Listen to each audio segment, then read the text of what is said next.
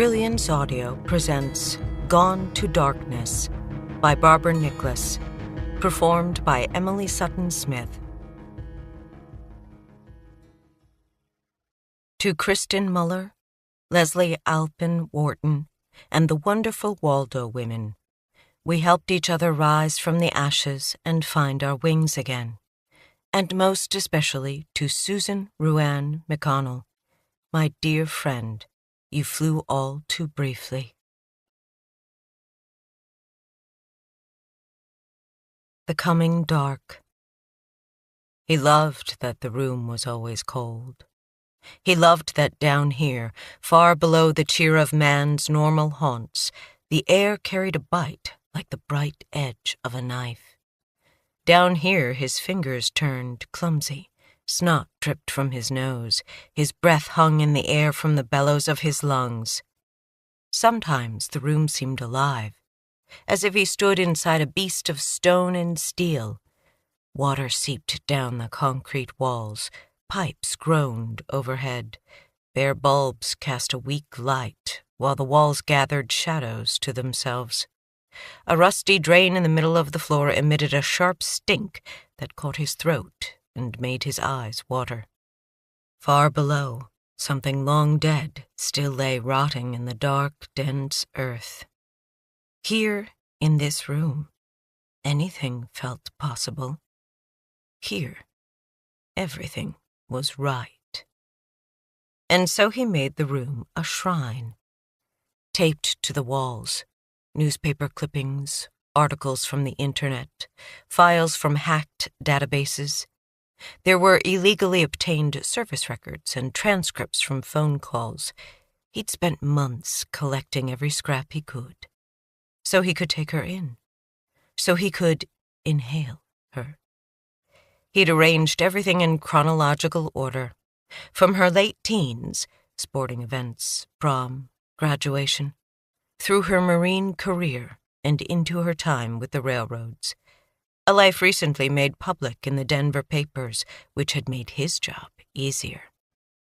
Dynamic duo, missing girl found by railroad cop and canine partner. Heroes ride again. Railroad cop and canine partner solve wartime mystery. Our heroes, railroad cop and canine partner, leave the rails, join Denver police. Rising heroes, railroad cop and canine partner join Denver Major Crimes Unit. Then there were the photographs. She gazed at him from every surface. Some were pictures from the papers. Another was her boot camp photo. He had pictures from the media announcement when she'd been plucked from the obscurity of the rails and promoted to the Denver Major Crimes Unit as the chief's golden girl. But most of the photos were from his private collection. The ones he'd taken. Those were his favorite. Here she was, sweaty and breathless, returning to her fuckboy's house from a run in the park. A few photos showed her dining out. Others caught her sitting on her deck.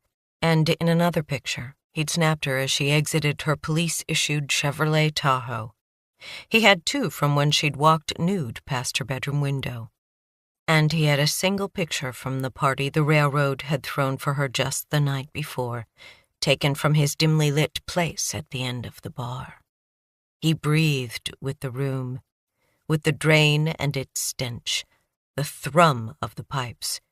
Lust raged inside him. He understood that hunger as clearly as if it had come straight from God. Take, use, destroy. Hers was a life on the rise, and the higher they flew. Like Icarus, he nodded to himself. And we all know how that turned out. The room swallowed his words. The shadows rustled, disturbed. The dog was a problem. He was still working on that. But for every problem, there was a solution. He stepped into the middle of the room, straddling the drain with its putrid stench, and turned in place, dreaming, imagining. In the far corner he'd placed a cot, a large, easy-to-clean plastic bucket, and a storage tub with assorted tools, screwdrivers, pliers, clamps, duct tape. He also had power tools. His favorite was the Craftsman 20-volt half-inch drill. His mind lingered over the word craftsman. He was a craftsman. He was an artist. He also loved the portable bandsaw, for when they reached the end together. He had handcuffs welded to the ceiling, plastic sheeting on the floor, an industrial hose. It was all so perfect. His eyes came to rest on the media photo of her standing behind a dais next to the chief. She was smiling, even if something in her eyes suggested she wasn't entirely certain about her change in affairs.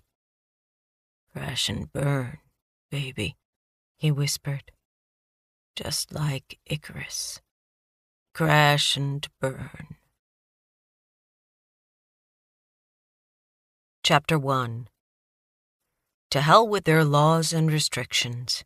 You have a great and wise heart, Sydney Rose, and that makes for a much better guide to what's wrong and what's right. Effie Grams Parnell. Private conversation. My first official homicide investigation began without a corpse. An actual body is what triggers a murder case. It's straightforward. In order to prove that a murder occurred, you must have a dead person.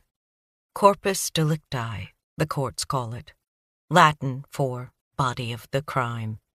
All I had on that foggy, still dark morning, as my canine partner and I drove through the outskirts of Denver, was a message on my phone from a railroad cop named Heinrich. And a bad feeling. After our brief conversation, Heinrich had stopped answering his phone. Next to me, in the console, a cup of 7-Eleven coffee steamed into the air. Ray Willie Hubbard sang on the radio about righteous killing.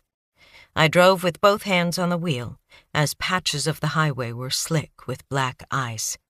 When I test-tapped the brakes, the Chevy Tahoe skated sideways. Beside me, Clyde made a noise in his throat. I dropped my speed. "Easy, pal," I said.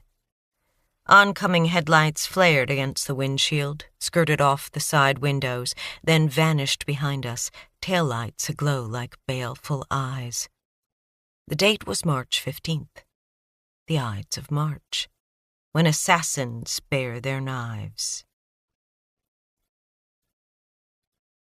My first exchange with Special Agent Heinrich that day had been at 3:14 a.m.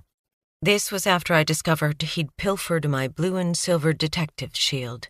A group of us from the railroad had gone out the night before to celebrate my promotion from patrol to homicide. Heinrich was there. My former boss, Deputy Chief Mauer, too, and about 20 railroaders I'd worked with during my 2 years as a cop with Denver Pacific Continental. It was a damn weird party. Half celebration for my success and half mourning that my promotion meant I'd likely never return to the railroads. I think a few of us cried. Or maybe it was just me.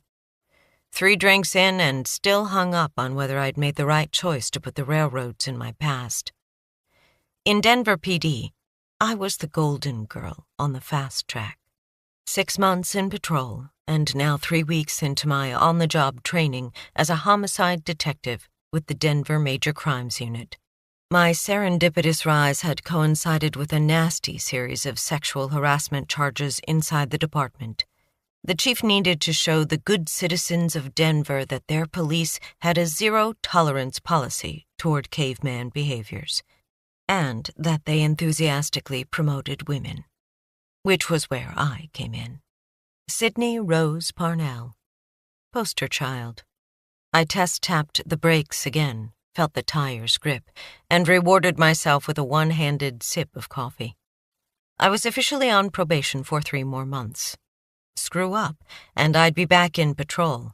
The promotion of women be damned. The night before, I'd given my wallet to Heinrich to spot him a 20, and he'd filched my shield as a joke, the son of a bitch. I hadn't noticed until dark 30, after a case of nerves had gotten me up hours before the alarm, and I'd spotted the voicemail from Heinrich. "Sorry, it was a joke. Didn't mean to leave the bar with your badge." I'm sure my counselor would say that my carelessness with my badge was indicative of my ambivalence toward my new career. When I phoned Heinrich to arrange a meet, he was already on his way east, answering a call from dispatch. An engineer running a train through the area had spotted a trespasser standing near the tracks. A woman. Maybe the woman was just a poor insomniac, night-haunted like so many of us. But the nearest homes and businesses were miles away, so it was possible she was a jumper, maybe even a terrorist with derailment in mind. Heinrich, along with my shield, had gone to investigate. Now I was also on my way east to get it back before anyone found out I'd lost it. With Denver PD in the crosshairs of local politicians, the new lieutenant was a take-no-prisoners commander who operated on the broken window theory. My mistake, however minor, was an indication the entire department was going to the dogs. If Lobowitz learned I'd lost my badge, she'd make a note in my file. 2 more infractions, and she'd drop me from the detective's room to the dreary dullness of midnight patrols in Green Valley Ranch. I could hear the chatter already. A woman, a railroad cop, couldn't hold on to her badge. Not figuratively, not literally. On the radio, Hubbard moved from death to dying. The windshield wipers scraped against the glass. Something else scraped the inside of my skull. "Blue Train cocktails," I muttered to Clyde, who was comfortably buckled shotgun. Whoever got the numbskull idea to ruin champagne with fruit syrup should be shot. My partner tipped his velvet-soft ears at me and managed an expression that looked like the canine equivalent of an eye roll. Belgian Malinois are good at that. You don't need a guilty conscience when you have a Maligator. Someone might put pineapple juice in Clyde's bowl, but that didn't mean he'd drink it. "I know what you're thinking," I went on. His brow furrowed. "No one held a gun to my head, right? That's what you'd say if you could. But I got you there, pal. Gift of gab." Clyde yawned and returned his gaze out the window, putting me in my place. Mals are good at that, too. There wasn't much to see outside the cab. Dawn was still a couple of hours away, and springtime in the Rockies had pinned a thick, cottony fog to the bounds of Earth. The beams of my headlights looked like underwater ectoplasm. From the highway, I drove north and east along a series of increasingly smaller roads until eventually I hit a dirt track. I buzzed Heinrich again to tell him that I was probably 15 minutes out, just in case he was playing Choke the Chicken and needed to hurry and finish. But he didn't pick up. A herd of pronghorn zipped out of the night, their slender bodies darting through the swirling mist as they sprinted by. I hit the brakes. The anti-skid light glowed. We watched the antelope disappear into the gloom, and I eased back onto the gas, wondering what had spooked them enough to get up and moving in the dark. I tried Heinrich again. 5 rings, and then voicemail. A familiar, years-old worry ignited in my gut. The sense that things weren't going down the way they should. The faith that they would only get worse. My time in the Marines serving in mortuary affairs had honed my natural 6th sense for trouble into the psychological equivalent of a map and a road sign. Disaster ahead. I reminded myself that my early warning system was as likely to trigger on a missed dentist appointment as any real threat. "Just breathe," I said out loud. Clyde glanced at me. I ruffled his ears. "It's me, buddy. You're breathing fine." 5 minutes later, I spotted a diffuse glow that morphed into the twin beams of stationary headlights. As I drew nearer, I made out the shape of a blue SUV with the words Denver Pacific Continental Railway Police stenciled in reflective paint on the side. Heinrich's expedition. No other lights or vehicles were visible. I eased off the road into the weeds and parked a short distance away, mindful of not disturbing any tracks or footprints, just in case my gut was right. "Special Agent Heinrich," I whispered. "If you are out taking a dump in the weeds, I am seriously gonna hurt you." I slid on a headlamp, flicked the switch to low beam, then did a press check on my Glock to confirm I had a round chambered. I holstered the gun and unbuckled Clyde before I stepped out into the morning's frosty soup. Clyde hopped down beside me. He pricked his ears and his tail came up. I watched him for a moment, but he didn't go into high alert. "Gib Acht," I said softly in German as I snapped on his lead. "Watch out." I scanned the road for evidence that someone aside from Heinrich had been here, but a dry winter and spring had turned the ground to hardpan. My headlamp picked out a few shapes. On the far side of the SUV, a stand of winter-chewed cottonwoods thrust bony fingers through sections of rusting, broken-down fence. Beyond the fence ran an empty stretch of train tracks, two faint lines of water-beaded iron that gleamed when my light struck. All around, frost glittered in the field's dips and hollows, the musty tart smell of juniper mixed with the cold damp, as bracing as a lungful of menthol. Clyde and I approached Heinrich's vehicle. The outside of the SUV sparkled with moisture. The mirrors threw back only a glaze. The driver's door was flung open, the engine still running. Beyond that persistent purr, the world was still and silent. I shone my light through the expedition's passenger side window. A DPC baseball cap, leather gloves, an open can of Red Bull in the drink holder. And my badge. Clyde and I walked around the front of the vehicle.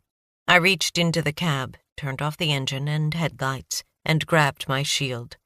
I clipped it on my belt and pocketed Heinrich's skis. Into the dark, wet silence, a crow croaked. Then the radio on the expedition's console static buzzed into life. "Unit 1, what is your status?" I leaned in and keyed the mic.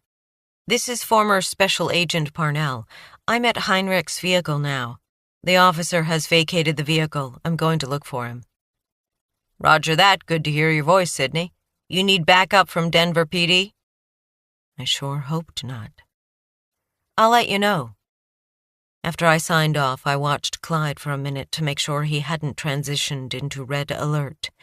He was taking in the world, an aromatic smorgasbord of jackrabbits, prairie dogs, pronghorn, but nothing of concern.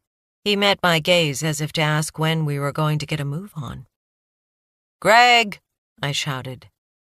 On the cottonwood trees, moisture collected and dripped, the world caught between freeze and melt.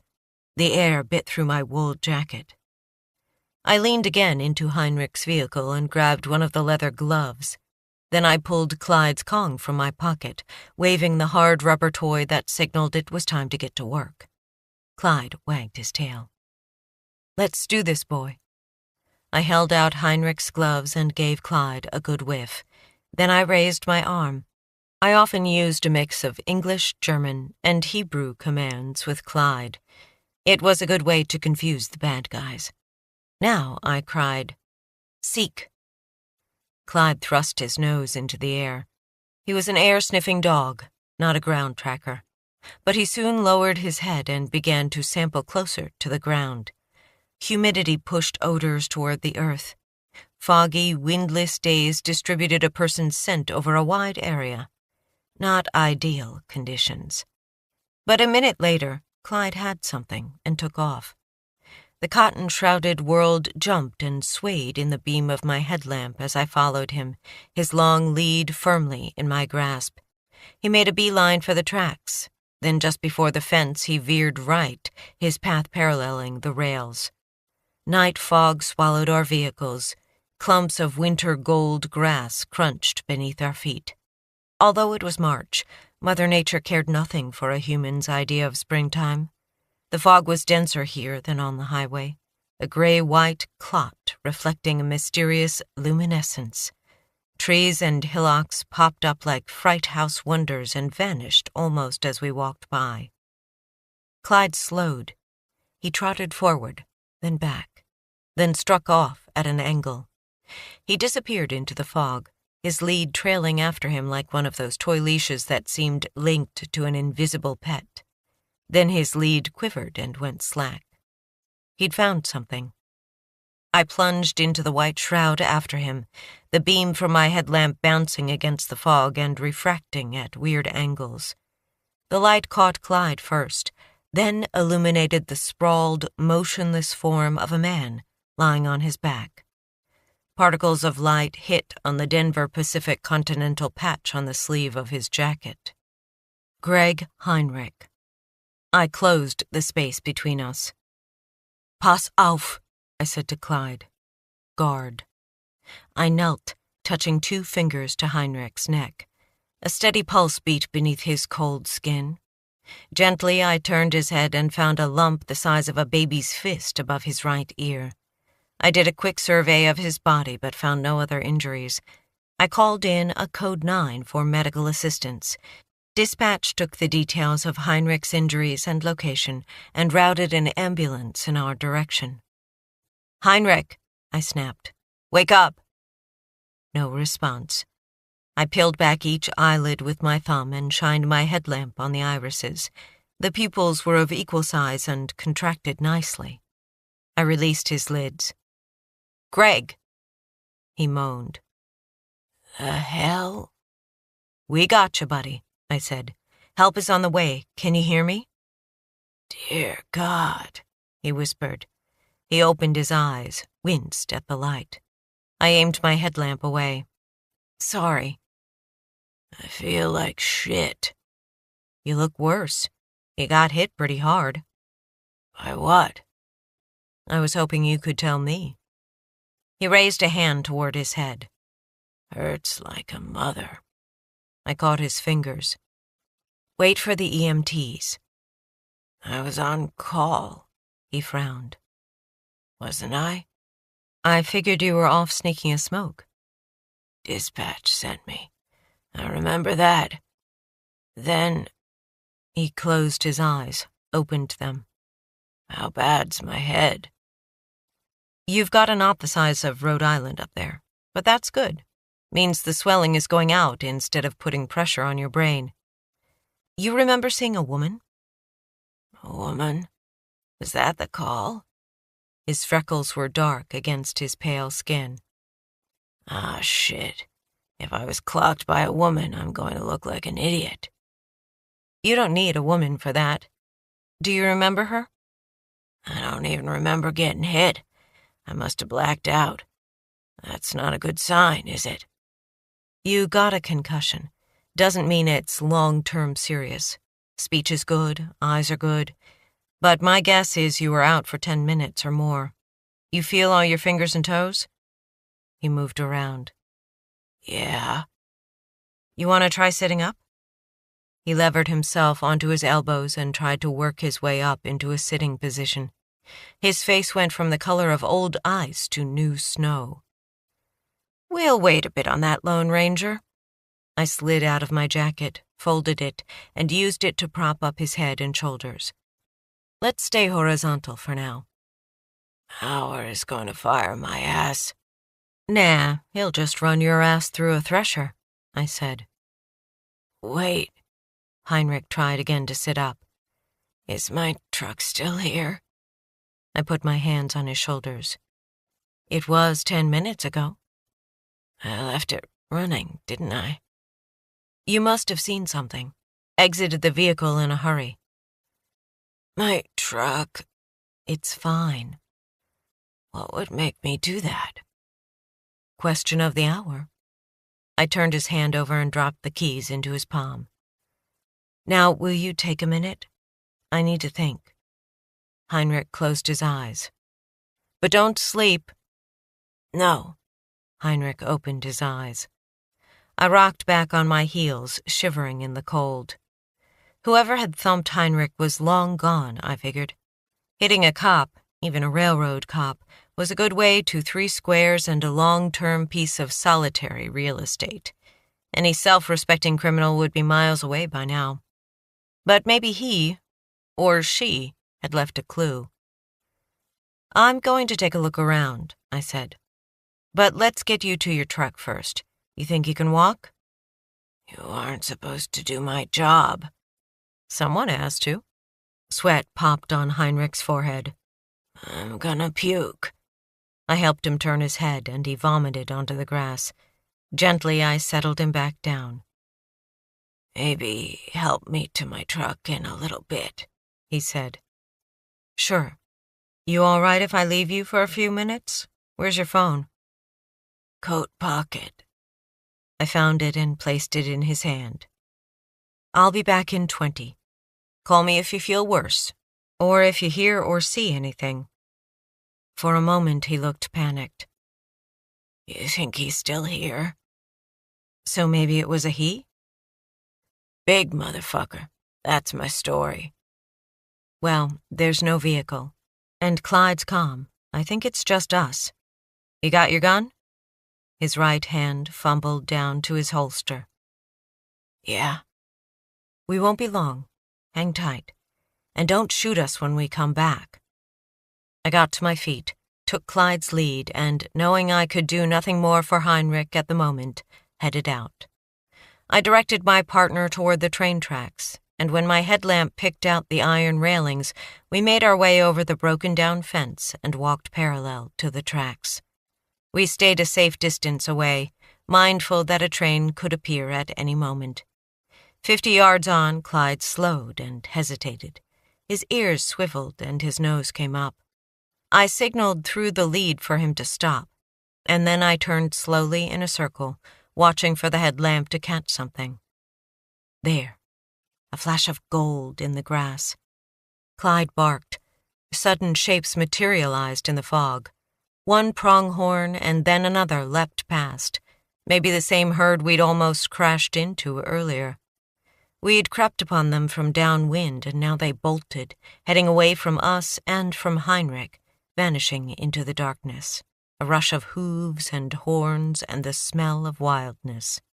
I listened to them flee, my heart slamming up somewhere near my throat.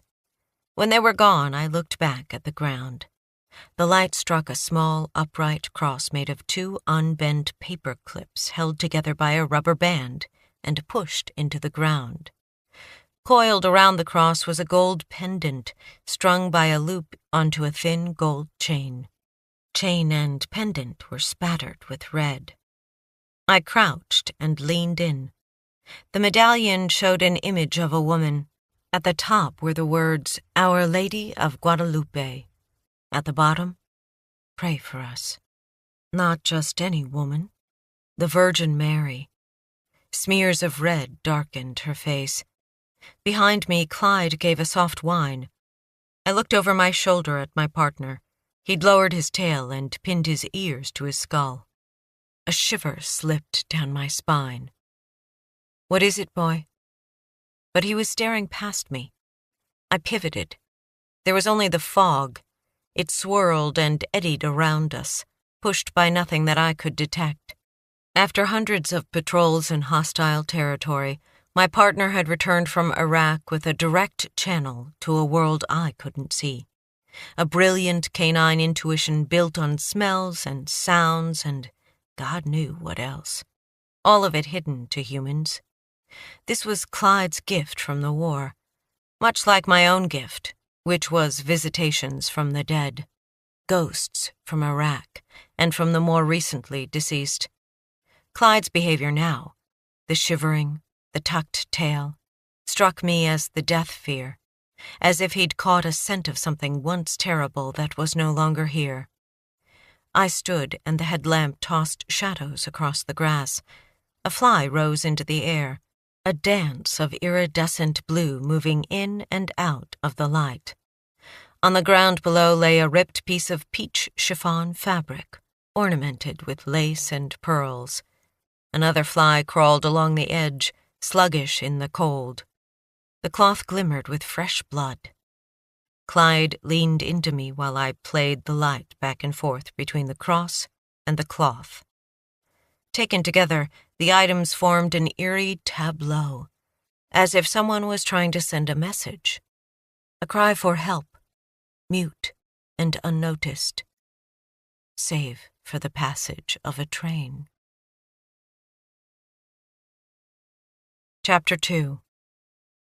Inside me is a monster. It allows me to see the monster in others, the drunk at the end of the bar with the scraped knuckles, a hot-eyed man sliding into an alley, combat veterans with one too many tours, random people passing on the street. When our eyes meet, I see the startle of recognition on their faces. It is never a happy acknowledgement. Sydney Parnell, Personal Journal. I spun slowly, taking in the surrounding field. The beam from the headlamp danced over the grasses, lighting on the ruined fence where a crow perched. He cocked his head and held one eye on me, then lifted weightily from the post and flapped into the dark with the rustle of wings. Clyde shivered against my legs. "Damn," I said. I looked at the cross, the gold necklace, and the length of fabric. Mentally, I measured the distance from the cloth to the train tracks. Now, I said, "Shit." I approached the tracks, expecting to find blood and broken bone, a ruin of flesh that had been hidden by the darkness. This audiobook is free for you to enjoy. If you'd like to support me, please take just 1 minute to listen to this relaxing music. Thank you so much. Control between the shadows. I search for peace caught in the fire. Belonging release where sun meets moon, where silence resides. A place to rest from the storm inside. Haunted by words we left unsaid. Chasing the ghosts, the fears I bred. Caught in the cracks where memory fades. Between hope and sorrow, my spirit sways. The truth feels distant, slipping through hands. Lost in the chaos, the shifting sands. Yet here I stand, as worlds collide.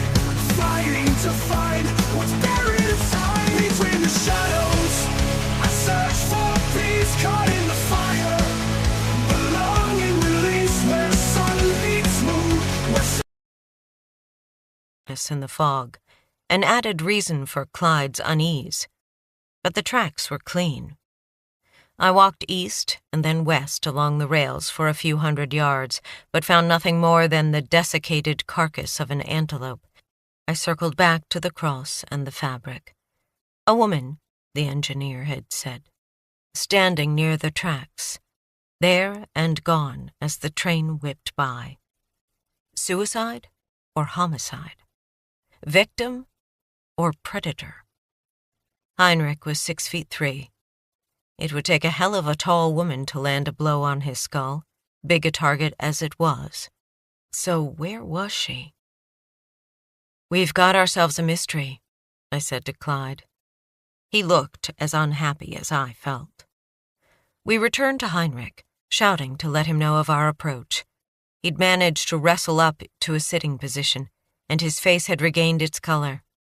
I checked his pulse and pupils again, then went to my truck to get him some water.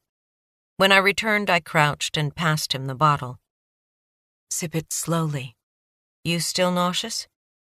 "Not bad." He licked his lips, uncapped the bottle. "Did you find anything?" "A cross, a broken necklace, and a piece of bloody fabric with 2 bottle flies that ought to be dead in this cold." He narrowed his eyes at me. "What does all that mean?" "Beats the hell out of me." I kept going back to Clyde's behavior before we found the fabric. "I don't like it." Heinrich took a long drink. "Think it's a jumper?" "Not unless she jumped right onto the train. I checked the tracks. You remember seeing any vehicles when you approached?" No. I mean, it's pretty fuzzy. But I would have looked around when I drove up. Of course, with the fog, there could have been a damn T-Rex on the road." He frowned. "Everything after I turned onto the dirt road is a blank." "You remember the phone call from dispatch?" "Most of that's come back." He sipped the water. Deke Wilsby was running the southbound out of Nebraska. Said he saw a series of flashing lights, then spotted a woman standing near the tracks. I think it was a little before 3 a.m. when he put in the call. You know that with all the Homeland Security stuff, they have to report any trespassers. He find the source of the lights? Not that I know. How long was his string? Information's on my phone. He tapped the screen, brought up Denver Pacific's tracking software. 123 cars, mixed string, but mainly commodities. Any empties? A few, looks like. I was running scenarios in my mind. The train make a stop near here? Heinrich nodded, then groaned at the motion. About 10 minutes after he saw the woman, Wilsby made a planned stop for a crew while they finished installing a joint bar to repair a bad piece of track. So if you're wondering, the last third of the train would have been stopped in this area for around 20 minutes. It would have pulled out just before I got here. So you didn't see the train? I can't. He balled his fists. A flash of panic showed in his eyes. It's all a blank. That's normal, Heinrich. Blow like that? It'll come back to you. I looked at the display on his screen. The train was now at the rail yard in Denver and scheduled to move out in 30 minutes. I handed back his phone and stood. I checked in with dispatch. The ambulance was 10 minutes out. There had been a lot of accidents that morning with the ice. Non-priority cases were lagging. What are you going to do? Heinrich asked. Call out the dogs. Then I'm going to head back to where I saw the cross, see if I spot anything else. He made an effort to get his legs under him. I'm coming too. Not today, cowboy. The ambulance is almost here, and we have to call a tow for your vehicle. He glared up at me. Now who's being the Lone Ranger? I laughed. You really do care. Heinrich flushed. Fine. He tossed my coat to me. You're shivering. Thanks. I shrugged into the warmth. I find anything else, I'll let you know. As Clyde and I headed back toward where I'd found the cross, I glanced at the time on my phone's display. The night shift unit wouldn't officially hand over responsibility for 2 more hours, but there was no point in getting them involved this close to the end of their shift. You sure about this, Clyde? Clyde stared into the fog, his ears now up and tipped forward. I pushed aside any lingering doubts and made a quick series of calls. First, I dialed Denver PD crime scene to ask the on-call detective to come to my location. Detective Ron Gable's voice was thick with exhaustion when he picked up, but he promised to arrive within the hour. Next, I woke my old boss, Deputy Chief Maurer. I told him about Heinrich and asked him to delay the train. Maurer's sleep-addled voice expressed concern about Heinrich, but he was also beside himself at what the delay would cost, all because of a cross made out of paper clips and a piece of fabric. When I pointed out that Heinrich's assailant, or a clue to her whereabouts, might be on the train, Maurer groused another minute, then ended the call with, "Consider it done. But Parnell?" "Yeah?" "Don't be wrong." With the 2 easiest calls out of the way, I stopped walking and stood at the line I'd mentally drawn around the crime scene, the line where crime scene tape would go.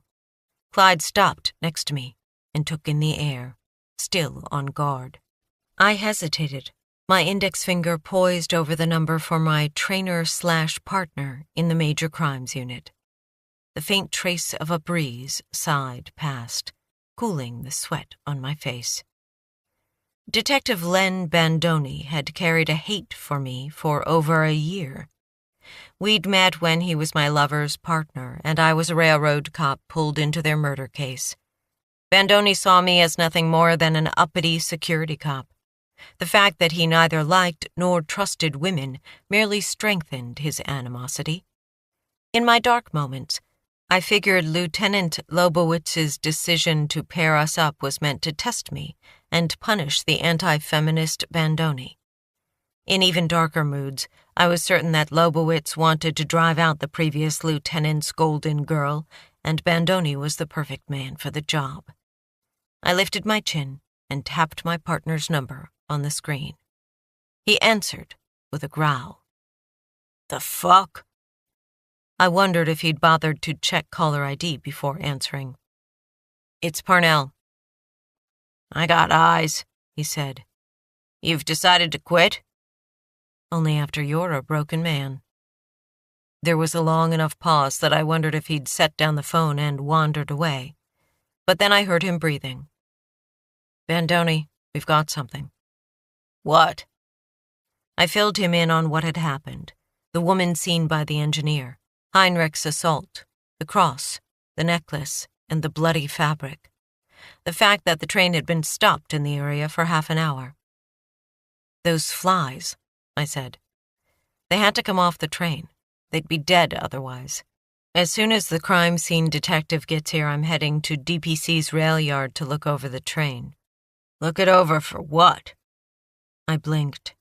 He said, "You think whoever nailed your railroad cop will be sitting on the caboose, painting her nails and waiting for you to show up?" "There aren't cabooses anymore." "Screw the caboose, what's your point?" "My point is that maybe we're looking for another victim, in addition to Heinrich," I said. "Maybe someone hurt or killed the woman and placed her on the train." "Murder? How do you get murder out of a couple of paper clips and a piece of, what did you call it? Peach chiffon?" "And blood." "And maybe blood." I kicked at a clump of grass. I hadn't expected Bandoni to pat me on the back, but I hadn't expected him to fight me either. "We can't just ignore this," I pressed. "This woman could be—" "Stop." Bandoni gusted a sigh that would have rattled oaks. "I ain't faulting your enthusiasm.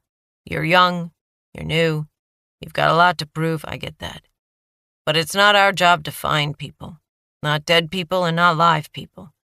The way it works is someone finds a body, or someone sees someone get whacked, and they pick up the phone and they call us. Then we go and check it out. You get what I'm saying? So if there's a body on that train, someone will find it, and then they'll call us. If we don't search the train while it stopped in Denver, days could go by before someone finds the body." "If there's a body. What you've got, Parnell, is peach chiffon. We want to stop and search a train? Then we need probable cause to get a warrant, or permission from the railroad.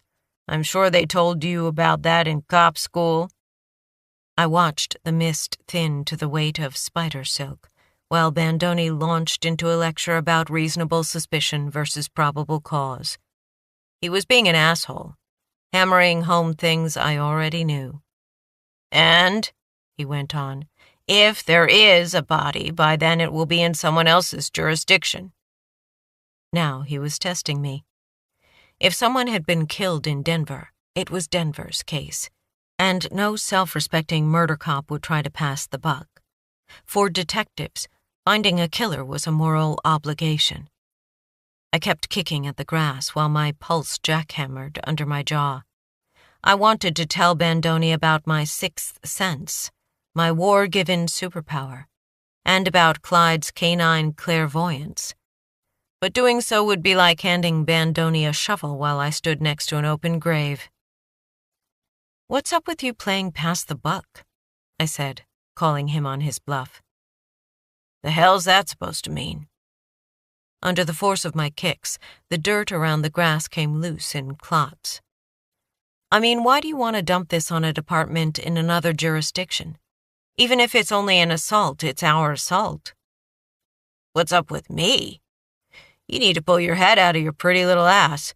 We got a caseload longer than my dick, and you call me at 5 a.m. to tell me you've spotted a unicorn you want to chase instead of doing the work that is already on your desk?"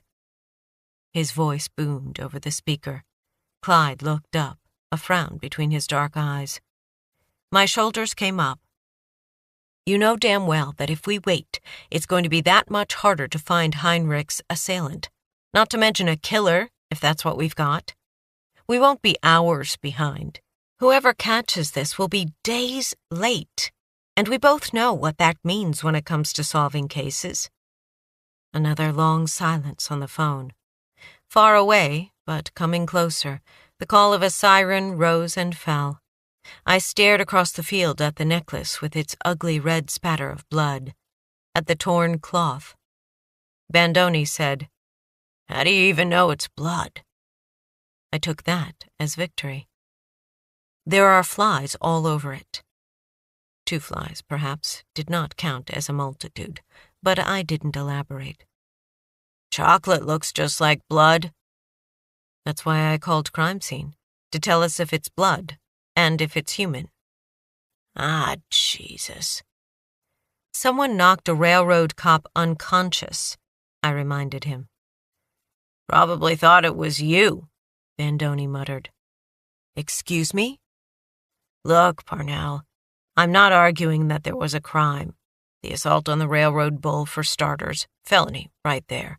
I get that you're all hot under the collar to find whoever nailed your friend, but there's no body. Even if it's blood, that dress could be from ages ago. Or maybe the mysterious woman spotted by your engineer cut herself shaving. Maybe she sliced her wrists, and when it didn't take, she drove herself home. That would make the most sense, right? She got into her car instead of on a train."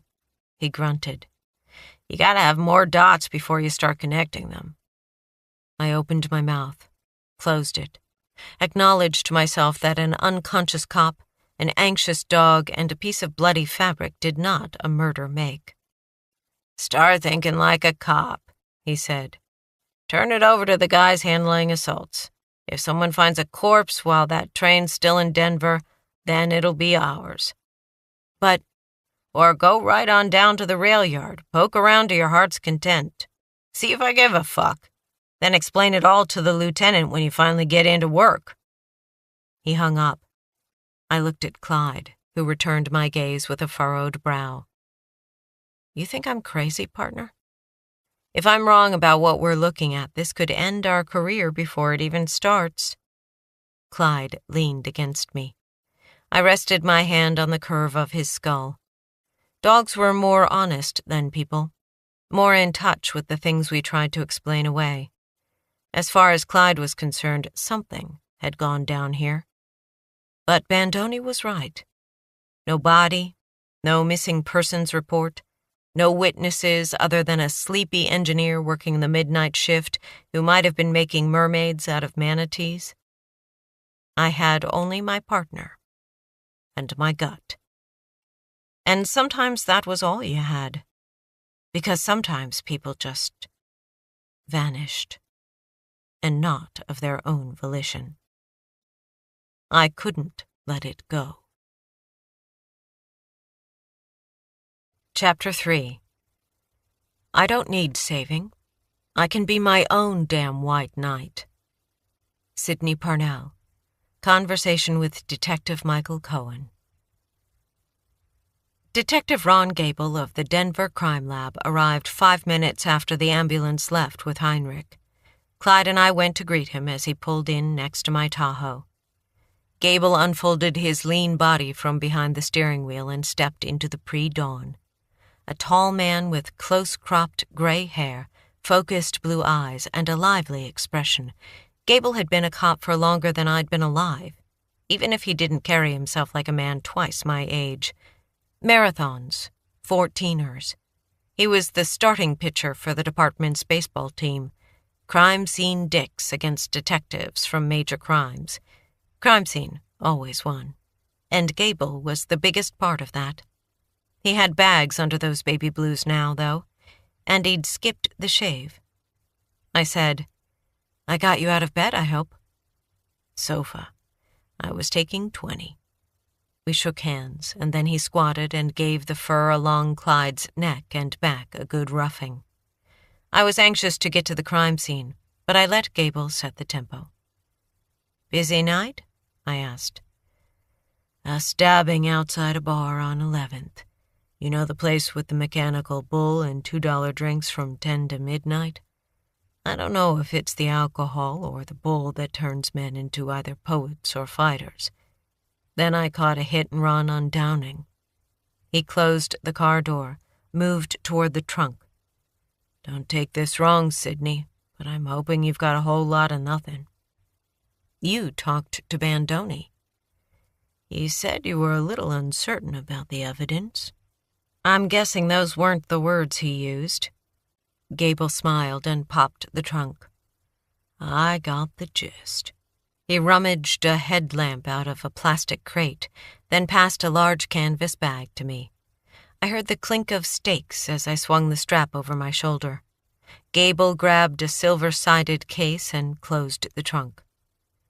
Look, I said.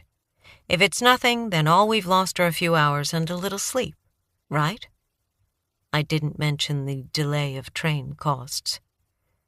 Spoken like a detective, Gable said. Why don't you show me what you've got? I gestured in the direction of the tracks. This way.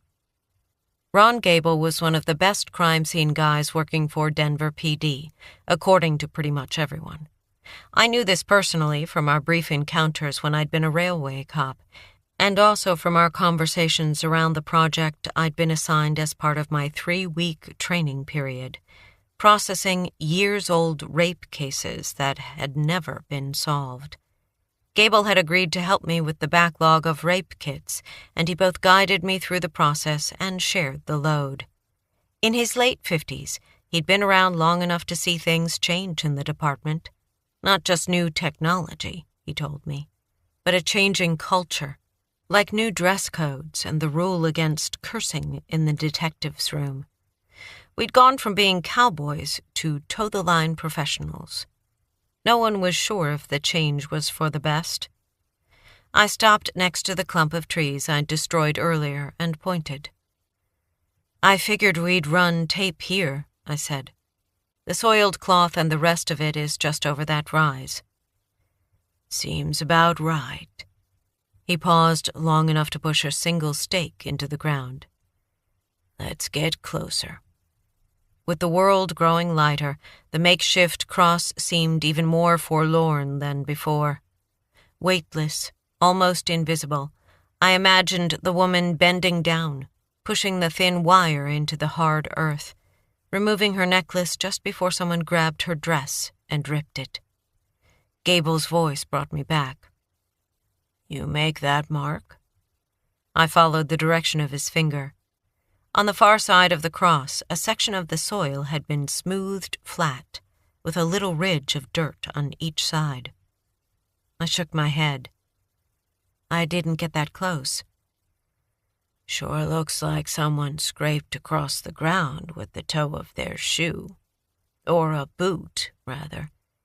That might be a bit of a waffle pattern. Gable squatted, let his hands dangle between his knees. But there's something else there as well. Part of a word, maybe? You see? The only thing left is at the end of the scrape. Looks like part of a capital letter T, or maybe an L, even a P. She wrote something. Could be. Then someone wiped it out. Might be one and the same person. He pulled his silver case close and popped the lid. You find any other footprints? No, and I was careful. Maybe you should have another look around. For footprints, for anything else. Right. I stared at the cloth. Does it look like blood to you? On the necklace and the fabric? Let's find out. I'll run a presumptive. He pulled out a camera, snapped photos of the fabric, then removed 4 dropper bottles. The Castle-Meyer test, I said. You were paying attention in class. He placed a drop of water on a swab, then leaned over the fabric and dabbed the swab on a corner of the stain. He next added a drop of ethanol to the swab, followed by phenolphthalein and a drop of hydrogen peroxide. The swab turned pale pink. I released the breath I'd been holding. It's blood. Mammalian, he nodded. I'll run a precipitin test as soon as I'm back in the office to see if what we've got is animal or human. That will get us over the next hurdle. He closed up the bottles and rubbed his jaw. I'm going to start by taking photos. Why don't you string tape? When we're done here, you can show me where the railroad cop was assaulted. 45 minutes later, Gable had taken photographs of both scenes, and I'd strung crime scene tape after doing another search for prints. I'd found nothing. This area of eastern Denver consisted of grass, cactus, and antelope droppings, with very little exposed dirt. What do you think? I asked when he rejoined me. No way to tell right now, he said, taking the roll of remaining tape. I've learned the hard way not to pass judgment too soon. Unlike Bandoni. Don't let him get under your skin. He's got a big bark, but his bite isn't bad. He listened to what you found, and now he's looking for the simplest solution. Occam's razor. He brings it up all the time. It works pretty well. The crow was back at the fence. It gave a deep caw that rattled my spine. Don't start second-guessing yourself now, Gable said. This is normal procedure, Parnell. You're doing it right. From your lips to the lieutenant's ears. He laughed. You get down to the rail yard, he said. If you find anything, let me know, and I'll come back out here with the van. For now, I'm going to take a few samples and bag everything. I'll be in touch later today. The fog thinned as Clyde and I walked back to the truck, and the world shouldered into view as a series of low hills. Light simmered along the ground. The fog changed from the color of ashes to pearl, and then to opals, as if the world were dragging itself up from hell. Away from the crime scenes, Clyde became pure dog. His tail swished, his tongue lolled.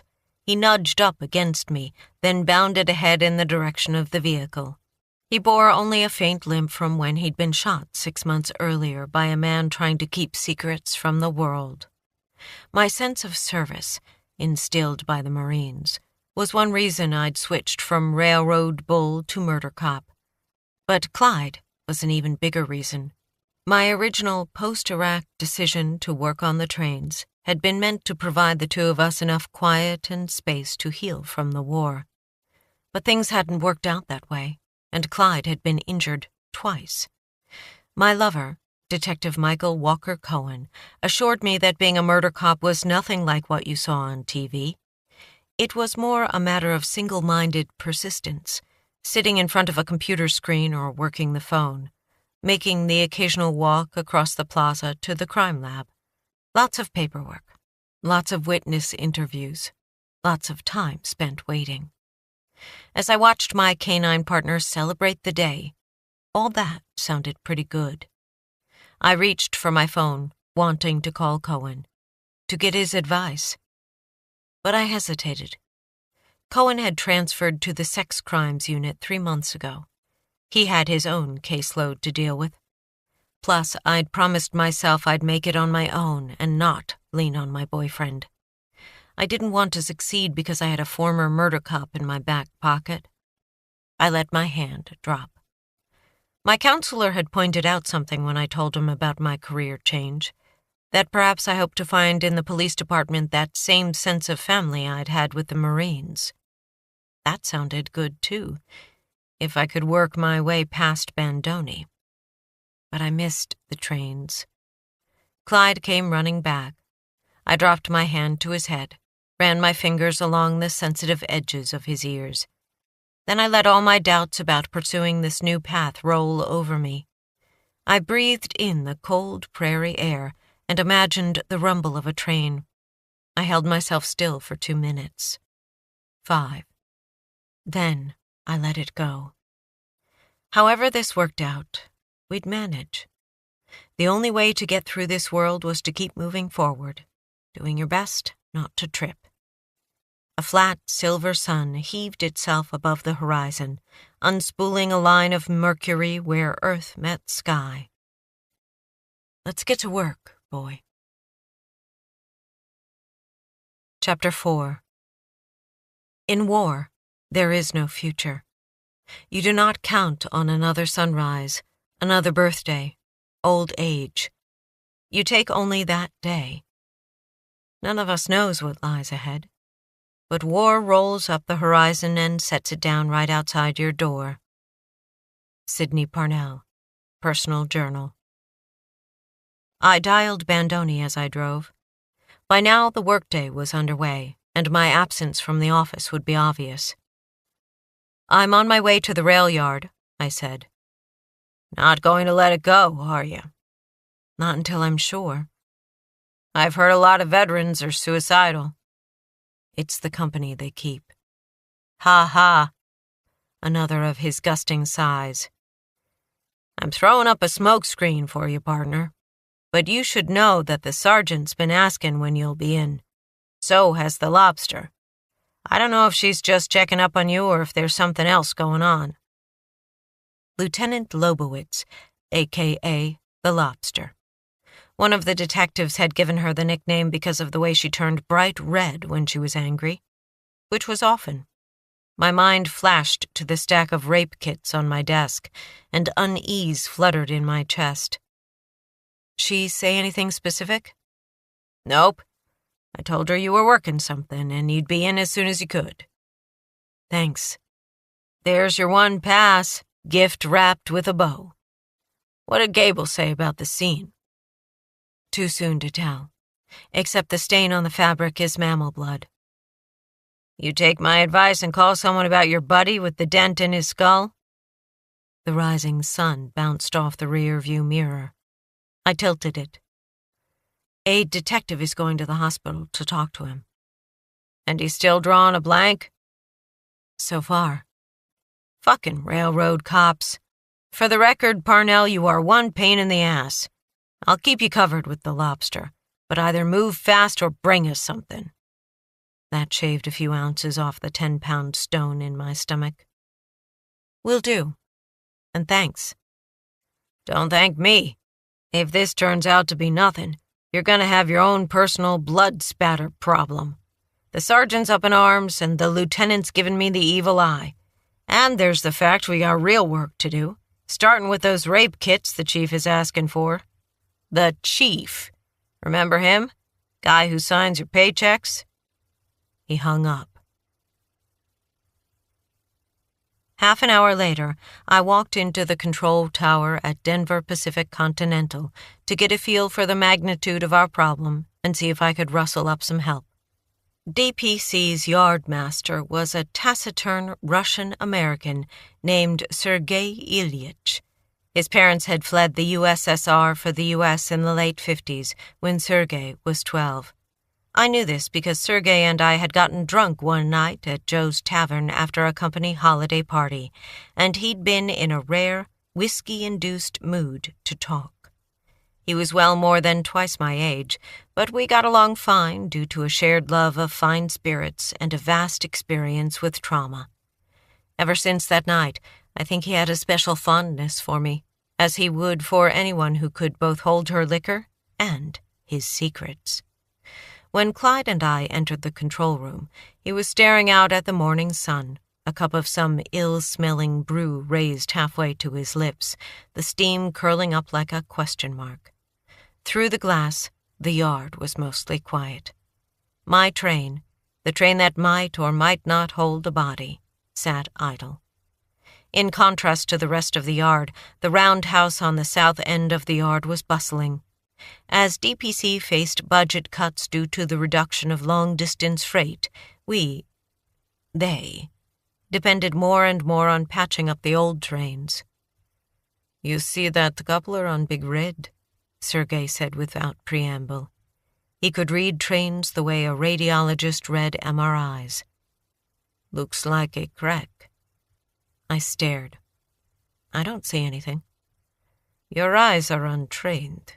He sipped from his cup and finally glanced at me. The look on your face. I would say you had a fight with your best friend, but he's right over there, watching you. Man's best friend. Woman's, too, I think. I've only officially been a detective for 3 weeks, and I'm going to get busted back down to patrol. He raised an eyebrow. Tell me. I need a dead person on that train. So very Russian. The other eyebrow went up. There are ways. Put away your Makarov, Boris. I gestured out the window. How many cars? Deputy Chief Maurer did the calculations and determined which cars were most likely in the area when the train was stopped. That brings it down to maybe 40 cars. Tell me about those 40. Half of them are refrigerated cars coming out of Nebraska, packed to the gills with chickens. Or rather, packed to the wattles. Also, we have fertilizer. And paper and lumber all the way from Canada. A few empties. Box or flat? Box. I perked up. I'd mentally eliminated the refrigerator cars. They would be sealed by plug doors, which required special equipment to open. And while the cars with fertilizer and the other commodities deserved a look, they would likely be too full to accommodate an injured woman or a corpse. But the empties were another matter. I made my voice soft and sweet. Sergei? Whatever it is, the answer is no. You have a few track laborers or repair guys you can spare? Look at these bags under my eyes. Do I look like I have anything to spare? Next 2 rounds at Joe's Tavern are on me. He eyed me. You would make a good Russian. In the mother country, everything is barter. He set down his cup. The crew that was on the line earlier is coming in, probably holding their dicks in one hand and their lunches in the other. I can start them on the far end. Tell them to focus on the empties. And that we are looking for Jimmy Hoffa? Who? A corpse. Yes, I nodded. Or someone hurt. Or signs of either of those. Basically tell them to look for anything that doesn't look like it should. He picked up the phone, yelled something to whoever answered about checking out the train with their lazy, fat heads and not their lazy, fat asses. Threw in some Russian to make it sound intimidating, then hung up and gave me a honeyed smile that was completely at odds with the vitriol he'd just been spewing. No problem, he said. What's your favorite vodka? I hate vodka. You're Russian. Vodka is the opium of the masses. It explains everything that happened after the revolution. I can't even look a potato in the eye, in a manner of speaking. Single malt, then. Cheers. His grin transformed his face. Na zdrovya. I found my old boss down in the yard. Deputy Chief Jim Maurer had pulled coveralls over his DPC uniform and now walked alongside the train, rattling handles and peering underneath the carriages. I'm too damn old for this, he said when I approached. A little exercise is good for you. What's good for me is trains that run on time. Much better for my blood pressure. Did you know I have high blood pressure? I suspected. And that you're a big part of that? Think of me as your inducement to start an exercise program. Bah. Maurer and I had a long history of him applying the brakes to my runaway train. A Chicago boy, he had adapted well to Denver and established himself as a good boss and even better mentor. It had been Maurer who encouraged me to stretch myself by going into homicide. By that measure, he was only getting what he deserved. Maurer scratched a willing Clyde behind the ears, then reached into the pocket of his overalls and came up with a doggy biscuit. Clyde's eyes lit up. Softy, I said. Maurer tossed the biscuit, and Clyde snatched it out of the air. He looks thin. You been feeding him? Vegan kibble. Maurer narrowed his eyes at me before recognizing the sarcasm. He scowled, planted his hands in his lower back, and leaned into the arch of his spine. He stared down the length of the train. "Couldn't stay away, could you?" "I knew you'd miss me." "You have any idea what this is costing?" "Almost exactly." I kicked at the gravel with my fresh-out-of-the-box sensible pumps, now stained with grass and mud. My new job dictated a wardrobe of somber-colored pantsuits and equally somber blouses, shoes, and belts. Somber as a fashion statement was right up my alley, but I missed my steel-toed boots and the mindless consistency of a uniform. I said, "Sergei's pulling in some crewmen to help." "Good." Maurer finally took a good look at me. He opened his mouth, shut it. Surprised by the suit, I suppose. He said, "You'll get filthy in that getup. Go back inside and find yourself some coveralls. And why don't you and Clyde take the far side?" 20 minutes later, I'd broken 2 fingernails while pulling myself up to examine something on the side of a car, and turned my ankle when I stepped off the ladder in my sensible pumps. All for nothing. By the time Maurer and I caught up with the repair crew working their way toward us, my heart had clawed its way into my throat and put up a no vacancy sign. "Anything?" I asked the men as they approached. "Nothing but train," said a man with a red bandana tied around his neck. He appeared to be the lead of the 3-man crew.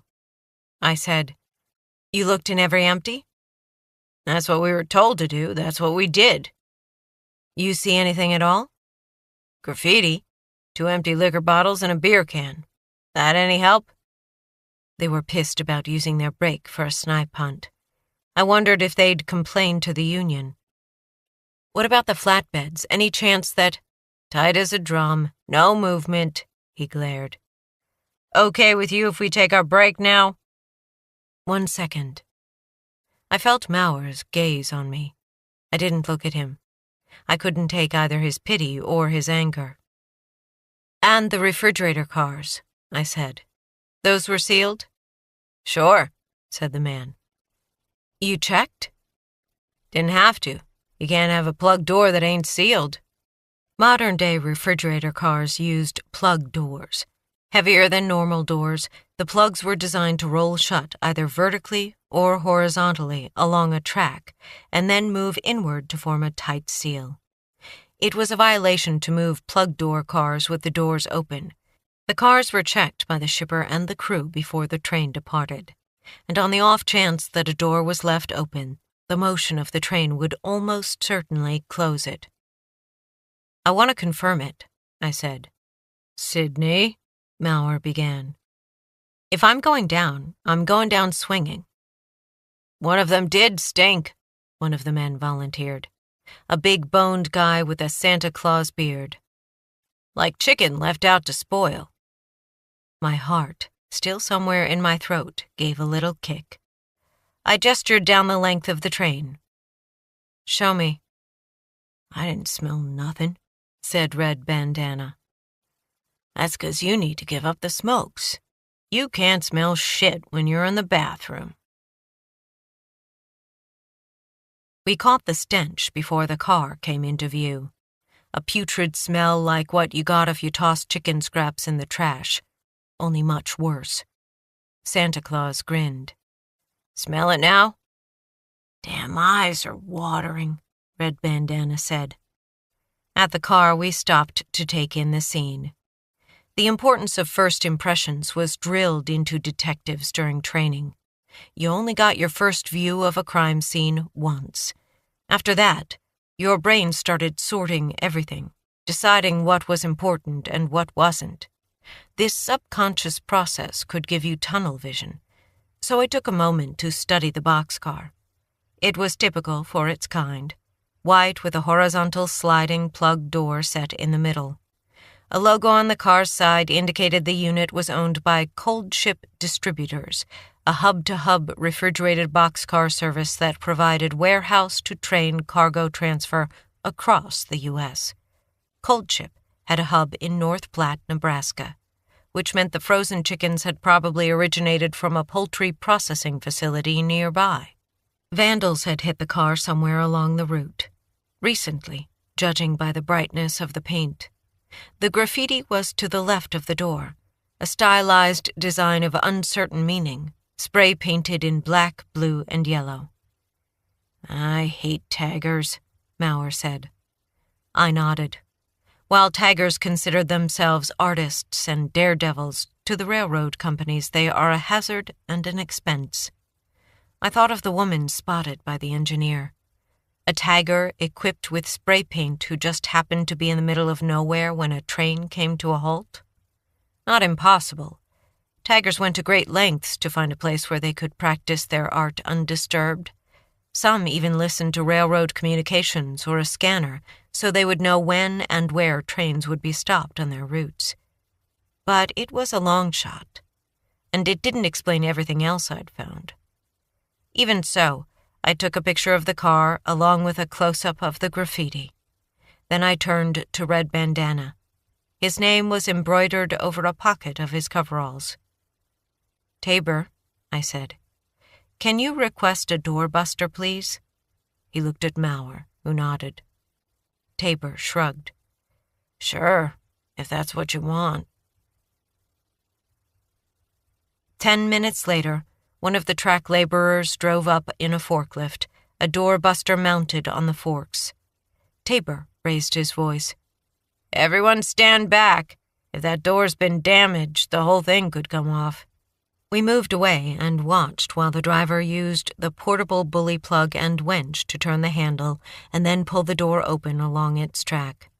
The door didn't fall or buckle, but as it opened, a tide of stench washed over us. "That is some bad shit," Tabor said. Clyde wagged his tail. The driver backed the forklift away and turned off the engine, but left the cable in place, holding the door open. An incessant hum filled the air. After a moment, I realized it was the sound of flies, confirming that the two I'd seen earlier were escapees.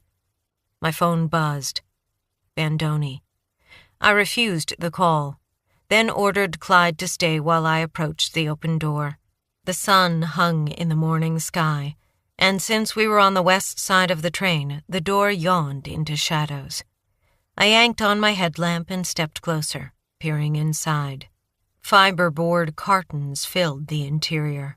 All of them were wet and dripping slime, testament to Nebraska's unusual heat wave. The boxes were soggy, the cardboard disintegrating, and the stacks had begun to collapse.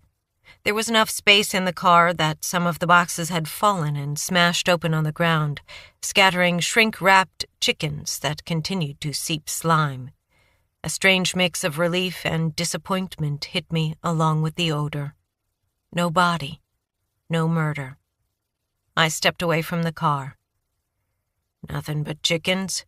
Maurer asked. I nodded. The adrenaline I'd felt at the discovery subsided to a dull wash of agitation that popped and sizzled in my blood. "You had to check," Maurer said without conviction. I nodded, equally without conviction. I pulled out my phone to return Bandoni's call, let him know I'd been wrong, wondering if I should just go ahead and resign. I hesitated with my finger poised. If the door had been closed the entire time, then the refrigeration unit must have failed. But how had the flies escaped? I glanced at my partner. He'd stopped wagging his tail, his ears were back. Cohen's voice rose in my mind. I'd been struggling with a murder case I was reviewing in a textbook. No matter how many times I looked at the photographs, I couldn't see anything but a woman who'd been snatched by the bad guys, stripped naked, mutilated for fun, then dumped outside of town. She was sprawled on her back, her legs spread apart.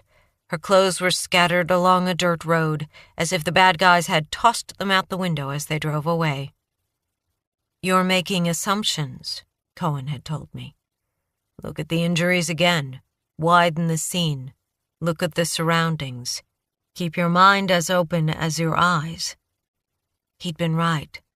which I'd realized once I noticed the prints in the snow and re-examined the woman's throat. She'd fallen victim, not to human predators, but to a pair of wolf dogs. I removed a sealed package of gloves and a packet of booties from my new leather satchel, a farewell gift from my railroad friends. "What are you doing?" Mauer asked. "Just going to take a closer look." "Yeah?" "Yeah." "Sure you don't want an oxygen mask?" I studied the door track for a moment. Scratch marks, faint but new-looking, marred the bottom of the track. Interesting. I used the grip bar to pull myself into the train. Once inside, I stared around at the disintegrating boxes. The car had been poorly loaded, and the cargo had shifted as the train went through the normal motions of braking and acceleration. Not only had the cargo been poorly stacked, the boxes hadn't been placed in receptacles or strapped to the locking rings on the wall that were designed to hold cargo in position. I made a mental note to check who at Cold Ship had loaded the cargo. I made a second mental note to tell Mauer about it instead. Not my job anymore. I closed my eyes, focusing. I caught the faintest whiff of something beneath the reek of thawing chickens. Excrement, coupled with the vinegary stink of urine, and the ancient, iron-dark smell of blood. I opened my eyes and flicked on the headlamp. Shadows jumped and swayed as I picked my way across the slime-slick floor and along the corridor formed by the slumping walls of boxes. The place looked like it had been raided by the proverbial fox in the hen house, with thawed chickens tossed left and right. Except in this case, the fox hadn't taken something away. The fox had perhaps left something. My pulse thumping in my neck, I shoved a box out of my way and moved to the far end of the car. The light caught on a shape, half hidden by the boxes and chickens. It took a second for me to realize what I was looking at. A pair of naked human feet. My heart did a backflip off the diving board of my breastbone. I took 2 more steps and moved the beam of light up a pair of pale, hairy legs. A man's legs. Then came swirls of pale chiffon fabric, bloodied and torn, twisted around the legs and torso. A pair of large knuckled hands, a hint of solid chest near the neckline of the ruined dress. And finally, the head. Or what was left of it. The skull was crushed, the face destroyed. A horde of flies swarmed the corpse. I jumped back, slipped in the ooze, went down on one knee. My nostrils filled with grains of desert sand, my ears with the thump of helicopter rotors. I heard my commanding officer, the sir, shouting orders. A shaft of moonlight dropped through a break in the clouds and illuminated a row of body bags. I reached to grab the end of one of the bags, to lift it onto the gurney, as I squinted against the backwash from the rotors. Far away, Clyde barked. Once. Twice. I blinked and returned to the boxcar with its piles of thawing chickens. And a dead man. "Damn it," I whispered. I got to my feet and stumbled back through the boxes to the door. I jumped down from the train. "Parnell?" Mauer's voice broke through my dismay. "You okay?" I held my filthy gloved hands out to my sides as I bent at the waist and sucked in air. Clyde broke his stay and came to my side. When I was sure the world wasn't going to go black, I straightened. Tabor was watching me closely. "Guess there's something in there besides chickens." Mauer set a hand on my shoulder. "What is it?" "Your rail yard is about to turn into a circus." I stripped off the gloves and let them drop to the ground, then pulled out my phone and hit redial. Bandoni answered with, "You must just love patrol. I'm thinking Green Valley Ranch again." "Corpus delicti," I said, and hung up. Chapter 5. Peter, you do know that working in homicide means viewing corpses. Sydney, this is me, rolling my eyes. Peter, what I mean is, you've been making real progress. Dealing with death on a daily basis could be counterproductive. And I'm not talking just any death. This is the worst kind. Sydney, I've already seen the worst kind.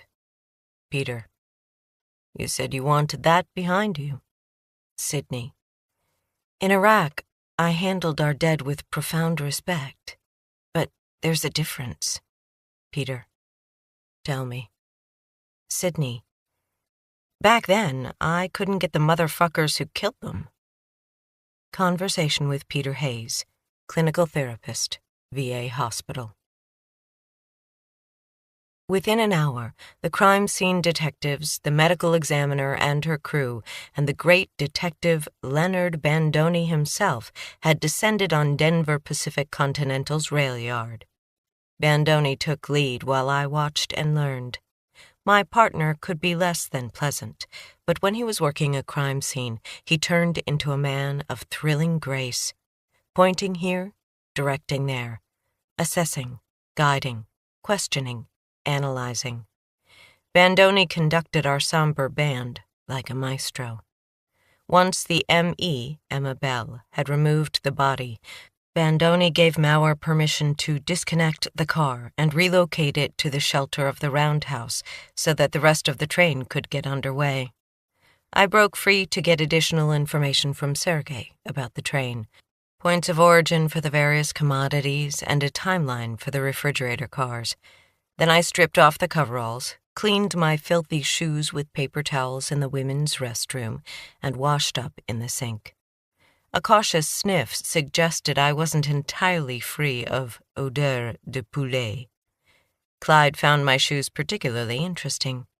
But at last, semi-clean and somewhat composed, I told Clyde to act like a Malinois instead of a pointer, and we went to find the man who'd been driving the train, Deke Wilsby. Deke sat at a folding table in the basement-level employee lounge, nursing a cup of coffee in the otherwise deserted room. A career engineer in his 60s, Deke sat hunched in his chair like he was braced for bad news and halfway on his knees in preparation. He'd looked that way the last time I'd seen him, after his train had struck and killed the victim of a kidnapping. Ah, damn, I thought. No one told him. He straightened and released the cup as I dropped into a chair across from him. I leaned over the table and took his cold fingers in my own. You didn't hit anyone, I said. He lifted his gaze. Say again? Someone either climbed into that car or was placed there. A man. His death had nothing to do with your train. I squeezed his fingers, then released them. I'm sorry you thought it did. Deke's eyes cleared slowly, like fog burning off. After a moment, he picked up the cup, drained the contents. Well, he cleared his throat. That's something, then. I busied myself finding coins in my satchel, ignoring the sudden sheen in his eyes. More coffee? Black, please. He puffed air. This is a load-off, I have to tell you. I bet. I bought 2 coffees at the vending machines, excused myself while I filled Clyde's water bowl, then resumed my seat. By then, Deke was himself again. Does this have anything to do with the woman I saw? He asked. That's what we're trying to determine. I set my phone on the table and got Deke's permission to record our conversation. I also pulled out a notebook and pen. First rule when interviewing witnesses, don't count on the technology. I began. Why don't you walk me through last night and this morning? Start with where you picked up the string. That was yesterday at the Bailey Yard in North Platte. The string originated in Columbus, but the Bailey was where I came in. They added 50 cars there. Including the refrigerator cars? Yep. All the reefers came from a local warehouse where they'd been cross-docked. trucks to boxcars, 24-hour stay at the warehouse in between. Picked up some empties, too. I ran all the normal safety checks and headed out before dark. This was after you got the go-ahead from the yardmaster? Sure. Bailey's a busy yard. Always is. Once your string was built, do you know who did the inspection? Deke shook his head. Only person I talked to was the yardmaster. He seemed distracted. A shrug. He was busier than a one-legged man in an ass-kicking contest, that's for sure. But it's always like that. I made a note. An overworked yardmaster and crew could explain how an open plug door was missed, but not how the door managed to stay open long enough for all the chickens to thaw, and for our victim to get inside. How many stops did you make before you got to Denver? 2. First was Ogallala. That's where we picked up the fertilizer. Anything unusual about the pickup? Nope, went right as planned. The second was the one you know about, the delay for the repair. Tell me about that. Just outside Sterling, I got word from dispatch that a crew was installing a joint near Denver. When I got the first notice, it was just an FYI. They expected to be finished with the repair before I came through, but you know how it goes. Whenever a section of rail is damaged, a repair crew has to cut a new piece to patch the gap. The workers burn or drill holes at the ends of the rails, then bolt the new joint bar in place. If the weather is bad or if the track is in worse shape than expected, delays occur. I made a note to get a copy of the work order for our records, but joint bar installations were common. I didn't expect the order to reveal anything. I said, "What happened next?" I got the word from dispatch that I'd definitely be making a stop, so I started keeping an eye out, especially in the kind of fog we had last night. If you know there might be crew on the track, you have to be vigilant. Is that how you happened to see the woman? Yep. If not for that planned stop, I probably would have missed her. Before I saw the woman, though, I spotted lights. Heinrich mentioned that. Deke nodded. Up ahead, pretty dim in the fog. Couldn't tell what they were. Moving or stationary? Moving. A cluster of 'em, 5 or 6, I'd guess. They were well away from the tracks, but soon as I saw them, I started braking. Worried dispatch had given me the wrong location. Headlights? Flashlights? Could have been either, or both. Could have been a UFO for all I know, but they were bright enough for me to pick them out over the glare of my running lights. The compressor on one of the vending machines clanked on, echoing in the low-ceilinged space. I took in the odor of overheated plastic wrap and warmed leftovers, a mix of tomato sauce and beans and tuna casserole. My stomach rumbled, a reminder that I hadn't eaten since last night's dinner. My gastronomic bar was set pretty low. Under the table, Clyde snored softly, oblivious. His bar was set higher. I made a note about the lights, then spent the next few minutes clarifying timing, rate of speed, and other details with Deke. When I was satisfied with the timeline, I said, "So you had already started braking before you saw the woman? Because of the lights?" He nodded. "Afraid it might be the crew." And where was the woman? Standing just north of the tracks, at a range of the ditch lights and the event recorder, but still too damn close. North. That would place her on the side of the tracks where the road ran. I made another note. It was dark and foggy.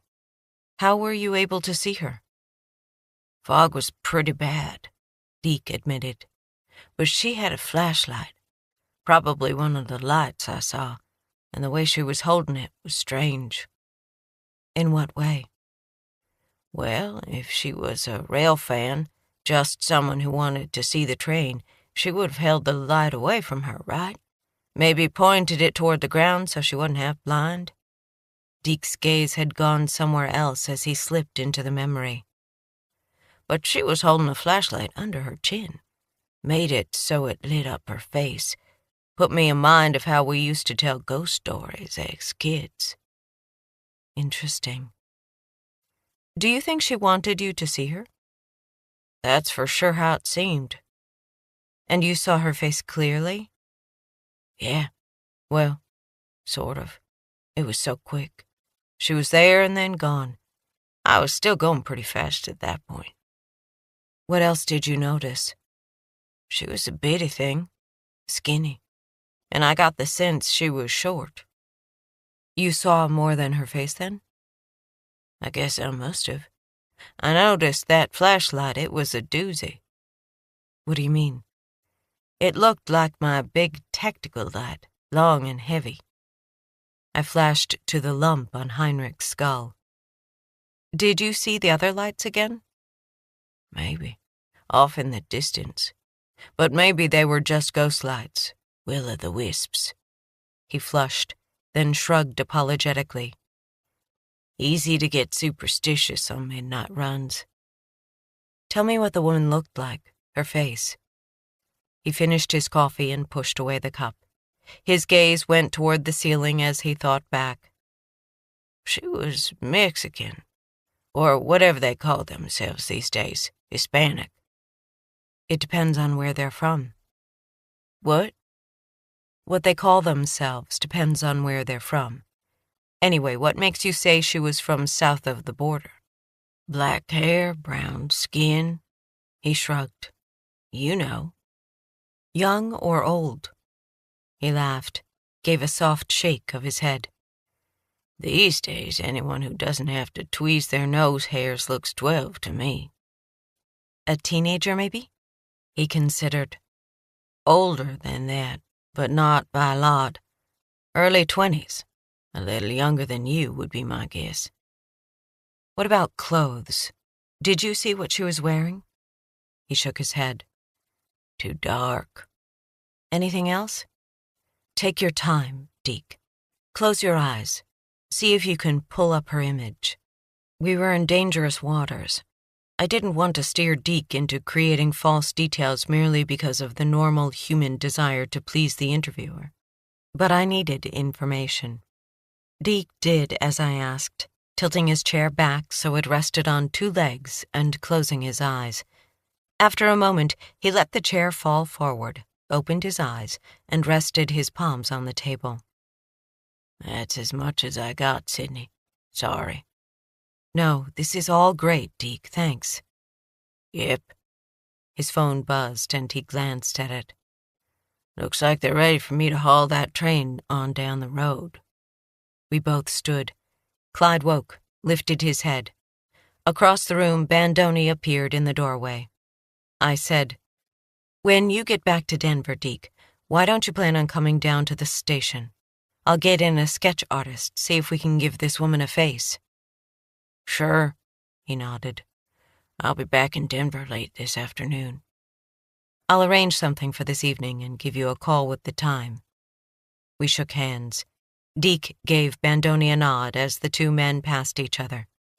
Bandoni gripped a chair across from me and gave it a shake as if to confirm it would hold his weight.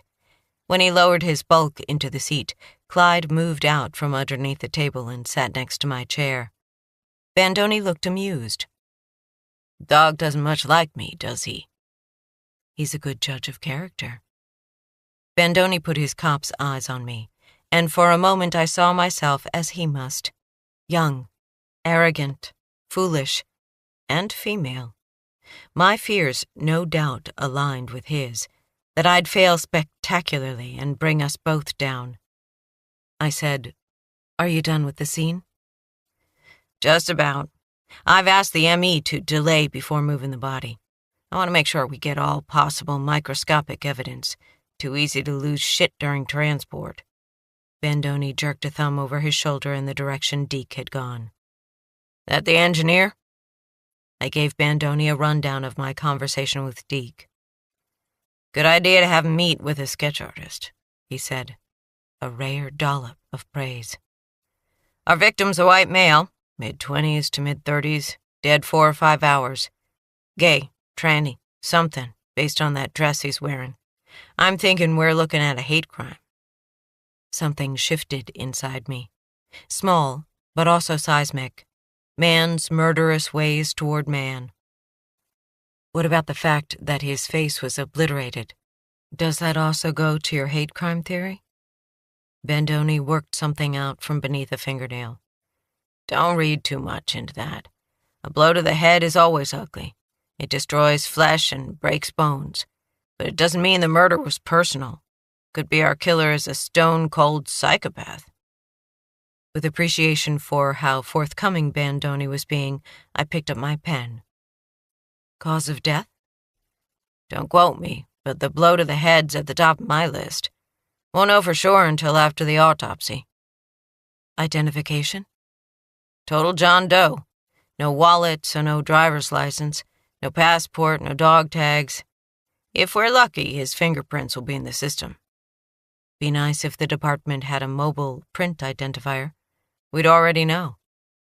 Be nice if we had a lot of things, Bandoni grunted.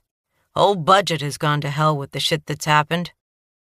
The sexual harassment scandals, he meant. A society that didn't trust its police force didn't award the department with money and grants. I waited for Bandoni to continue, but he stared past me with eyes gone bleary with age and overwork. He looked like he took the department's troubles personally. And maybe he did. He'd been with the Denver PD for over 30 years, working his way up from patrol through the motorcycle squad, then riding high on a stunning series of successes, including identifying the Capitol Hill killer and running down a psychopath who'd spent 5 years robbing liquor stores and kneecapping the owners. Cohen had shown me a picture of Bandoni in his prime, a startlingly handsome man in a black trench coat and good suit, his tousled hair falling over a high forehead. With his intense blue eyes, square jaw, and cleft chin, he was just what a 1950s casting director would have demanded for his lead. But somewhere in the stretch of highway between 50 and 60, he'd hit some speed bumps, cases that dragged out, a dispute with his lieutenant. Then, hard after that, came potholes and a broken axle or two.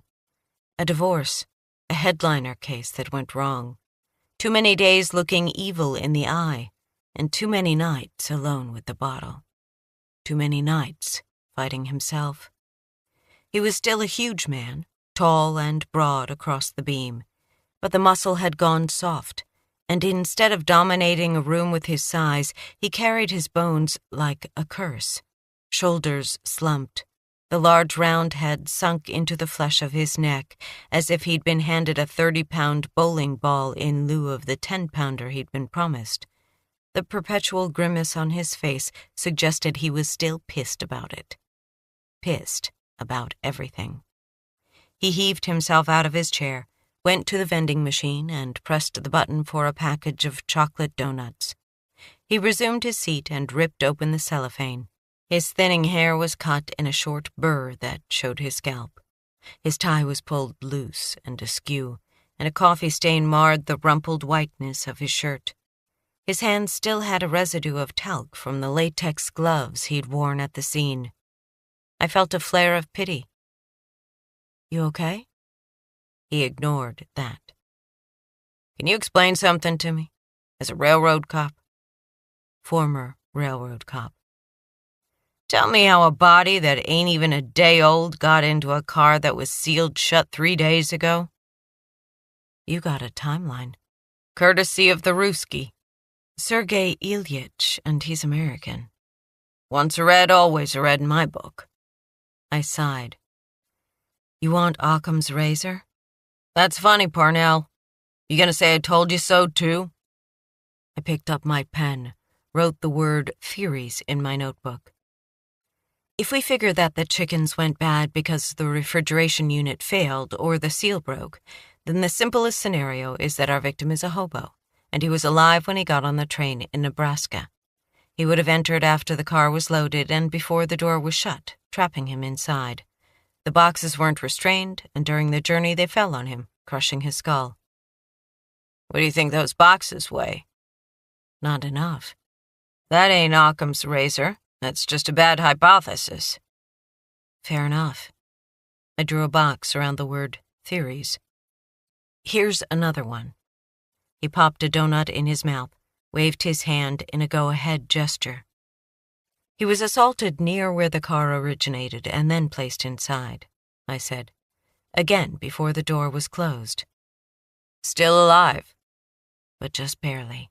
He survived for almost 3 days and died in transit. Bandoni swallowed, grunted, freed a second donut from the plastic wrapping and waved it toward me. He must have seen something in my face because he pushed the package in my direction. I tugged one out. Thanks. Sharing a little cholesterol. I can't see our victim holding on for 3 days with his skull crushed. Maybe he didn't, I said, talking around a mouthful of chocolate. Third hypothesis. Maybe he was alive and well when he got on the train, but he didn't get on alone. Someone hit him in transit? Right. Then where's our killer? The door had to be closed the entire trip. It takes special equipment to open it. That's why everyone figures something went bad with either the seal or the refrigeration system, and why our dead guy ain't a human popsicle. The railroad will get a mechanic to take a look. If the door and the refrigeration unit check out mechanically, and I think they will. Now you've got psychic powers too? The flies, Bandoni. They probably got in when the car was loaded. In, but not out. He stared at me a moment. You saw flies at the little shrine. I nodded. The only way the flies could have gotten out is if the door was open when the train stopped. And the only way the door could have been open when Deke stopped the train was if it was already open. Forget it, rookie. The guys out there swore that wasn't possible. Even if the loaders left the door open, it would have closed with the train's motion. When I first entered the reefer, I saw what looked like fresh scratches in the door track. A light flickered in Bandoni's eyes. He plucked out a third donut. Go on. Those plug doors weigh 1,000 pounds. Every once in a while, when the cars are being loaded, if someone jolts the car and the cam locks aren't properly positioned, the door closes when it shouldn't and kills someone. This is especially true with older cars like the one we're dealing with, so loaders sometimes jam a piece of pipe or a tool, whatever they have on hand, into the door track to keep the door from closing. Bandoni's eyes lit up. Meaning the door is wedged open and our hobos can get in at any point. I nodded. The poultry was loaded into the refrigerator car at a cold ship distribution warehouse in North Platte before the cars were taken to the Bailey yard. Let's figure a loader at cold ship was scared of the door and jammed it open. The open door could have been missed in North Platte, where the yardmaster and the rest of the yard crew were overwhelmed. That's why the poultry thawed. After our 2 hobos got in a fight, the killer grabbed the pipe, or whatever was holding the door open, and used it to kill our John Doe. Bandoni chewed thoughtfully, then scowled. Won't work. As soon as the killer removed the pipe, the door would close, trapping our killer inside along with his victim. Am I right? That's true only if the train is moving. Bandoni frowned. I said, It's physics. An object at rest stays at rest until acted upon by some force. If the train was stopped when the pipe was removed, then the door would remain open until something jolted it. Fucking physics, he grumbled. Worked for Newton. Bandoni snapped his fingers. Our 2 guys are fighting. The train stops for the repair, and our murderous asshole grabs the pipe, kills his pal, and flees. Then the door closes when the train starts up again. Where it gets a little muddied is that the engineer saw lights near the tracks before he stopped. Fuck me, what lights? Headlights or flashlights? Deke wasn't sure. It was the woman. I nodded. And possibly others. But nothing to do with our case. I shrugged. Bandoni said, So who were these people? Partiers out in the middle of nowhere? That's easy. He wrestled the last donut free. Fill me in, Sherlock. They hopped off an earlier train and were waiting for their next ride. There was an earlier train? If not that night, then the day before. Hobos are used to waiting. Fun life. For some. Okay, that could work. Bandoni nodded. The train stops, the second group of hobos sees the murder, they make a shrine for the dead guy. The woman shines a light on her face, hoping the engineer will see her and call it in, and then the police will find the body. Which we did. He gave me a sharp glance, probably looking for sarcasm. But, I said, again, it doesn't work. The woman had the light on her face before the train stopped. She couldn't have known yet about the body. Ah, fuck me again. He palmed his balding head. I'm getting a headache. I sympathized, but I had momentum, and I plowed on. It's still likely she was a hobo, shining the light on her face to acknowledge the engineer, nothing to do with the murder. Some of the riders are just like that, a nod to the railroaders. Then, after the train stops, the hobos see the murder, or at least they spot the victim while the murderer flees in the fog, cold-cocking Heinrich on his way out. And the woman makes the shrine before she and the hobos ride the train into Denver? But why bother with a shrine? Maybe it was a simple act of kindness. The thought eased the ache in my heart. It would also mean the killer hung around for a while after nailing her victim. Long enough for the cop to get there. That seems a little odd. Agreed. But I'm at the end of my hypothesizing. He grunted. This all feels shaky. Too many what-ifs and why the hells. I couldn't argue with that.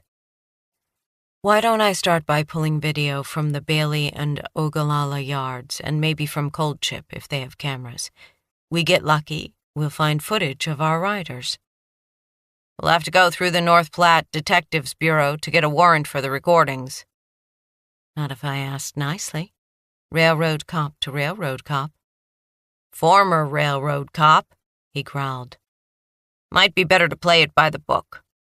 He wadded up his trash, tossed it toward the can. Missed. Speaking of railroad cops, how is that guy? Heinrich, how's he doing? He's scheduled for an MRI. That's all I know at the moment. You remember anything yet? Not the last I spoke with him. Our closest witness, and he's no good to us. I flashed to Heinrich's wound. You leave your heart at home this morning? He shot me a look. I don't care about being nice right now. I care about solving this case. We glared at each other, our momentary ease gone. Then I sucked in a breath and forced myself to think, like my partner. Okay, I said, putting personal feelings aside. How long until they start the autopsy? Doc says this afternoon. First thing is to get his prints during the external exam. We learn his name, then we got something to go on. Bandoni flicked his wrist so that the sleeve of his suit rode up, revealing a once fine watch scratched and dinged with age. It's past noon. Why don't you head into the squad room, start making calls, and work on the warrants? I'll meet you there in a couple of hours. I'm going to finish here, then probably check out the scene with the cross. There won't be much to see by now. Gable was going to bag everything. He shrugged. I like to take in the ambience. We stood. Clyde got to his feet, his tail swishing, ready to move. I grabbed my coffee cup, picked up the empty donut package from the floor, and tossed all of it into the trash. On our way to the door, Bandoni stopped and looked at me. What made you so sure there'd been a murder? I wasn't. But still, you ignored my advice and stopped the train. Yes. You could have put serious brakes on your career right there. I know. So why? I looked down at Clyde while my mind ran through a list of acceptable answers. Telling Bandoni the truth was out. My reasoning would make no sense to him. He lived in a linear world where one thing led logically to the next. A, then B, then C. Probably that made him a great detective. It was too soon to know how my more chaotic thinking would fare. Maybe our differences would make us great partners. Then again, Maybe we'd kill each other. I settled on a half-truth. Woman's intuition, I said. Gotcha beat there. Chapter 6. Remember that fierceness you had as a kid? That bring-it-on feeling that was yours before you knew the world would punch you back? You still got it, along with a bigger fist. Sydney Parnell, Conversation with a Friend. By the time we drove through traffic and parked, the day had warmed into the upper 50s with a clear sky and a light breeze. Clyde and I were enjoying our walk across the plaza toward police headquarters when my phone rang. I didn't recognize the number, but answered with the title I was still adjusting to. Detective Parnell. This is Denise Jackson, Detective. I got your number from Rachel Gibbons. I stopped so quickly that Clyde had to backtrack. One of the rape kits Detective Gable and I were processing involved a sexual assault at an assisted living facility. The woman, Carolyn Jackson, had been a healthy 87-year-old at the time of the rape. She was now in her 90s and suffering dementia. 2 weeks ago, I'd obtained warrants to collect DNA swabs from every male worker who'd been employed at the home at the time of the rape. Uniformed officers were collecting the samples, and Gable was sending them to the lab as they came in. He was looking for a match between the new swab and our original DNA. So far, nothing. But when we reran her rapist's DNA in CODIS, the combined DNA index system, we got a match between her rapist's DNA and the DNA from a more recent attack. It was progress, although we still had no name. Detective Parnell, are you still there? I pushed aside my impatience at getting derailed and led Clyde out of the flow of pedestrian traffic. Denise Jackson was Carolyn's daughter. She deserved my respect.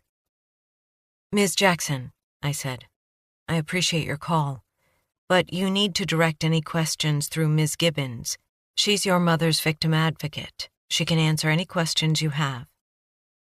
I understand, but the way I hear it, you're the one leading the investigation, and my mother and I need answers. Investigation wasn't the right word. The Denver PD had been ordered to work through the backlog of rape kits, more than 3,000. Funding was coming, and once it was approved, the Colorado Bureau of Investigation would take over. But in the meantime, the chief himself had decided my first task as a new detective would be to select those kits with the best chance for closure. My job amounted to identifying kits with at least a minimally detailed report, a victim who was still alive, and DNA samples that either hadn't been tested or hadn't found a match in CODIS at the time of the crime. So far, I'd raced my way through more than 500 kits, scanning and digitizing the information as I went. Of those 500, I'd reviewed 50 more closely, and of those 50, 32 had met our requirements. Carolyn Jackson's assault was one of them. But I couldn't share any of this with the woman on the other end of the call. I said, I'm handling certain aspects of your mother's case, Ms. Jackson, but it's against procedure for the two of us to have a conversation without the presence of the victim advocate. If you wish to talk, why don't you arrange a meeting through Ms. Gibbons? Please, she said. I'm right here. Clyde came to his feet, and I turned. A 60-something woman in a red pantsuit and short afro with a cell phone pressed to her ear waved at us. Her nails were long and as cherry red as her suit. When our eyes met, she lowered her phone and powered in our direction. I signaled Clyde to sit.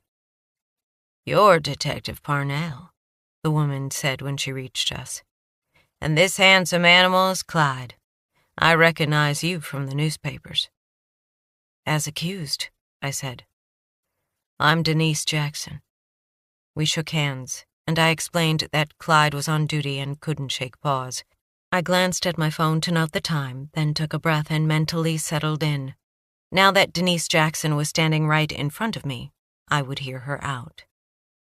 What can I do for you, Miss Jackson? Please call me Denise. She smiled again, open and friendly. I had to admire someone who could maneuver so neatly into my space, but the firmness in her eyes told me she wouldn't be shrugged off or mollified. "Tell me how I can help, Denise." "You know the details of the case," she said. "But what I'm sure those police reports don't tell you is that my mother has not been the same woman she was before she was assaulted." "No one would." Denise rolled right over me. The attack confirmed everything she'd come to believe about herself, that she's an old, worthless, half-senile woman loved only by her daughter. After that assault, she went from having a mild case of dementia to hardly being herself anymore. Her eyes flashed. "I lost my mother in that attack, Detective Parnell, and I would like to see some justice. For her and me both." "I am sorry for what you and she have suffered." "You know what's worse than all of that?" Her hands fisted and moved to her lips. "What's so much worse? The fact that weeks after the assault, her case was dropped. Like none of it mattered. She was just an old black lady, not worth anybody's time." Denise frowned, all the niceties gone. "What you can do for me, Detective, is tell me what you've learned. Who did this to her?" "First, my apologies that it has taken us so long to find a way to reopen your mother's case. At the time of her assault, a DNA profile was created, and we searched a nationwide database for a match, but we didn't get a hit." "A hit? What's that mean, exactly?"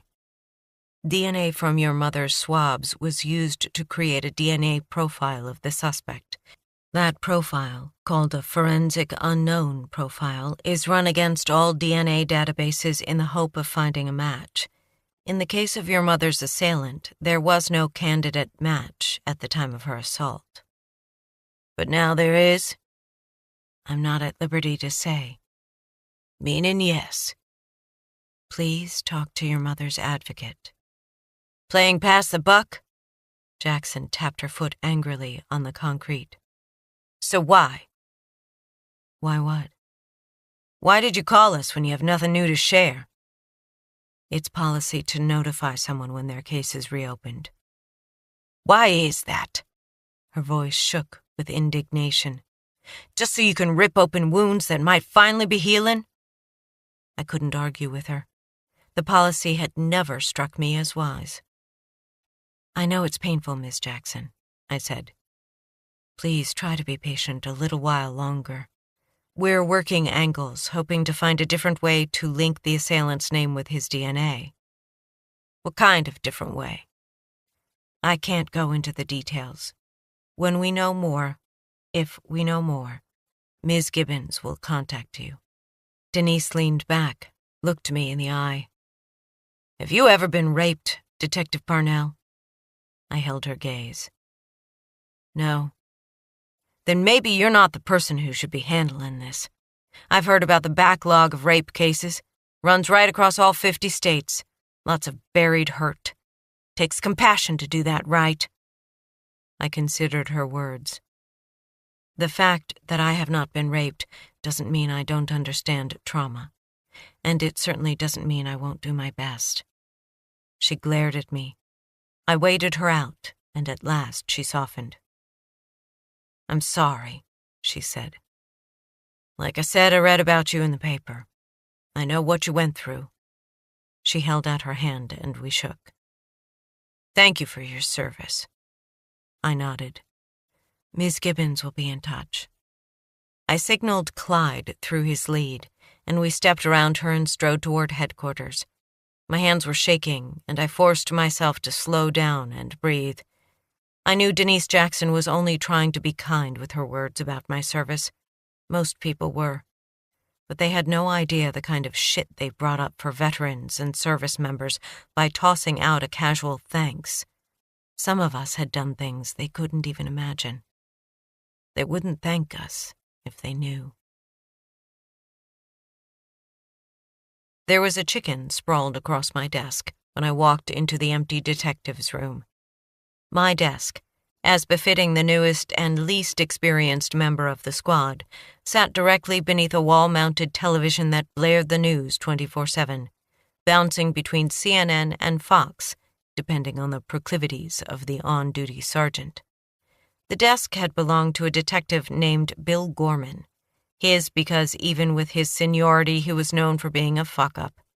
Denver didn't have detective grades like a lot of departments, but everyone knew who was good and who was a lazy hanger-on, riding out their days until retirement. The desk was an indication of exactly where a detective stood on the totem pole. When Cohen transferred to sex crimes, Gorman had claimed his desk, vacating this one. I'd accepted the crappy location as my lot and settled in. The only personal thing I'd put on the desk was a photo of Cohen. I'd meant it as a reminder to myself to have a personal life and not get buried by the job. But it didn't take long for me to realize that the other detectives saw it as my way of saying I was untouchable. Cohen had been a valued member of the squad, and they thought I was trying to stand in his sunshine. I'd finally slid Cohen's laconic smile into a drawer. Now the only thing marring the clean sweep of faux wood was the stack of reports from the rape kits. And the rubber chicken. Someone had pinned an index card to the breast and written, "Chicken Man Investigation," in all caps. "Funny," I said. Clyde heard the sharpness in my voice and cocked his head. "That's right, pal. Don't think for a second that label won't stick. Our first case has been named in perpetuity after poultry, which means you and I are now the Chicken Man detectives." Clyde didn't look bothered. I clicked off the television set.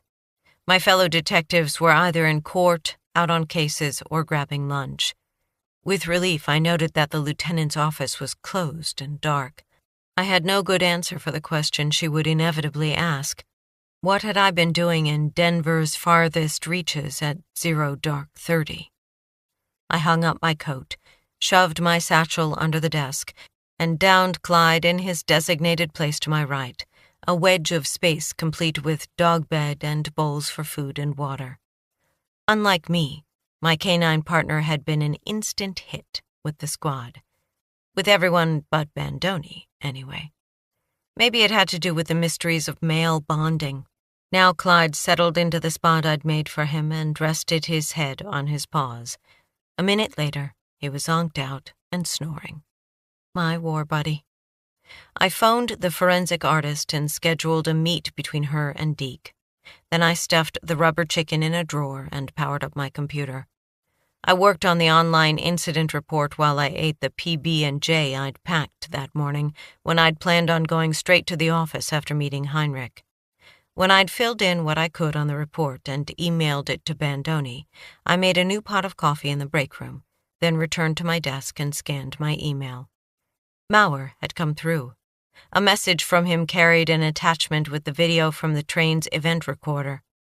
Another file contained the work order for the installation of the joint bar.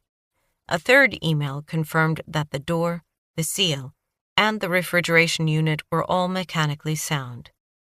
Mauer also said he was working to get the recordings from the Bailey Yard and Ogallala, but the yard where the reefer had originated was owned by Coldship. He had no sway there. I read the work order and then watched 15 minutes of the train recording, focusing on Deke's approach to Denver. There was nothing new or enlightening on either one. I leaned back, sipping my coffee. The mechanical soundness of the refrigerator car meant that the door had been open for the entire trip, and that meant our hobo, or hobos, could have hopped on at any point.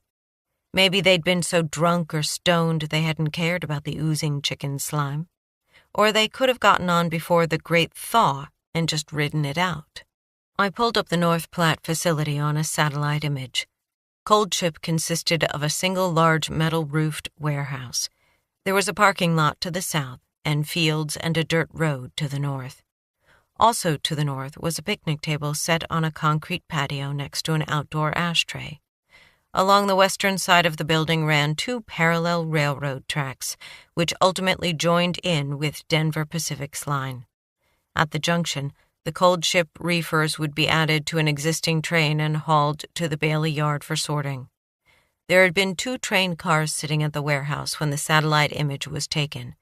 Probably the entire west side of the building sported docks where the reefers were loaded. It was a perfect setting for stowaways. They could have come in on a train or rubber-tramped, hitchhiked into the area.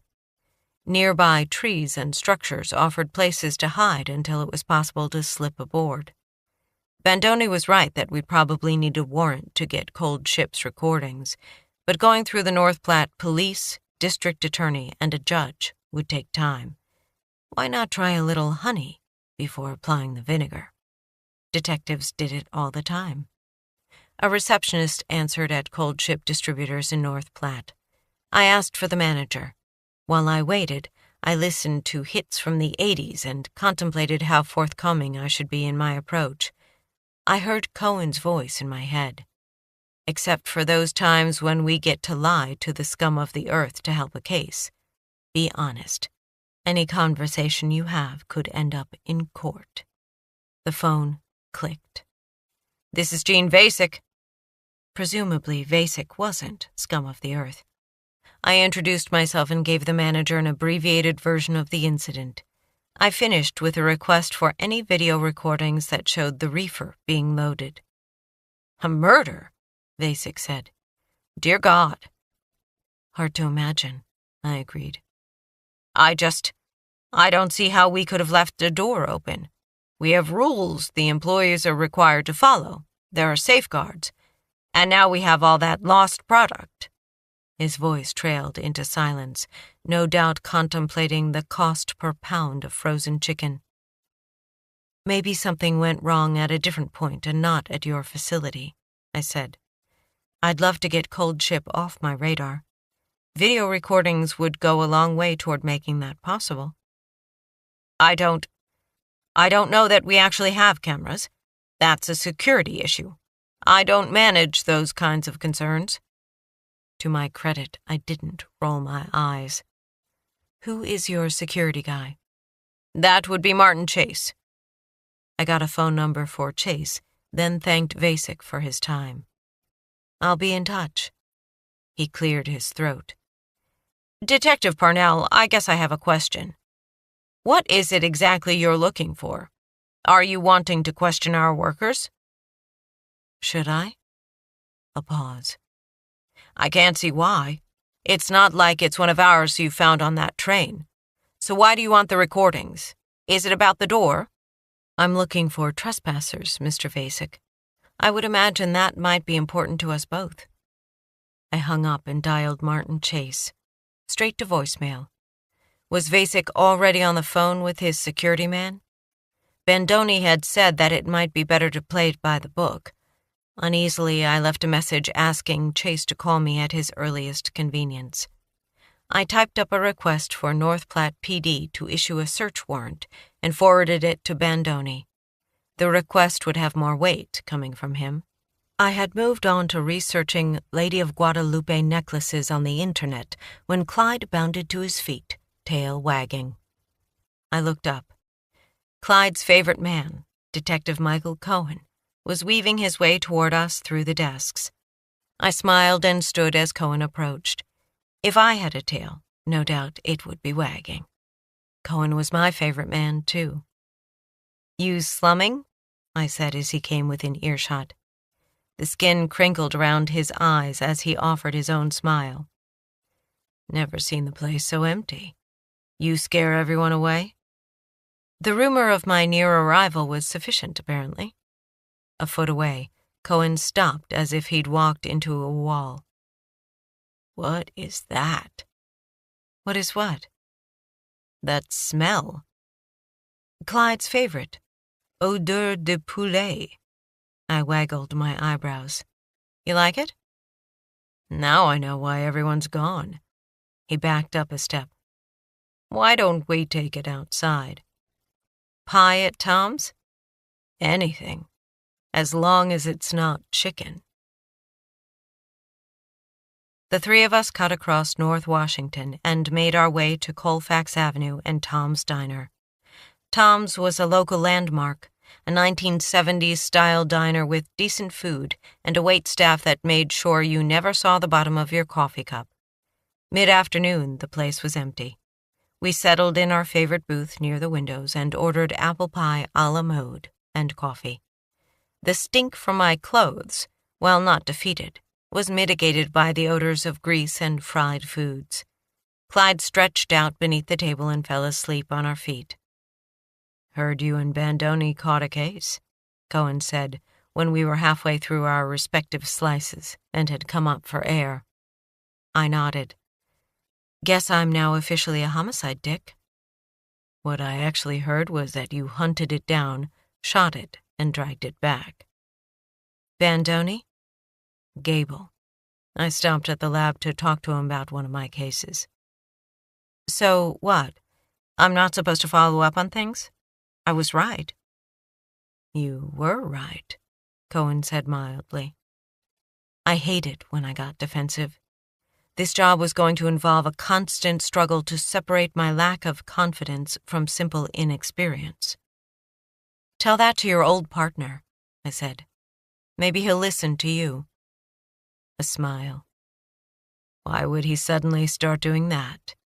Cohen had transferred into sex crimes at the encouragement of Division Chief Trujillo, who was head of all investigations including major crimes, the Forensics and Evidence Division, Special Operations, and Investigative Support. Trujillo wanted Cohen to get a broad base of experience, no doubt grooming him for a future high-level position. If it came to that, Cohen wasn't sure what he'd do. He was a street cop at heart, a man of the people who believed in the mission, serve and protect. But for now, he was ready for a change. My move to the department gave him all the push he needed. Friendship between detectives was encouraged. Sex, not so much. For my part, I was glad that sex with me trumped looking at dead people. I put aside my annoyance with Bandoni and smiled at my man. He looked good with his close-cropped hair and well-fitted suit, the lean angles of his face accented in the afternoon sun. Today he also looked rakish. A scruff of beard told me he'd probably left the house in a hurry, and not long after I did. "Tell me about your case," I said. "The one that sent you running out the door today." He raised a brow. "Keeping yours close to the vest?" I dug my fork into the pie again. "Not much to tell. We're waiting for the autopsy and an ID." "I hope you aren't going to play hard to get. I need my murder fix." He pushed away his now empty plate, and my glance caught the scars on the fingers of his left hand. The nails had grown back, but raised red lines still marred the surrounding skin. A reminder that 6 months earlier he had been tortured on my account during my hunt for a killer responsible for monstrous war crimes. Cohen swore he'd moved on, and I'd done my best to do the same. But with this morning's victim weighing on my mind, I found myself in a melancholic mood. Too much pain in the world. I forced lightness into my voice. "Your murder fix? You know how sick that sounds." "Pot calling the kettle. Don't make me go begging to Bandoni for the details." I hesitated before reminding myself that this was about a dead man, not my ego. I should be willing to take whatever help I could get. So I told Cohen what we knew so far. He listened intently, but didn't comment other than to acknowledge that Bandoni could be a pain in the ass, and I'd done well to stand up to him. He then told me about his case, a woman who'd been raped and beaten and dumped in an apartment parking lot in University Hills, where a resident found her and called the police. The woman had initially told the police her boss had assaulted her. She agreed to a rape kit, but halfway through the exam she'd retracted her accusation and refused to press charges. "It was just a misunderstanding," she said. "She's scared," I said, then fell silent when the waitress came by and refilled our coffees. After she left, Cohen dumped sugar and cream in his cup and stirred the now noxious brew. "My guess is she's undocumented and terrified she'll lose her job." even though her boss is a rapist. Dear God, where does she work? Wrinkles folded around Cohen's eyes as he sighed. No idea, but she smelled like pine cleaner. A soft shake. Fucking pine cleaner. I didn't know if it was from her job or if she'd tried to purge the assault. I stroked the back of his hand. Keep your chin up, warrior detective. This is why we do what we do. Maybe her advocate will convince her to press charges.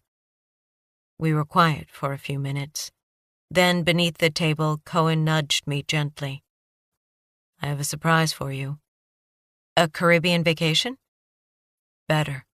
My cousin is coming to town, from my mother's side. He'll be here for a linguistics conference. My coffee curdled in my gut. Okay. I want you to meet him. Family. I set down my coffee. I don't know if I'm ready for that, Mr. Michael Walker Cohen of the fabulously wealthy Walkers. I'm not exactly Walker material. The idea of meeting your family gives me hives. He shot me a grin. Evan's a wilding, not a Walker. And he's used to troglodytes. He consults on the FBI's worst cases. Which makes me look, what, almost normal? If he squints. Anyway, Evan is very non-judgmental. You'll love him. Plus, he's going to stay at Grandma Walker's mansion, so he'll be right next door to us. You can't avoid him. That's fabulous. I thought you'd see it that way. Shall I arrange dinner for 2 nights from now? The Barolo Grill? Let's go Ethiopian. That way he won't be shocked when I eat with my fingers. Chapter 7. All I got is my life, and it ain't worth much. Can't get more free than that. Kevin Rotten Russell. Conversation with Sydney Parnell. Gutter punks weren't hobos. They were a hobo's evil twin. Young, rebellious, carrying a grudge with the explosive power of an atomic bomb, these street kids and runaways caught out on trains because it was free. They couldn't give a shit about the hobo tradition. Their idols were drugs, concerts, and anarchy. Everything else came in a distant second, if it came in at all. A railroad bull could spot these so-called crusties or traveler kids in a New York minute. Filthy t-shirts and camo pants, ratty dreadlocks, and a general aura of viciousness. And some serious body art. A crusty had enough homemade tattoos to qualify as a walking skin infection. Stoner eyes, too. Half the time I encountered these kids, they were so high it was a wonder their brain stems remembered to ask for air.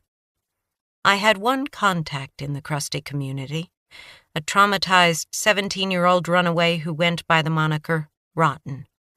A little digging on my part filled in Rotten's past. His birth name was Kevin Russell, and throughout his childhood there had been so many domestic violence charges brought against his parents that social workers finally plucked 9-year-old Kevin from their loving arms and dropped him into the foster system. He ran away from every home until he turned 15, and then he ran away for good. Rotten had vowed that if he was ever forced home, he would kill himself. But first he would slit his parents' throats. Rotten's miserable past and his determined defiance were why I alternated between wanting to give traveler kids a good spanking and wanting to take them home for milk and cookies. The kids were on my radar now for 2 reasons. A crusty was more likely than a traditional hobo to hit a railroad cop, and a lot of them wore Doc Marten boots with waffle soles, something like the print Gable had found at our first crime scene. Of course, around 30,000 pairs of Doc Martens had been sold in Colorado the previous year, so the boots didn't exactly whittle down the suspect pool, but it was something. Denver's collection of gutter punks mostly hung out at the 16th Street Mall in lower downtown because of its proximity to Union Station and the generally solid panhandling opportunities in this wealthy part of Denver. I parked in one of the garages that served the area, and Clyde and I made our way to the pedestrian walkway. Finding the Crusties took under 3 minutes. They were stirring up trouble along Market Street. Clyde and I watched them. 6 grimy white boys jitter-walking up and down the sidewalk, accosting tourists and suit-clad business folks. The passers-by were having none of it. Probably they knew that pulling out their wallets would invite the hyenas to circle and attack. The pedestrians averted their eyes, and Speed walked on by to shouts of derision and the occasional shove meted out by the punks. I didn't see Rotten in the crew. Clyde and I skirted the gang, and a block farther along spotted a girl sitting cross-legged on the sidewalk, panhandling solo. She probably figured she'd have better luck going it alone than mobbing it with the more aggressive members of her pack. It seemed to be working. Unlike the guys, she had a nice pile of cash in her bowl. If she wasn't careful, another crusty or an enterprising junkie would make off with it. The girl didn't yet have the street-hardened look. Her torn jeans were dirty but not filthy, and her lavender I Heart New York t-shirt still had most of its sequins. The tips of her dirty blonde dreadlocks were bright purple, a recent dye job. She wore pink lipstick and oversized sunglasses, just like any girl her age might.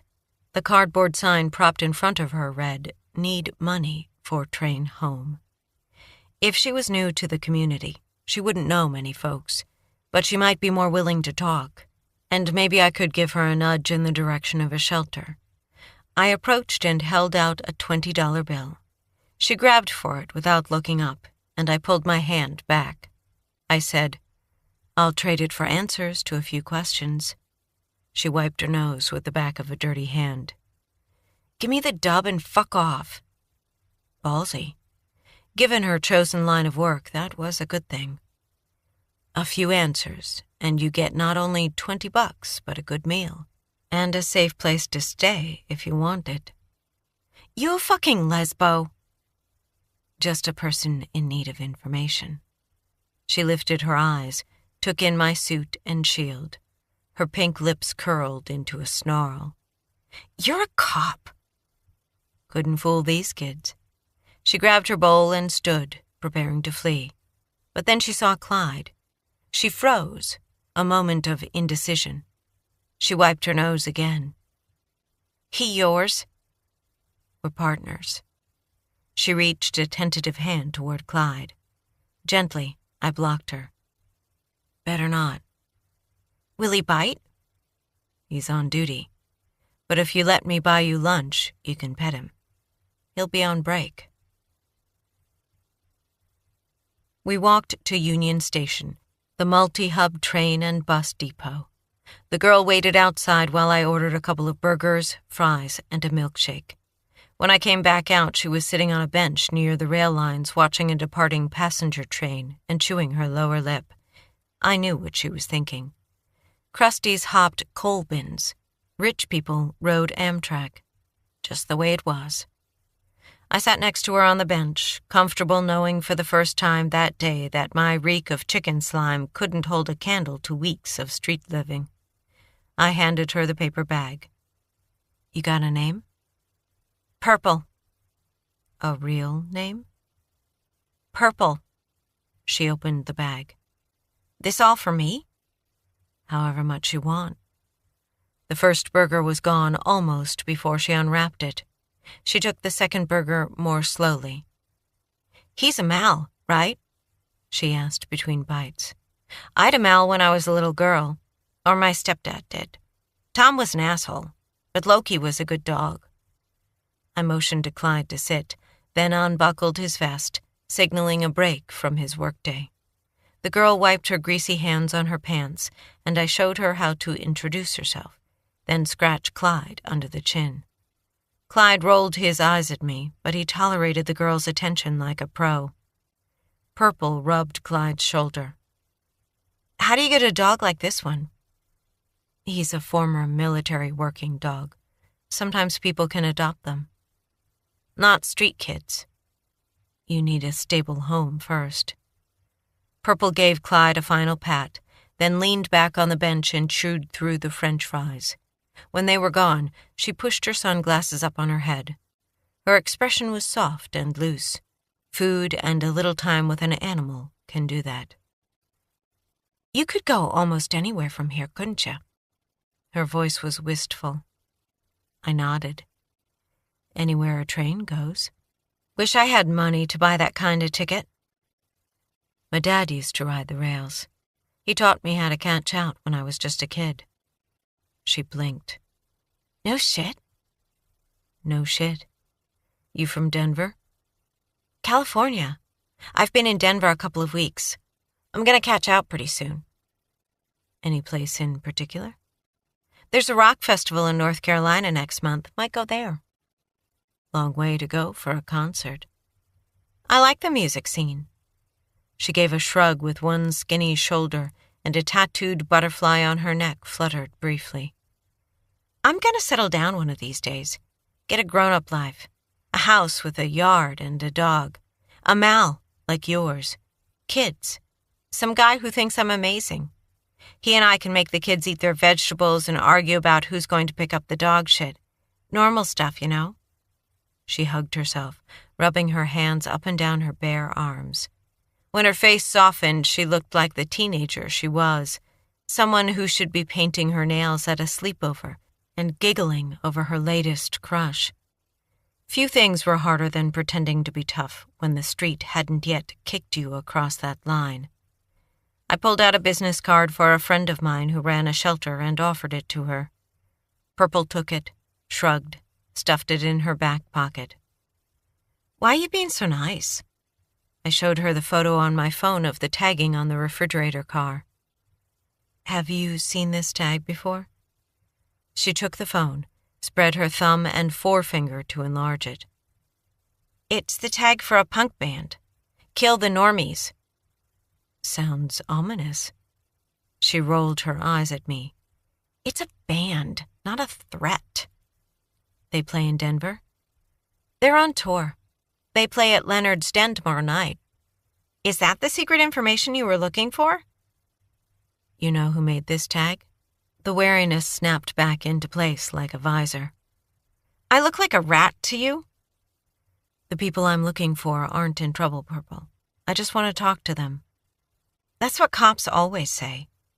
She handed the phone back to me. They're vandals. I don't care about that. But whoever did the tagging might have seen something. Purple sucked in her lower lip and narrowed her eyes, like she was doing some heavy thinking. Then she puffed out a breath. Something like murder, you mean? What would make you say that? She looked at Clyde. Is he really a hero dog? He's saved people's lives. A lot of lives. She watched Clyde a moment longer. Then she stared out at a train on the far side of the tracks. Finally, she turned back to me. Okay, she said. I might have heard some talk. 20 minutes later, Clyde and I were back in the car, and I was on the phone with Bandoni. The girl heard other punks talking about two men hitching a ride on a freight who claimed they saw someone get killed, I told him. She didn't have names, and she wouldn't look at mugshots, but You could have brought her in on a panhandling charge, gotten her to look at photos. I put the phone on speaker and started to back out of the parking space. I heard the shatter of breaking glass and stopped. Crap. I turned off the engine. If I'd brought the girl in, I said, opening the door, she would have lied, then bolted as soon as we cut her loose. She's not a big fan of police, and she doesn't want to be a rat. I walked around to the rear of the Tahoe. Shards of brown glass glittered on the asphalt. Someone had placed a beer bottle behind my tire. Shit, I said. Shit what? Nothing. I went back to the cab for work gloves. Anyway, she said the witnesses are likely the taggers, and they're in Denver to see a band. Group's playing tomorrow night at Leopard's Den. You get descriptions? The main tagger is a guy who calls himself Damn Fox. He has crosses and Bible verses tattooed on his arms. Travels with a 5'2" punk with a green rooster tail who goes by the name Street Cred. I asked another group of punks about them, but the kids scattered as soon as I mentioned Damn Fox. His reputation precedes him, apparently. You know these kids. You think a guy in peach chiffon would be part of that scene? No. I found gloves and pulled a paper bag from my satchel. But our victim could have hopped on board the train for the same reason college kids do it. They don't want the life, they just want a thrill. Would him muscling in on that scene get him killed? These kids are fiercely protective of their territory. And with that dress, hate crime. Most of those kids are just lost souls from broken homes, but some of them are really messed up. I crouched next to the rear tire and reached for the glass.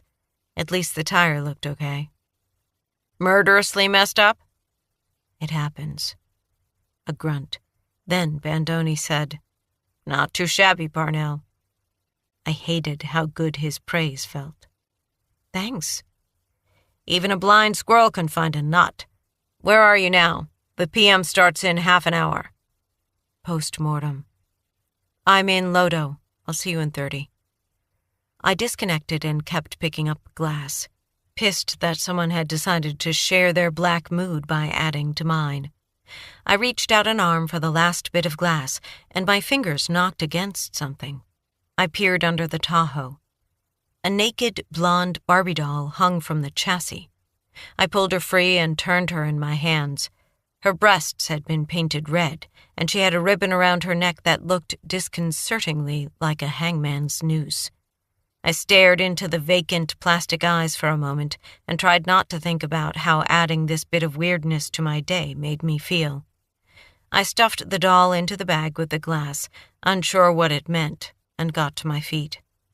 All around the garage was filled with echoing sounds, tires screeching on the turns, car doors slamming, voices.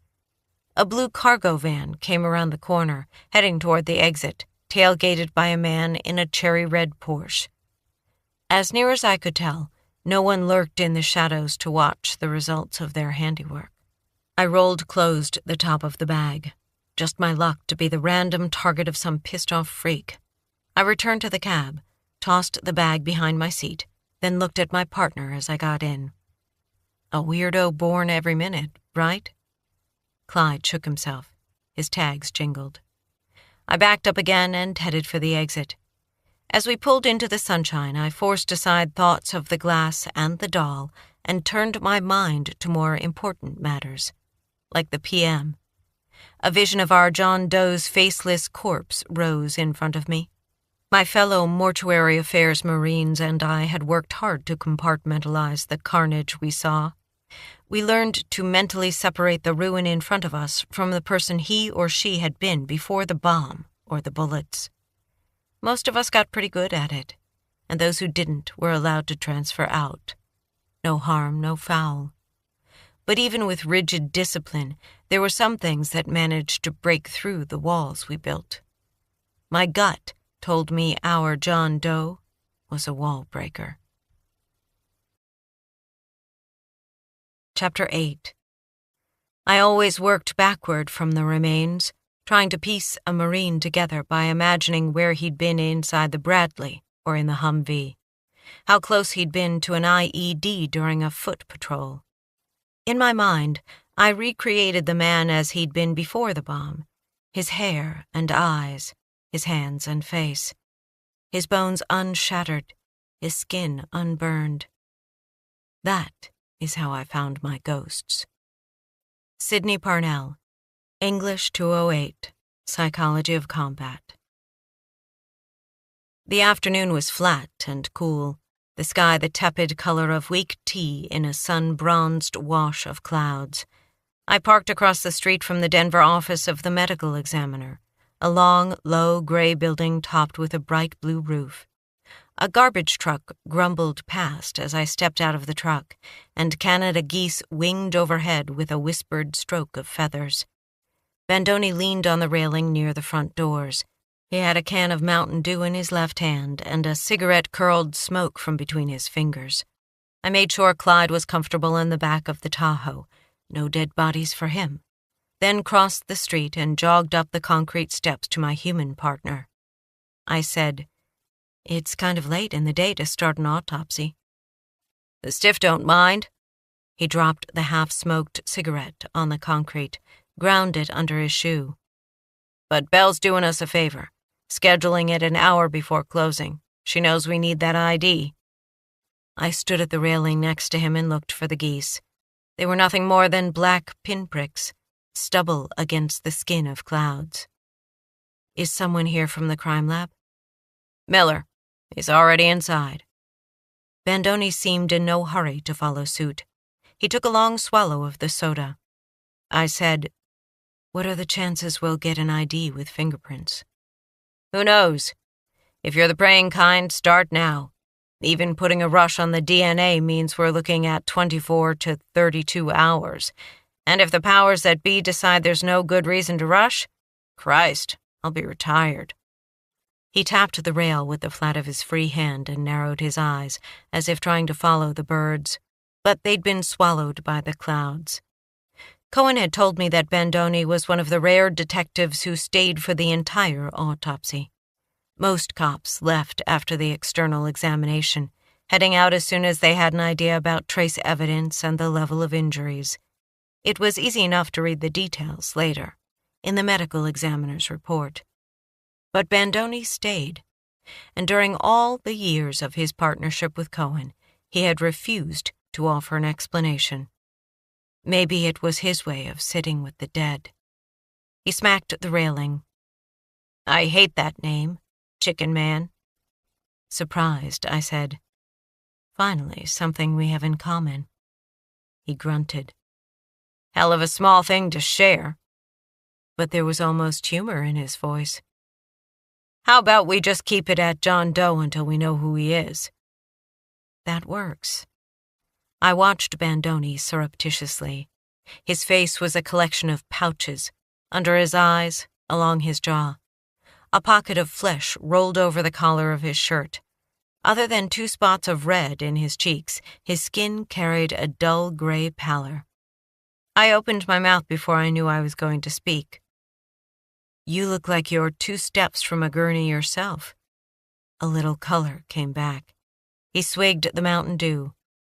"You that eager for a new partner?" "God, I didn't mean to say that."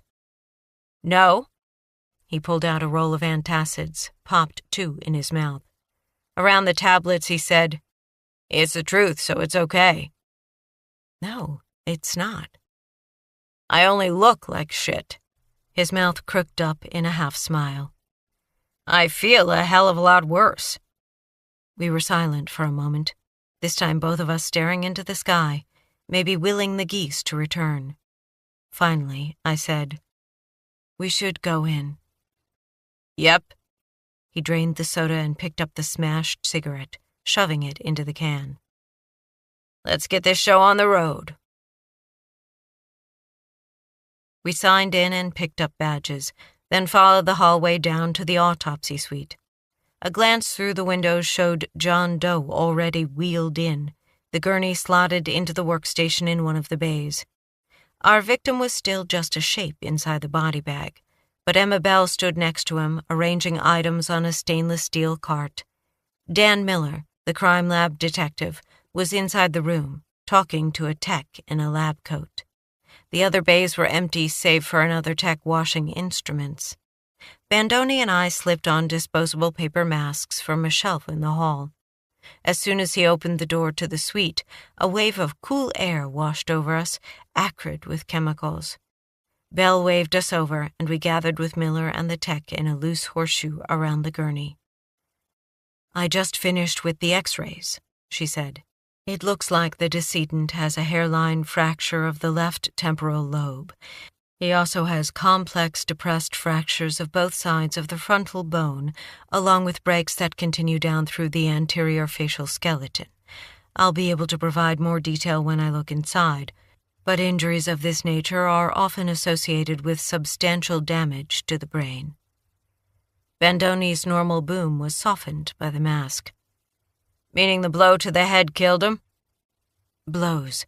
I think we have 2 separate injuries, although, again, I need to look inside to be sure. But unless I find something unusual or if something shows up in the tox, I'm guessing the cause of death will be blunt force trauma to the head." While the tech snapped photos, Belle clipped the red seal, used to show that the body had not been disturbed since being placed in the bag, and pulled down the zipper. My gaze went to what was left of John Doe's skull and face. In my mind, I heard the sir's voice telling me the same thing he'd said every day when we served together in Iraq. "Body's got anything missing, a hand or a foot or head, you shade it black in the paperwork." I blinked.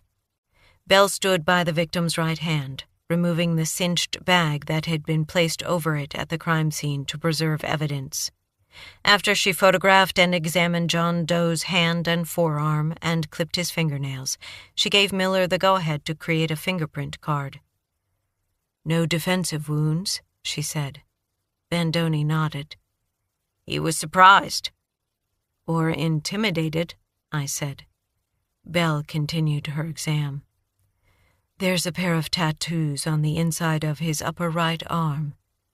She turned the arm so that we could see one of the tats, a 2-inch-long line ending with a hook.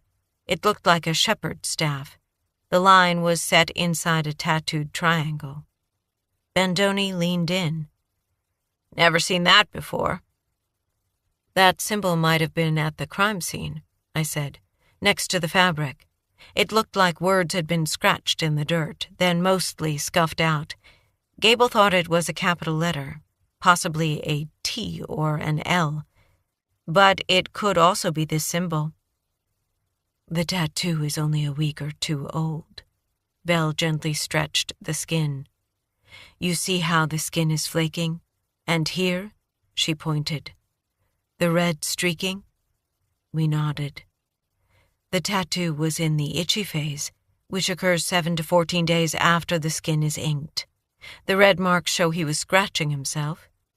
She lifted John Doe's arm higher. "This second tattoo is newer." We leaned closer. The second design was larger and looked homemade. It consisted of the universal symbols for men and women stacked on top of each other. "Ante-mortem?" Bandoni asked. "Correct, but it's fresher. There is oozing and swelling. My guess is that it happened only a day or 2 before he died." We took photos of the tattoo, then focused on the ripped and bloody dress. The way it had twisted around his legs, presumably in the last moments of his life, the fabric so saturated with blood that it had stiffened into a rigid coil. "The dress is a poor fit," Belle said. "So maybe not something he picked out himself?" Bandoni said. "You're the detectives." When we'd noted most of the damage, the technician turned the body, still in the bag, so that Belle could unzip the dress. She paused with the zipper halfway down and frowned. "What?" Bandoni said. "Just a minute," she said, "and I'll show you." She and the tech tilted and rolled the body to remove the dress, then laid the garment out on a plastic-covered gurney. "No underwear," Belle said. We stared at the corpse, which, stripped, displayed a vivid array of bruises along the torso and thighs. "He was beaten," I said. "And worse." Belle gestured to the tech. "Let's turn him over." When I saw what had caught Belle's attention, my chest began to burn. "Oh, Lord," Miller whispered. Bandoni said, "Fuck me." Someone had carved words into John Doe's flesh. They'd started with the skin between his shoulder blades and cut all the way down to the base of his spine. The wounds were deep but precise, etched with a tool or a very sharp blade. Whoever did this had taken their time, carving slowly, meticulously, slicing a message into their victim's flesh. "Betray me with a kiss." Then a deep slash across his mid-back, left to right, as if to separate the messages, and the words, "Life of the flesh is in the blood." Only the word life was carved. The rest of the message was written in black ink, as if the scribe had grown weary of the work. The hell does it mean? Bandoni muttered. Miller cleared his throat. The part about betraying with a kiss, that's from the Bible. Judas kissed Jesus to signal to the soldiers which man they should arrest. Bandoni snapped his fingers. Judas, right. He had his phone out. The hell is the exact quote? We looked at Miller, who said, Sorry, I've lapsed. Bandoni typed and scrolled. He said, Fucking fat fingers. Then, got it. King James Version. The exact words are, But Jesus said unto him, Judas, betrayest thou the Son of Man with a kiss? This asshole thinks he's the Son of Man? Miller's voice cracked on the last word. The tech spoke up. What about the other words? What are those from? The life of the flesh is in the blood. Bandoni looked at Belle. You're the doc. What does it mean? Unless you're looking for a literal explanation, she said dryly. I'm not the person to ask. My knowledge is limited to hearing the quote in hematology class. But this one I knew. When I was little, my parents had sent me to Sunday school, even though they weren't churchgoers. Maybe they figured if I had a place in heaven, I'd help them trade up. I recognized the words on John Doe's back because we'd been forced to memorize them, and they had scared the crap out of me. Those words are from the Bible, too, I said. Bandoni's eyes above the mask were intent. Go on. Leviticus. I closed my eyes, summoning the memory. It goes something like this. For the life of a creature is in the blood, and I have given it to you to make an atonement for your souls upon the altar, since it is the lifeblood that makes atonement. I opened my eyes. Belle, Bandoni, and Miller were staring at me. Miller whistled. You're like a quotation book. Just a weird childhood. I looked at our victim. The words on his skin seemed to convulse as we moved in and out of the glare from the ceiling-mounted surgical light. Betrayal and atonement. This guy wants to even some score. I hate religious nuts more than just about anything. Bandoni glowered, quoting from the Bible. He's on a mission, I said. Ordained by God. Or the devil, Miller said. You're gutter punk. Bandoni's faded blue eyes sparked. The guy who calls himself Damn Fox. Didn't your source say he has Bible verses tattooed on him? That's right. We gotta find his righteous ass. We'll get him at Leopard's Den, I said, at the concert. That's 24 hours from now, he scowled. Belle had continued her external exam during our back and forth. Without looking up, she said, I did hear that quote in medical school, as I mentioned, although I didn't know it was from the Bible. Blood was considered all-powerful by the early physicians. If you were sick or in an ill humor, it was because your blood was out of whack. Then maybe a medical student? I ventured. Or a doctor? Or a coroner? Belle's flat voice betrayed nothing. Bandoni said, Tell me he did this after our John Doe was dead? I could, but I'd be lying. She had moved on to John Doe's feet. It's definitely antemortem. I'd estimate a day or two based on the amount of scabbing, around the same time the tattoo was done. So maybe the killer did both? The cuts look similar. He was likely either drugged or strapped down. There's gray sticky residue on his wrists and ankles. Duct tape, Miller said. That would be my guess. Fuck me, Bandoni muttered again, almost like a prayer. And there's more, Belle said. There was violent anal penetration. I forced myself to stand steady, to give away nothing. But inside, microscopic fissures fanned out through my heart like ice fracturing. Bandoni, though, actually looked happy. We'll get DNA, maybe. I'll take swabs, but from the injuries, I'd guess he was penetrated with something inorganic. The internal examination will show exactly how violent the assault was." "It couldn't have been self-inflicted?" Bandoni asked. Her gaze was level. "No. It's not uncommon for gay bashers to sodomize gay men," I said. "Or trans individuals." Bandoni nodded. "Some warped idea of making the punishment fit the crime." "An eye for an eye." I glanced at the words on her victim's back. "Like in the Bible. Boy who did this had some serious hate going on."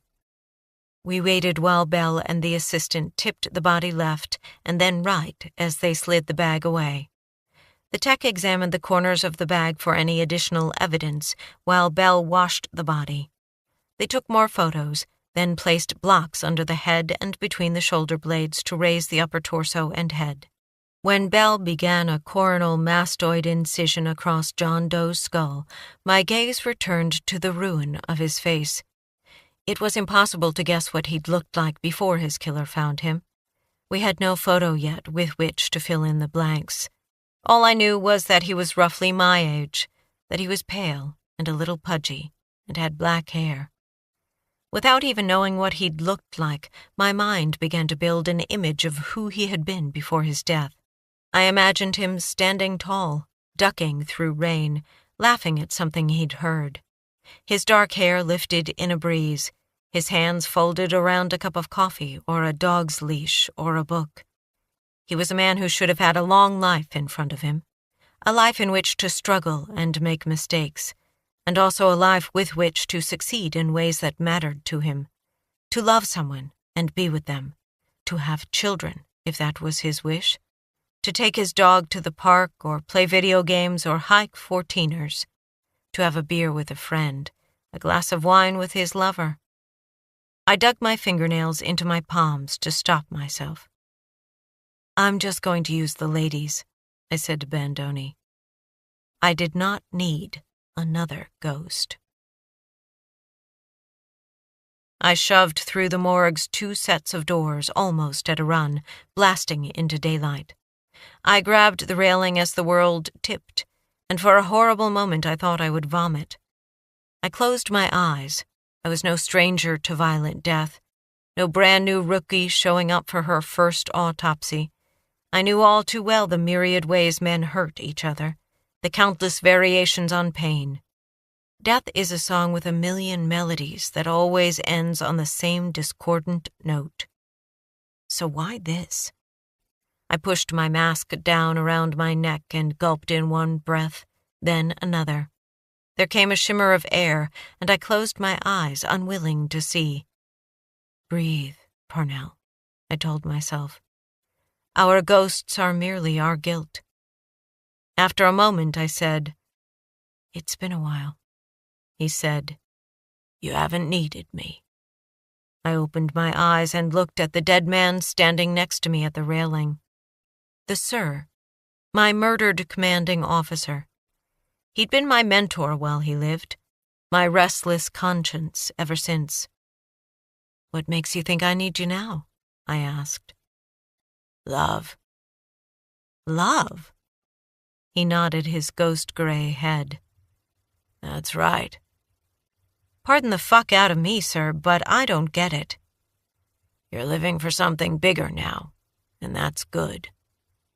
I was thinking of Cohen, of Clyde, but I didn't think that was what the Sir meant. "Are you talking about our John Doe?" "Of your fellow man, 60s tripe." He tapped his hand on the railing, a mimicry of Bandoni's earlier action. "Except it's true, more now than ever." "You're telling me I should love a dead man? And that will fix what, exactly?" "Your heart," the Sir said. "You're doing good so far, Corporal. Don't screw it up." "A dead man is telling me not to screw up," I said. "That's rich." But he was gone. Behind me the door opened and closed. I looked over my shoulder. Bandoni. Probably come to tell me to grow a pair. Angrily I patted my pockets for a cigarette, then remembered I'd quit. "Here," Bandoni said, passing me his half-empty pack. "Thanks." I shook one out. Bandoni passed over his plastic lighter. We both lit up and smoked in silence for a few minutes. "You here to give me shit?" I asked. "Nope." I glanced sidelong at him. He was watching the heavens again. The nicotine hit my blood, and tension oozed out of my pores like sweat. "How many times have you quit?" "God knows." He tapped ash onto the concrete. "I don't have a fucking clue." "I thought I'd forever quit." He laughed, then sobered. "If you're going to be a murder cop, you can't let the cases get to you, not even the nasty ones." "Who says they are?" "Parnell." "You're my mother now?" "If I have to be. Rookie." I looked at him. He rolled his eyes. I breathed in, exhaled, watched the smoke linger in the still air. A motorcycle revved its engine somewhere nearby, and the sound of traffic on the interstate thrummed. Clyde was invisible in the back of the Tahoe, probably taking a nap. "That's the nicest thing you've said to me, Bandoni." "Don't mean we're engaged. Just saying, if you aren't careful, this job will kill you." I raised an eyebrow at him as we both tapped ash onto the ground. "You and irony? I never would have guessed." "You'll have to talk simple. Keep it at my level." I laughed despite my mood. He said, "How many autopsies you seen?" "This is my 5th, but I've handled plenty of dead people." "I know that. It's not the same." Bandoni walked down to a picnic bench where morgue staff probably took their lunches on nice days. I followed. He heaved his bulk onto the center of the table and set his feet on the bench. "In Iraq, you were treating those men and women with complete respect. Here, you must feel like you're doing more damage than the killer." By now, Bell would have peeled John Doe's scalp from his skull, opened the bone, and would be lifting out his traumatized brain. "You're right," I said. "An autopsy is another intrusion." "Don't sound so surprised. It's the shits, this job. Sometimes. Sometimes it's fucking fantastic." "When you find the killer?" "Not that. Or not just that, anyway. The pure sweet rush of drugs in your veins comes when you nail 'em in court." I remembered the big case Bandoni had lost, long before my time. The one that had fallen apart in court. "What happens when you lose in front of the judge?" I asked. "I don't. Not anymore." He stabbed his cigarette at me. "Don't do anything stupid, rookie, or my advice to the lieutenant will be to bust you all the way down." One thing with Bandoni, at least you knew where you stood. "I've been thinking about the ink on his arm," he said. "We'll need someone to look through that tattoo mug book." I only had to give it 2 seconds of thought. "Gorman isn't on a case right now, is he?" Bandoni grinned. I think it was the first time I'd seen his upper teeth. "Gorman," he nodded. "No job too small." I sucked in a lungful of smoke and released it. "Where do you think they took him to hurt him like that?" "Our job to figure it out." He pushed himself off the picnic table. The slick soles of his cheap dress shoes slapped the concrete. We both crushed out our cigarettes. "You ready?" he asked. "Lead on, McDuff." "Sometimes I have no fucking idea what you're saying." "Shakespeare, Macbeth. Give it a try." "Shakespeare." He opened the door. "He as good as Louis L'Amour?" "Who?" "Louis L'Amour. The Sacketts." He clapped my shoulder almost cheerily. "Gap in your knowledge base, rookie. Better work on it." Chapter 9. Perhaps we are not cursed by war and what we've seen. Perhaps we are holy. Peter Hayes, clinical therapist, VA Hospital. When Clyde and I stopped at headquarters, the detective's room was quiet. A light glowed in the lieutenant's office, but her blinds were drawn, and I hoped she was gone for the day. I needed to type up the incident reports. Paperwork was every cop's nemesis. 1 hour, I promised myself. Then home.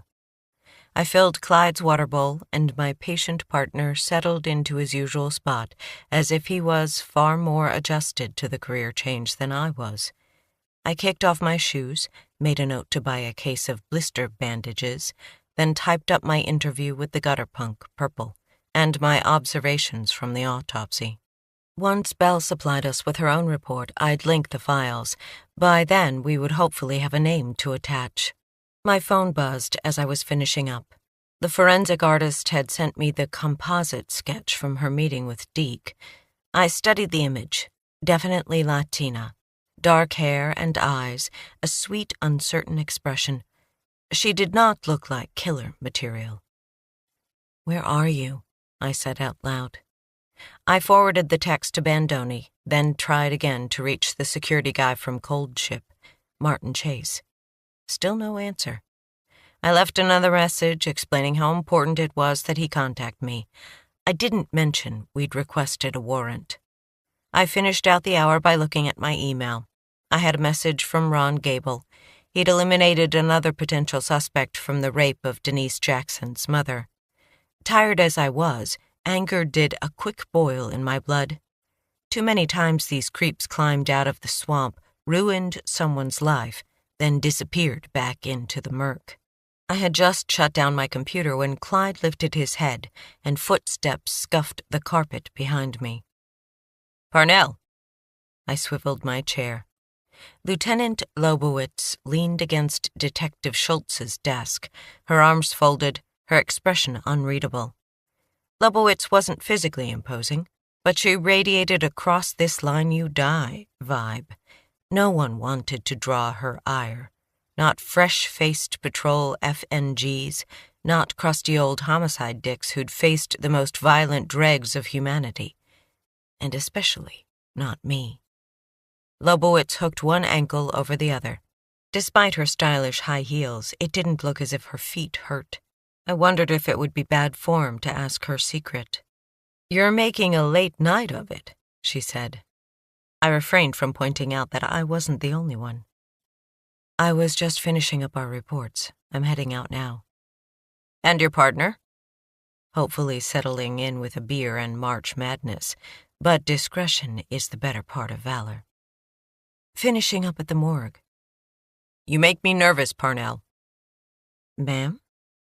"Your previous cases, the ones you handled while you still worked for Denver Pacific. Pretty damn impressive.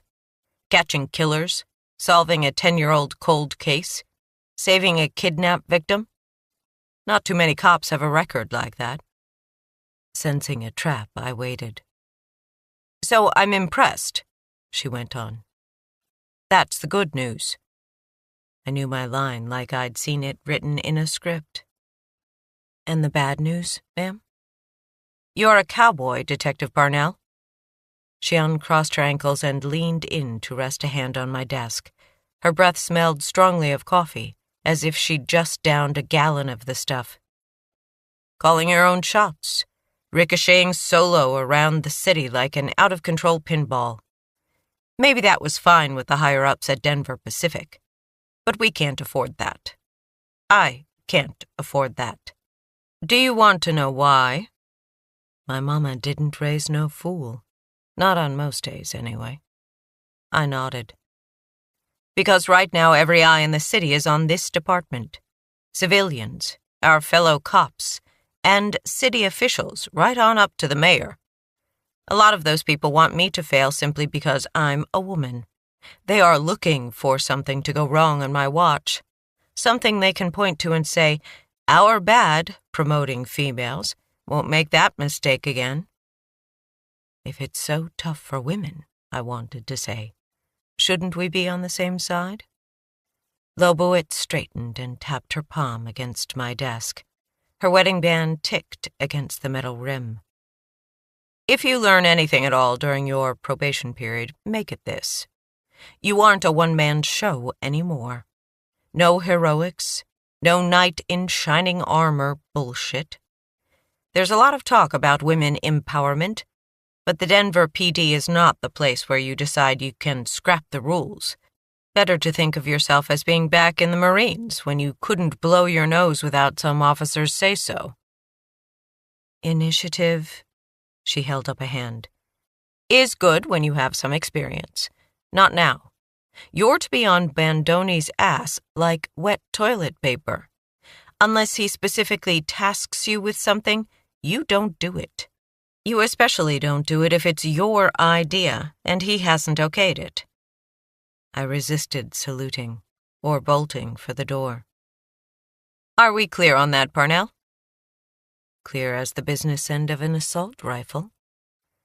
Perfectly, ma'am. I don't have your back. I am not your friend. And if I catch even a whiff of any more cowboying, I will make sure your detective days are gone forever. Lobowitz pushed herself off the desk, rubbed her neck. Bandoni told you to finish the reports tonight? Underneath the desk, I crossed my fingers. Yes, ma'am. Are you finished? I am. Then go home. For a moment, her face softened. Work-life balance, Parnell. Keep that fixed in your headlights. This job will eat you alive if you let it. I nodded. How's Bandoni? She asked. Fine, I said, because I knew that was what Bandoni would want me to say. The gray skin, the exhaustion, whatever he was sitting on, if it was anything at all, was his secret for now. Okay, then. I'll see you tomorrow. She threaded her way through the desks, but stopped at the door.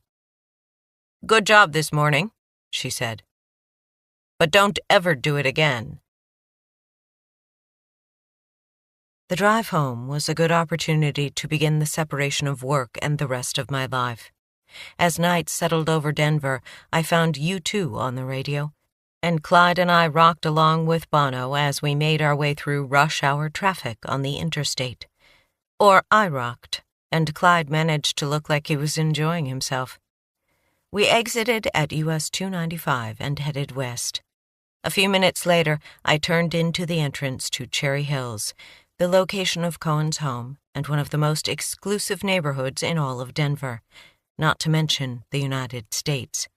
I pulled up to the guard's gate and rolled down my window. Bill Major stepped out of his shack and propped his arms on the Tahoe's door. Ms. Parnell, and my pal Clyde, how are you two this cold evening? Happy to be home, Bill. How's your day been? No complaints, 'cause who'd listen anyway? He grinned and stepped back, smacking the roof of the Tahoe with his open palm. The gate swung grandly open. Enjoy your evening, detective. You too, Bill, I said, vaguely astonished, as always, that I wasn't turned away at the gate. I checked my rear view as I drove through the gateway, a habit left from my days driving on and off the forward operating base in Iraq, eyes in the back of your head. Outside the entrance and across the street, a dark-colored cargo van pulled to a stop beneath a streetlight. In the light's yellow glow, it was impossible to tell if the vehicle was blue or black. A memory surfaced. A van like this one had driven past in the parking garage right after I'd finished stuffing a naked Barbie doll into a paper bag along with broken glass.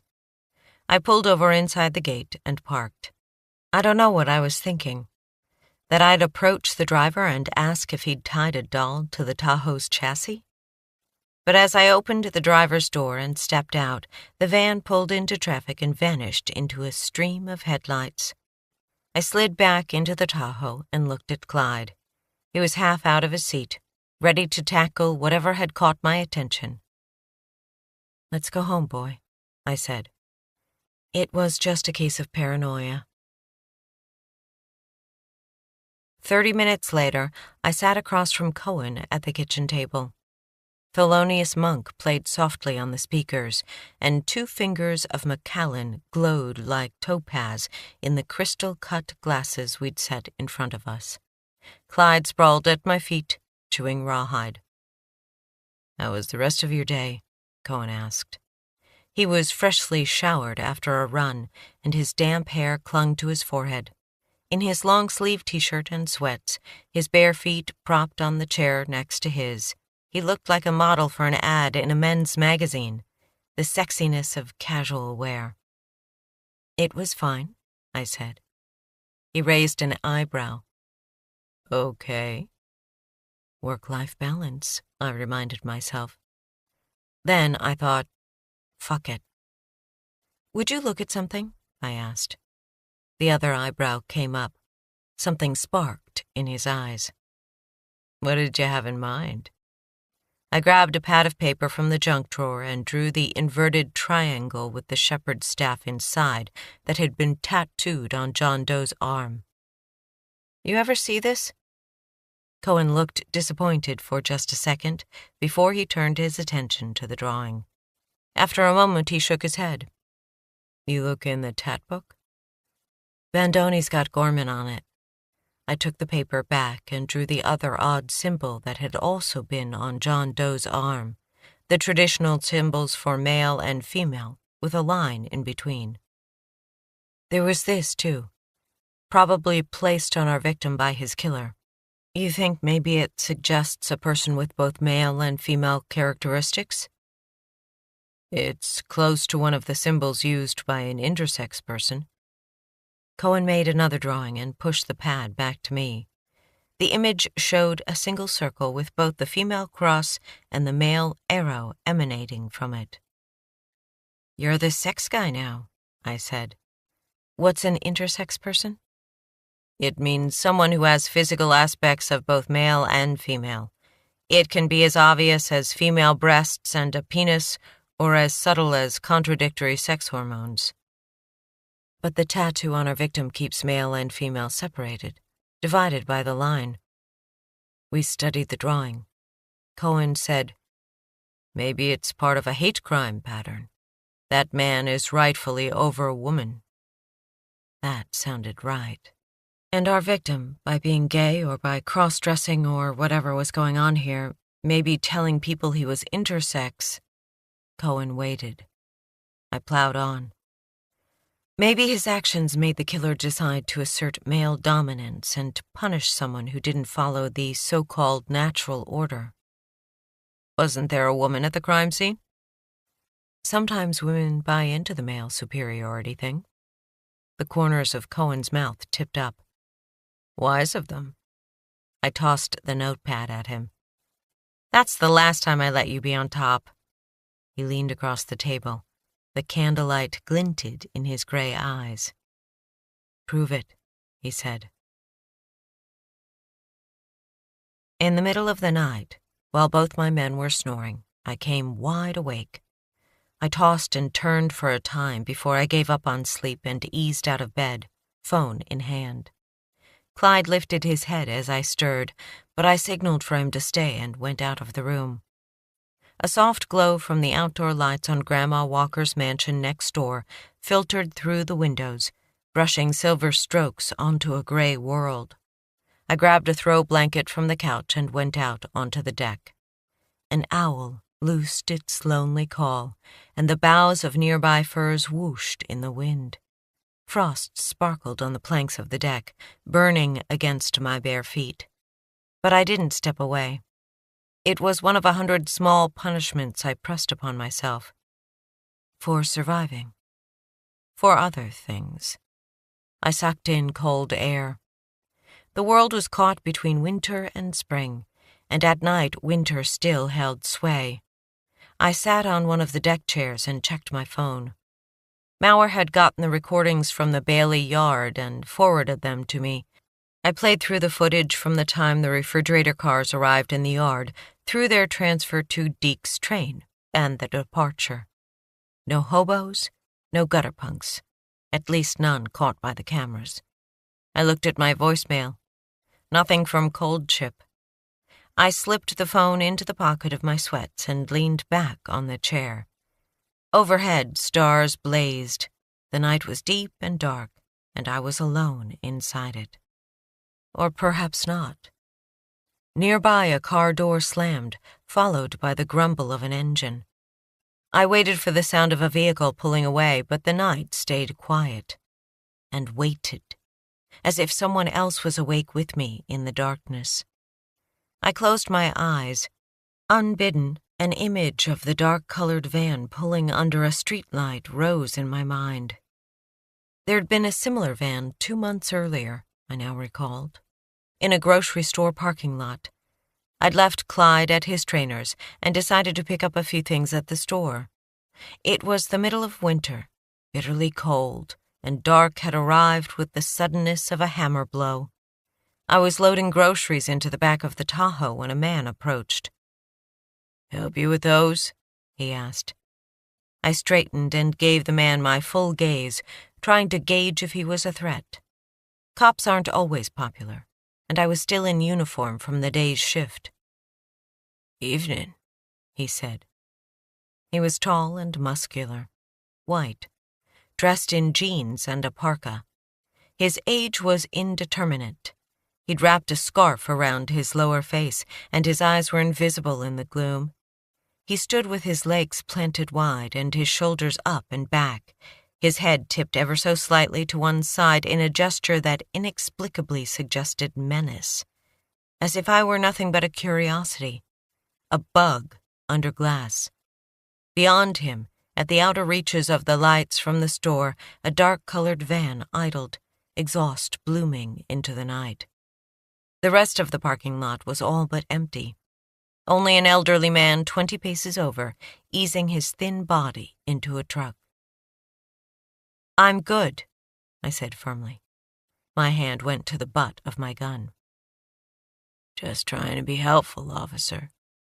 Then, "You aren't wearing a wedding ring." "Why don't you move along, sir?" "Thought maybe you'd let a gentleman take you for a drink." His voice was low and heavy, like silt from an ancient riverbed. "You need to leave," I said.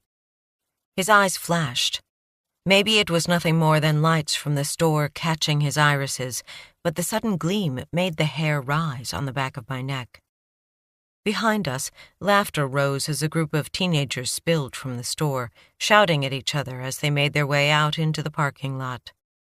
The man kept his eerie, sidelong gaze on me for a few more seconds, then spun on his heel and strode away, slipping into the van on the passenger side.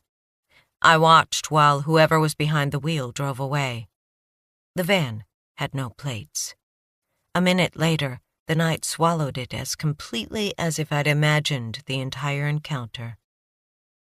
Now, on Cohen's deck, I opened my eyes. I'd forgotten all about that night. Was it possible there was a connection between the man and the Barbie doll, with the van idling outside Cherry Hills? A veil of clouds drifted over the stars. The lights at the Walker mansion clicked off on a timer, and the night turned utterly black. Sensing something, I jerked upright as goosebumps rose on my skin. A man, unearthly, insubstantial, stood at the far end of the deck, turned away from me, his hands gripping the rail as he lifted his broken face to the night. He was nude from the waist up, his back carved with words of blood and betrayal. I pulled the blanket tight around my shoulders. Our John Doe had no face, but still I had not been able to stop myself at the autopsy. As much as I could, I did for him what I do for all the dead. I restored him to what he'd been before violence broke him apart. I cleaned away the blood and reshaped his ruined skull and made his chest rise and fall once more. I placed a pulse in his wrists and ankles and neck. But I did not give him a face, and I did not make him smile. For if the dead smile, they don't do so in the places where I meet them. Chapter 10. What greed, to think others can belong to us, that we can belong to them. It's like trying to hold the universe in your pocket. Sydney Parnell, Personal Journal. At 6 a.m, Bandoni phoned. "We got an ID," he said, Our victim's a local boy. Cohen and I were sitting on the deck, surrounded by trees and bird song and the remnants of breakfast. After I'd signed on with homicide, Cohen had decided that we should start our days with a good meal whenever our caseloads allowed. Today he'd outdone himself. Egg and vegetable frittata with toast and blueberries, fresh squeezed orange juice, coffee from St. Helena. An hour steeped in indulgence before we moved on to sex and murder. "Go on," I said. A grunt from Bandoni. I suspected there was an entire language buried in Bandoni's nonverbal sounds, like dolphin clicks or whale song. Maybe someday I'd figure out the code. "Victim is Noah Asher, 25 years old," he said. "He lived alone in University Hills, so clearly not doing badly for himself. No wants, no warrants, not so much as a traffic ticket. I just texted you his DMV photo. Kid looks like a choir boy. You want to tell me what he was doing on a train out of Nebraska?" "That's why it's called a mystery." I opened Bandoni's text. He was right. Pale moon face, gentle eyes, a cowlick. I passed the phone to Cohen so he could look at the photo. "When can we get in his house?" "Soon as we get there." "I can meet you in—" "But," a sigh, "my fucking take-home car won't start. I'm having it towed to the police garage." I gulped down the last splash of coffee. "Why don't I pick you up and we'll head over?" "Long as I don't have to sit in the back with Fido." "No worries," I said. "Fido always gets the front seat." 40 minutes later, I pulled up in front of the Wingate Apartments and texted Bandoni that Clyde and I had arrived. The apartments, a collection of bland, beige buildings with dark brown trim, had seen better days. Broken screens, a pitiful-looking playground featuring a single swing, wooden railings that looked like they'd fly apart in the next breeze. A strip of grass marred the otherwise flawless expanse of pitted and crumbling tarmac. The entry gates were propped open, and it looked like someone had taken a baseball bat to the code box. I half regretted the fact that I'd driven my city-issued car instead of my old Land Cruiser. Bandoni was sure to be unhappy with my ride, a blinged-out black Chevrolet Tahoe equipped with a passenger-seat canine belt and a temperature-controlled dog crate in the rear. But the Tahoe had come to the Denver PD free of charge, an anonymous donation by someone who said they'd read about my role in recovering a kidnapped child and wanted to make sure Clyde and I were safe in our new position. While the cars issued to detectives by the city were decent, they weren't fancy. And when they broke down, the cop had to get a car from the carpool, which meant driving around a piece of junk. Which meant I was grateful for the SUV. But I also knew it was another black mark in an ever-lengthening column whose heading read, Golden Girl. Bandoni emerged from his building, brushing crumbs from the front of his suit jacket. He looked unkempt and harried and pissed off at the world. In other words, exactly like himself. "Good morning, partner," I said when he opened the passenger door. His scowl deepened. "Who sprinkled fairy dust on your cereal?" "Same guy who peed in yours." "Ha!" Bandoni hauled himself into the front seat, freshly de-haired just for him, and examined the car's features as I pulled out of the parking lot and into traffic. The donor had added every imaginable upgrade, from heated leather seats to Bluetooth. Bandoni glared. "You're probably scared to eat in here."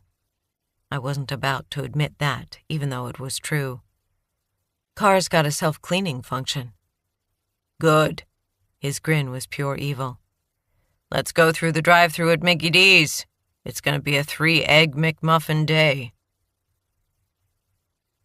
A while later, the Tahoe redolent with the smell of sausage, I turned into a neighborhood of homes dating from the 1950s. I parked in front of a single-story red brick home with dark green shutters and a matching door. The door was blacked by crime scene tape, and a locksmith called by the Denver PD had placed a coded lockbox on the knob. I glanced down the street. No weedy yards, no cans at the curb. Lots of bird baths and minivans. "Respectable little neighborhood," Bandoni said. "Not exactly the place for a young man hoping to hook up," I said. "Nearest nightlife is miles away." "Yale Station and the light rail is only 2 blocks over," Bandoni pointed out. "It's a good starter home, especially if you're thinking family, or if you travel. Lots of stay-at-home moms to keep an eye on your place." There was a certain wistfulness in his voice.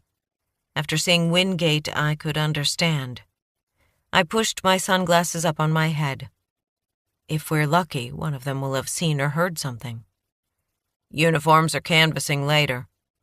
We got out, and while Clyde watered the bushes, Bandoni and I studied the house. The place was shabby genteel. The yard, still dormant after winter, was groomed but not fancy. A yard designed to meet the local homeowner's covenants without any undue effort. A large fir in the front yard blocked half of the house from view. On the walk-up porch, 2 chairs and a bistro-style table sat near one of the windows. On the north side, a lane led toward the back and an unattached garage. I looked up and down the neighborhood and inhaled the scent of composting leaves and still brown grass. No gardeners, no joggers. There was a sign asking drivers to slow for playing children, and a pedestrian crossing at the end of the street. The kids would be in school by now, one or both parents at work. Clyde rejoined us, and we walked around to the back. A single-car garage took up 1/3 of the yard. The DMV had a Saab 9-3 registered in Noah's name, but a peek through the window showed an empty bay. "We need to put out a bolo for Noah's Saab," I said. Bandoni rattled the handle on the garage door. It didn't budge. "You know what would make me happier than a pig in mud? If we found his car and his cell phone was in the glove box." "If it's an iPhone, finding it will be as useful as picking up a brick." "Way to think positive. You ever leave your phone in your car?"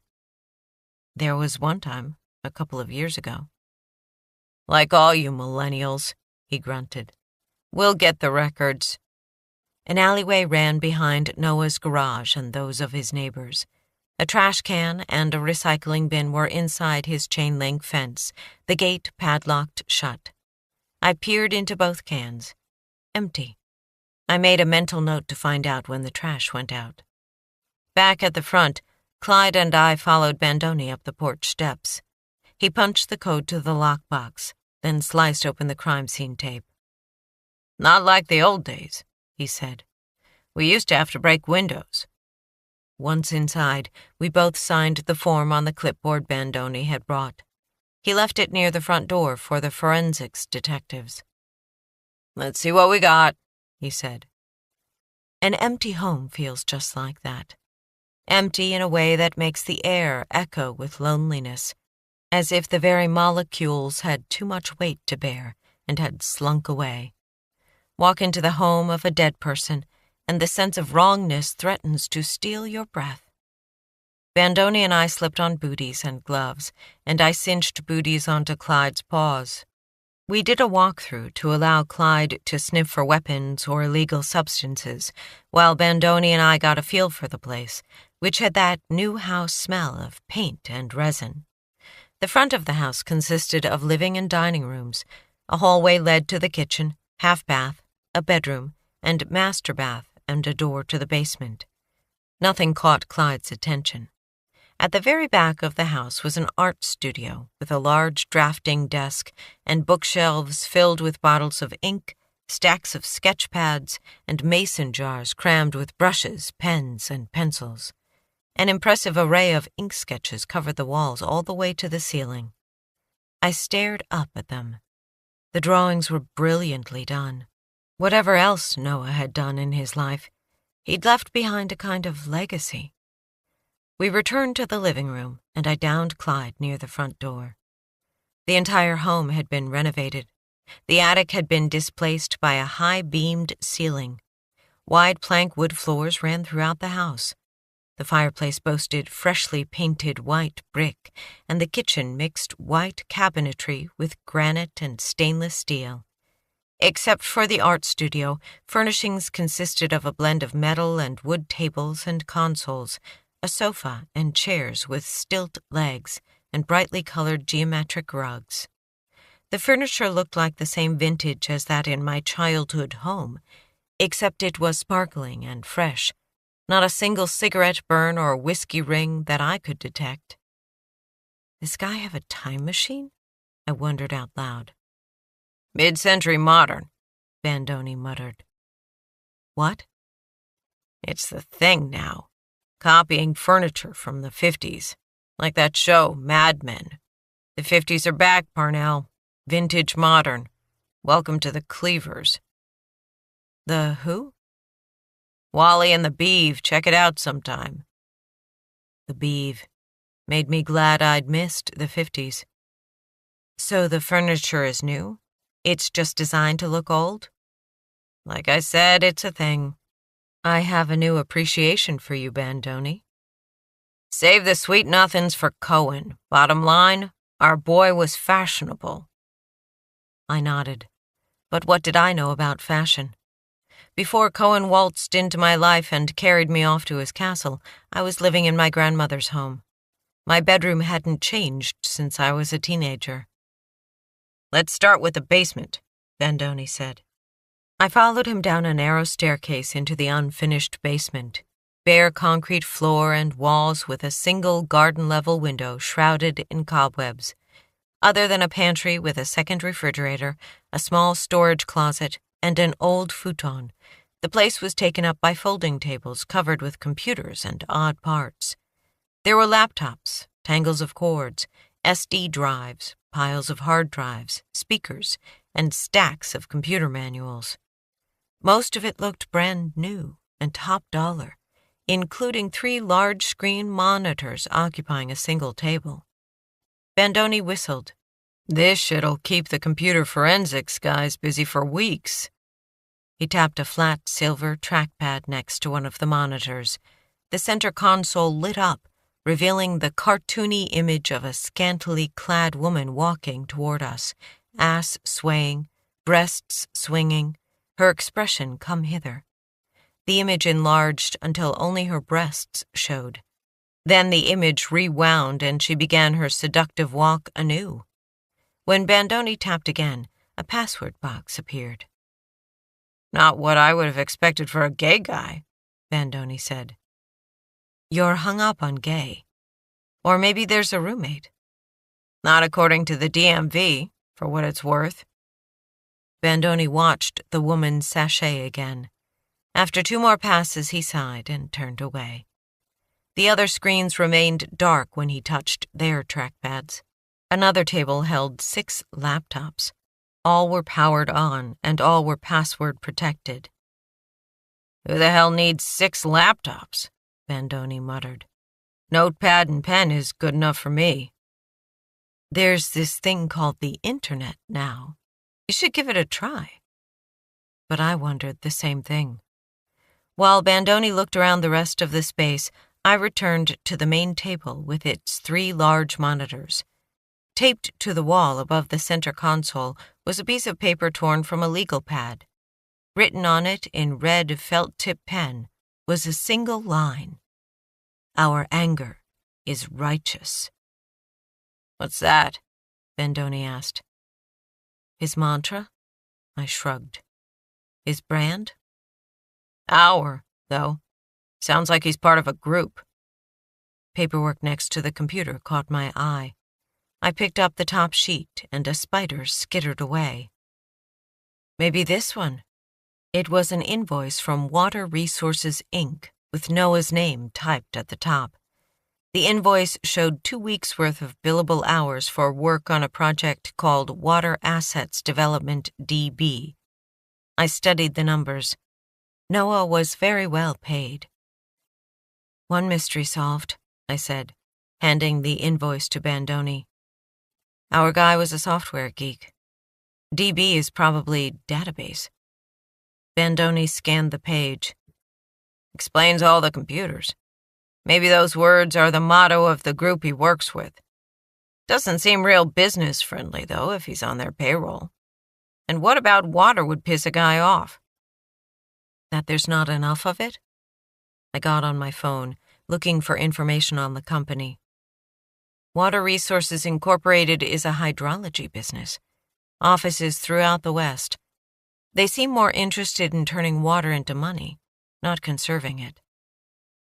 Bet the environmentalists love that, Bandoni said. I looked at the words again. Our anger is righteous. Maybe Noah was on their side. We considered the implications of that while we finished looking around. Bandoni found an accordion folder with more invoices, which showed Noah had been employed at Water Resources for a little over a year. The room yielded nothing else of immediate interest. Back upstairs, we went more slowly through the rooms, starting with the kitchen. Wolf appliances, crate and barrel dishes, an extensive collection of glassware, from whiskey tumblers to brandy snifters. The refrigerator revealed what I would have expected, shelves filled with boxes of takeout. Chinese, Italian, Ethiopian, some of it well past its shelf life. My fridge used to be its twin. There was a cardboard box of beer from a local brewery, one end ripped open, 2 cans gone. The room also held a well-stocked liquor cabinet, and the stuff was high-end. I recognized some of the bottles from the Scotch in Cohen's grandmother's collection. The old woman's cellar held the kind of liquid ambrosia that would lure the gods down from Olympus. He had expensive taste, I said. Hundreds of dollars for some of these bottles. Bandoni shot me a look of surprise. I thought you grew up on the other side of the tracks. As a flush rose in my face, I busied myself reading labels. But Bandoni's surprise settled into a knowing grin. Cohen. Whole new world, huh, kid? The best defense is a good offense. You were his partner for how many years? You learn anything from hanging out with him? Relax, Parnell. You want boundaries, we got boundaries. It's the secret to a successful partnership. Didn't work so well with my ex, but... He moved the bottles around with his gloved hand. 2 inches gone from one bottle, maybe 1 from another. The rest hasn't even been opened. In the master bedroom, I took the closet while Bandoni headed toward the dresser. Noah's walk-in was meticulously arranged. Shirts and pants on the left, finely tailored suits and jackets on the right, shoes arrayed on metal racks. There wasn't a single dress or pair of high heels or anything else to suggest Noah had a secret life. I glanced at some of the clothing labels. I knew enough from Cohen's wardrobe to realize I was looking at tens of thousands of dollars worth of clothes. My guess was when we got to Noah's banking records, we'd be equally impressed. Software development sure beat the hell out of a cop's salary. A gym bag sat on the floor next to the shoe racks. I knelt and unzipped it. Neatly folded gym clothes, a stainless steel water bottle, and in the side pocket, a membership card to a national fitness chain. Pushed into a back corner of the closet was an unsealed cardboard box. Inside were faded, ratty sweatpants, a couple of hoodies, and a slew of T-shirts with the necks stretched out of shape and holes under the arms. The tees had tech logos, and a couple were from Comdex. I looked it up on my phone. Comdex was a Las Vegas high-tech conference. I stared at the old clothes for a moment. Out with the old and in with the new. Noah Asher was shedding feathers, molting into something new and shiny, or at least vintage and cool. But he hadn't gotten to enjoy his transition for long. I straightened, stretched my back. Was Noah's transformation a conscious change from stereotypical computer geek to man of the world? Or a sexual outing from straight to gay? Had his killer been part of that metamorphosis? Maybe resented it? I stepped out from the closet and turned toward Bandoni, where he was bent over the dresser's open drawers. "Anything?"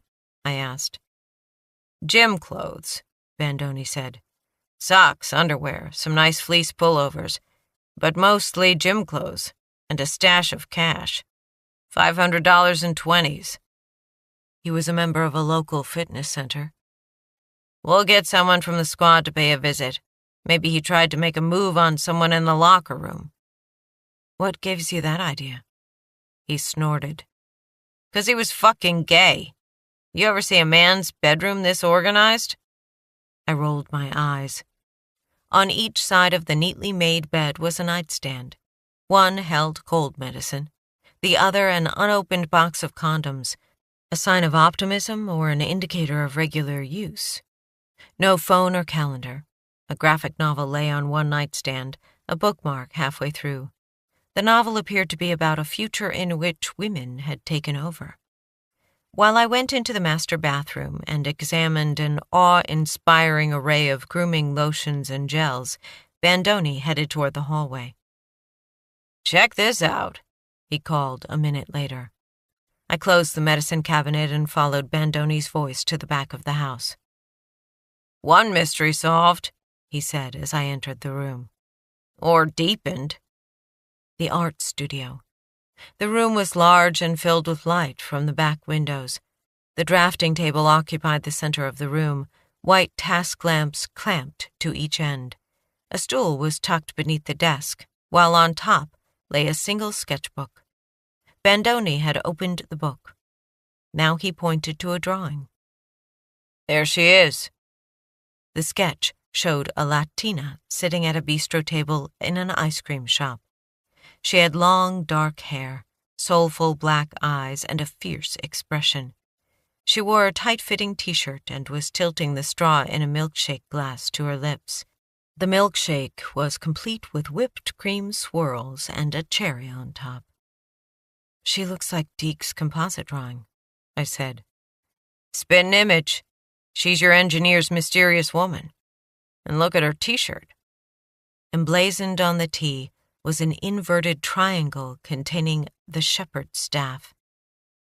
"It's the tattoo," I said. "The one on Noah's bicep." "Gorman promised to look through the book this morning. Cross your fingers." Behind the lady with the milkshake, another Latina leaned against the wall, her hair spilling out of a ponytail, her hands clutched tight around the handle of a mop. She stared at the other woman, the milkshake lady, with exhausted but hopeful eyes. I lifted my gaze to the wall beyond the desk. The entire space was covered with page after page of both ink and colored drawings of the woman mixed in with sketches of trains, orphan waifs, and barely clad blonde women serving, and sometimes servicing, handsome men. There were sketches of men holding assault rifles. One drawing showed men riding in the street with women cheering them on. There were also sketches of a seriously pissed-off-looking guy with yellow eyes, his face all but hidden in the shadow of a hoodie. A smorgasbord of artistic curiosity, lust, and empathy. The indecipherable mind of Noah Asher. "Writing code paid for his Gucci loafers," I said. But this art is what mattered to him. We went over everything carefully, looking for some indication of who the woman was. We found receipts for his art supplies, tickets to comic conventions, books on how to illustrate, ink and color graphic novels, and letters of encouragement from other writers and illustrators as he pursued a career in comics. Bandoni found a manila folder filled with photographs of teens and young adults. He spread the pictures out on the drafting table. "What do you make of these?" he asked. I looked at each one. Dreadlocks, homemade tattoos. One kid had his middle finger in the air. Another was sitting in a boxcar playing a guitar. I glanced at the drawings on the walls and understanding dawned. Not orphan waifs. Kids like purple. "They're gutter punks," I said. "Like the girl I talked with yesterday." Noah wasn't trying to muscle in on their territory. He was drawing them. Some of these kids look hardcore. Maybe they weren't too crazy about the idea. Maybe. But I don't see anyone in these photos who matches the descriptions Purple gave for Dan Fox and street cred. Maybe those two didn't know him. Just witnesses, like they claimed. It still doesn't explain why Noah was in that dress. We took the photos of the kids and kept searching, but we found no hint to the woman's identity. Hell, we don't even know if she's real, Bandoni said with disgust. Maybe the resemblance between the woman Deke saw and this woman is nothing but coincidence. I don't like coincidence. It happens. There are more things in heaven and earth, Horatio. Are you spouting Hamlet? I laughed, and he looked wounded. Fuck you, he said. I'm not a complete troglodyte. You look up L'Amour? 20th century writer of frontier novels, but I can't quote him. You win this one, Bandoni. The wounded look shifted to a certain smugness. But he was right. Our milkshake lady was perhaps nothing more than Noah's fantasy, a woman created for his comics. Maybe Noah was catering to new markets, finding his readers among women and minorities. But whatever strangeness existed in the world, I still hated coincidences, and there was something about the woman in the illustrations. She didn't look like the overly stylized women I'd seen in comics drawn by men. Her breasts were large, but not to a degree that defied physics. Her face was full and round, rather than classically beautiful, and her features were far from perfect. Her hair, thick and dark, was her best feature. She looked real. Unlike the sweet-faced woman in Deke's sketch, though, the milkshake lady looked angry and tough, like she could kick anyone's ass. My mind flicked back to the piece of paper downstairs. Our anger is righteous. Bandoni rubbed the back of his neck, turning his head back and forth as if something hurt. You know anything about comics? Just that I loved them when I was a kid. Superman, Batman, Supergirl. I especially loved the creepy comics. Tales from the Crypt, Boris Karloff. Scared the crap out of me. I shook myself. Those were good times. Sounds like a happy childhood.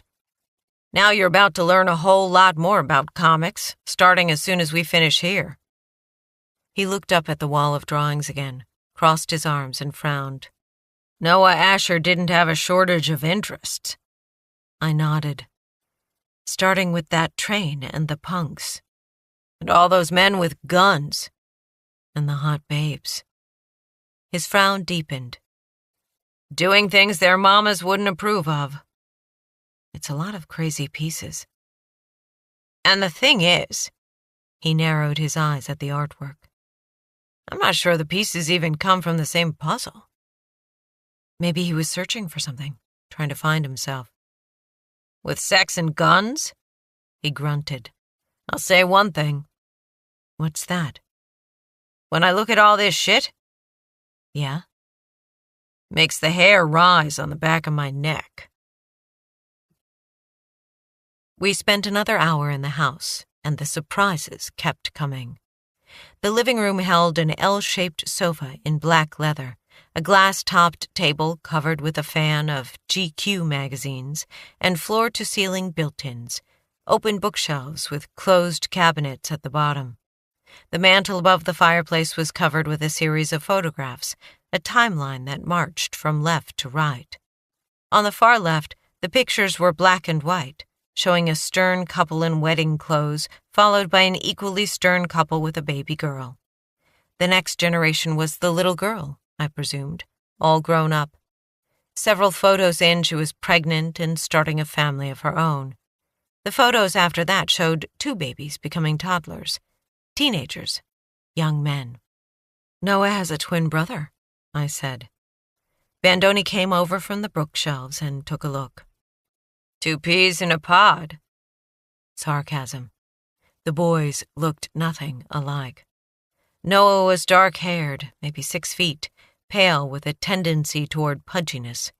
His brother was several inches taller and fair, with lean features, a cupid's bow mouth, and intense blue eyes.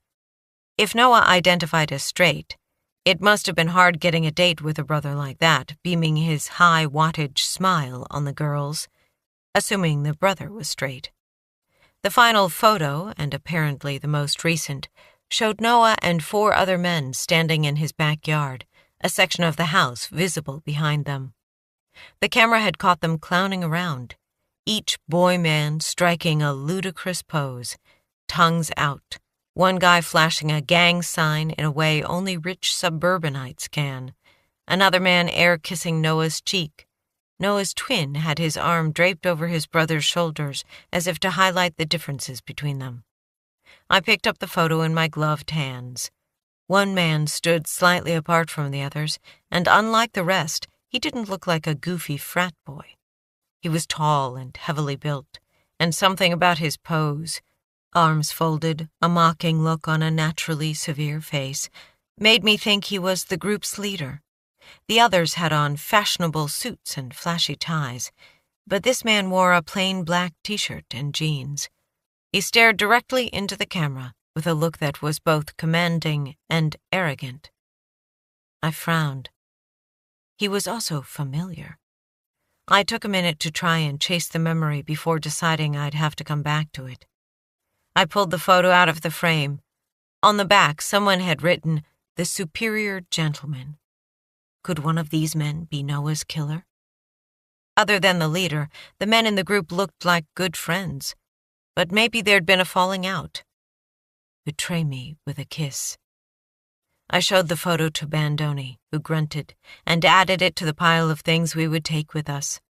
The invoices, receipts for a local comics store, bills and credit card statements. The photos of the gutter punks and several of Noah's sketches, including the milkshake lady. "You making a note of everything on the return on inventory sheet?" Bandoni asked. "We'll have to run a copy over to court." "I'm on it." Like most of the rest of the house, the front room was neat and clean, not the typical bachelor pad. There wasn't so much as a sheen of dust. "Company coming, maybe," I said. Bandoni was searching the shelves next to the fireplace, which was laid with unlit logs. "What?" "Everything is freshly cleaned. I'll bet he was expecting company." "Or he was OCD," Bandoni said. "Or maybe he had a cleaning lady. Don't jump to conclusions." He pointed toward the coffee table. "What do you make of the tray and decanter?"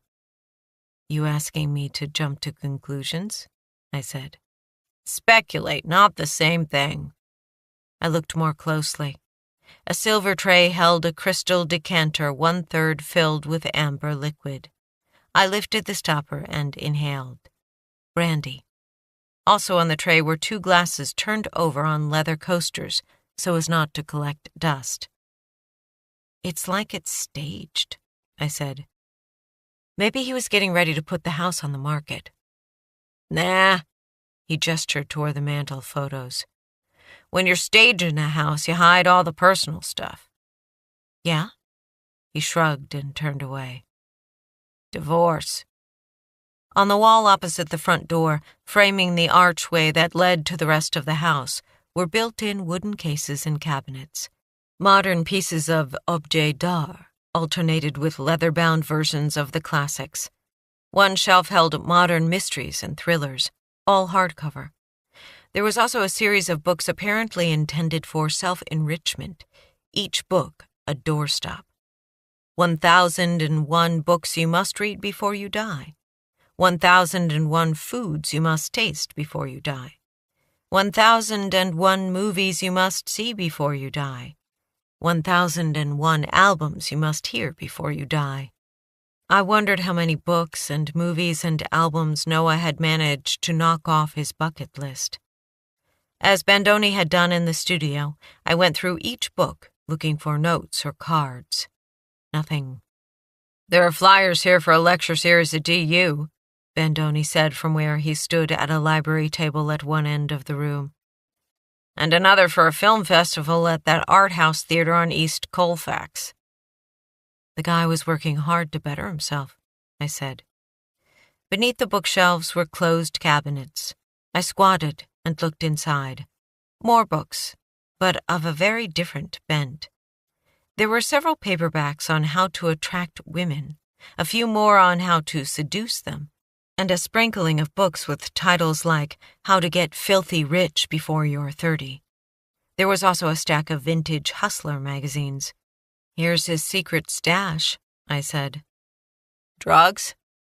"Porn." "Anything good?" "Depends on your definition, but I'd say our guy is straight." Next to the magazines was a beautiful 4x5 copper box. I opened it, then got to my feet. Business cards. I joined Bandoni at the library table, and together we laid out the cards. There were more than 30. Most were for auto or home repair businesses, along with a mix of home remodeling companies. A couple were for managers from high-tech firms, and there were cards from headhunters. Noah's software skills were no doubt in demand. There were also 2 cards for house-cleaning services. "These might explain the condition of the house," I said. "Add them to your list. He had a cleaner. She might know who came and went, who left their toothbrush overnight." The remaining cards were random, the kind you might pick up at a convention or at a bar during casual conversation. Except one. I picked up the final card. It had been at the bottom of the rubber-banded stack. It was heavy cardstock, embossed, with a dark brown background and ivory lettering. It said simply, "The Superior Gentleman." Right below was a second line, "A private club." And below that was the stylized silhouette of a nude man and woman. "Doing the dirty," Bandoni said. There was no other information. "The Superior Gentleman," I said. "Like on the back of the photo." "So these guys were in some kind of secret club involving women?" "Like a porn group, you mean?" He shook his head. "Men don't need a special group for porn or strippers. That's just Friday night. It's something else." "Like what?" He kept shaking his head. "Our job to find out." I gazed round the immaculate room, the polish, the staging, the sense it gave of a man determined to be seen a certain way. How did that mesh with gutter punks and men rioting in the streets, and the sign over his computer? "Our anger is righteous." And how did any of this fit with the image carved on Noah's body, the symbol of a man with a line below it, and then the symbol for a woman? I frowned. The pieces don't fit. But Bandoni gave a tight-lipped smile. "You'll learn, Parnell. Pick any person you pass on the street. In all this world, there's no greater contradiction than what you find in the heart of a human being." I considered my own heart. I couldn't argue. "The real question is," Bandoni added the business card to our pile, "which contradictory part of Noah Asher got him killed?" Chapter 11. They try to step on you, Rosie girl? Then you become the gum on their soles they can't scrape off. Effie Grams Parnell. Private conversation. Our task now was to build, piece by piece, a complete picture of Noah, no matter what his contradictions. While I focused on the comics angle, Bandoni would talk to his contacts in Denver's LGBTQ community to see if anyone knew of Noah Asher. Then he'd check in with his sources in the sex business. Maybe there was something on the street about the Superior Gentleman. Forensics was on their way to Noah's home to commandeer his computers. At headquarters, a detective helping out from the fraud unit would start on Noah's credit cards, bank accounts, and phone records, just as soon as we got the warrants. And Smith & Wesson, Detectives Brian Smythe and Bill Weston, but they'd been saddled with the nickname as soon as they teamed up, would meet with people at Water Resources to learn what they thought of their recent employee. Smythe had a degree in geology, which gave him a scientific edge over the rest of us. If Noah's coworkers started spouting hydrology lingo, he'd at least be able to hum a few bars. Then, if anything set off Smith & Wesson's alarm bells, Bandoni and I would march in like an army, following the scouts. Perhaps most important would be our conversation with Noah's family, once they'd been notified by a victim advocate. I dropped Bandoni off at the police carpool so he could get a set of wheels, then stopped in at the department's print service to get copies made of Noah's drawings and the photographs of the gutter punks and the superior gentleman, along with their business card. While Clyde and I waited, I called the numbers on the cleaning service's business cards and introduced myself. The first place had no record of Noah Asher, but when I dialed the second business, Top A Cleaning, a board receptionist named Candy told me that Noah had used their cleaning service between November and February. The last cleaning they'd done for him was 3 weeks earlier, which meant there should have been a little bit of dust, unless Noah had become Mr. Domestic, or found another service. "How often did you clean his house?" I asked. "He had the weekly, everything but the basement. We also did laundry and linens." "Do you know why he canceled your service?" A sound that might have been gum popping. "There's nothing in the file. Usually it's a cost issue. Most people like the idea of getting their house cleaned, but after a few months they realize they can't really afford it." "Any complaints about the work?" "Nothing in the file." "I'd like to talk to whoever cleaned his house." Definitely gum popping. "Sorry," Candy said. "Can't help you with that. We don't assign our cleaners to specific clients. It's just whoever's available that day." "Even if a client asks?" "Even if," she sighed. "It would be too hard. Our cleaners are contractors. They come and go all the time." "Meaning he likely didn't have the same cleaner from week to week?" "Probably not." I pictured the dark-haired woman with a mop in Noah's drawing of the milkshake shop. "You use a lot of minorities?" A pause, as if she was thinking about where the conversation might be headed. "We're totally legit. If applicants don't have the right paperwork, we don't hire them. We employ a lot of white people, too. Look, I got other calls I need to get to." "Probably Grand Central Station there." "All right, thanks, Candy. I'd like to talk to your manager in an hour or so. Can you set that up for me?" "You mean Kaylee?" "Sure, if you really need to."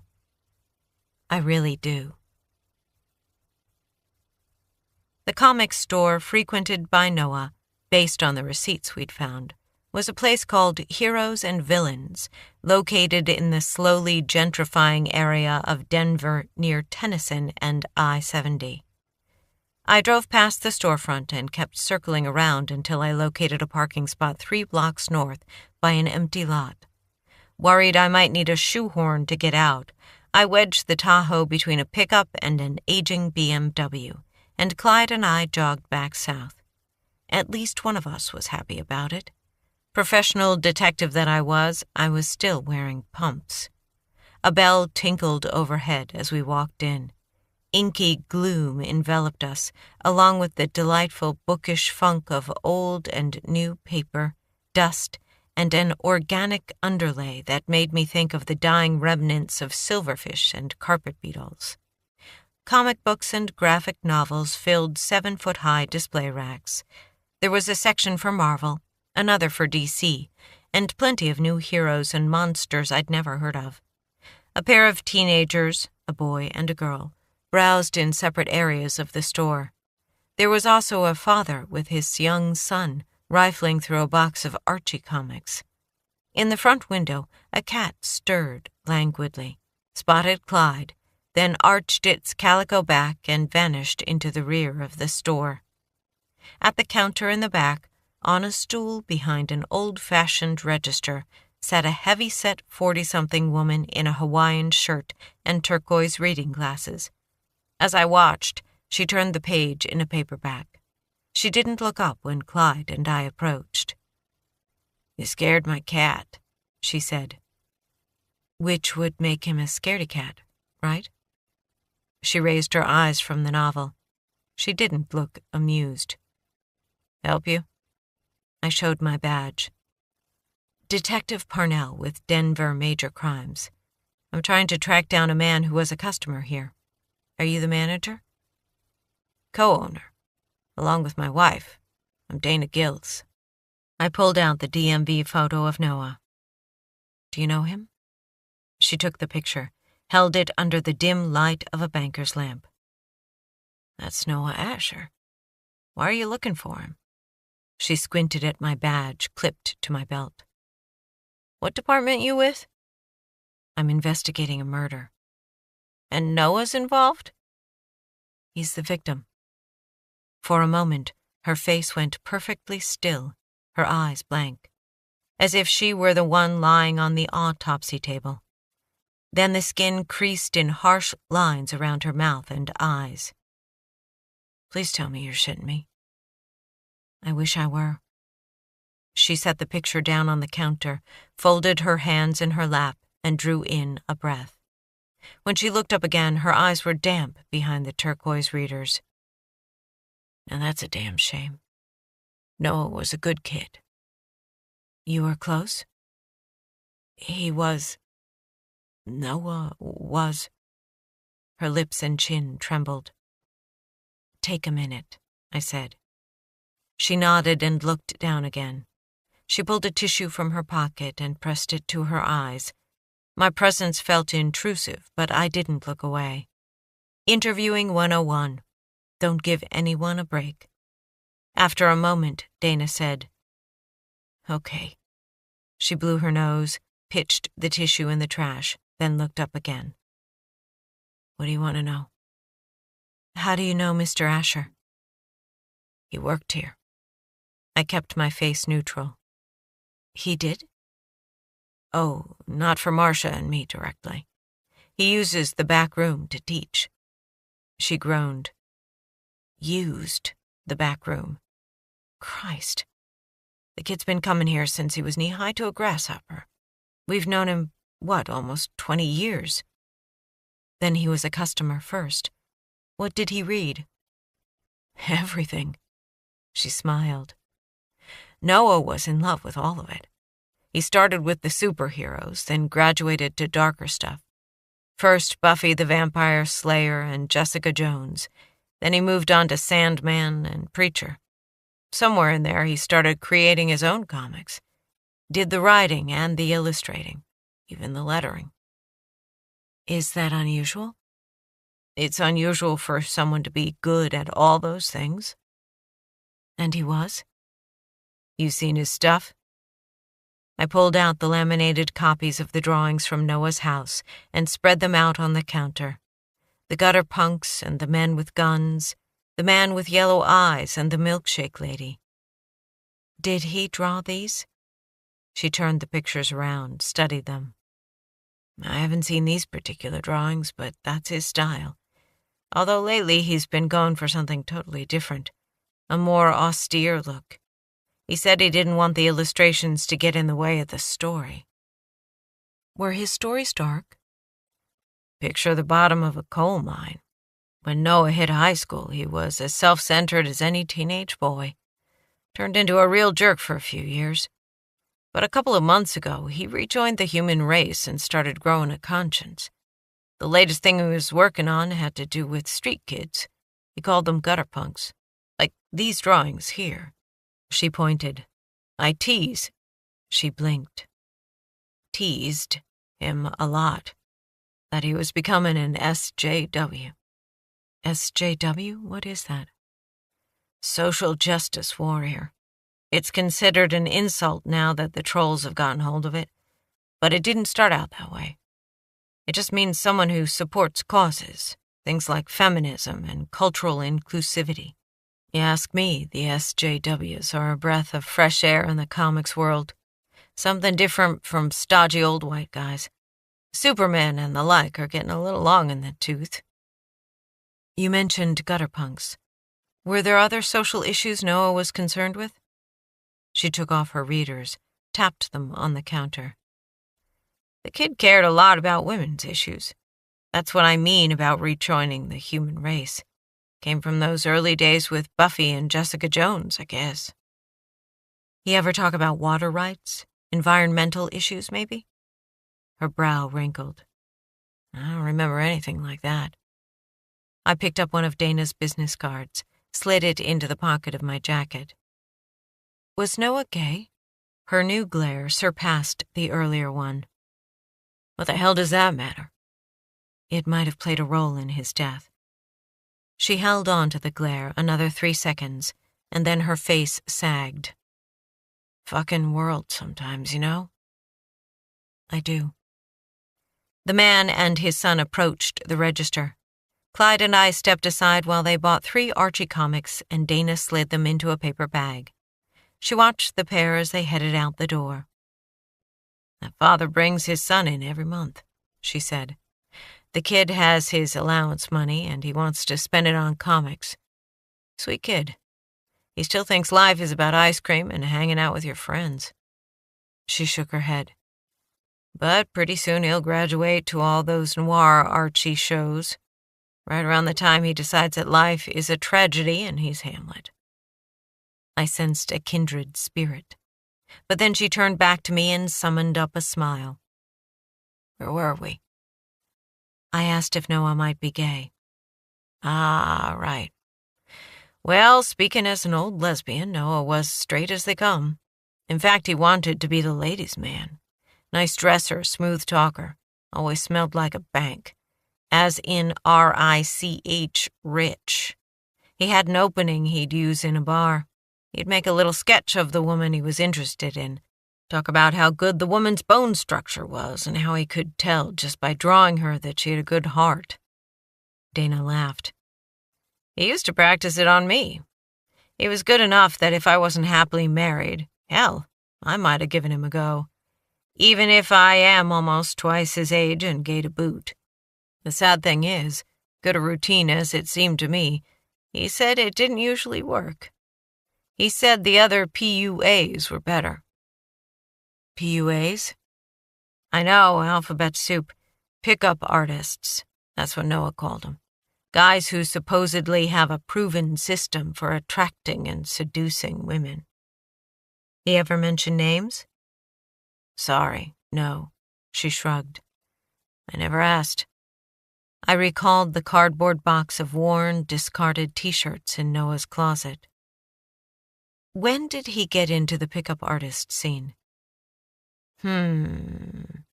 She pressed her index finger to her chin. 4 months ago, maybe? Any idea how seducing women for casual sex fits in with being an SJW concerned with women's issues? If you're trying to understand men, she snorted, I'm not the person to ask. You ever hear of something called the superior gentleman? A faint spark appeared in her eyes. She scratched her chin for a moment, then shook her head. Seems kind of familiar, but I can't pull up anything. I showed her the copy of the photo I'd taken from Noah's mantel, the one with the 5 men. You know any of these guys? She put her readers back on. Well, no, of course. And the guy with his arm over Noah's shoulders might be his brother. She set down the photo. I don't know the others. You ever know Noah to be involved in anything illegal? You mean like drugs? I sensed a new lead. Was he involved in drugs? A small headshake. Nah, nothing I ever noticed. Anything else? Anything that seemed shady? Her look turned cool, assessing. Why don't you tell me what you're digging for? 'Cause I sure can't think of anything. That's okay. I have to ask. She dropped the chilly gaze. I get it. I'm firmly on the side of no, but you might sound out his students. They're in the back now. Rivero and Markey. I'll talk to them. I tapped one of the pictures of the milkshake lady. You ever see a woman like this with Noah? Another laugh. but this one carried pain. I never saw any woman with Noah. It's his brother who's the real ladies' man. Noah told me Todd could walk into any bar, zero in on the best-looking woman there, and walk out 5 minutes later with her on his arm. A real pickup artist, that one. Todd is the brother? Right. Is he part of the pickup artist community? Doubt it, but I haven't seen him in years. Todd's not into comics. Her look was contemptuous. He's like their dad, or at least that's what Noah told me. Into business, into making money, not so much about the arts. Good-looking guy, though, if that's him in the photo. I touched the drawing of the woman again. You don't think she's real? If I had to guess, I'd say no. She seems so realistic. Not like I stumbled. Not like Mystique or Black Cat. But that's a trend, too, and about time, especially with the SJW types, who tend to create characters who are more realistic. Real women don't look like Barbie, and most of them don't want to. She looked at the drawing again and pointed at the milkshake. You get the significance of that? The drink? It's another reason I don't think this woman is real. You heard of Comicsgate? Enlighten me.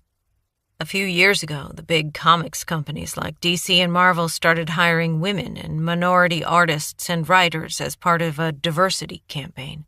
Some of these newcomers are reimagining old superheroes as women or trans or minority. That got a lot of pushback from the traditionalists. Then came the day when a group of women staffers from Marvel went to have a milkshake in honor of their hero, a woman publisher named Flo Steinberg. Okay. One of the women posted their photo online, and all hell broke loose. Over what? Over women in comics.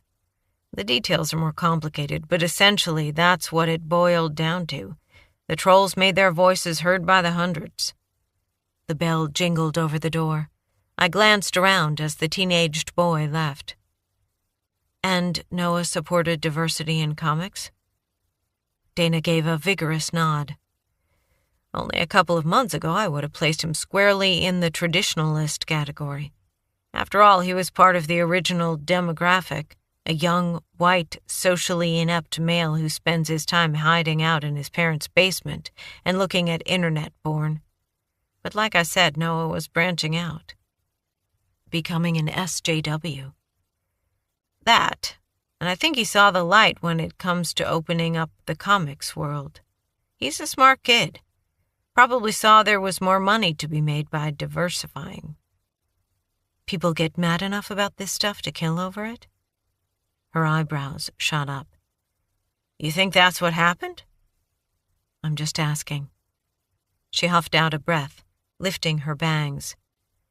Some of those guys get pretty riled up, but I think most of them are web warriors. They'll troll you online and promise to eat your babies, but I've never heard of it moving into the real world. Our anger is righteous. Was Noah an angry kind of guy? He was pissed he couldn't get a date in a city of beautiful women, but he was over that. Noah's students, the one in the back, which category do they fall in? Social justice warriors or pissed-off trolls? Those two? I don't know. They're all right. Rivero's angry and Marky's a geek, but I wouldn't pigeonhole them. She looked at Noah's drawings again, picked up the one of the yellow-eyed man next to the train. What are you thinking? I asked. Just that there are a lot of yellow-eyed supervillains in the comics world. This feels a little cliché for Noah. What villains? Nightcrawler, Trigon, Gamora. She shrugged and set down the drawing. One of the most famous is a character named Apocalypse. He was originally created as a supervillain intended to operate behind the scenes, leading something called the Alliance of Evil. Sounds sinister. That's the world of comics. She leaned forward on the counter. There is one thing you should maybe know. I also leaned in. What's that? I might be making a bit of a stretch here. Noah was a friend, but it's not like he confided in me." I waited. She pushed up her readers. "Something was bothering him lately." "He didn't say what?" "Like I said, he didn't confide in me." She flattened her palms on the counter and studied the backs of her hands, as if the answer lay there. "But one day, maybe a month ago, he came in dragging a serious funk. When I asked him about it, he said something about the payback." "The payback?" "That's right." She lifted her head. "He said that the work he was doing was going to bring some payback. At the time, I thought he was talking about getting paid, just saying it in a strange way." "But you don't think so now?" "No, because when I look back on that day, Noah wasn't just agitated. He was..." "He was what, Ms. Gills?" "Scared. I think Noah was scared." Chapter 12. My counselor tells me that at my core, I am a good person, that we all come into the world as unblemished as God made us, and then the world starts to act on us. We can get back to that good core, he tells me, back to our true selves. But I've seen too much. You can scrub all you want, but a darkened heart will always be dark. Sydney Parnell, Personal Journal. Thoughts of a frightened Noah, pickup artists, and payback swirled through my mind as Dana Gills opened a door behind the register and ushered Clyde and me down a hall toward the back of the building. "Noah's been teaching here for about 3 years, Dana said as we walked. At one time he had almost 20 students, but then the software gig went full-time and he cut back to just these 2. "They've been his students for long?" "Rivero Martinez has been with Noah from the beginning. Marky Byron, a couple of years, I think. A long time, anyway." She opened another door onto a concrete room starkly lit by overhead fluorescents. The back of the room overflowed with stacked cardboard boxes, along with a stained porcelain sink and a closet-sized space closed off by a door marked toilet. The front half of the room held 2 plastic folding tables shoved together and covered with jars of pens and brushes, bottles of ink, and stacks of paper. The 2 men sitting at the table looked up. "Hey, boys," Dana said. "You've got company. This is Detective Parnell." To me, she said, "The glowering hulk sitting on the left is Rivero Martinez. Marky Byron's the cherub on the right." I nodded my thanks as Dana left, and Clyde and I entered the room. The concrete walls and floor in the chilly space carried an earthy smell. The toilet emitted a faint stink, and at least one of the men gave off the aroma of unwashed flesh. I caught whiffs of paint and ink and something that might have been soot. Charcoal pencils, maybe. Rivero and Marky glared at me in silence. They both wore long-sleeved tees, down vests, dark jeans, and attitudes. Their lack of welcome radiated like gas fumes from a poorly sealed tank. Seemed I'd crossed a threshold from the colorful world of comics into a space allocated for and guarded by the men behind the art. Women need not apply. Then again, maybe they just hated cops. Rivero was a strongly built 20-something Latino with shoulder-length hair and a thick beard. His eyes glittered with subterranean emotion. He kept his eyes on me as he tipped back in his chair and folded his arms across his wide chest. A partially finished drawing in front of him showed 2 men squaring off. Even in black and white, the sketch carried the motion of violence and, in the faces of the men, anguish. Across the table, Marky set down his pencil and casually slid a blank sheet of paper over whatever he was working on. He was also in his 20s, a white kid with shadows under his eyes and soft brown hair that flopped over his forehead. He appeared to have trouble holding on to the scowl. His narrowed eyes and sneer seemed more an act than a conviction. If I had to lean on these guys, Marky would take the softer touch. "Good afternoon," I said. They nodded. Bandoni had told me that interviewing witnesses and suspects was like inviting people to a potluck dinner. You tell them the theme of the dinner, put out a few condiments, then see what they bring to the table. I held up my badge. I'm Detective Parnell with the Denver PD's Major Crimes Unit. My partner here is Clyde. The two of you are Noah Asher's students? 2 nods. Rivero's scowl didn't change, but a crease appeared between Marky's eyes, which now showed a faint spark of alarm. He gripped the edge of the table. What's this about? I'm sorry to tell you that Noah Asher was found dead early yesterday morning. Neither man moved, but they were both suddenly far away, tuned into their own thoughts. Marky went white and then red. Rivero's scowl smoothed away, like a car dropping into neutral, a powerful engine momentarily disconnected. I let them sit with the news. Marky broke the silence first. What happened? Was it like a car accident? Rivero reconnected, his foot hard on the gas. She's from homicide, you dumb shit. He grabbed his pencil and snapped it in 2, then hurled himself out of the chair and onto his feet. The fuck? Fuckity fuck. Clyde stiffened beside me, his eyes on the possible threat. Have a seat, Mr. Martinez. Rivero kicked the chair, but then yanked it back to the table and sat. I pulled out my notepad, then I placed my phone on the table and tapped record. You guys mind if I record this? Knock yourself out, Rivero said. Marky shrugged, then nodded. I started with the dispassionate particulars of their lives: full name, address and phone number, how long they'd known Noah, what they did for a living. Rivero worked construction. Marky was finishing up his MFA and was applying for teaching positions. He tutored high school students to pay the bills. I noticed Marky's fingernails were chewed to the quick. I rounded the corner into where they'd been 2 nights ago. Rivero said he'd been drinking with friends at one of their houses. 4 guys, talking it up in the backyard. Marky had met a woman for happy hour, then gone home to work on job applications. He'd had a pizza delivered around 9 p.m. I noted the name and address of the friend, the bar, the pizza delivery place.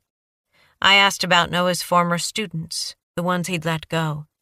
No conflicts that Rivero or Marky knew about. Noah was a good teacher, great at helping his students network with other writers, illustrators, and letterers.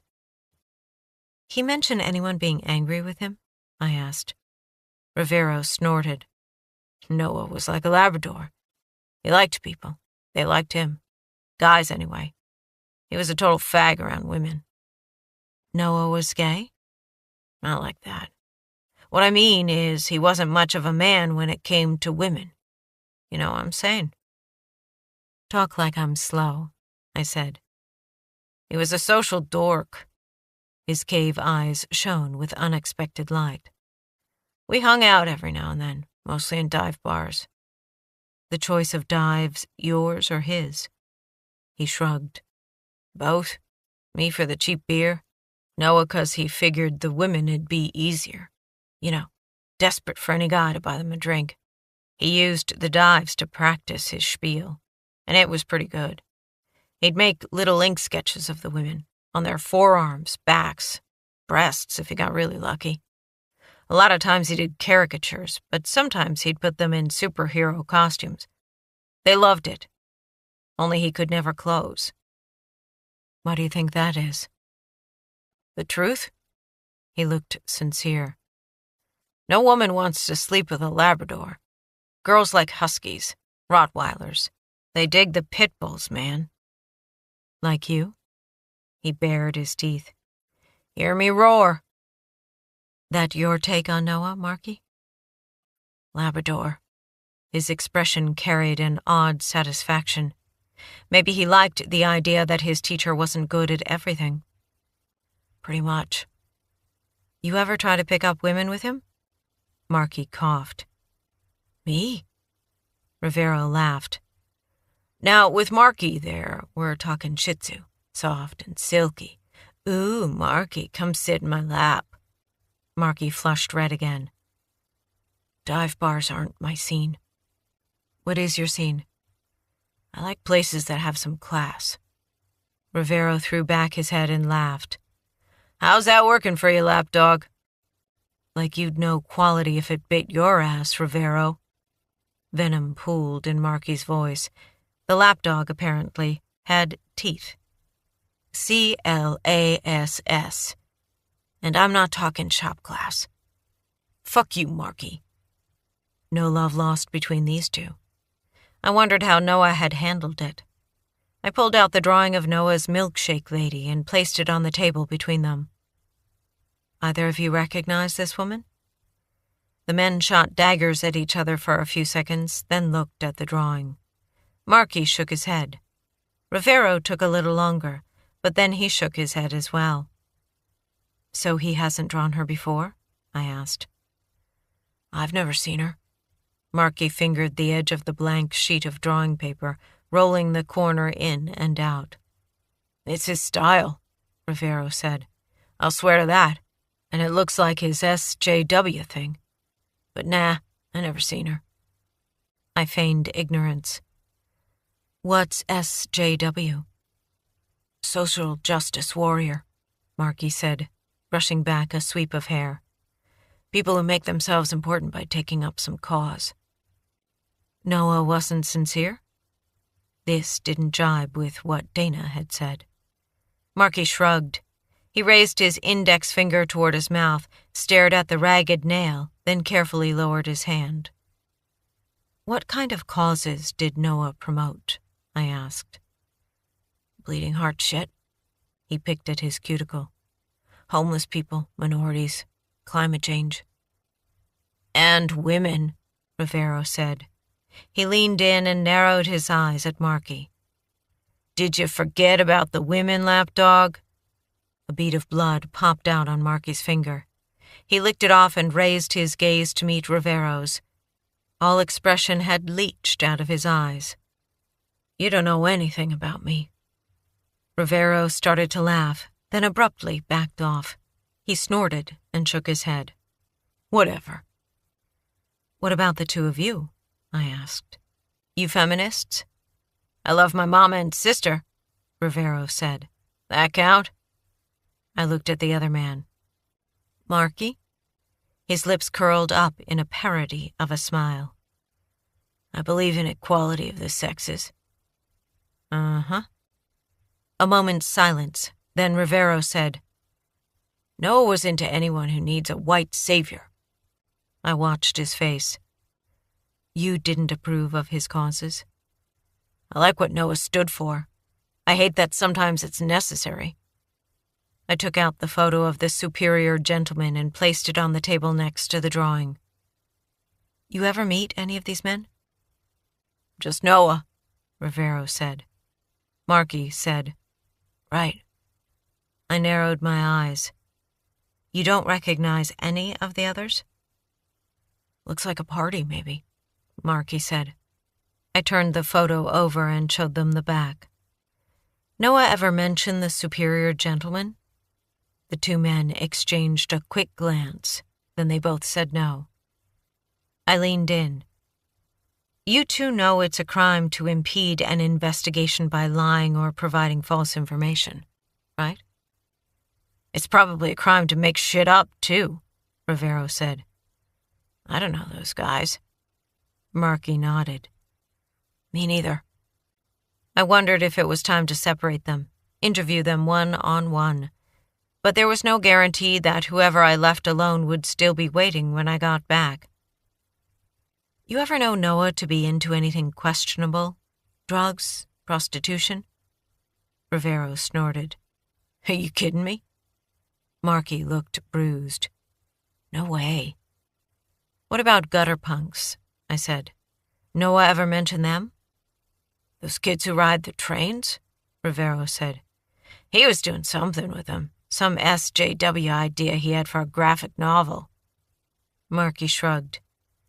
He mention any names? Another simultaneous headshake. Did Noah seem different lately? Upset about anything? I didn't notice anything, Marky said. The dark gleam left Rivero's eyes. He was happy. That threw me. What? He was happy about something. He tell you that?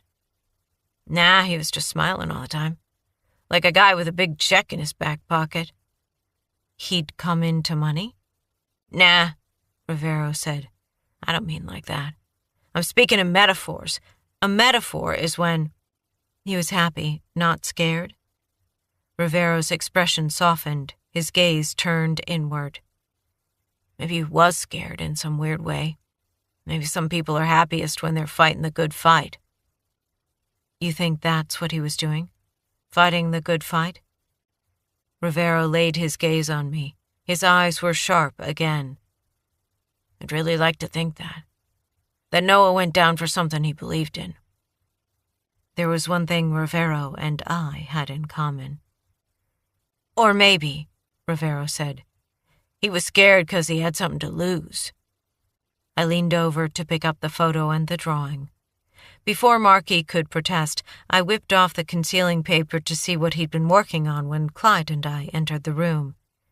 Cherubic Marky had sketched a naked woman kneeling in front of an equally naked man. The man looked victorious. The woman, at least from what I could see of her face, looked terrified. In the background stood another woman, watching.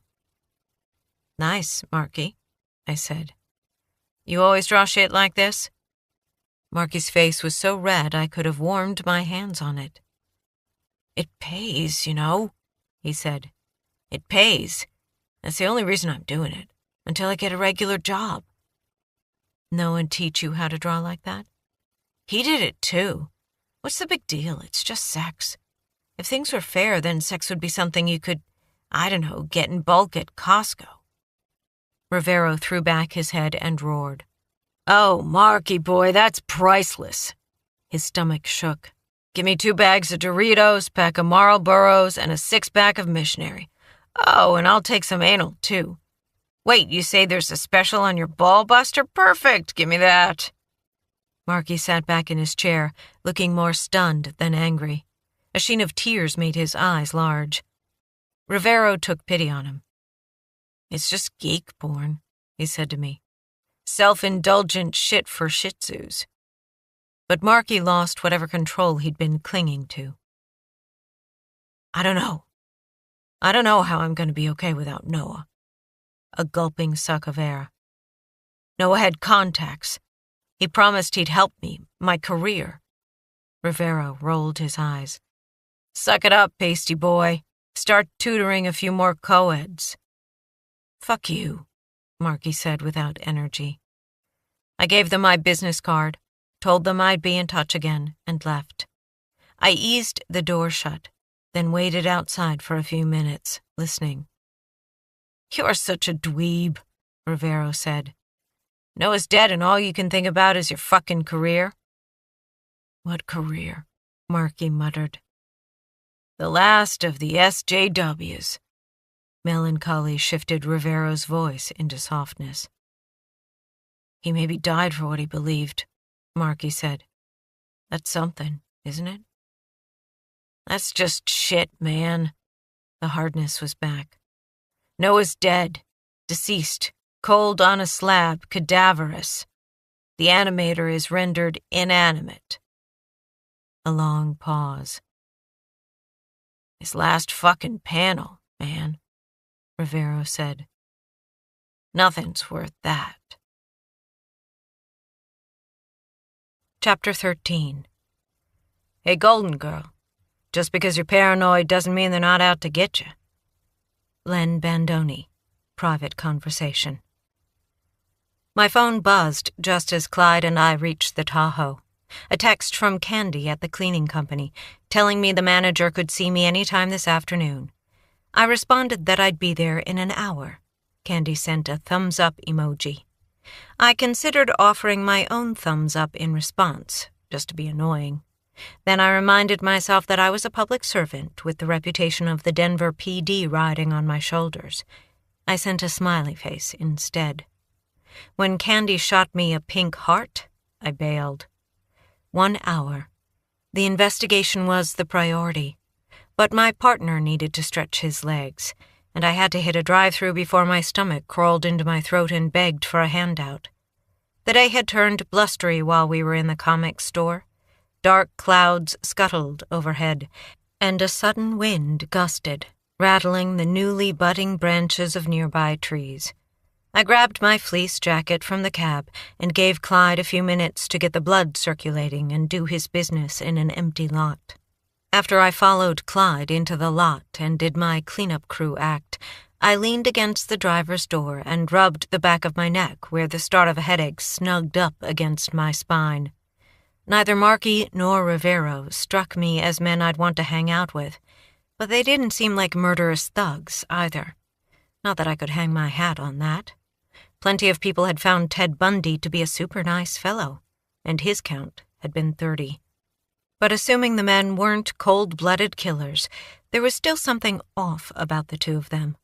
For one thing, there'd been that eye flash when I'd asked about the superior gentleman, and Marky's drawing rankled. It wasn't the crudity. Rivero was right about geek porn. The woman on her knees was classically beautiful in the Anglo style, tumbling blonde hair, fair skin, slender, with Barbie doll breasts. She'd reminded me of the come-hither woman in Noah's screensaver, exactly the kind of woman I imagined populated Marky's fantasies. It was the other woman who'd caught my eye, the watcher with the blank expression, young and pretty, like the kneeling woman, but Latina. Like our milkshake lady, our mysterious dark lady, to borrow Shakespeare's imagery. "Where are you?" I whispered. "And whose side are you on?" The wind snatched my words and threw them into the air. Thoughts swirled through my brain. The idea of Noah fighting for the rights of women and minorities, and his students maybe not on board with that, which was interesting, given that Rivero technically qualified as a minority. But no doubt there were shades of bias I couldn't parse. The question of the moment was if Marky and Rivero were opposed to social justice warriors, the SJWs. How much company did they have? Dana Gills had mentioned an entire army of online trolls that had risen up in protest against women and minorities in comics. While most trolls stayed in the dank dungeon of their virtual existence, snapping at everyone whose views didn't align with their own, every once in a while one burst into the daylight, teeth bared, claws glinting, like the ogre from beneath the bridge, and every now and again, one of them killed. Had Noah run into the latter? Someone who had lurched namelessly up from the internet's cesspool and struck before sinking back into the swamp? My hand went to my neck again, brushing against the hair at my nape, and I finally realized what I'd been processing in the reptilian portion of my brain. It had nothing to do with Marky and Rivero, and it wasn't a headache. I was being watched. I lowered my hand and looked for Clyde. He was nosing through the grass, searching for the perfect place to set his olfactory mark. Nothing had alarmed him, so whoever had eyes on me wasn't close enough to be of concern to my partner. I turned casually in place, scanning the area. The shabby, genteel surroundings were like a lot of Denver locales, where drug dens were being pushed out by hope and hard work. This was a neighborhood hauling itself up from poverty, house by house, and storefront by storefront. Single-story brick homes interspersed with residential-friendly businesses, bookstores and coffee shops, the occasional craft brewery. Trades that made the area chic rather than benighted. I kept turning, keeping my motions casual so as not to spook the watcher. Was he staring at me through a window? From behind the windshield of his car? Up the block to the west, a man in sunglasses, suit, and open-collared shirt stepped out of a shop, walked down the steps, and paused, looking at his phone. In tune with the urban, creative vibe of the neighborhood, he had silver ear spools in his lobes, and the thick line of a tattoo arrowed out from beneath a sleeve of his suit coat. He pocketed his phone and turned right onto the main street. Another man, tall and strongly built, his face hidden by a hooded sweatshirt, entered the crosswalk at the same intersection. As I stared, he glanced my way. There came an odd flash of yellow within the shadow of the hood. A light of some kind? A neon-colored scarf? I had a sudden image of Noah's drawing of the pissed-off guy with the hood and yellow eyes. I rotated in the man's direction, ready to call Clyde and give pursuit. Then an engine started up somewhere to the east. When I spun back, I spotted the back end of a van as the driver turned the corner, moving away from us, vanishing in a blink. The feeling of being watched lifted as suddenly as it had come. I frowned. A dark blue cargo van. I reminded myself that blue cargo vans were a dime a dozen in Denver. I told myself this had nothing to do with a sinister-seeming man in a grocery store parking lot. I whistled Clyde in and led him around to the passenger side. And stopped. Someone had drawn a phallus in the layer of dirt on the Tahoe's door. I closed my eyes, opened them. The image of the erect penis was still there. I used an oil rag to wipe the door clean, then told myself the scrawl was just some guy's bad idea of a joke, like the Barbie doll. One born every minute, I said to Clyde. But still. I rubbed the back of my neck, where an uneasy weight had settled. Perhaps I should have photographed the Tahoe door before wiping it clean. But I still had the Barbie and the broken glass. I would drop them off at the lab, ask the techs to test for DNA and fingerprints. No rush, I'd say. Just checking something out. Picking up on my unease, Clyde stared into my face with an intensity that suggested he was examining my soul. Try hiding anything from a former military working dog. I gave him a pat as I opened the newly cleaned door. We're still good, boy. But as we drove away, I took a last look around. Scientists said that the eerie feeling we got of being watched was real, that it was based on subconscious cues from our eyes, which took in information beyond what was consciously processed by our visual cortex. We were aware on some level when someone was staring at us, even when they were watching peripherally or from a distance. Then again, maybe all this was nothing more than PTSD-fueled paranoia. During group sessions at the VA, a lot of my fellow Marines admitted to sharing the feeling. Like a phantom limb, it was the stubborn vestige of a war that demanded we scan every room we entered for possible threats, that we keep our faces toward the door, that we go into high alert at every loud bang. I'd left the war, but it had followed me home, a dark, coiled stowaway. I don't understand what any of this has to do with us, she said. Kaylee Wilkins, the supervisor at Top A Cleaning, was one of those women who managed to look harried even when the worst thing going on, apparently, was that she hadn't been able to break for lunch.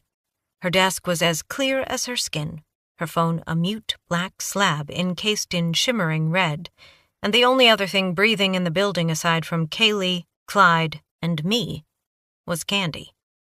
And I wasn't entirely sure of Candy. When I looked through Kaylee's open door toward the front office, Candy had her elbow propped on the desk and her half-lidded face propped in her hand. She looked comatose. Probably I'd feel the same way working here. Tell me again why you're here, Kaylee said, as I took the proffered chair in her office and Clyde settled next to me. Candy said something about one of our clients. I do hope there haven't been any, official complaints. Do you get a lot of those? No way, she beamed. Not one since I've been here. Kaylee Wilkins, Val-speaking California girl, holding back the Mongol hordes with her shiny blonde ponytail and her powder blue cashmere sweater set. I took out my notebook. Which is how long? 5 weeks and 2 days. The beam dimmed slightly to a dimpled smile.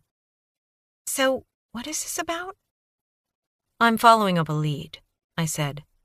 A man named Noah Asher used your services for a time. I'd like to know the exact dates and who cleaned his house. She touched the computer mouse with a blue-tipped fingernail, and the screen came to life. The screensaver bore the urgent message, "Make every day count." Kaylee entered a password, and a crowded desktop popped into life. Maybe she was busier than her real-world desk suggested. She clicked and opened a folder named Clients. "Name of the customer?" she asked. Noah Asher. Kaylee typed. Her ponytail bounced as if animated by its own perkiness. A minute later, a series of invoices popped up. She nodded. "You're right. He did use our service." And to think I'd had doubts. She scrolled up and down the screen. "Back in February, looks like?" "Maybe you could tell me," I said. "What? Oh, right." A little laugh. "We cleaned Mr. Asher's home beginning in November. Our last cleaning was on, February 17th? On that date or on that date? Which one?" "What?" I surrendered. "Nothing after February 17th? She scrolled some more. "Nope. February 17th was it." Is a reason given for the termination? Pink glowed in her cheeks. "It's usually a cost issue. We do good work and we charge accordingly." The same thing Candy had said. The party line, which didn't make it untrue. "No other information is given," I said. "Nope. Sorry." I was turning my own questions into statements to balance Kaylee's Val-speak. I course-corrected. "Who did the cleaning?" Kaylee shook her head. "Our records don't indicate that." Someone had to make the assignment. Who would know? The previous supervisor?" she said. "He left 6 weeks ago. I took his place." After Noah canceled his cleaning service. "Were you an internal hire?" "Oh, no, I don't clean houses. I have an MBA. "Who's your boss?" "That would be Kurt Inger. He manages Top 8 cleaning. Nice guy, I guess, but a total nab. He might know who cleaned Mr. Asher's house." Her lip curled. "We're not supposed to assign specific cleaners to a customer, strictly against policy. But sometimes Kurt does it anyway." "Write down Mr. Inger's phone number for me, please," I said. "And I'd like copies of the invoices." She shrugged. "Sure. Give me a minute to print them. Candy has Kurt's card." Like pulling teeth. "Can you get that for me, please?" "Well, all right." She pressed a few keys to close the database and then left her office. Through the open door, I saw her talking to Candy, who had stirred to life when the printer did. I looked around the office. Kaylee hadn't put much of her own mark on it, but what was there was in the tone of Norman Vincent Peale. A bookshelf filled with identical blue coffee mugs that read, "Stay positive." Giveaways, probably, for new clients. And a framed quote suggested that Kaylee, and everyone else presumably, was to be effective. There were a few more items of the same ilk. Water bottles, pens, a printed scarf hanging on a peg near the door. There so you could strangle yourself on positivity if it got to be too much, I supposed. I envisioned Bandoni's reaction if I showed up in a t-shirt emblazoned with the words, "I'm a highly effective person." "What do you think, Clyde?" Clyde huffed and settled his head on his forelegs. "Yeah, me too." Kaylee bustled back in, beaming. Positivity at work. "Here you go." She handed me a sheaf of printouts and a scrap of paper on which was written the name Kurt Inger and a phone number. "Candy didn't have Kurt's business cards, I'm afraid," she said apologetically. "This will work. So, Kaylee," I tried my own winning smile. It would be really helpful if you could give me the names and phone numbers of the employees who might possibly have cleaned Mr. Asher's home. Her smile furled, packed up and stowed for better climes. I think you need a warrant for that. She had me there. For a moment I hesitated, thinking of Noah's dress, the words carved into his chest, and a cross and necklace in an empty field. I had to wonder what I was drilling for at Top A cleaning. Would finding the woman who'd cleaned Noah's house months earlier shed light on his killer? The truth was, maybe. I'll get a warrant, I said. You might check in with your manager, see if he really wants it to be that difficult. Well, she blinked. Clearly I'd gone off script. She said, I really need to break for lunch. Eating at irregular times isn't healthy. Just a couple more things. I showed her the picture of the milkshake lady. Is she in your employ? A headshake. I don't recognize her. And these men? I handed over the picture of the superior gentleman. She blinked. No. That was that. All right, thanks for your time. I stood. Clyde followed suit. Kaylee rose on well-oiled hinges. I'll walk you out, she said. We stopped by Candy's desk. The receptionist had dyed pink hair, a pink blouse over white jeans, and glittering pink sandals. Miniature silver and pink ice cream cone earrings hung from her lobes. I wondered if Candy was her real name or a lifestyle choice. I'll be back in an hour, Kaylee told her. Just text if something important comes up. Candy's raised eyebrows suggested the chance of something important happening lay at the intersection of two parallel lines, but she offered a nod and a thumbs up, and Kaylee looked satisfied. Outside at the picnic table, which had been empty upon my arrival, were 3 women, 1 Caucasian and 2 Latinas. They wore matching blue polo shirts, khaki pants, and tired expressions. Kaylee gave them a wave, and they raised their hands half-heartedly. I turned to Kaylee. If you think of anything, or if you talk to your manager, give me a call. You have my card. Of course. I waited while she slid into a white Volkswagen convertible, revved up the engine, and disappeared down the block.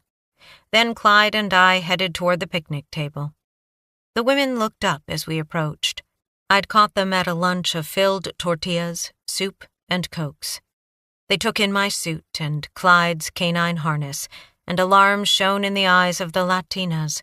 The white woman, older than the other 2 by a couple of decades, just looked pissed.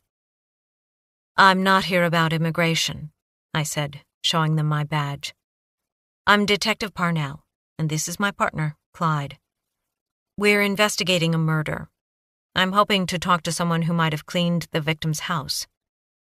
If telling them that I wasn't with ICE was supposed to be reassuring, then the mention of murder clearly had the opposite effect. Or maybe they just didn't buy my line. The younger women put down their drinks and folded their hands in their laps. The gringa pulled a carrot out of a plastic baggie, made eye contact, and snapped off a piece with her teeth. I got the message. Bite me. I gestured toward the soup. Pozole rojo, si? Uno de mis favoritos. The women said nothing. I had pozole verde when I was in Mexico, at El Pozole de Moctezuma. Mi amigo, a cuerpo de infanteria de marina, he took me there. Pollo o cerdo? One of the women asked. I laughed. Piel de cerdo frita. Always cerdo. Plus my partner here, he's partial to pork. The women turned their attention to Clyde, who was grinning in the heat, his tongue a long strip of pink. El es bello, said one of the women. He is beautiful. Don't say it too loudly, I said. His ego is already demasiado grande. The younger women laughed. The gringa held on to her frown. With the ice a little bit broken, I offered Noah's DMV photo to the gringa, who was nearest. His name is Noah Asher, I said. He lived near Yale Station. Someone from Top A cleaned his home and washed the linens for a few months from November to February. The women passed around the photo. Gringa handed it back. I saw now that under their jackets they had name tags pinned near the collars of their shirts. Helen was the Gringa. The other two were Erica and Lupita. Helen said, "What happened to him?" His body was found inside a train car. He was beaten to death. All three women flinched. "Any of you know him?" A great wall of silence rose. "I don't care what anyone's immigration status is," I said softly.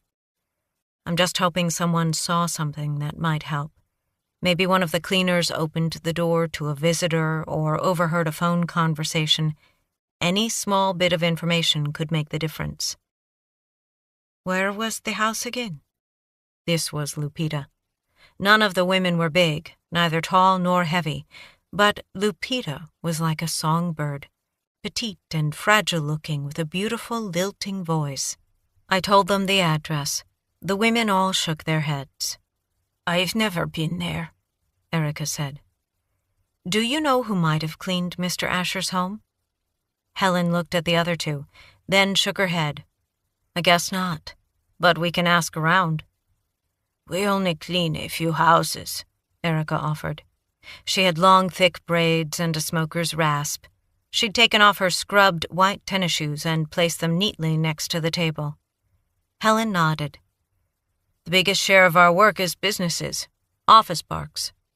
I thought of the cross in the field, 2 paper clips yoked together. Paper clips were found in office buildings. But I had no idea what this might signify. I set the picture of the milkshake lady on the table. "Have you seen this woman?" The women bent their heads over the photo. A minute ticked by, then another. "You know her," I said. Lupita jumped and shook her head. "I thought so for maybe a minute, but no." "Erica?" "Sorry." She didn't meet my eyes. Helen picked up the picture, then pulled a pair of readers out of her coat pocket. She said. "I don't think so." "What about the woman standing in the background with the mop?" "No," Erica said. "It's important," I said. "The woman with the milkshake could be in trouble, in danger. If you know something—" "Por qué?" asked Lupita, then flushed. "Why is she in danger?" "She was seen near where Noah's body was dumped. We think she might have been trying to get a message to us." The women remained silent. I set the photo of the necklace on the table. "This might have been hers. Does it look familiar?" "Lady of Guadalupe," Erica said. "Sure, a lot of the women here wear them." "I have a Lady of Guadalupe necklace," Lupita volunteered, then looked surprised at her own boldness. "May I ask where you got it?" "From my tia. She gave it to me at my christening, many years ago." "And the other women? Do you know where they got theirs?" She shrugged. "We're Catholic. Almost everyone has at least one." My gaze went back to Helen. Her brow was furrowed, and she was worrying her lower lip. "Helen? Is that blood on the necklace?" I nodded. She released her lip. "If I can take a picture of that drawing with my phone, I can ask around." I nodded, and she snapped a photo. I considered trying to push things with her, but something told me she was the kind of woman who'd go silent under pressure. I'd have to work my way back to it. One picture to go.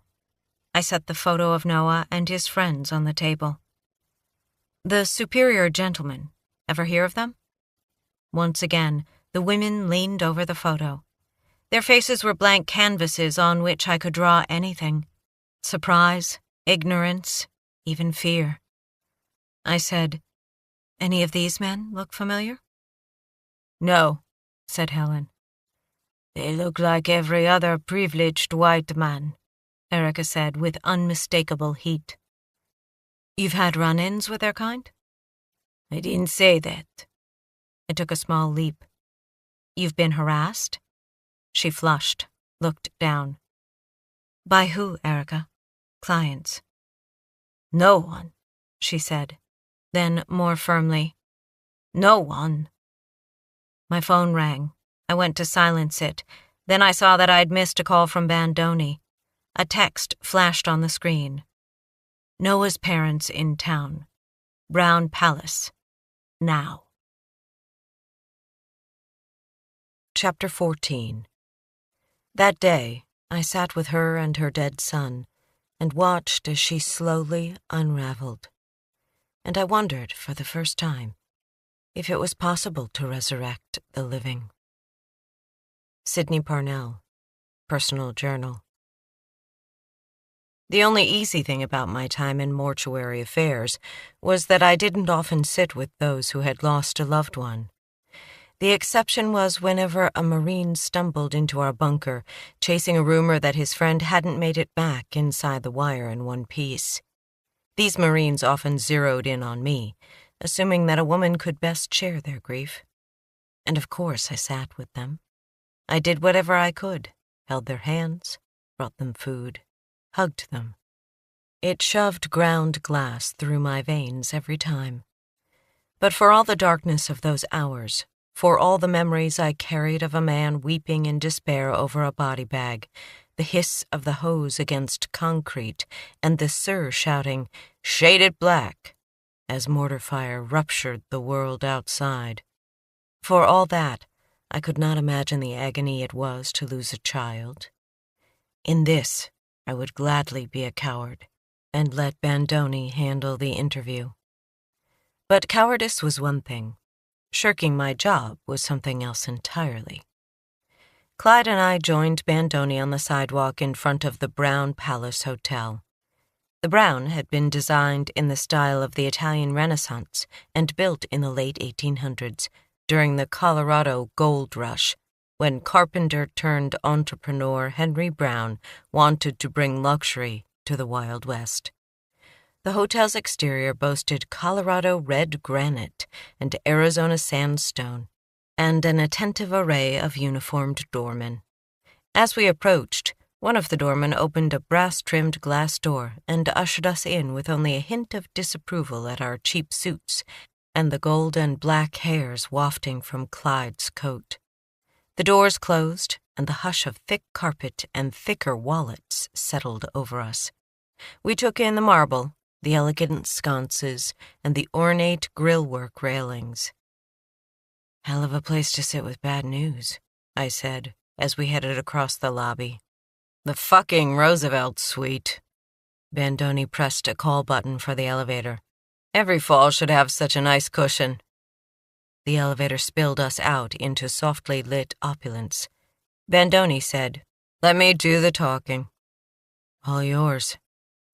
Our knocks were answered by a young man whom I recognized from the photo in our victim's home, Noah's utterly unidentical twin, Todd Asher. We held up our badges. "I'm Detective Bandoni, and this is Detective Parnell and K9 Clyde." Todd opened the door wider. "Yes, come in." The door opened onto an elegantly appointed sitting room with leather furniture and paneled walls. 2 Tiffany lamps were probably worth my annual salary. A man and woman stood as we entered. Hal and Julia Asher. "We're very sorry for your loss," Bandoni said as we all shook hands. Like Noah, Hal Asher was meaty and solid. Unlike his son, he was well over 6 feet. Meeting Bandoni was probably one of the few times in his life when he had to look up to make eye contact. He had receding blonde-gray hair, a day's worth of stubble below a thick mustache, and an expression that hung, perfectly poised, between disbelief and devastation. Julia Asher looked like she'd already gone through shock and moved on to heartbreak. A slender brunette with a gentle face, she stood with her hands clasped and her shoulders down around her ankles. Her face was white except for her red eyes and her lower lip, which she kept biting. While Bandoni went over our bona fides and offered the police chief's sympathy, I looked at Todd Asher with interest. Nearly as tall as his father, but slim in a way that managed to look aristocratic, Todd had fair, wavy hair, pale blue eyes, and patrician features. He wore tailored slacks, a light blue polo shirt, and summer-weight linen jacket with the sleeves pushed up to his elbows, the very image of the leisured rich. Noah probably hated him, and adored him. "Please," Hal said to us. "Sit. Todd, why don't you get everyone water?" "Of course." Todd disappeared through a doorway. "We appreciate your time," Bandoni said as he perched on a leather recliner. The cushion sank beneath his weight. I took a chair across from the sofa, and Clyde lay down by my feet. "Whatever we can do to help," Hal said. He eased his wife back onto the couch as if she were a doll, then sank next to her and took her hand between his, gently rubbing her fingers. Todd returned with cold bottles of water, which he passed around before sitting on the sofa next to his mother. He and his father bookended the much smaller woman. I wondered if she ever felt overwhelmed by the sheer mass of her husband and sons. Husband and son. On the table stood a bottle of Wild Turkey Revival and 3 partially filled glasses. Outside the windows, the surrounding buildings flashed stern facades of chrome and glass, as if the Asher's room sat in the middle of a fortress. But a fortress served no purpose when death had already ridden in through the gate. Julia eased her hand free from her husband's and clasped her fingers. Hal picked up the water bottle, set it back down, picked up the tumbler. He drank down the bourbon in one swallow. "What happened?" he asked. "Who did this to our son?" "That's what we're working on, Mr. Asher," Bandoni said. "We'd appreciate any information you can share about Noah." Hal set the glass down hard on the table, picked up the water bottle. "What do you want to know?" "First, is it okay with the 3 of you if we record our conversation?" Hal nodded, and Julia whispered her okay. Todd gave a regal dip of his head. Although Hal looked more like one of Roosevelt's Rough Riders with his beefy build and old-style mustache, I wondered if Todd had been the one to request this suite. I got the impression that such things mattered to him.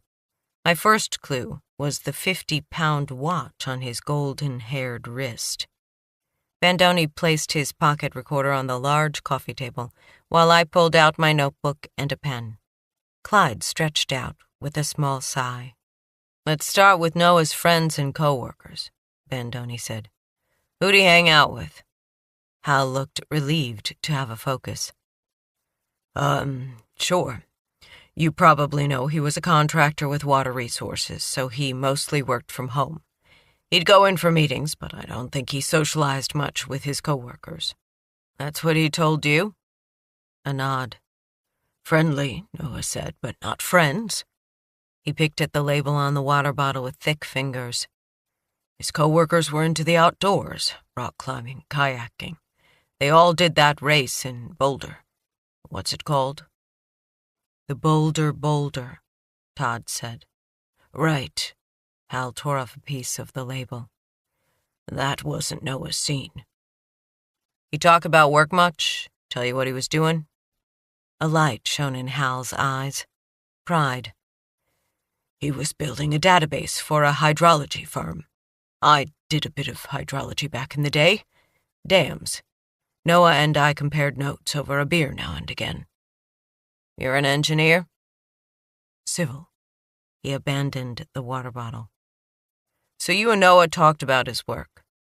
Did he ever express any concern about the work he was doing for water resources?" "Concern?" Hal rubbed his jaw, his fingers rasping against the stubble. "No." Bandoni's gaze took in Julia and Todd. "What about the 2 of you? You ever hear Noah complain about work?" Todd shook his head. Julia said, "I remember when they got a new project and had to hire more staff. Noah found them a bigger office downtown for a better deal. His boss was really happy. He got a bonus for that."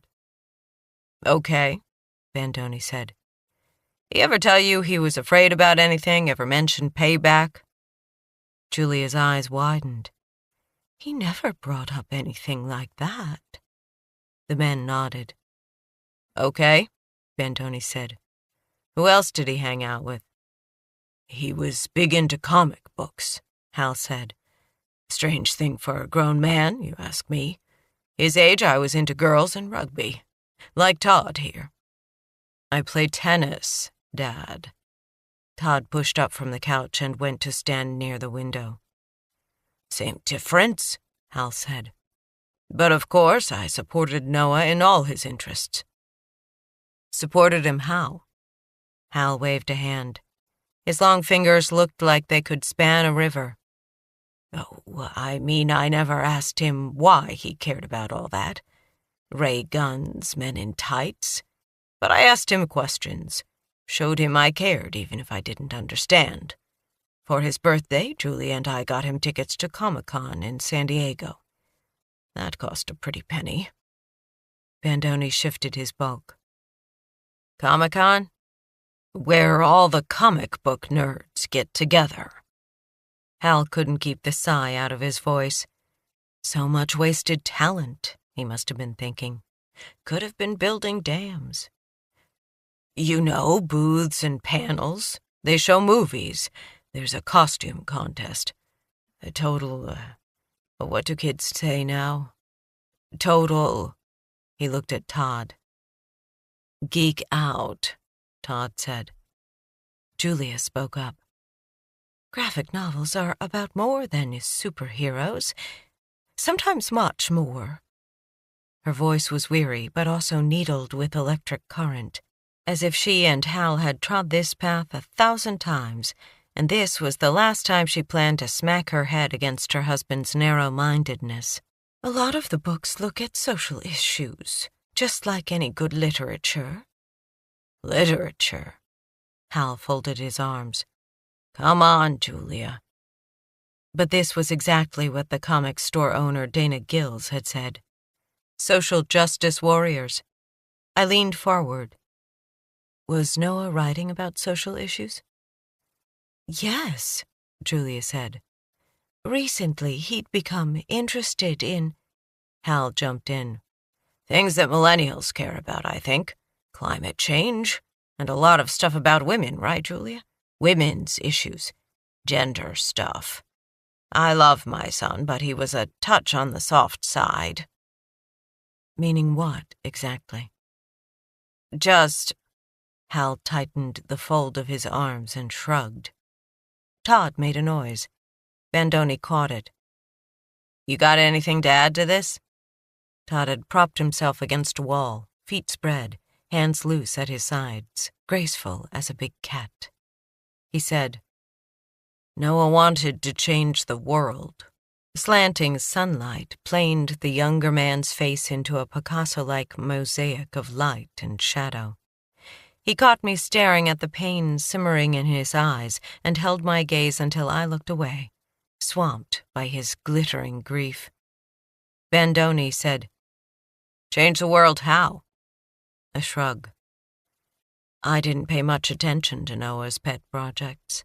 Make your fortune first, I told him. After that, you can think about philanthropy. The painful simmer rose to a boil. Noah said I was being selfish. It's just smart, Hal said.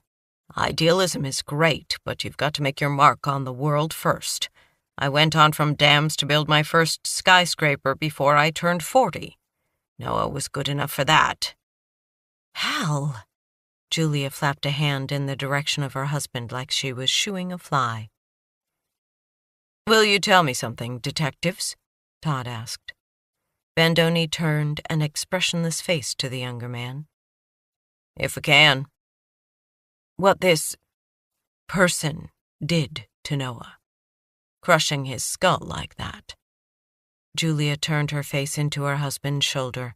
Hal looked daggers at his son. But Bandoni nodded. What do you want to know?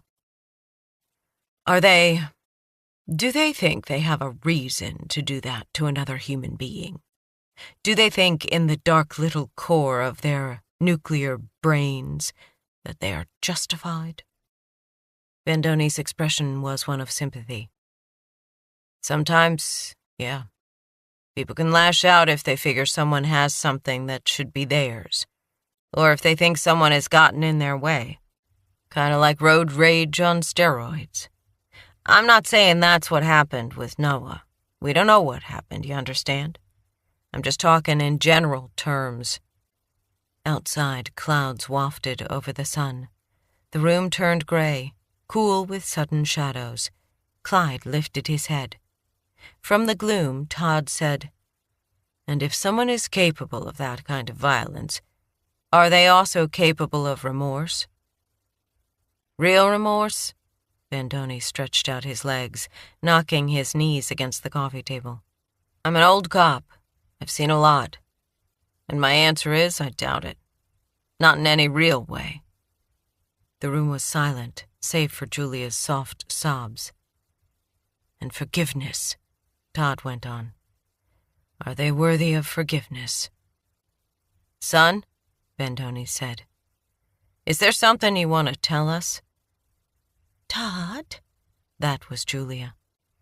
"you want to forgive whoever did this?" Sunlight whisked back in, scattering gems of light from the brilliant glass of the Tiffany shades. Todd shook himself. "No, of course not." "Todd's become devout," Hal said. "Redeemed Life Church. My son has a good heart." "You and Noah were twins?" Bandoni asked. "Brothers," Todd said, "but not biologically." Bandoni scratched behind his ear. "How's that?" "We'd given up on being able to have a child of our own," Julia said. "So we started adoption procedures for Noah. We knew his mother." "An unwed teen," Hal threw in. "And followed along with her through the pregnancy. We were very surprised when I got pregnant during the same time. The boys are just 7 weeks apart." "Of course, we weren't going to change our minds about Noah," Hal said, "and we raised the boys as if they were both ours." "They are both ours," Julia said, her voice a knife finding its edge. I wanted to hand her a whetting stone. Bandoni paused until the tension damped down to a cold war. "You talk about Noah wanting to change the world. Any chance he could have offended someone?" A strangled laugh from Hal. "Like who? He was on the side of the crazies." His eyes moved back and forth between Bandoni and me.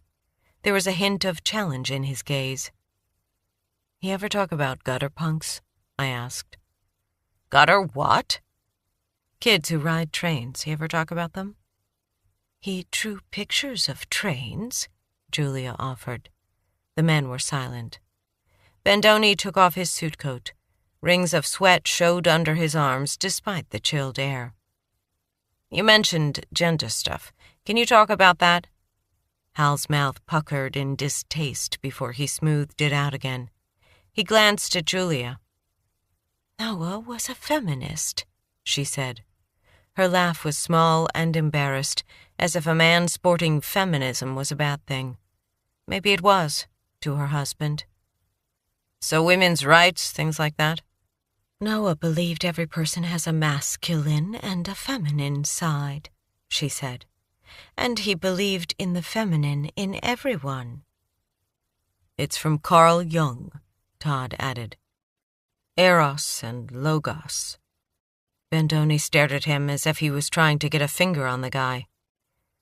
"He date much? Maybe have a girlfriend?" "He spent too much time on those damn comics for that." Hal's voice held real anger. "Hung out in his basement with other loser geeks." "Hal," Julia said. Hal buried his face in his hands. "What loser geeks were those?" Bandoni asked. "They weren't losers," Julia said. "They were his friends. But," she glanced at her husband, "we never met them." "Names?" She shook her head. Noah got resentful if we asked him about his friends. He'd just say the names wouldn't mean anything since we didn't know them. Todd spoke up. I think they were mostly friends from the comics world. I don't know their names either, except his students. No use to talk about them. 2 guys he taught drawing and writing to. Rivero Martinez and a guy named Byron, like the poet. I can't remember his first name. Marky, I said. We've talked to them. 3 sets of eyes swiveled in my direction. You learn anything? Todd asked. I kept my face blank. Anyone else you can think of? 3 head shakes. Bandoni nodded at me, and I pulled out the picture of the superior gentleman and set it on the coffee table. Bandoni tapped the image. Todd, that's you. Who are the other men? Todd reached over and picked up the photo. Wow, I'd forgotten about these guys. The superior gentleman. My heart went from a stroll to a light jog. Bandoni's face remained blank. Why don't you tell us about them? Noah's friends from the seduction community. Todd thumbed the corner of the photocopy. This photo was taken in mid-December, right around my birthday. I'd stopped by to have a drink with Noah, but he and his pals were getting ready to hit the clubs. A seduction community? Bandoni said. It's a kind of secret society, Todd scoffed, dropping the photo back on the table. Usually guys pay a fee and join a local club to get the inside secret on how to seduce. His eyes flicked to his mother. On how to date women. Their theory is that if you say the right thing, do the right thing, women will fall over themselves to hang out with you. I thought of Dana Gills at the comic store. Pickup artists. Todd's gaze moved to me. Right. And Noah joined one of these clubs? Bandoni asked. Lairs, Todd said. That's what the clubs are called. Lairs. Bandoni let his voice trail off. Lame, right? But they think it sounds cool, like they're hunters or something, when really they're just sad guys who can't get a date. Noah and another guy formed their own. The superior gentleman. Right. Todd looked down at the photo. Frowned. All Noah ever told me was that he and some dude were starting a self-improvement group so they could meet women. I don't know the other guy's name, or even if he's one of the men in that photo. But the 2 of them formed the lair, brought in a few other guys, and I guess it was a kick for a while. But the last time I brought it up, Noah said he dropped out. He tell you why? He grew up. Figured out life is about relationships, not sex. Very mature of him, Bandoni said. Todd scowled. That's right. I snuck a glance at Noah's parents. Julia's chin was up. Hal looked confused. Bandoni drummed his fingers along his thigh. When did he drop out of the group? About a month after this picture was taken. He told me the group wasn't really working for him, Todd said. I don't know if he'd actually quit by then or not. Around mid-January, then? Right. Around the time that Noah had gotten into his social justice work, according to Dana Gills. Had he angered members of the group by leaving? Betray me with a kiss. This guy he started the group with, Bandoni said. Where'd they meet? I have no idea. Just that it was in November. Todd clenched and unclenched his hands. The only guy I know personally from the group is Riley Lynch, he pointed. He's the short guy there on the right, with the bleached hair. Riley, Al said. I'll be damned. Julia pulled the picture closer. That's Riley? Riley Lynch. Bandoni smoothed his tie with a gesture like a cat licking cream. Tell me about him. Noah and Riley were friends in high school, Julia said. Best friends, But Noah hadn't mentioned him much lately. They have a fight? Todd tilted his head against the wall. I don't think so. Just that Riley was still into the pickup scene and Noah wasn't. They still hung out sometimes. Bandoni looked at Julia, who was shaking her head over the picture. What are you thinking? He asked. Just how much Riley has changed. Look at that suit. Back in high school, he was a hippie. Long, dirty hair, scruffy clothes. A smile touched Hal's lips. But it wasn't like a statement. It was like he just couldn't find the energy to clean himself up. That was his statement, Dad, Todd said. A riff against the slick and sanitized mainstream. Punk, I said, thinking of Damn Fox and Street Cred, guys who were all about being anti-establishment. Horror punk, death rock. Todd's pale eyes flicked with scorn. Riley wasn't laid back. He was subversive. A subversive high schooler? Bandoni asked. Petty stuff, graffiti, dealt a little Molly, and pot before it was legal. Raised the black power fist even though I don't think he had a single black friend. He just wanted to mess with the establishment. Bandoni's voice was dry. I take it the two of you didn't get along. What can I say? Todd opened his arms. I'm part of the slick mainstream. I said, were Noah's students part of his lair? Rivero and Markey? I doubt it, Todd said. He wouldn't have wanted them to know he was into the pickup scene. A sad guy who can't get a date doesn't fit with his artist persona.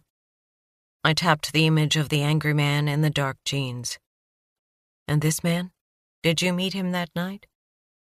Todd's expression narrowed with disgust. Craze. Craze his first name or his last? Bandoni asked, straight-faced. Todd's eyes flashed for just a second.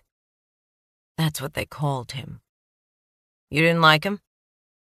He was intense. He didn't say a lot, but the other guys hung on to every word, like disciples. He'd only been in the group a few weeks when I met him, but it seemed like he'd put himself in charge. Todd shrugged. That might have been another reason Noah got out. The group didn't really belong to him anymore. What about the photographer? Bandoni asked. Who took the picture? Another friend of Noah's, or maybe it was a neighbor. I didn't catch his name. Okay, Bandoni said. So this seduction thing is only about women? A crease appeared in Todd's smooth forehead. What else would it be? Bandoni cleared his throat. Any chance Noah was gay? Or maybe trans? Hal had looked bewildered during the talk about the superior gentleman, but now heat flashed in his eyes. No. Bandoni saw it too. Mr. Asher, this is not the time for you to worry about your son's sexual preferences. Anything you share might lead us to his murderer. A flush erupted above the collar of Hal's shirt and flamed into his cheeks. He opened his mouth in a snarl, but before he could speak, Julia laid a hand on his arm. Noah was seeing someone, but it was a woman. Hal's snarl turned into surprise as he turned and gaped at his wife. Todd looked equally surprised. Julia nodded. It started a couple of months ago, January. He told me they were just friends. He was helping her with her art. She wanted to be a comics illustrator. But the way he drew her, he showed me. She pulled a tissue from a box on the table, blew her nose. She was special. A mother can tell. Noah was... he was happy. I remembered Rivero's words at the comics store, that Noah was happy, and that he had something to lose. The hell, Julia, Hal said. Why didn't you tell me? Julia didn't look up from her hands. Because you're you. And she's Hispanic. The flush deepened. He was dating a wetback? Jesus, Dad, Todd groaned. That attitude is exactly why I never told you, Julia snapped. I don't believe it, Hal said. But I did. I was thinking of our milkshake lady, of the odd design on her shirt, the one that was also tattooed on Noah's arm. Do you know her name? I asked. Noah called her Ami, with an I. Said she was from El Salvador, but he never shared her last name. Bendoni said, You never met her? While Hal glared, Julia shook her head. No, but Noah said she was here as part of a program. IPS, TPI, I can't remember. Goddamn illegal, Hal said. TPS, maybe? I said. Temporary protected status? That's it. Julia dug her eyes into her husband before turning back to me. She was here legally, but she was worried that her status might change. What the hell is that? Hal asked. A TPS. Julia looked at Bendoni, who looked at me. I clicked my pen closed. Temporary protected status allows select immigrants from approved countries to remain in the U.S. for a time when they are at risk in their home countries. If Ami was from El Salvador, then maybe she's part of the indigenous population there. Paramilitary forces have wiped out entire villages. Hal looked uncomfortable. Probably the first he'd heard about it. But excitement rippled along my skin. If Ami was here under a TPS, then maybe there was a way to trace her. Hal shook his head. It's not right. It's just not right. I'm sorry for what's going on in these countries. I really am, but it's not our problem. We can't open our doors to everyone. We can't take care of everyone. And isn't it true that these people stay on once their visas run out? I spread my hands.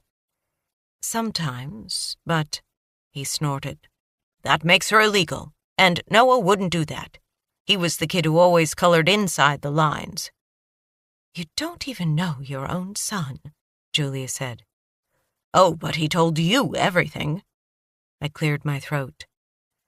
You mentioned Ami was learning to be a comics artist. Did she have a regular job? Cleaning houses, I think. Hal palmed his forehead. This just gets better. I made a note. Ami, blank. Top A? Bendoni looked at Todd. Your brother ever say anything to you about this woman? Todd gazed into the air as if rifling through an invisible memory deck. After a moment, he shook his head. I wish he had. I took Deke's composite drawing and the sketch of the milkshake lady from my satchel and set them on the table. You ever see this woman? The three Ashers leaned over the drawings. Hal reared back. She's barely even pretty. Grow up, Hal, Julia said. Then she turned a wistful gaze on me. That's Noah's drawing of Ami, the one he showed me. Did he tell you what the symbol means? I asked, pointing at Ami's shirt. It looks a little like a shepherd's staff. Her hand flew to her throat. That's his tattoo. Oh, God. I didn't put it together before. Is it important? We're looking at everything, I said. Noah wouldn't explain it, she said, and fell silent. All three of them looked exhausted, and Bendoni gave me a faint nod, a signal that it was time to wrap up the interview. I picked up the drawings, and Bendoni shrugged into his suit coat. He said, Is there anything else you can think of that might help? Anyone who was angry with Noah, or maybe jealous of him? Todd and Julia shook their heads. Bendoni reached into his pocket, handed out business cards. You think of anything else, whether you believe it's relevant or not, give us a call. Find who did this, Hal said. Find who killed our son. He reached out to take his wife's hand. She made no move at all. Outside we stood in the chilly shadow of the hotel. Up and down the street, lights came on against an early dusk. Bandoni's color was high. He tugged at the knot in his tie. Nice fucking family. Whatever the parents got left between them, this death is gonna blow them apart. I got the impression they haven't been all that together for a long time. I'll bet Hal Asher played his sons against each other every chance he got. His idea of motivation. And the mom just ducked when the dishes flew. Harsh. Call it as I see it. What do you think? We need to look into this seduction community. Talk to Riley Lynch. See if he can identify Craze and the other man in the photo. I start needing someone to point out the obvious, I'll get a furry partner of my own. I patted Clyde's head. Not sure you could keep up. We also need to find the neighbor or friend who took the photo. I'll get patrol to recanvass the neighborhood. Bandoni dug out a cigarette, patted his pockets for a lighter, and swore. You got a match? Sorry. Damn it. He shoved the cigarette back. I had a chat with Smith and Wesson about water resources. Noah was a good employee, liked by the handful of people who worked with him. A couple of people have mentioned Noah and climate change in the same breath. Anything threatening about their environmental stance? Nah. The company seems invested in conservation and resource management, and they're careful to get input from all concerned parties before they start a project. Farmers, recreationists, indigenous populations. The wind ticked up, and he shoved his hands in his pockets. Unless something bites us in the back, it's safe to put that line of inquiry on the back burner. When were you going to share that with me? Now. And while we're crossing our T's, he held up 3 fingers. 1, no one in the sex business has heard of the superior gentleman. 2, no one ever made a move on anyone at his gym. Not at least that management got wind of. And 3, none of my contacts in the LGBTQ community has ever heard of Noah Asher. He lowered his hand. Which means we still don't know why the fuck a guy who called himself a pickup artist was wearing a dress. Progress by elimination? What this job is. We know almost as little as we did at the start of all this. I zipped my coat. Who did Noah betray? One of his so-called loser geek friends? Why don't I have a chat with his students, Rivero and Markey? See if I can get a few names. And I'll get someone on the squad to check out their alibis. Bandoni absently scratched his cheek. As for the superior gentleman, our friend Riley Lynch should be able to shed some light. I want you to pull up his DMV data and see if he's got a record, especially for assault or battery or stalking. We'll have a chat with him tonight after our date with the punks. If we're lucky, we'll get him out of bed. I like witnesses when they're confused. Whatever you say, boss. We started down the sidewalk. Around us, end-of-day workers streamed toward parking lots and garages, heels swapped for sneakers, briefcases and purses tucked close. What'd you make of Ami with an eye? Bandoni said. Our milkshake lady. Maybe now we'll be able to get an ID. Let me see the drawing again. I pulled out the stretch of the milkshake lady and passed it over. Bandoni stopped walking and pointed at the woman in the background, the one with the mop. Noah drew this other woman for a reason. Like maybe these women are, I don't know. His frown carved chasms in his face. Before and after Ami? From downtrodden janitor to superhero? Or maybe current and future Ami? I filled Bandoni in on my conversation with the women at Top A Cleaning. I got the sense they knew her, but they weren't going to share. If Ami works at Top A and is worried about losing her temporary status, maybe they're protecting her. You told them she'd been seen near the train? And showed them the Lady of Guadalupe necklace.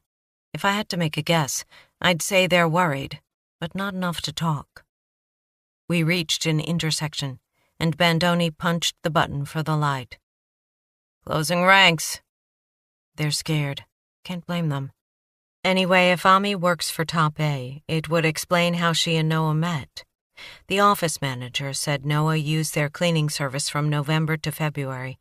She wouldn't say who did the actual cleaning. Bandoni rolled his eyes. Warrant? I'll get one. The light changed. Tires squealed as drivers conceded to the law and lurched to a stop. We entered the crosswalk. Bandoni said, Let's run down the timeline. Last November, Noah and some guy decide to form a pickup group. At the same time, Noah signs up with Top A. Bandoni glared at an SUV nosing into the intersection. Probably wants his house looking nice for all those babes he'll be bringing home. Noah invites Riley Lynch and a couple of other guys into the group, including Craze. In front of us, a woman pushing a baby carriage slowed as her leashed Pomeranian caught a glimpse of Clyde and spun around. Daisy, the woman said sharply, yanking on the leash. The dog began barking. The woman swore. I slowed and maneuvered toward the right of the woman so that I was between Daisy and Clyde. The crosswalk sign switched from green to red. At the same time, a coolness brushed my neck, the sense of being watched. I raised my eyes. At the corner, on the other side of the intersection, a dark blue van with a new-looking, heavy-duty steel grille bolted to the front, pulled to the curb. Hey, Bandoni, I said. That... Daisy stopped barking and lunged toward Clyde. Clyde broke with his dignity long enough to release a single deep woof that froze Daisy in her tracks. The woman yanked on the Pomeranian's leash and shot me a glare as she race-walked toward the curb, dragging Daisy. What? Bandoni said as the light changed, and we hurried onto the sidewalk. The van had screeched around the corner, heading south. I caught a flash of brake lights, and then the van was swallowed by traffic. What is it, Parnell? Third time I've seen that van, I said. I think. The one with the T-Rex-sized bull bar? I can see why you'd be unsure. The grill looked new. You happen to catch the plate? In this light? I watched the receding blips of red. Right. Something you're worried about, Parnell? Want to issue a bolo? I hesitated, then shook my head. There were thousands of blue cargo vans in Metro Denver, and probably hundreds with bull bars. I started walking. Where were we on our timeline? Bandoni held on to his puzzled look for a moment, then shrugged. The superior gentlemen were forming their evil lair. Right. If Ami was cleaning Noah's house, she would have noticed his art right away. Let's figure they bond over their shared interest in comics. She tells him about the plight of immigrants, and Noah has an awakening.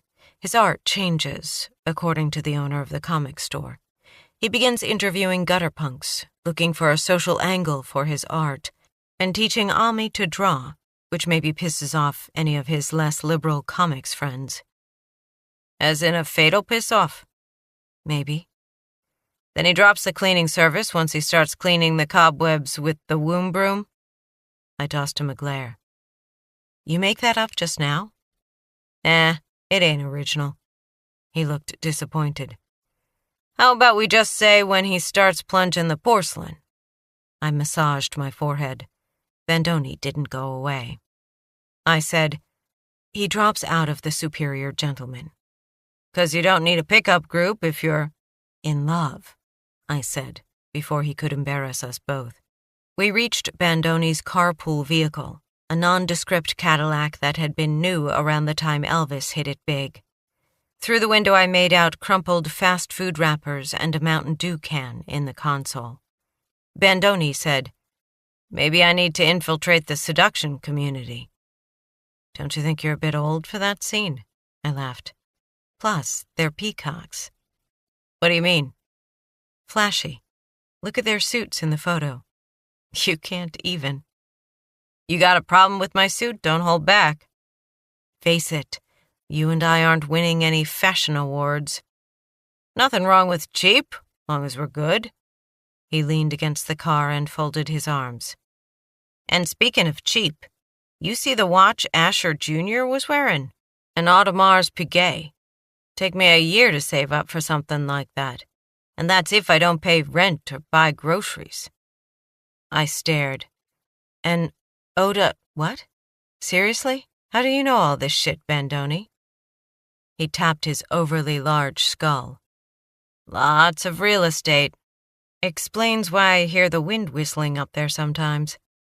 I hunched my shoulders. Anyway, anything about the brother seem off to you? Bandoni grunted. You think maybe Todd with the Audemars Piguet and the capped tooth smile was involved in his brother's death? All that shit about remorse and forgiveness? Cain and Abel? Feels a bit biblical. Bandoni turned his head and spat into the gutter. So were the words someone carved into his skin, especially that bit about blood. Could be blood relations. The ME said blood used to be considered all-powerful. But what's his motive? The father, maybe, playing those boys against each other. And believe me, I've seen my share of fratricide. It don't take much sometimes. But what about the dress and the rape? Would a brother do that? Bandoni opened the driver's side door. You really need me to answer that? We were silent a moment. Then I said, I got a bad feeling. What if Ami and Noah fell afoul of the same killer? Maybe the superior gentleman didn't like it when Noah got a girlfriend. Don't forget the second tattoo, the symbol of man over woman. But ain't getting a little sex the whole point of being a pickup artist? Why carve up a guy for scoring? And, he aimed a finger at me, don't go all woman solidarity on me. Maybe she helped the killer. Violence begins at home. I'm not feeling it. One step at a time, rookie. Punks, then Riley Lynch, and the comics geeks. We're more than 24 hours in, and what have we got? Bandoni squeezed in behind the steering wheel. We're just getting started. Rome wasn't built in a day. No. I looked up at the darkening clouds. But it burned to the ground in one. Chapter 15. The thing about there being hell to pay is that you can always hope the devil doesn't come to collect. Sydney Parnell, Personal Journal. The vice cop, Boz, leaned back in his chair and gave me a nod. Happy to do it, he said. More than happy, said his partner, Cooper. We know about both these assholes. We were back at headquarters in a conference room on the 4th floor. Bandoni, Clyde, and me, and the undercover cops, Boz and Cooper. Newly empty pizza boxes, paper plates, and 2 6-packs of soda were strewn across the table. Sleet slammed the windows and formed a silver-white veil between us and the city. Every now and again, the lights flickered. Leopard's Den, the gutter punk hangout we were going to hit that night, was in Boz and Cooper's territory. We're not getting a warrant for these punks, Bandoni said. It's strictly a friendly little chat. For the moment, they're just persons of interest. It's the Chicken Man case, right? Cooper asked. He looked the part of a junkie in his ripped jeans, filthy shirt, and piercings. Noah Asher, Bandoni said. Right. We'll go over however you want to play it, Boz said. He wore dirty camos, a watch cap, and a full beard. But my money's on Dan Fox for doing your guy. I've just been waiting for that asshat to do something since he nudged into our territory a couple of months ago. Bandoni popped a soda. Tell us what you know. Cooper tapped his laptop keyboard, and a picture of a white male appeared on the screen. Meet Dan Fox, a.k.a. David Kelly, 28-year-old dipshit and Colorado native. I studied Kelly's photo. Cruel eyes, cruel lips. Hell, even his ears looked like they were up to no good. Cooper went on. Classic sob story childhood, at least according to Kelly. Not that he's a credible source, but whatever. Says he was 5 years old when Daddy left. Mommy turned tricks to pay the rent and buy meth. Davy Boy claims that sometimes the Johns came after him, and around the tender age of 10 he started dipping into Mom's drugs. Ran away from home when he was 15 and hit the rails. Juvenile records are sealed, but he's the king of misdemeanors now. Trespassing, breaking and entering. Word on the street is that he's dealing. We haven't caught him selling on our turf, but our sources say the kid has tried or sold every drug you've heard of and half the ones you haven't. His specialty, allegedly, is Molly, which he hawks at concerts. Bandoni and I exchanged a glance. Todd Asher had mentioned that Riley Lynch dealt in Molly. Molly, a.k.a. ecstasy, first hit the streets in the 80s and still did a solid job hospitalizing kids hoping to find chemical nirvana. The euphoria provided by Molly sometimes came with heart attacks and seizures, especially if the dealer cut something in with the powder. "Does he cut it?" Bandoni asked, reading my mind. "Does a bear shit in the woods?" Boz answered. "Christ, they all do. Baking powder, sugar, whatever they got in the kitchen. But a lot of times, guys like our Davy boy mix in other illegals for wealthier customers." Cooper clicked to another photo. This one showed Kelly with shoulder-length brown hair and gold studs in his ears. "Keep in mind, these photos are a couple of years old. We got 'em from a vice guy in Colorado Springs, where these guys like to hang. Kelly could have added tattoos and piercings and God knows what else. These punks grow and cut their hair more often than the wife yells at me to stop pissing on the toilet seat." "What do you know about his tats?" I said. "Serious religious shit," Boz answered.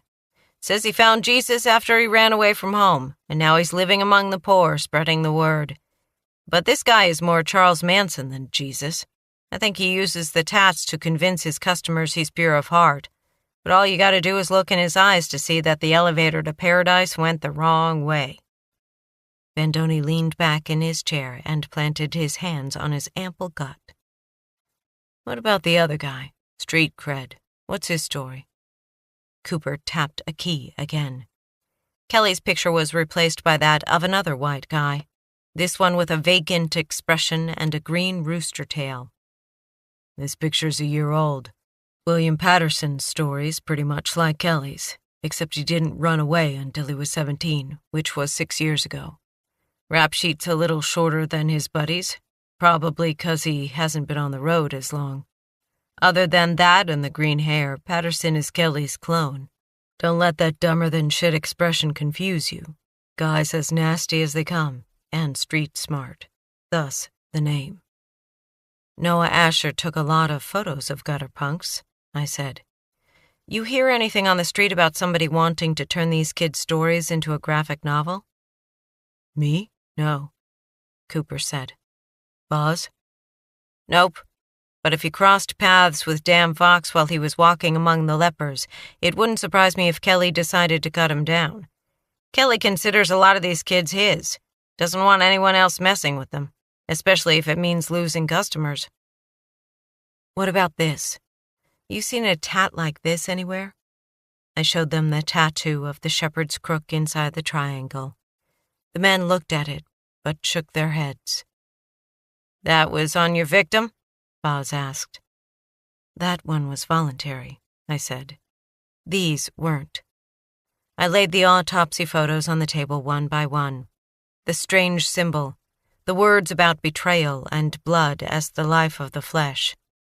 Boz whistled. "That is some nasty shit." Bandoni opened another soda. "You seen stuff like this before?" "Nah," Cooper said. "But we can ask around about that, too." "Just between us chickens, though," Bandoni said. Cooper nodded. We spent the next 15 minutes planning our strategy. According to Boz and Cooper, Leopard's Den would be a zoo, even with the forecasted crappy weather. Kill the Normies was a popular band. Approaching Dan Fox and street cred inside the club was too risky. Things could easily go sideways, especially given that most of the patrons would not be pro-police. "Best thing to do," Cooper said, "is wait until the dickwads go outside to take a piss or have a smoke. Boz and I can let you know when we've got eyes on them, send you a photo if the guys have changed their appearance. Then you nail them on some bullshit charge like urinating in public." "While we," Boz said, "simply melt away." With a little over an hour before we were due to head out, Bandoni said he had to run an errand. He looked bad, gray and puffy, beads of sweat at his hairline. Like a guy with a 3 a.m. hangover who'd just been force-fed a plate of habanero chilies. I hoped he was actually heading out to steal a nap in his car. Clyde and I walked across the plaza to drop off the Barbie doll at the crime lab, then returned to headquarters and took the stairs up to the detective's room. Unlike the day before, business was booming, and Bandoni was the only investigator missing from our squad. Clyde got scattered cheers as we entered the room. Detective Clark peered around his desk partition. "Hey, Parnell, you your date for tonight?" "Beauty and the Beast," Gorman said. He put down his fly fishing magazine and blew a kiss to Clyde. "How you doing there, Beauty?" Gorman was the incompetent cop who'd taken part of the credit for Cohen's work and mine in a previous case. I was Gorman's Achilles heel, one of the few who knew the truth about what had gone down 6 months ago. Clark shook his head. "Gorman, you shouldn't try to put the moves on Clyde like that." Cue general laughter. "Then again," said another detective, "Clyde's a hell of a lot better than some of the dogs I've seen him out with." More laughter. "Fuck you guys," Gorman said. "Swearing on the floor," Clark said. "What the fuck?" "Gorman," I said, "you checked the tattoo book yet?" "I'm working on it." I looked at the fly fishing magazine. "How about you work a little harder?" A chorus of oohs bounced around the room. Clark grabbed his balls and turned away. Gorman and I locked eyes, and the look he gave made me feel like I was staring down the barrel of an RPG. I almost laughed. Can't scare a Marine with that shit. I smiled, and after a moment he spun on his heel and returned to his desk. "Looks like Gorman's not going to get any tonight," Clark said. "He'll be fine," called another detective. "There's a kid on the street corner with free puppies." With the guys sidetracked razzing Gorman, I got Clyde comfortable, then powered up my computer, plugged in my headphones, and started dialing, my notebook and pen to hand. We'd gotten the warrants for the phone and credit card records, so I made the calls and requested records going back 90 days. I was promised I'd have them by noon the next day. The next call was to a friend of mine in the FBI. I hoped Mac McConnell could tell me if it was even possible to get the feds to cough up a list of immigrants who were here on temporary protected status. When Mac answered, I said, "We gotta meet at Joe's Tavern soon." She laughed. "I'm free tonight, Parnell, if you're not just blowing smoke up my ass." Sadly, I'm in the smoke-blowing business right now. I told her what I needed, and she told me temporary protected status was under the control of DHS, the Department of Homeland Security. But she promised to see what she could do. We promised to meet soon for whiskeys at Joe's Tavern, and hung up. After that, I called Cold Ship, who still hadn't come through. My dream was to get video of Dan Fox and street cred somewhere, anywhere, near the train where we'd found Noah. The footage would give me leverage to lean on them when we brought them in. But when the receptionist answered and I gave my name, she told me the manager was out for the day. Ditto for the head of security. These guys were starting to seriously piss me off. I pulled up North Platte's newspaper, the North Platte Telegraph. The Telegraph had 2 articles about the company. One announced the opening of the facility 3 years earlier. Then, 2 years ago, Cold Ship had been raided by Immigration and Customs Enforcement. The ICE raid had revealed that the company employed undocumented immigrants and treated them poorly on a host of fronts, including providing an unsafe work environment. Penalties and criminal prosecution would be forthcoming. An immigration attorney was mentioned, John Yeager. I entered a search for Cold Ship and immigrants, along with other search combinations, but I couldn't find any follow-up. I tilted back in my chair, planted my feet against my desk, and stared at the ceiling. Companies couldn't be held liable by ICE if they'd done their best to verify employees' work authorizations. In fact, checking an employee's documentation too rigorously could result in discrimination charges. Employers had to walk a fine line. But if, after the raid, Cold Ship still knowingly relied on undocumented workers, cheap, willing, available. They would be highly motivated to keep any video recordings out of the hands of the authorities. My guess was that the cameras worked perfectly well. Cold Ship would want to keep an eye on their employees, make sure they weren't taking too many cigarette breaks or skimming merchandise. But they wouldn't want proof of who exactly was smoking those cigarettes. I dropped my feet with a frown. Whatever Cold Ship might be up to, I couldn't see how undocumented workers played into Noah's murder. I checked the time. With half an hour to go, I generated a list of the vehicles owned by everyone in Noah's circle: Markey and Rivero, Todd Asher, Riley Lynch. A pickup, 2 sedans, and a BMW. No cargo vans. Then I ran a background check on Riley Lynch. 6 months earlier, he'd been fined for possession of a Class A substance, Rohypnol, the date rape drug. If you hadn't finessed your seduction skills, there was always Rohypnol as a fallback. I pulled up a search engine on the computer and typed in superior gentleman. Nothing. Then I entered Denver pickup artists. A website popped up advertising seminars from the previous summer, classes that promised to teach men the game. The instructor's name was Baron Casanova, an obvious pseudonym. I shot an email to the address listed on the seminar site. Maybe Noah had been a student. But within seconds, the email bounced back with a notice that the address was no longer valid. I widened my search. PUAs appeared to be one of several groups that were considered part of the manosphere.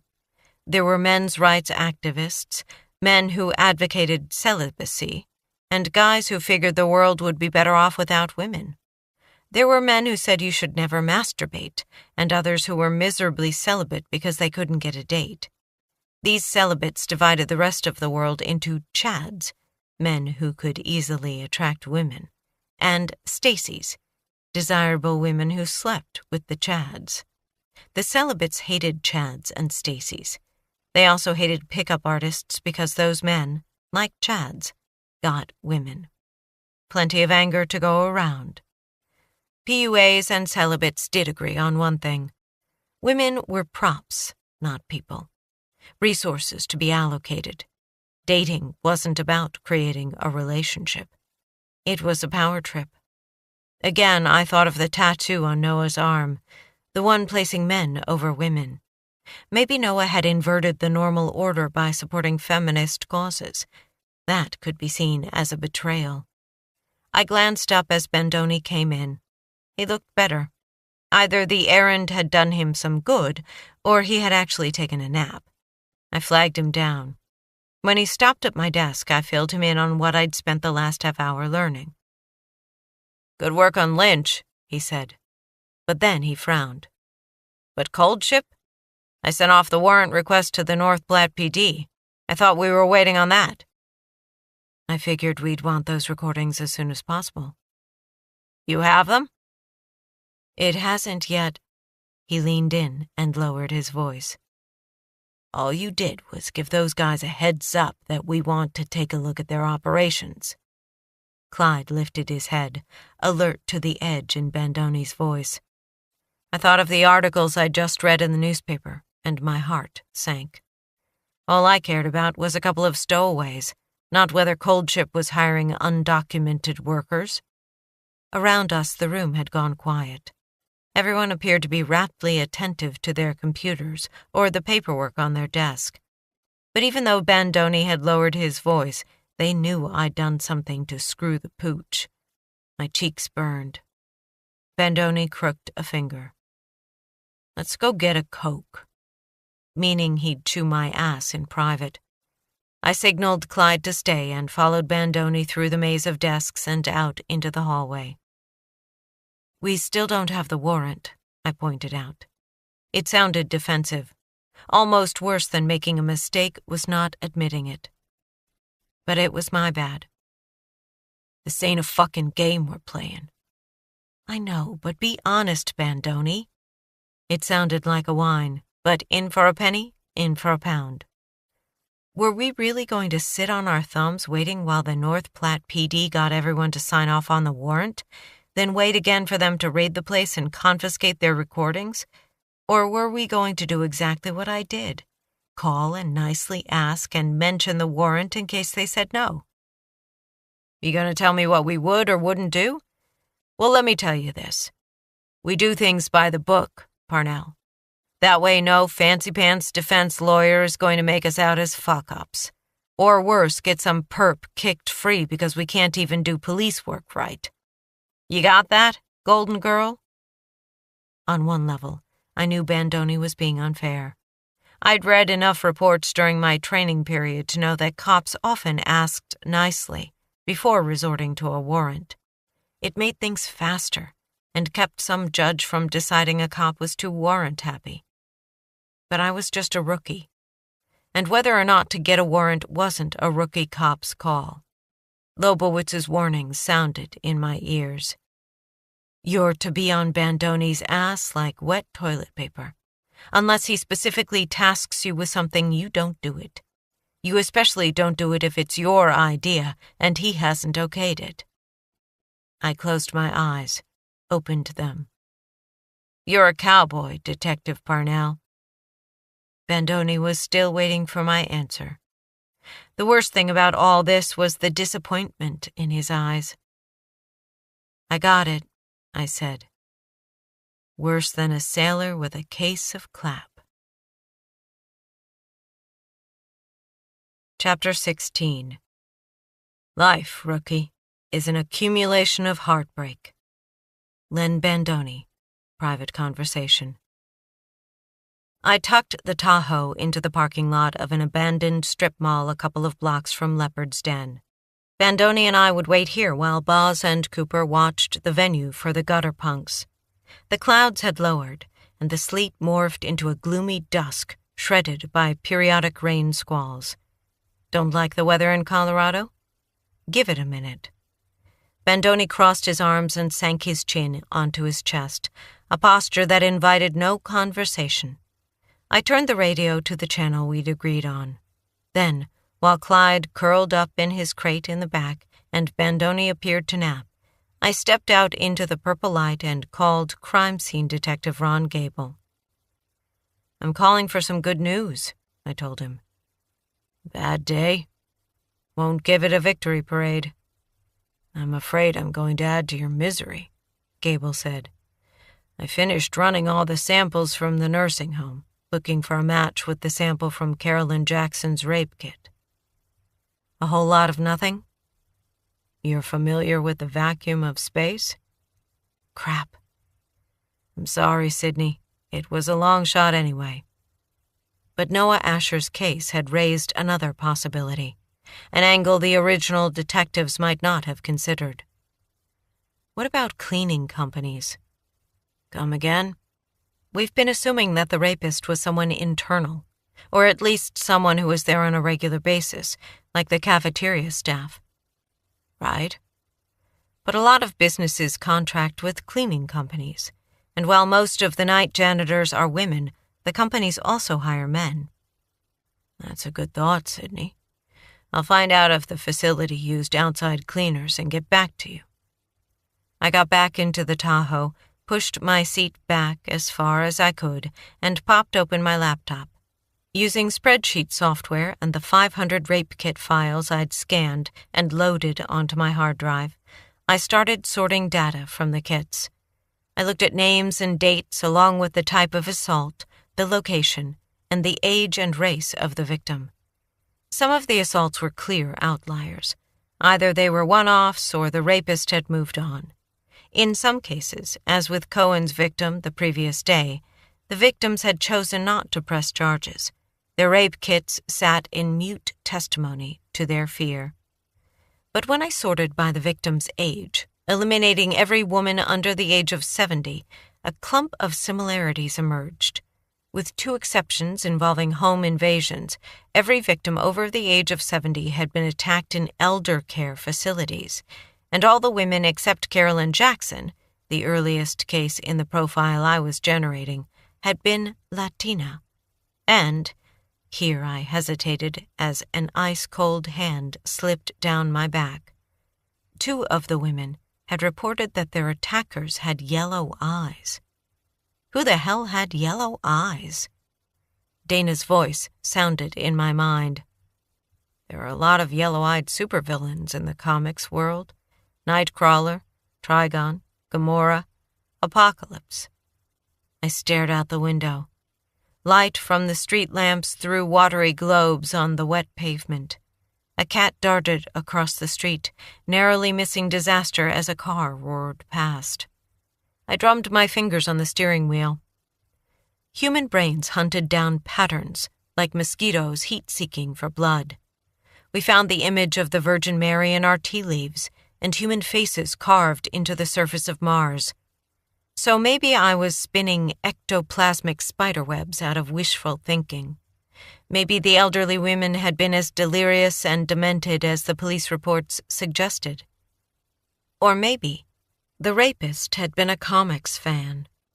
I puffed out a breath of air and studied the data on the screen, my pulse slamming in my throat, unsure where in all the data the actual spider lurked.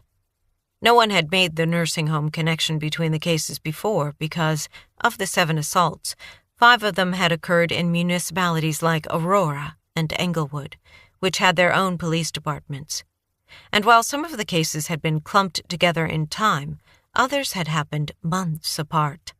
I hadn't spotted a connection either, because the nursing home locations hadn't popped up during my initial go, no-go search for rape kits that could be retested.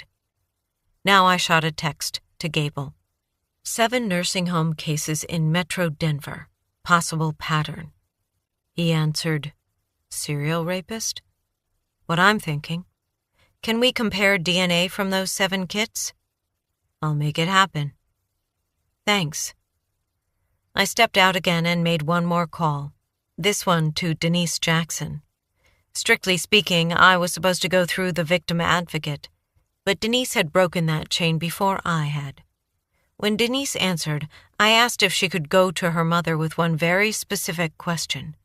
Had she noticed anything unusual about her attacker's appearance? But Denise said, I don't need to ask her that. She told me the man had yellow eyes. I think it was why the police didn't pay all that much attention.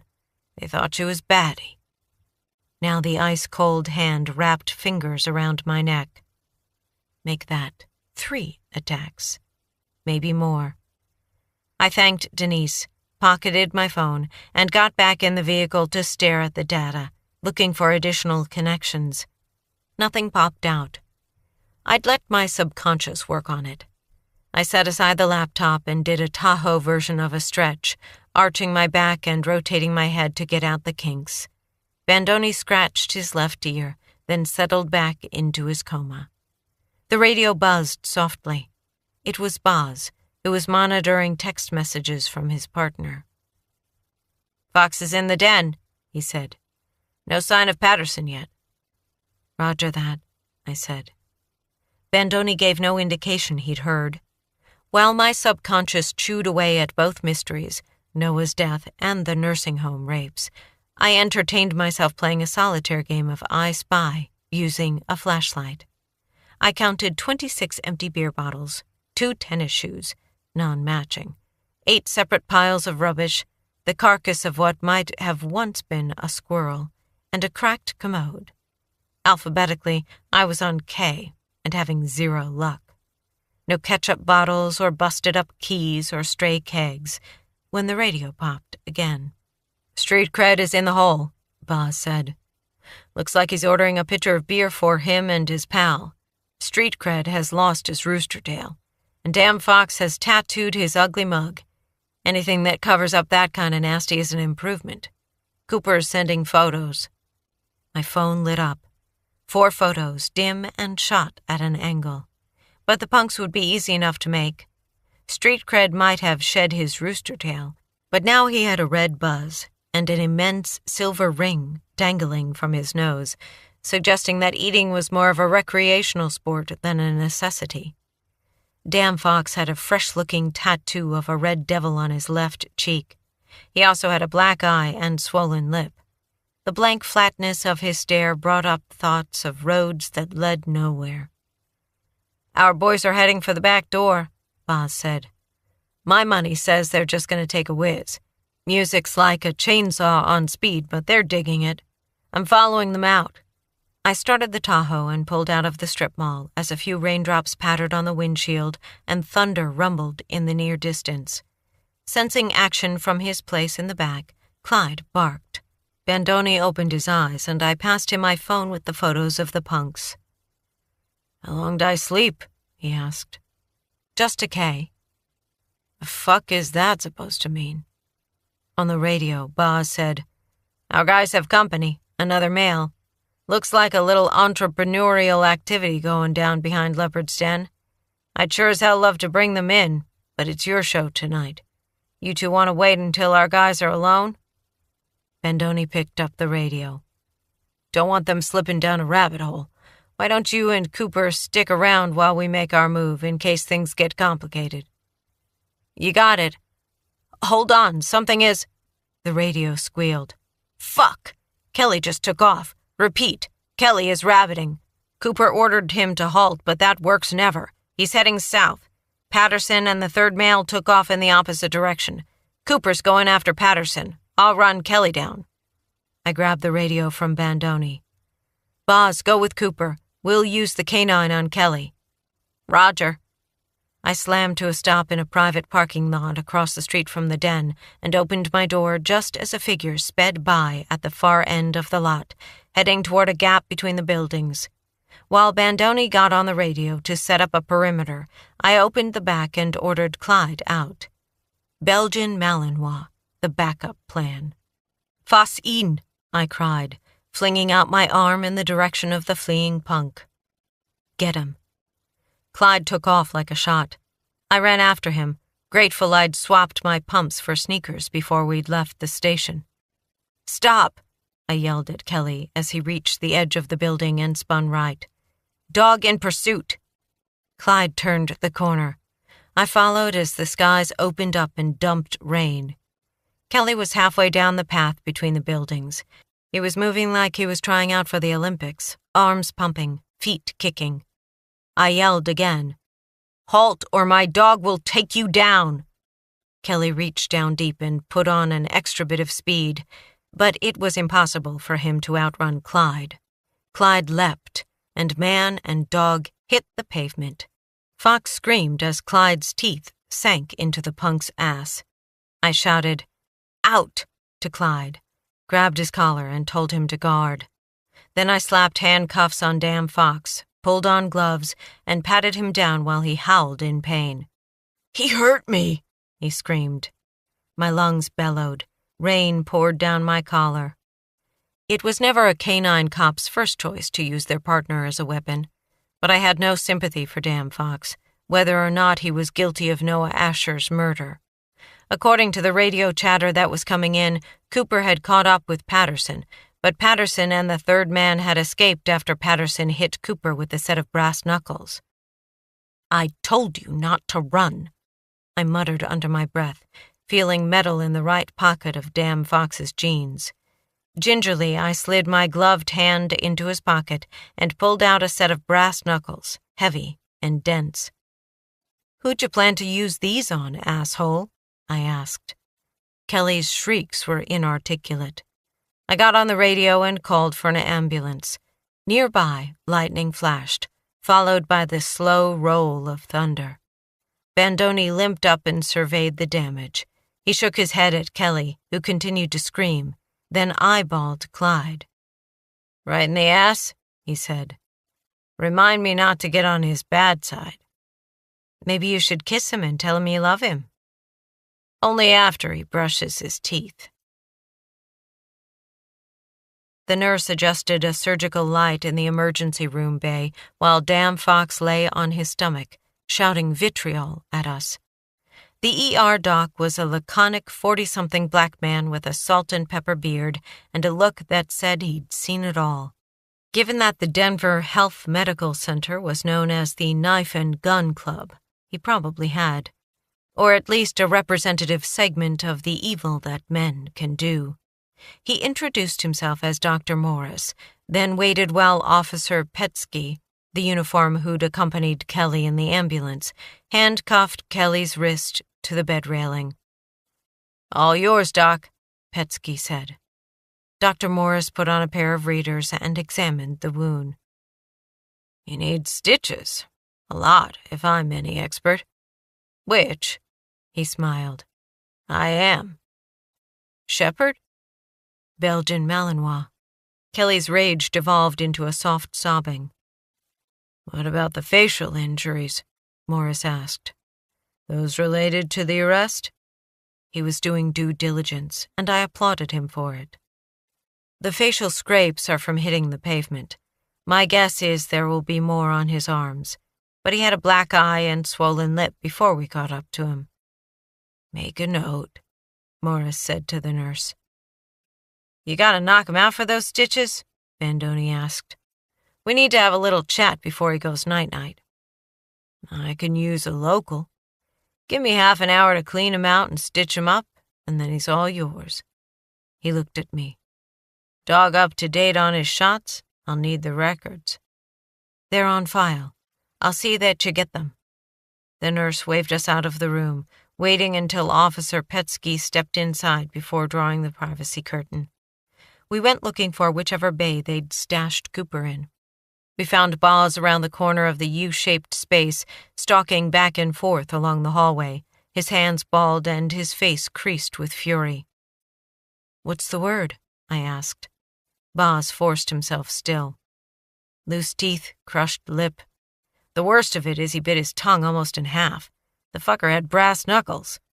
We were silent a minute, appreciating the severity of Cooper's injuries. "Your dog nearby?" Boz asked me. "I want to shake his paw for bringing down Kelly." "He's sleeping it off in his crate," I said. "You can meet him later." Bandoni took a seat in one of the plastic chairs lining the hallway. He squeezed the bridge of his nose with his thumb and forefinger. Under the fluorescent lights, his scalp looked raw. "What happened?" "Patterson and Kelly must have made Cooper when he was scoping the two of them inside the club. When they spotted him outside, they took off. Cooper caught the third guy, but while he was reaching for his cuffs, Patterson came back. When Cooper looked up, Patterson cold-cocked him. Both of those punks got away." "Son of a bitch," Bandoni said. "I'd have gotten there before it happened if I hadn't done a fucking faceplant in the mud," Boz said. "Cooper was expecting me to back him up." But Bandoni was probably thinking what I was, that Cooper had been careless exposing his back when one of the men was still unaccounted for and before his partner had gotten on scene. Probably he figured Patterson was long gone and Cooper was approaching fast. Reasonable guesses. But guessing could get you killed. As if reading our minds, Boz said, "It wasn't his fault." "I know," Bandoni nodded. Now was not the time to sort out how things had gone down. He slapped his hands on his thighs and pushed himself out of the chair. "I'm gonna get some coffee. You two want anything?" "I'll come with you," I said. Boz shook his head. "Cooper's wife is on the way. I'll wait here." Bandoni found a vending machine at the end of the hallway. He got 2 coffees, black, and handed one to me. "Cookies?" he asked. "No thanks." He shrugged, seemed to consider the chocolate chip for a moment, then moved away. His face was gray in the over-bright light, and bags had collected under his eyes like luggage at an airport carousel. He said, "You thinking what I'm thinking?" "These guys like hitting cops," I said. "Patterson actually got away and then came back to nail Cooper. Which makes me wonder how things went down in that field when Heinrich was hit. If it was our gutter punks, maybe Heinrich was intent on one guy and didn't hear the other man coming." "I thought we were focusing on these guys as witnesses for Noah's murder." "The fact that they bragged on the street about seeing a murder doesn't eliminate them as suspects for Heinrich's assault. They might have panicked when they saw him, figuring he'd make them for the murder." Bandoni nodded like I'd passed a test. "That's the angle we take," he said. If Kelly thinks we want him for Heinrich, he's got nothing to lose by admitting they saw a man get killed. What else are we considering? That they might be the killers? Don't lose sight of that. Bandoni sipped his coffee, then spit it back. Son of a bitch, that's hot. I pulled out my phone to send Cohen a text that I'd be home late. Then I remembered he'd be heading to Denver International to pick up his cousin, who was coming in on a red-eye from Chicago. Late night for all of us. You ever meet Cohen's cousin? I asked. Evan Wilding? Sure. What's he like? Brilliant. Bandoni grinned, his teeth caffeine yellow. You finally meeting the fam? I guess. Any advice? Don't underestimate him. The fuck kind of advice is that? I thought we were partners. I cannot guide you down all paths, Grasshopper. The doctor appeared at the opposite end of the hallway. Bandoni stood with a grunt. While we're talking to Kelly, remember what I told you. We keep firing questions at him. Bounce around. Don't let him find a pattern. Kelly lay on his side when we walked in, one hand still handcuffed to the bed railing, the other tucked between his legs. He was pale beneath his tattoos, but his gaze was hot. Bandoni and I took a second to look through Kelly's belongings, which Petsky had bagged. The brass knuckles, $43 in cash, a light rail pass, and 2 joints. Bandoni dove right in. Where'd your asshole partner go to ground? I look like his mommy, Kelly said. Tough guy. Here's the thing, Kelly. Patterson's in the wind, but we got you. Resisting arrest. Those brass knuckles. Arrestable offense right there. Plus our cop's a little fuzzy on who actually hit him. Say what? What kind of bullshit is that? You can't charge me for that cop getting hurt. Depends on which cop we're talking about. Did you hit a railroad cop a couple of nights ago? Kelly's gaze went from Bandoni to me and back, his eyeballs jittering in their sockets like wind-up toys. What are you talking about? His voice wobbled. It gets worse, though, Bandoni said. What do you mean? Bandoni leaned back, jammed his fists in his armpits. Why'd you run tonight? Instinct, dude. Self-protection. Smart, huh? My face looks like pepperoni pizza. His eyes darted to me. Thanks to that bitch. I have a different theory. You want to hear it? Kelly rubbed his free hand along his thighs. I want my phone call. You're not under arrest, asshole. Not yet. I want my call. By all means, Bandoni said. You want to make that call right now? Call your fancy-pants lawyer? You've got one, right? Or do you want to find out what you're looking at first? I'm the one with the complaint. That psycho dog. I had my hands up. She sicked the dog on me anyway. Bandoni looked at me with an eye roll. That true? You ever see a guy surrender by running away? You hear that, Kelly? Your word against hers. Or maybe not. Half those businesses you ran past have cameras. That was bullshit. But Kelly probably had no idea. You want that phone call now? His gaze dropped. I'll wait, he muttered. Where's your partner in crime, Kelly? Help us out. Maybe we'll forgive a few of your indiscretions. Kelly rubbed his nose on the plastic ID band on his wrist. Fuck you. That a no? Bandoni said. I'll go ahead with my theory then. He swung a plastic chair around and planted a foot on the seat. I think you made that cop, and that got you to thinking about something else you did. Something worse. And that got you worried about why the cop had eyes on you. You panicked. The only thing in my head was how I had a pair of dicks following me around. Bandoni tossed his empty coffee cup into the trash and dropped an elbow to his knee. You're looking at some serious time, Kelly. You and your partner. You know what I'm thinking? Bandoni directed his question toward me. What are you thinking? I asked. I'm thinking this guy has something he's trying to hide. Something even worse than hitting a railroad cop. That true, Kelly? You do something so bad you don't want us to know about? Kelly licked his lips. I didn't hit any cop. You want to know what the really bad thing is? I'm talking murder, Kelly. Cold-blooded murder. What? Kelly started up from the bed, then squealed when he rolled onto the stitches. He collapsed back onto his hip. The handcuffs clanked. Bandoni's grin was a shot of ice. Now you feeling me? Kelly's good eye was wide now. The black eye looked like a pit. He rubbed his thigh with his free hand, and the bed squeaked. What are you talking about? I don't know a damn thing about a murder. Noah Asher. Who?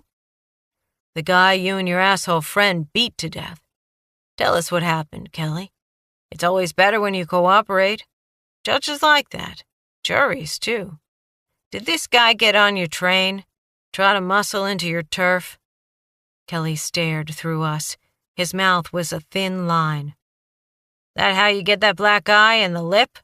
Bandoni pressed. Noah hit you? Why don't you kiss my pimpled ass? I leaned forward, drew in a breath. You know what you smell like, Kelly? He sniffed, then sneered at me. All I can smell is cop pussy. I looked at Bandoni. He smells like fowl. Fowl, as in chickens. Bandoni took a sniff. You're right, he smells just like the inside of that poultry car. What?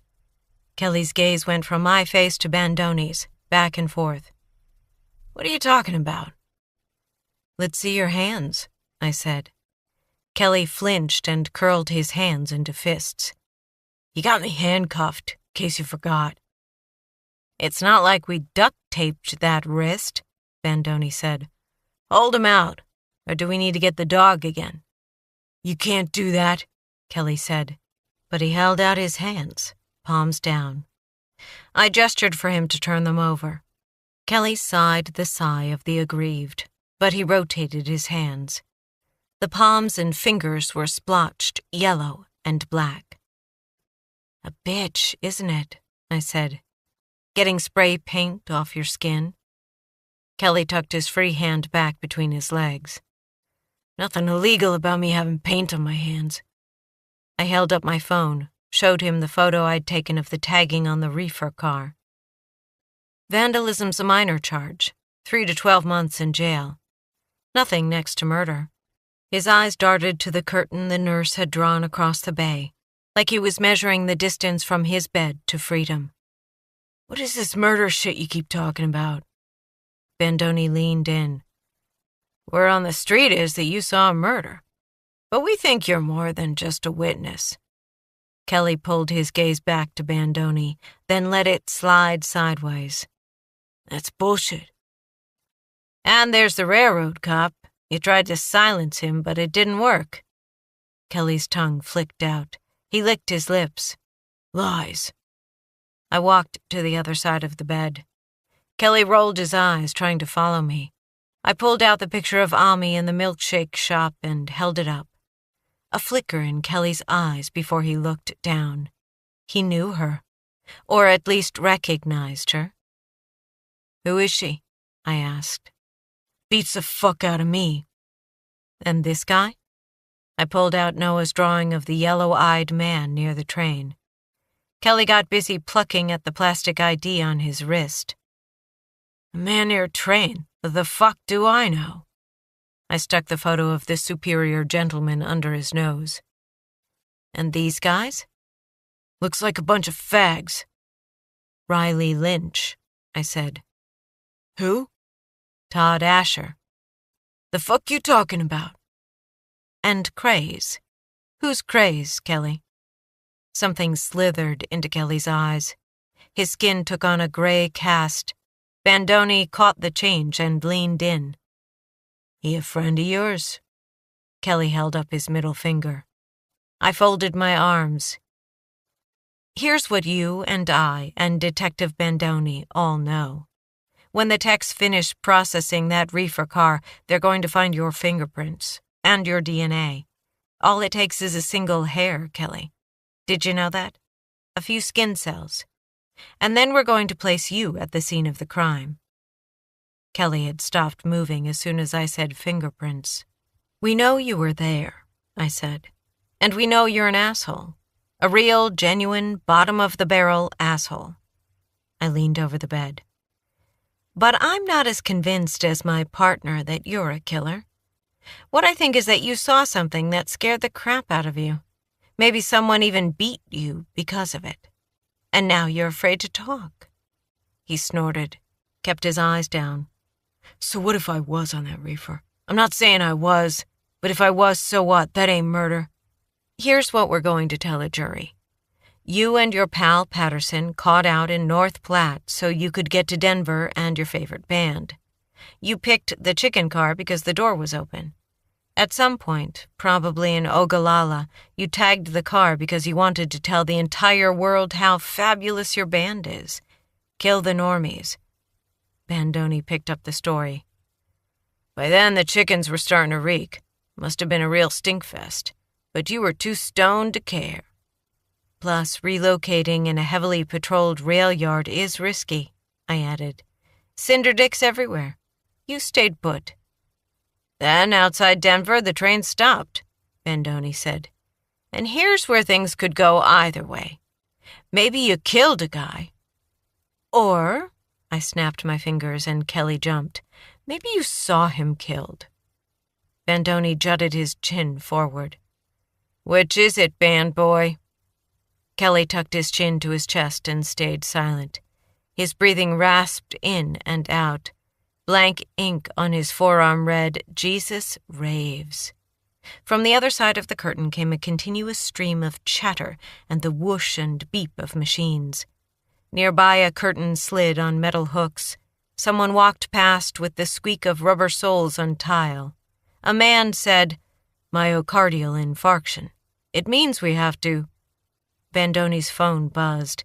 He glanced at the screen, then excused himself and went out into the hall. A single bead of sweat caught on Helly's hair and splashed onto the bed. "Who did land one on you?" I said softly. "Was it the same guy who murdered Noah? Did he tell you he'd kill you if you squealed? Tell you he'd beat your head in while you were sleeping?" "Fuck you." Another bead of sweat dropped. "Was it craze?" Silence. "We can protect you." Petsky came in. "Your partner wants you," he told me. "I'll watch this guy." "Last chance, Kelly," I said. "You want to tell me what really went down out there?" He gave me the finger again, but the gesture was half-hearted. "Why don't you sleep on it?" I said, and blew him a kiss. On the other side of the curtained doorway, Bandoni was still on the phone. He gave me a nod and finished the call. Then he pocketed his phone and dropped into a chair, his bowling ball head sunk into his shoulders like it now weighed 50 pounds. "We got a second victim," he said. The hallway took a small twist, a warp in space that only I could see, and suddenly Noah Asher stood beside Bandoni. He was a ghost with a face now, courtesy of the DMV photo. Pale skin, kind eyes. That innocent-looking black cowlick. He pressed a hand to his heart. Bandoni stuck his head into the bay where Kelly sat. "Petsky, book this asshole. Possession of an illegal weapon." Kelly's howl of protest followed us as we headed toward the exit. "Fill me in." "Smith & Wesson were up on rotation," Bandoni said. "But as soon as they saw that someone had used the corpse as an etch-a-sketch, they called us." The emergency room doors whooshed open, blasting us with cold air. "The body's on the altar of a church," he went on. "Redeemed life." I gave him a startled glance. "Todd Asher's church." "Right. Someone's on the way now to pick up Todd. Riley Lynch, too, while we're at it. Our victim's a white male, mid-20s, no ID yet. The killer wrote across his chest, 'Vengeance is ours. We will repay.' The Bible, like Noah. Romans 12:19, according to Weston, but with a slight change." "The killer used the plural," I said. "Right. Drops of rain darkened Bandoni's coat. "Not vengeance is mine, I will repay. But vengeance is ours, meaning we have more than one killer?" Bandoni grunted. "Meaning we don't know shit yet." I unlocked the Tahoe and looked through the window at Clyde. He wagged his tail in greeting. I owed my canine partner a good belly rub when we got home. While Bandoni heaved his bulk into the passenger seat, I started the engine and cranked the heat. The police-issued parking permit fluttered on the dash. Bandoni pulled out his cigarettes, tapped the pack on the back of his hand. "That wasn't all. The killer, or killers, carved up or wrote on every square inch of this guy. Stuff about God not playing fair and anger being a good thing." He stuck a cigarette in his mouth. "Weston was talking so fast I couldn't keep up." I stared through the glass into a night gone silver bright with the rain. The hospital's red emergency light rippled like blood down the glass. Bandoni said, "One more thing." An ambulance squealed into the lot, lights flashing. It jerked to a stop, and the driver leapt out and ran to open the back doors while 2 nurses in scrubs hurried out from the hospital. Bandoni put his eyes on me. "They castrated the kid." I drew in a breath, held the air in my lungs. "And they cut off his right hand." Bandoni took out his unlit cigarette, stared at it. The lights washed his face red. I glanced back toward the hospital. Noah Asher stood at the door, staring at us through the rain. "Fucking world," Bandoni said. Chapter 17. If trauma is the darkness that knocks us off our path, then life is about finding our way home. But first, we must learn to navigate the dark. Sydney Parnell, Personal Journal. Redeemed Life Church was a new, no-expense-spared construction set smack in the center of a middle-aged Denver neighborhood, a peacock lording over a gaggle of 1950s-era homes and decades-old businesses. A monolith of concrete and angled, rust-colored beams, the structure punctured the cloud-thick sky like a phallus. Stained glass windows glowed orange-red in the rain. Bandoni whistled. "It's like Home Depot found God." I parked and we stepped into the rain. The responding officers and Smith & Wesson had established 2 perimeters, an outside zone that encompassed the entire church and 2 outlying buildings along with all entrances and walkways, and an inside perimeter that blocked off the walkway leading up to the sanctuary and included the sanctuary itself. "You take the lead on this scene, Parnell," Bandoni said. "Come again?" "Don't worry. I'll step all over you soon as you fuck up." "Right." I drew a deep breath. "Okay." I went to the back of the Tahoe, where Clyde watched me, tail wagging. As much as I hated exposing my canine partner to a corpse, it was now our job to get down and dirty with mortality. Dogs carried around the olfactory equivalent of a 60-terabyte database of odors they could pull up and ping off as needed. Clyde might pick up a scent here that he recognized from the first crime scene, or add the killer's scent to his database. Another upside to exposing Clyde to this body was that Clyde's trainer had assured me my partner's death fear would ease with continuous exposure, as long as I didn't succumb to my own fears. "It's for our own good, buddy," I told him as I opened the hatch. I snapped on Clyde's lead, and Bandoni and I ducked under the tape while Clyde pranced forward, tail waving, ready to work. A crowd of onlookers had gathered along the outside perimeter, and a Channel 9 news van pulled up as Bandoni and I were signing in with the uniformed standing guard. "Is someone taking pictures of the crowd?" I asked the cop. The uniform, a stocky, freckled man whose name badge read Murphy, indicated his cell phone. "Taking a snap every few minutes." "You're the first responder?" "Yeah, my partner and me. A woman who teaches Bible studies here called it in. Soon as we saw the body, we called dispatch and closed off the area. I pulled out my notebook. And the caller's name? Marcy Pittler. Detective Smythe's talking to her now. We went under the interior perimeter tape. Clyde immediately lost his enthusiasm. His tail drooped, and he leaned into me. "We're still good, buddy," I whispered. But Bandoni had caught it. "What's up with the mud?" "Too many dead bodies." He gave me a sharp look. "You ever think maybe you picked the wrong career?" "Every day for 3 weeks now." At the door to the chapel, Bandoni and I pulled on booties and gloves under the eyes of a second uniform, a woman named Vasquez. I knelt and snugged specially made booties around Clyde's paws. I took his head in my hands and poured my soul out through my eyes, knowing he'd get my silent message. We're still good. Clyde's tail lifted a little. Vasquez pushed open the door for us. "Stairs on the right lead to a balcony on the 2nd floor," she said. "The 2 doors straight ahead go into the chapel. The body is on the other side of the altar rail." She opened another door. Light poured out from the chapel. "Were the lights like this when you got here?" I asked. She shook her head. "We turned them on for Smith and Wesson." A flush. "Smythe and Weston. I want to see the scene the way it was when you found it." "Of course. I'll get the lights." She vanished, and moments later the light softened to a dim glow.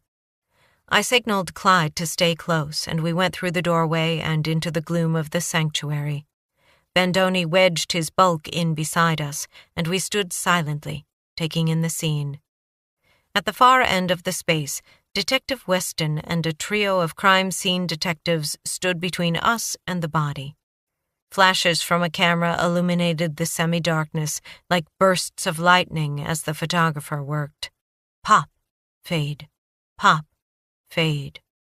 In between flashes, I made out Ron Gable's familiar form. He glanced over his shoulder. When he saw us, he gestured for the others to stand aside. I took my time. I wanted the environment first, then the body. The space was somber and hushed, and vast. Over 100 pews. Unlit chandeliers hung from the lofty ceiling. Small, high windows marched down each wall, and at the far end, above the altar, an immense stained-glass window depicted a series of images. Christ's crucifixion and resurrection. The red and blue glass glittered like a king's treasure.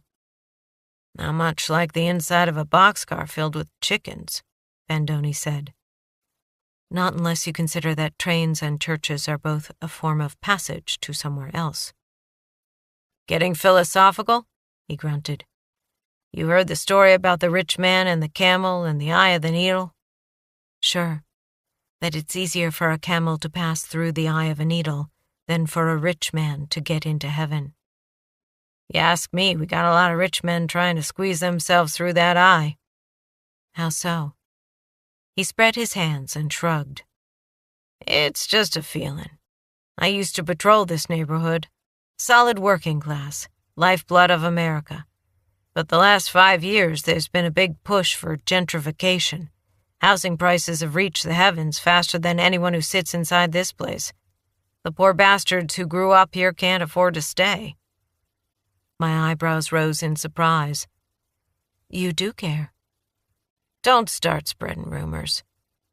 We started down the aisle, Clyde hugging my side. Weston came to meet us. "Thanks for the call," Bandoni told him. Weston nodded. "A head bash ain't nothing like getting your balls cut off, so the MOs don't match, but—" "The words," Bandoni said. "Right, the words." "No ID?" I said. "Not on the body," Weston said. "But Ms. Pittler thinks it's a kid from their youth group. Dashiell Hammett Donovan, better known as Dash. We'll get a confirmation on fingerprints. Guys are working on it now." Another grunt from Bandoni. "Who the hell names their kid Dashiell?" "Someone who loves crime fiction," I said. Bandoni scratched an ear. "I ain't tracking." "Dashiell Hammett, crime writer. I looked at the men. Blank expressions. Sam Spade? Nick and Nora Charles? Weston made a face at Bandoni. She like a professor or something? Something, Bandoni said. I said, I'm ready to see the body. Weston stepped aside and waved an arm toward the altar. Have fun, kids. As Bandoni and I approached the altar, the body emerged, pale and scarred, from the murk. Fuck me, Bandoni said. The man lay on his back, his head tipped onto the stairs that separated the altar from the rest of the church, revealing a gaping throat wound. Blue eyes, cloudy with death, stared at something beyond the high ceiling of the sanctuary. His killer had slashed his throat so deeply that the spine shone white within the red gore. His penis and scrotum had been hacked away, leaving a ragged, bloody ruin. Carved on his chest were the words, "Vengeance is ours. We will repay." Blood had spilled down the altar onto the stairs and pooled near the railing, which meant they'd killed him here, in the church. Man as sacrifice. I stared at the ruin of the victim's manhood. Shaded black. My fingers curled into fists, and I heard my own breath rasp in my ears, my heart and lungs coupled into a fast rhythm like a pair of runaway horses. The church vanished, and the plywood walls of mortuary affairs threatened to close in. Half heard, wholly imagined, the rotors of a Black Hawk helicopter thumped the heavens outside, bringing the dead. My counselor's voice echoed in my head. I'm not talking just any death, Sydney. This is the worst kind.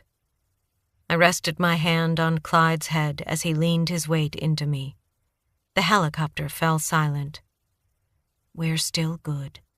The photographer's flash flared. Black ink seemed to scurry like beetles over the victim's body, leaping outward in brilliance, then falling back as the light dimmed. Words and more words, Bandoni muttered. Some carved and some in ink, like the guy's a damn whiteboard. Words, lines and spaces, tightly printed letters riding in columns down his arms and legs, circling in tight coils around his arms, tripping across his blood-streaked stomach. Thousands of letters, hundreds of lines, scores of words. I caught God is unjust, and we are filled with rage, and simply the word unfair, all written over and over. Across his stomach was our anger is righteous, and near his ruined groin, payback is hell. It was a torrent of lettered rage, an entire dictionary of hatred. In the beginning was the Word, and the Word was not with God, and the Word was not God. We all jumped as a hymn blared over the sound system and echoed through the vast space. Abruptly, the music stopped. The silence of the sanctuary descended once more. Nelson, muttered Weston. I sent him to switch the lights back on. About gave me a heart attack. The photographer took yet another photo. The victim seemed to jerk in the flicker frame, while written screams poured down his gaping throat. For the next 2 hours, Bandoni and I worked the scene. Emma Bell arrived and broke her usual reserve to tell us that the cause of death was almost certainly the severed throat, and that the removal of his hand and the words carved into the victim's skin, unlike Noah's wounds, had been done posthumously. Except the castration. He'd been alive for that. Within an hour we had a confirmation on the victim's name and had gained emergency access to his social media accounts. Dashiell Donovan was a 21-year-old college student from Twin Falls, Idaho, enrolled at Denver University. His online activity showed him to be a highly competitive tennis player, as well as an outdoors enthusiast, rafting, hiking, rock climbing. He'd listed himself as unattached, although there were plenty of photos of Donovan with young, attractive women. He had a self-professed 3.7 GPA, a position on the university's swim team, and 2,000 social media friends. Everything a young man could want. accept a future. Our victims have got nothing in common other than being white 20-something men, Bandoni said. Can't find one damn thing so far that links Donovan to Noah. Todd plays tennis, I reminded him. We got that. Bandoni palmed his skull. And speaking of Todd, the young Mr. Asher is MIA. Not at home, not at the hotel with his parents. We also have Our Anger is Righteous on Donovan's chest and the sign over Noah's computer. Bandoni turned his bloodshot eyes to me. Which fucking side was Noah playing? And what did he and Donovan do to piss in the killer's cornflakes? His phone buzzed, and he answered with a curt, "What?" He listened for a minute, then said, "Damn." Then, "Good." He disconnected and frowned. Riley Lynch is in the wind. A couple of guys from the squad are talking to his neighbors now and tracking down friends. They'll take the city apart stone by stone if they have to. Maybe finding Riley will net Craze, too. I nodded, but hope wasn't exactly springing eternal. While one of the crime scene detectives began the laborious process of typing the killer's words from the victim into a document file, and Bandoni and the others continued with the crime scene, I took Clyde outside to see what we could learn. Ron Gable and Detective Smythe had determined, based on mud on the floor and a single smear of blood, that the killer had brought Donovan in through a back door at the rear of the church and likely exited the same way. According to the woman who'd discovered the body, only 5 people had a key to the door. She was one of them. The other 4 were the church pastors and the facilities director. It was also the only door without a camera, suggesting that the perpetrator had information on at least some aspects of the church.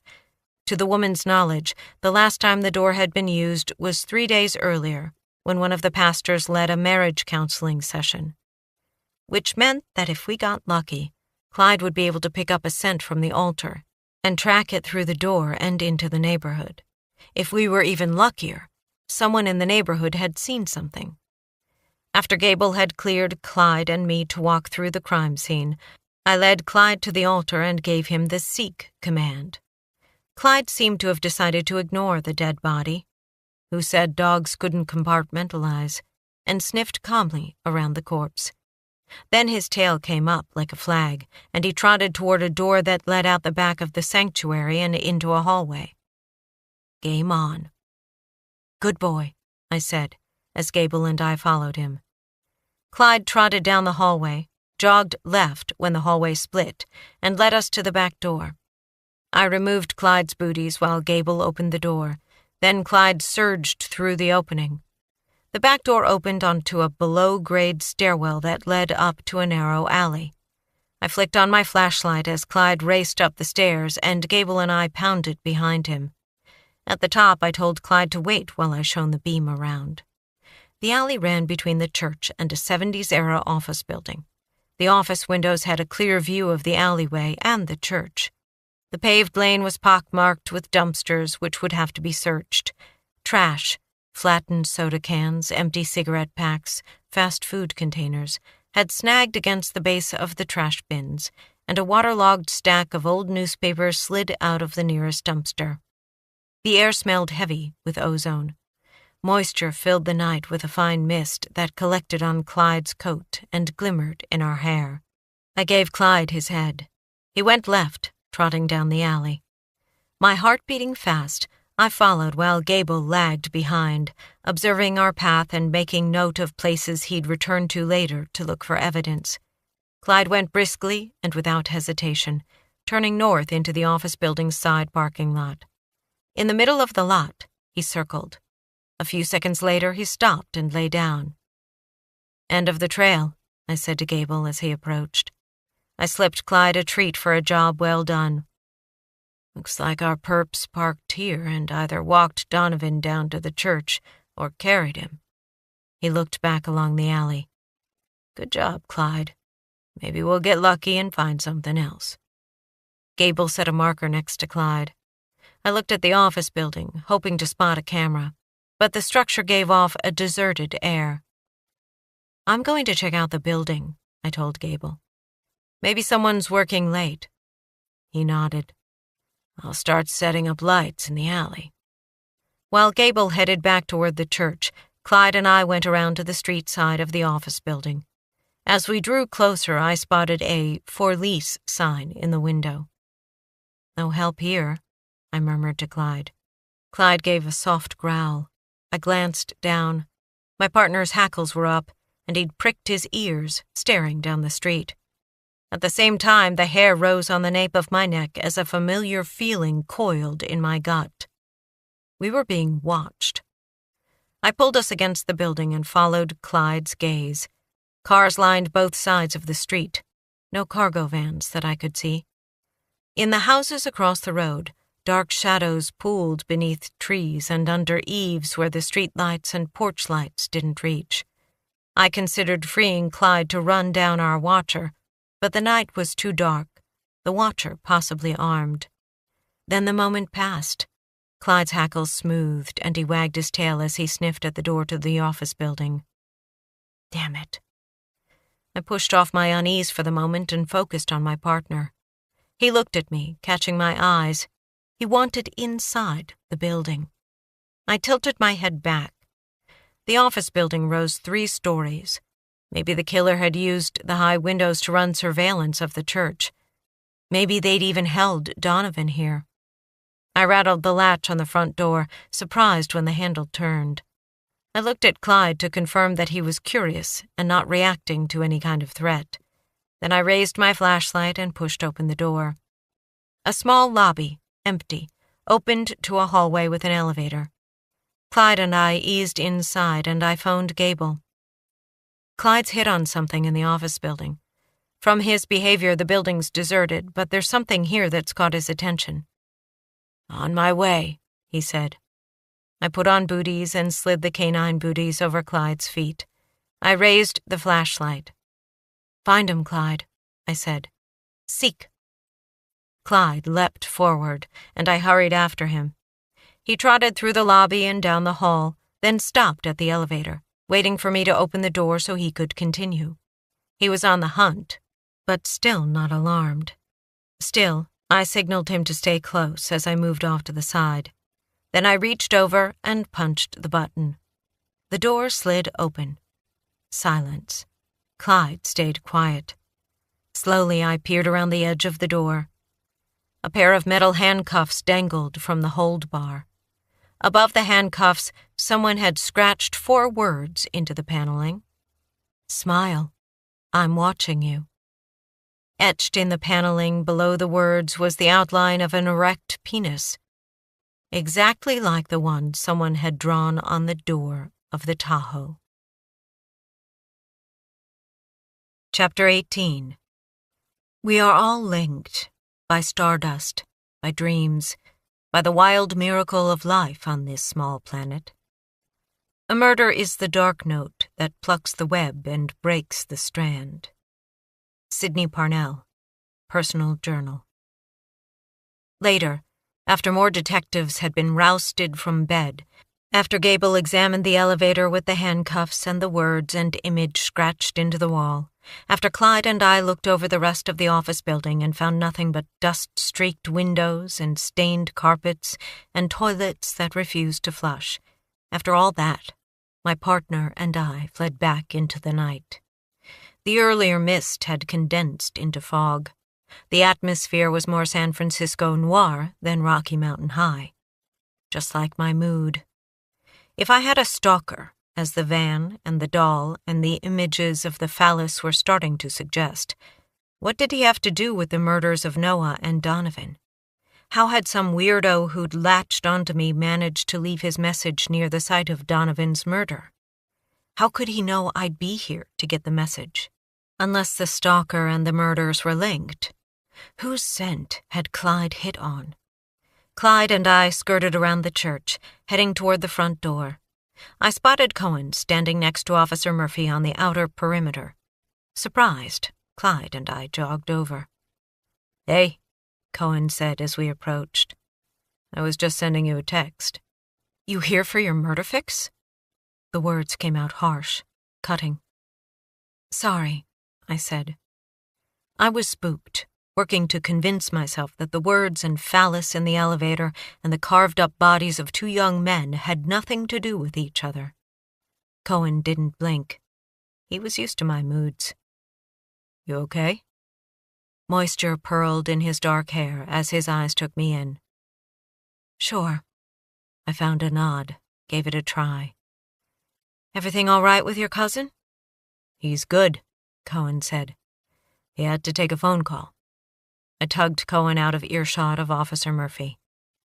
"Not that I'm not happy to see you, but—" "Why am I here?" "More or less."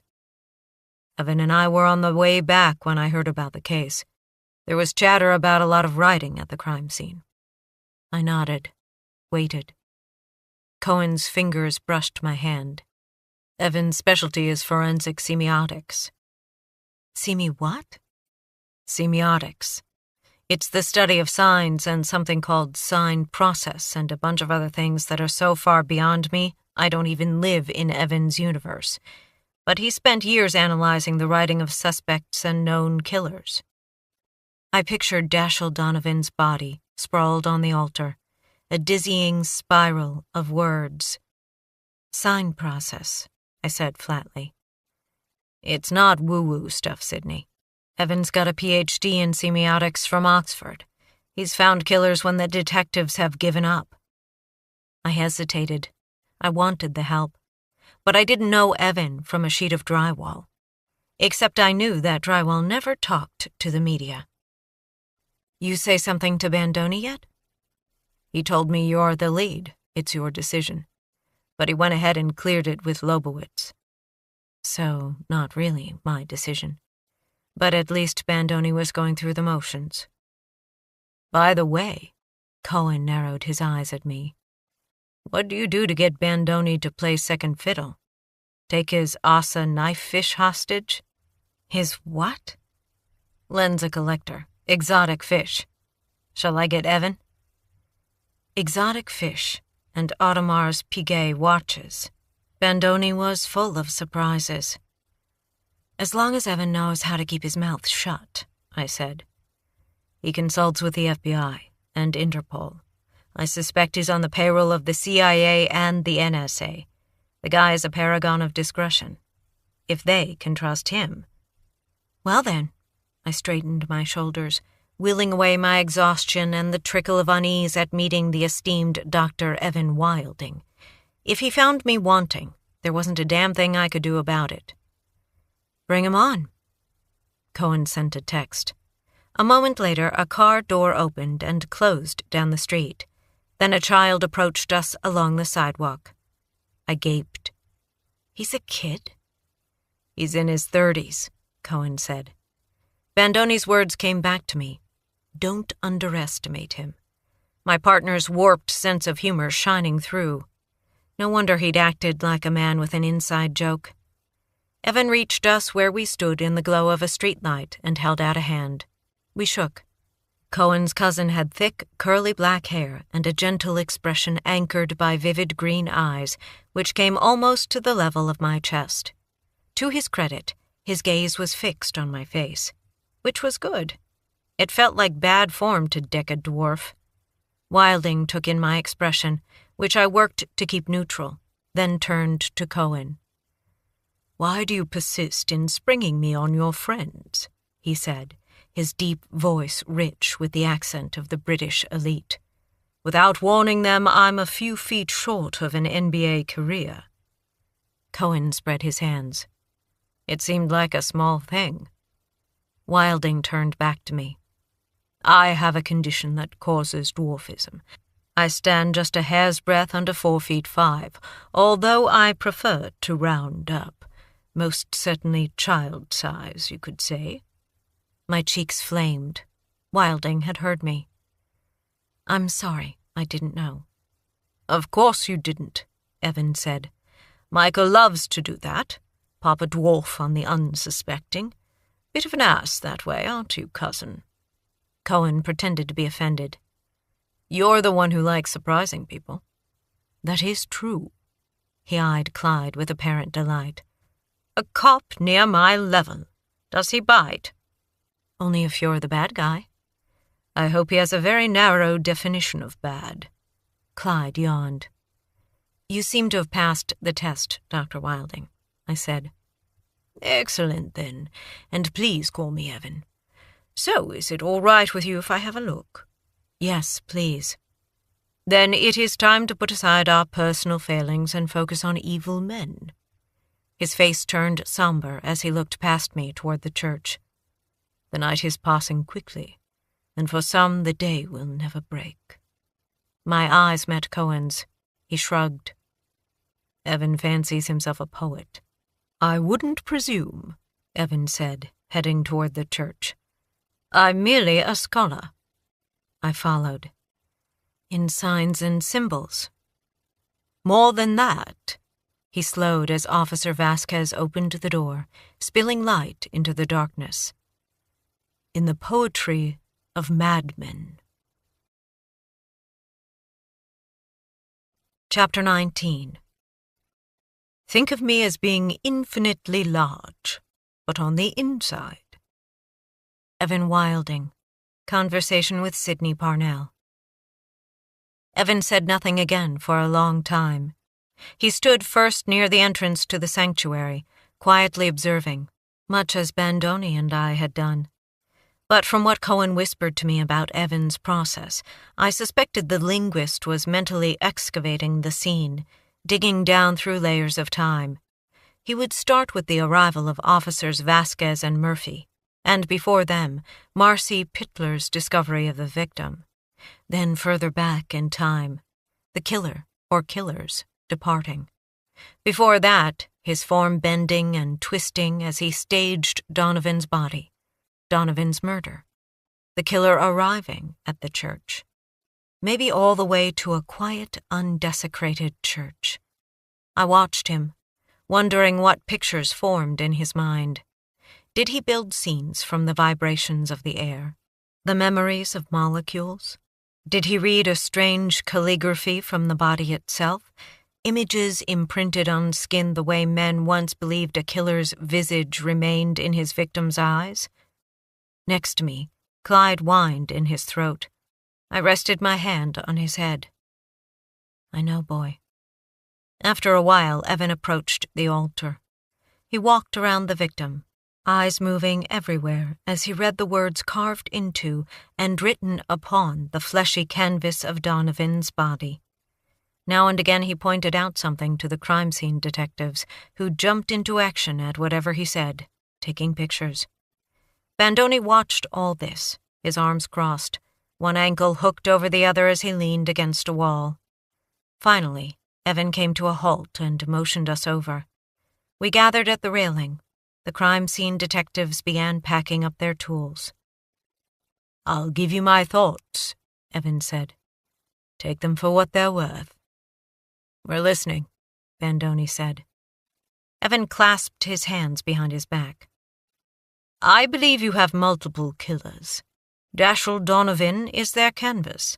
He's the start of their manifesto. The doors to the sanctuary opened. A woman rolled a gurney down the center aisle. Another woman came behind her carrying a canvas bag. Manifesto? Like they're making a declaration? Bandoni said. That's how it appears. And multiple killers. The now bright lights tugged shadows across Bandoni's face. I know there's all that we and ours shit, but serial killers usually work alone. I don't think you're dealing with a serial killer, Evan said. I glanced at Cohen. His eyes met mine, and he gave a faint nod, like, didn't I say he'd be helpful? But Bandoni scratched his scalp. I see one victim on that altar. There was one victim in the train car. That's a serial killer to me. What am I missing here? The women lifted the gurney up the altar steps. The taller of the two women slipped, and one end of the gurney banged to the ground. Evan watched them for a moment before turning back to us.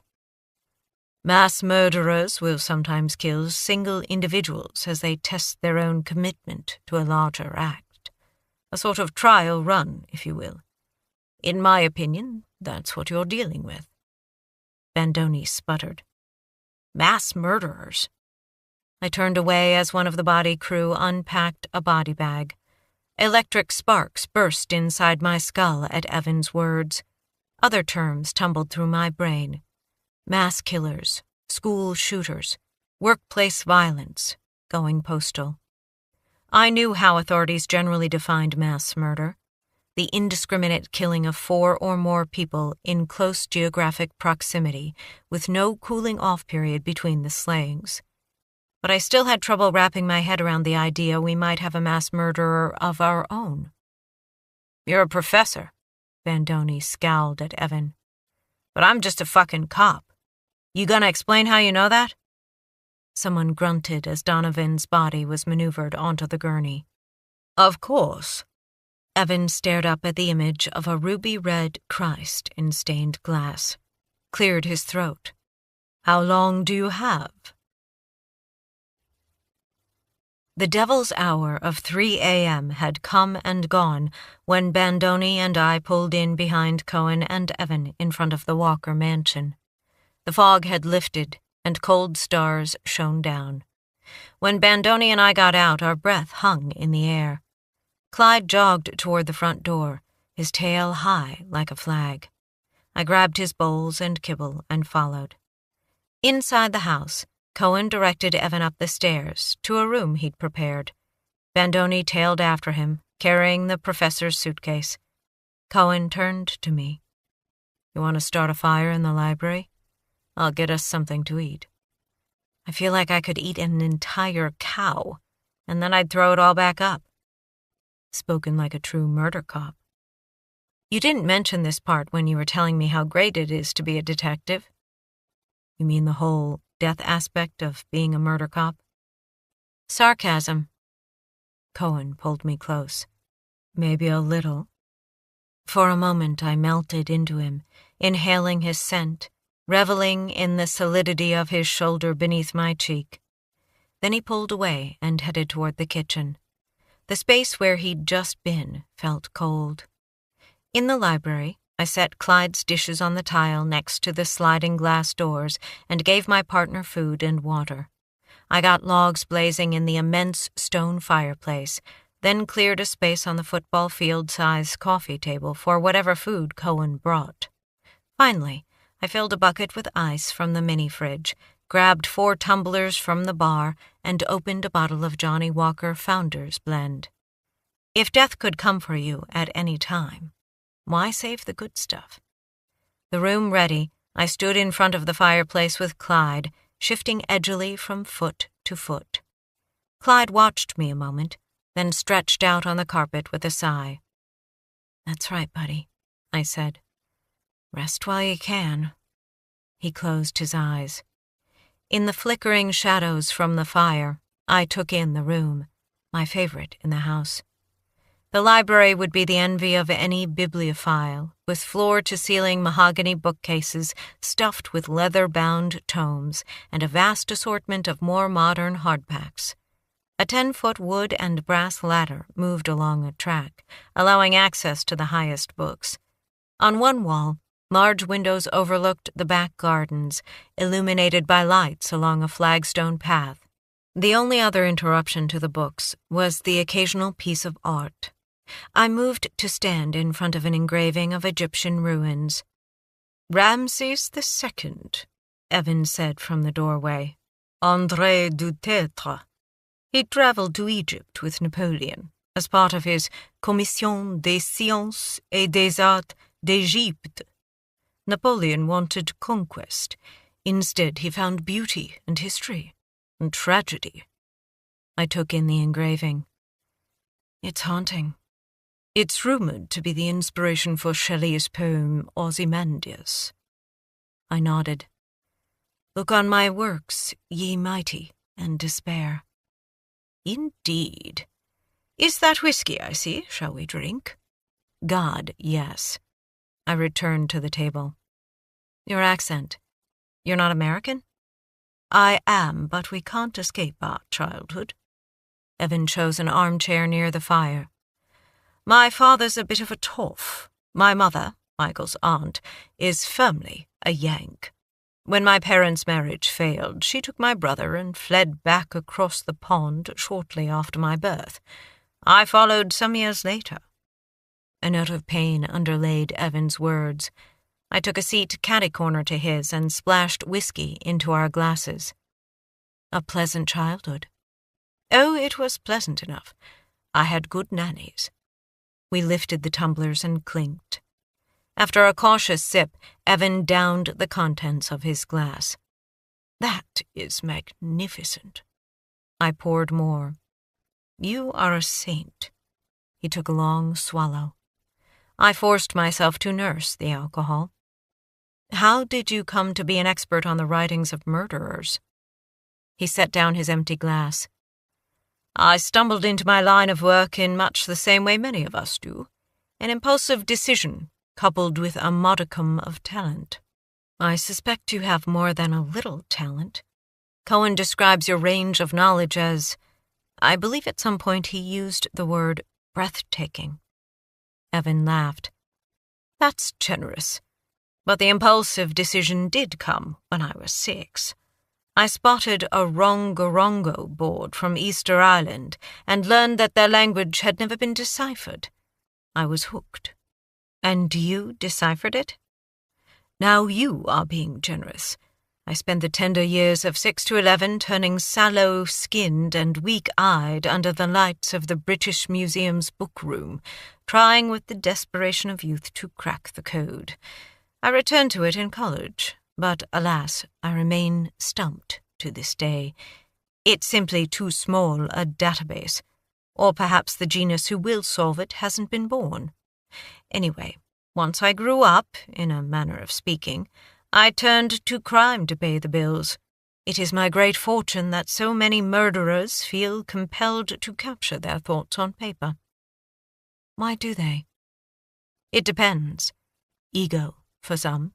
For others, a craving to create some kind of order out of the chaos of their minds." A light patter of rain struck the windows. Cohen came into the room with a wooden cutting board stacked with cheese, cold cuts, nuts, and fruit. He was trailed by Bandoni, who set plates and napkins on the table and dropped into a chair next to Evan.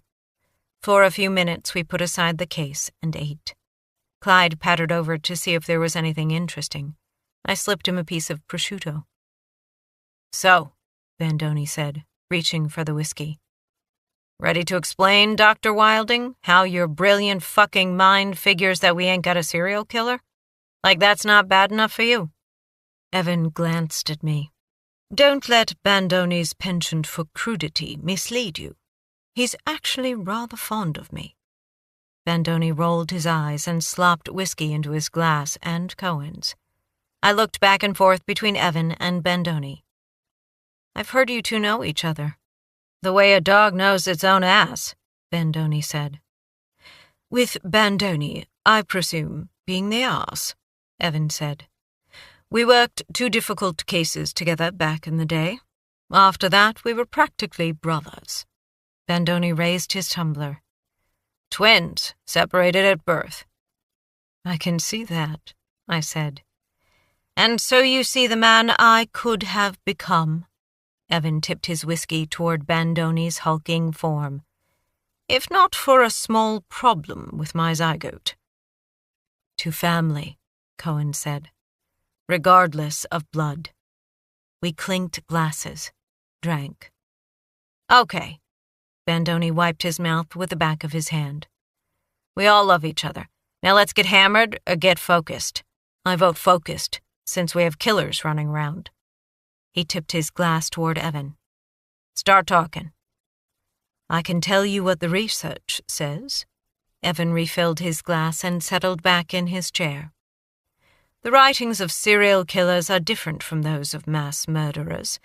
Both types of killers are concerned with entitlement, their rights over those of their victims. But in general, a serial killer's writing focuses on his target.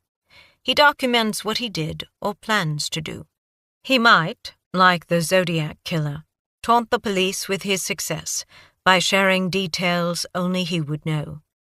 Also, a serial killer often recognizes that his acts are evil and defends himself by saying he was compelled by external forces. H. Holmes claimed he was born with the devil inside of him. Son of Sam said he was forced to kill on the orders of Father Sam. I'm sure you're familiar with other cases." We nodded. The rain fell heavier, pelting the windows. In the garden, trees rattled as a sudden wind gusted. The smell of damp seeped into the room. Evan went on. "Mass murder, on the other hand, is about victimhood and ideology. Think about the messages on Donovan's body. Words like righteous rage and God being unjust. Vengeance is ours, we will repay. They are explaining themselves. For them, murder is self-defense. Based on what Michael shared with me, your first victim was accused of betrayal. In the eyes of his killers, a betrayal would have justified, even demanded, his death. If Noah was murdered for committing some form of treachery, I said, what did Donovan do to anger his killers? Bandoni grabbed a slice of cheese. Right. The killer wrote nothing on his body about betrayal. But he wrote the words payback is hell. And, I looked at my notes, the owner of the comic store where Noah taught said that Noah told her the work he was doing was going to bring payback. She said whatever it was, he was scared. We considered that for a moment, while the flames hissed and shadows rustled in the corners of every room. Evan stirred. We have to consider not only the words, but the significance of where the killer wrote those words. On Donovan's castrated groin, I said. Are we back to the sexual angle? Cohen leaned forward, fisting his hands.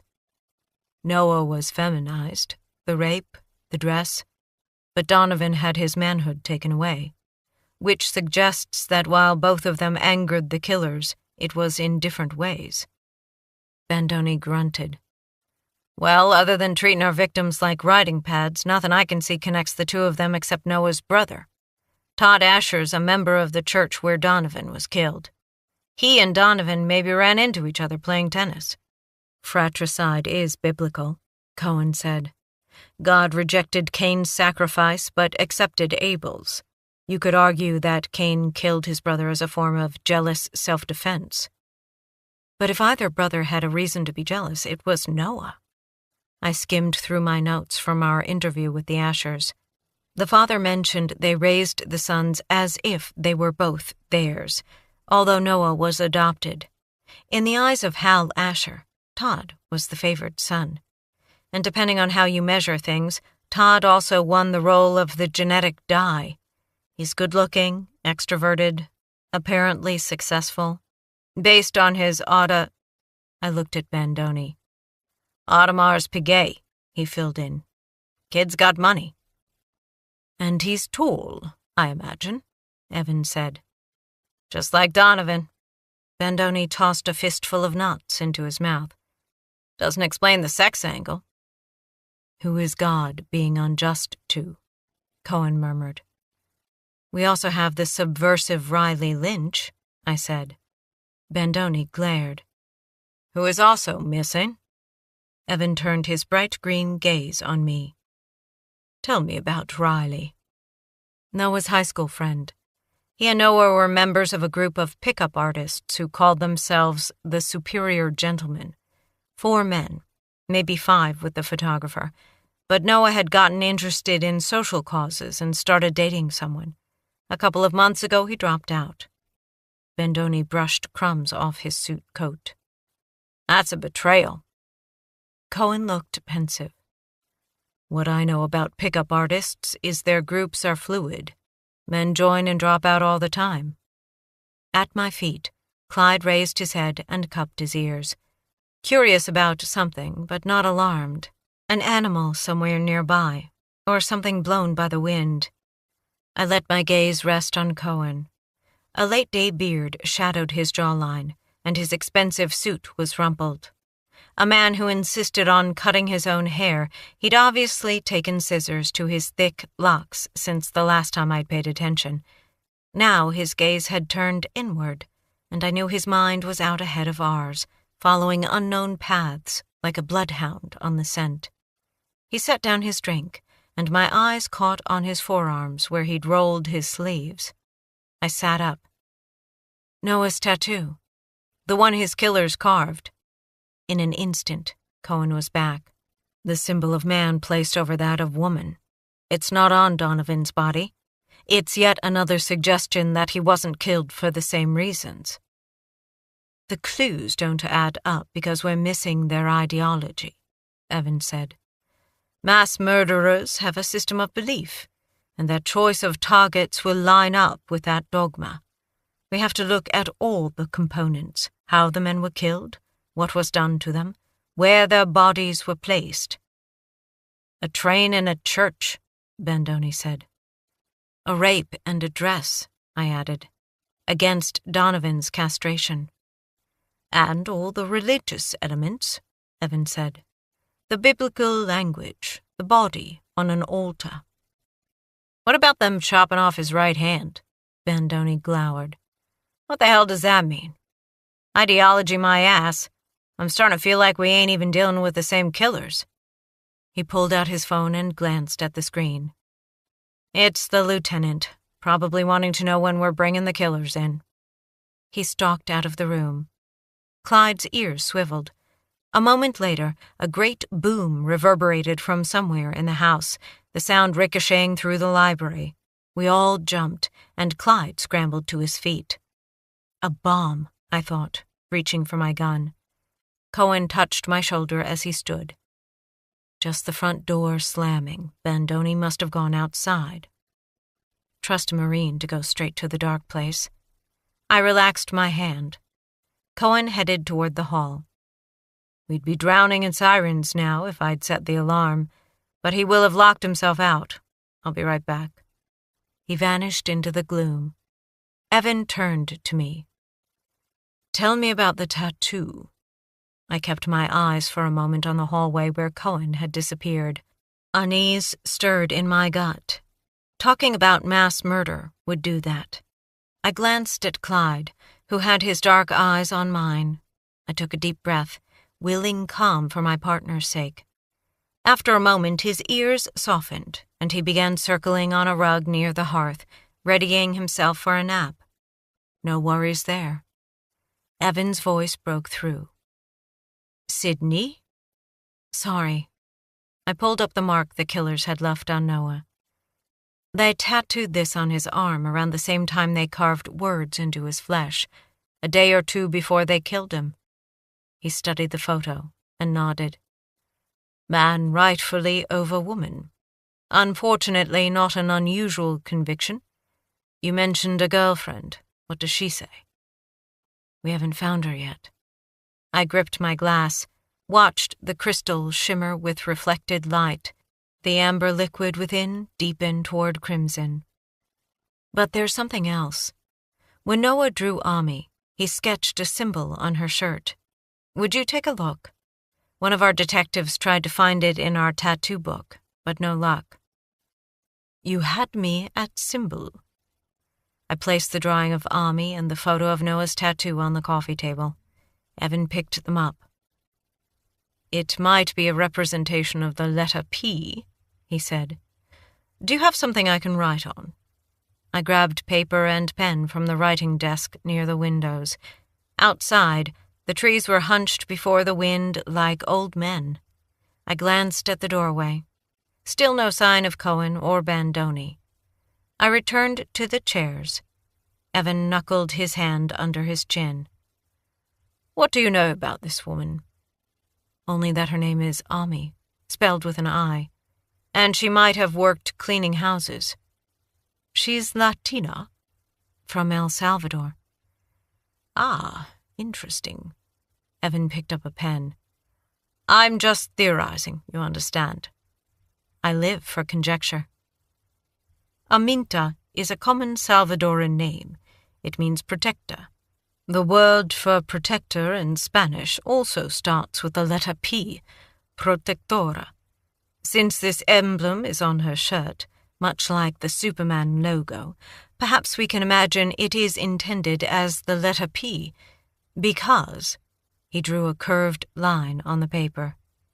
It is identical to the Semitic or Phoenician form of the letter. Why would they choose a letter from the Phoenician alphabet? Creativity, perhaps, or curiosity, or because it is the oldest verifiable alphabet. The Semitic form of P, or Pe, is the origin form for the letter P in all other alphabets: Greek, Latin, even Cyrillic. Maybe they were making a superhero origin story. That is one possibility. If they were creating their own superhero, the Protector, I said, who did they intend to protect? Evan spread his hands. That I have no hypothesis for. My mind plucked at the various strings of the investigation, trying to pull them into a hummable tune. A house cleaner from El Salvador. Her boyfriend. A man who'd gone from geek to pickup artist to feminist.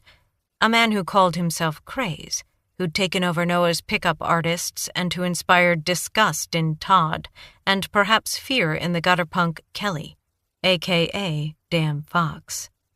Then there was the handsome, athletic Donovan. I sighed.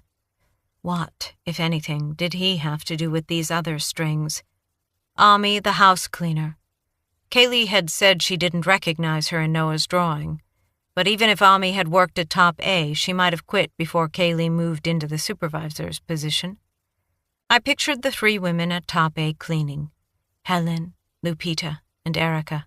Erica glaring over privileged white men, firmly denying she'd been harassed, even as the heat in her voice said otherwise. Evan cleared his throat. I fear the house has swallowed our compatriots. I pulled myself back into the present. Clyde and I'll go see what's keeping them. He slid off his chair. Not without me. I touched Clyde to get his attention. When his eyes were on mine, I said, Find Cohen. The hallway was a labyrinth of shadows, lit only by softly glowing sconces, but Clyde trotted confidently toward the other end of the house. We passed the front door, now closed. Soothing green lights glowed on the alarm panel. The marble near the door was wet, and raindrops had left ghostly prints on the walls. 2 pairs of damp footprints led away into the gloom. A few feet along, a glow appeared. The kitchen, I said. Clyde rushed ahead. When we entered, Cohen and Bandoni were huddled over the center island, looking at something. I noticed first that they were both drenched, next that their hands were gloved. Then my eyes moved past them to the island where a fist-size rock, a crumpled piece of paper, and a thick rubber band marred the otherwise empty expanse of granite. Written in block letters on the paper were the words, "Have a nice day." Bandoni rubbed his jowls. His bloodshot eyes met mine. I saw a light near your Tahoe and went to check it out. The rock was in the driver's seat, wrapped up with the paper. But the car was... Realization dawned. He broke a window. Sorry, rookie. We looked around, but the asshole was gone. The rain was too heavy for the camera to catch anything, Cohen said. But there's been a run of minor vandalism in the neighborhood. Smashed mailboxes, broken lights. It's either someone local or someone coming in over the neighborhood's perimeter wall. The seats, I began. We taped plastic over the hole. Cohen's dark hair was plastered to his skull, his white shirt transparent with rain. It'll hold until the glass repair guy gets here. He's on his way. The elevator with its scratched note and dangling handcuffs rose like a vision in front of me, the phallus carved into the paneling and drawn in the dirt on the door of the Tahoe, the naked Barbie doll tied to the chassis, and a dark blue cargo van. Smile. I'm watching you. Bandoni eyeballed me.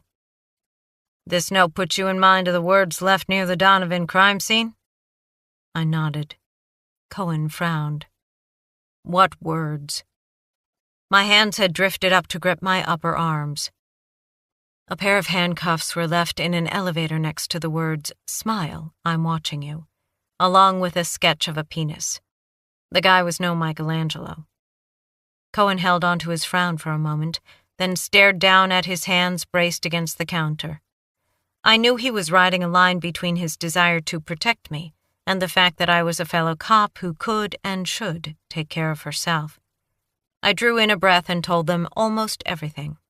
The doll, the phallus, the dark blue cargo van I'd spotted in the garage and outside Cherry Hills, and near the comic store. But I didn't mention the man in the grocery store parking lot, or my sense of being watched. As the only woman on the team, I could not appear paranoid or weak, certainly not in need of protection. I'd ask the lab to prioritize checking the doll for fingerprints and DNA. It was all I could do for the moment. Evan broke my reverie. "You have photos?"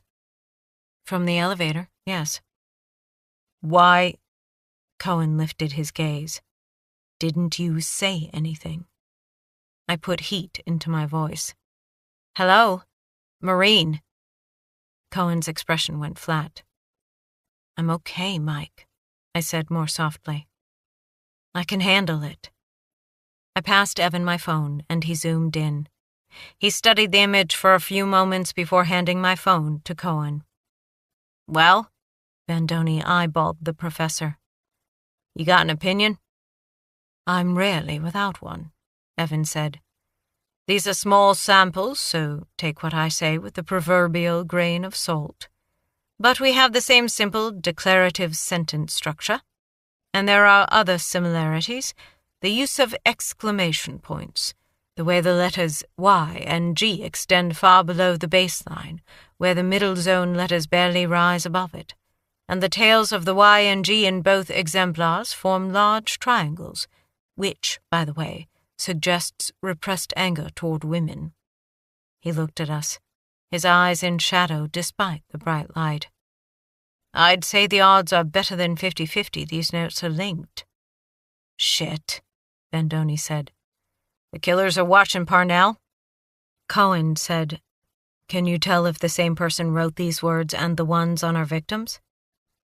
"Not without more time. It's difficult to compare styles across different mediums, even when dealing with a larger sample size. If I had to take a wild stab, I'd say no. The writing on the victims is much more sophisticated. Then again, I, at least, am confident we're dealing with at least 2 killers." We let Evan's words sit between us, while the wind collapsed in upon itself, sinking to a throaty whisper. In the far distance, a dog bayed, and Clyde paced to the windows. My heart tripped over its own unsteady beats. "Okay, I'm in on the whole 2 or more killers thing." Bandoni folded his arms. "I buy that we got mass murderers. But if Noah and Donovan were the warm-up, who were the mass targets? Anybody got an answer for that?" Cohen shook his head. Evan stared at something invisible just past the 6-burner gas stove. I turned multiple possibilities over in my mind and came up with nothing I felt ready to offer. The wind did a reversal and slammed into the walls, shaking the house. "Okay, then." Bandoni put the rock and the note in a plastic bag from Cohen. "You youngsters keep at it. I gotta get some shut-eye. You," he pointed at Cohen. "Keep an eye on the rookie." "Why don't you stay here?" Cohen said. "Save you the drive time." But Bandoni muttered something about feeding his fish and asked if he could borrow Cohen's car. The 3 of us walked him to the front door and watched him hobble down the stairs through the rain. He stopped halfway across the cobblestone driveway, hunched his back to the weather, and lit a cigarette. He took a couple of drags before he crushed it under his shoe. "Fucking rain," he said. His voice was faint, tattered by the wind. The rain turned to sleet. Chapter 20. Too often, my skin feels like a prison. Sydney Parnell, Personal Journal. Near dawn, I woke from a dream in which I was drowning. Shivering, I reached for Cohen's warmth. My hand found only cool emptiness. I jerked upright and threw off the covers. On the floor beside the bed, Clyde scrambled to his feet. "Cohen?" My voice echoed back, followed seconds later by the sounds of my lover moving in the kitchen and the sweet, sharp aroma of coffee. Voices murmured. He had the radio turned to local news. "Damn it," I muttered. I yanked up the covers and sank back onto the pillows. It was 5:52 a.m. While Clyde trotted out of the room to find Cohen, I worked to recapture the thoughts the dream had lifted out of the murk of my subconscious. It had been nighttime. I'd been thrashing in deep, icy water, trying desperately to move my arms and legs, to keep my head above water. As I struggled, someone, a dark shape in the murky distance, snapped photos over and over. My phone buzzed. I checked caller ID. Tom O'Hara, my contact at the Denver Post. My heart gave a long, slow thump, forcing a sludge of blood through my veins. I managed to grunt something into the phone, so Bandoni-esque. "Were you sleeping?" O'Hara's voice rang bright with caffeine. No. I propped myself up against the pillow. "Just getting a mani-pedi." Clyde trotted into the room, followed by Cohen, who carried 2 mugs of coffee. Cohen slipped into the bed next to me, and I gratefully took the cup he offered. "Life of a murder cop, huh?" Tom said. The sound of a clacking keyboard came through the connection. He had me on speakerphone. "Sorry. Look, we got something weird here at the office." "Stop trying to multitask." I'm hyperventilating." Cohen clicked on the bedside light, and a soft glow lit the sheets and ushered shadows to the walls. Wide awake now, I put my own phone on speaker. "Go ahead," I said. "I'm working a story, and I couldn't sleep. Decided to come into the office and start going through yesterday's mail. There was a small box, postmarked from Longmont. Inside was, well, I think it has something to do with that man killed in the church, Dashiell Donovan." Tom's voice had an edge I hadn't heard before, not even when he'd been following a kidnapping case with me. "I'm all ears," I said. "Funny you should say that. Like Van Gogh. There are, 2 things. The first is what looks like pages to a graphic novel. You know, drawings, panels, speech bubbles, superhero shit. Only this is definitely not about superheroes." Goosebumps rose on my skin. Cohen's arm came around my shoulders and his warm fingers squeezed my cold flesh. "There's a line written on one of the pages," Tom said. "Vengeance is ours. Doesn't that link with your body from last night? I know you're on that case." The fact of the writing hadn't been made available to the press. "Who's your source, Tom?" "You jealous?"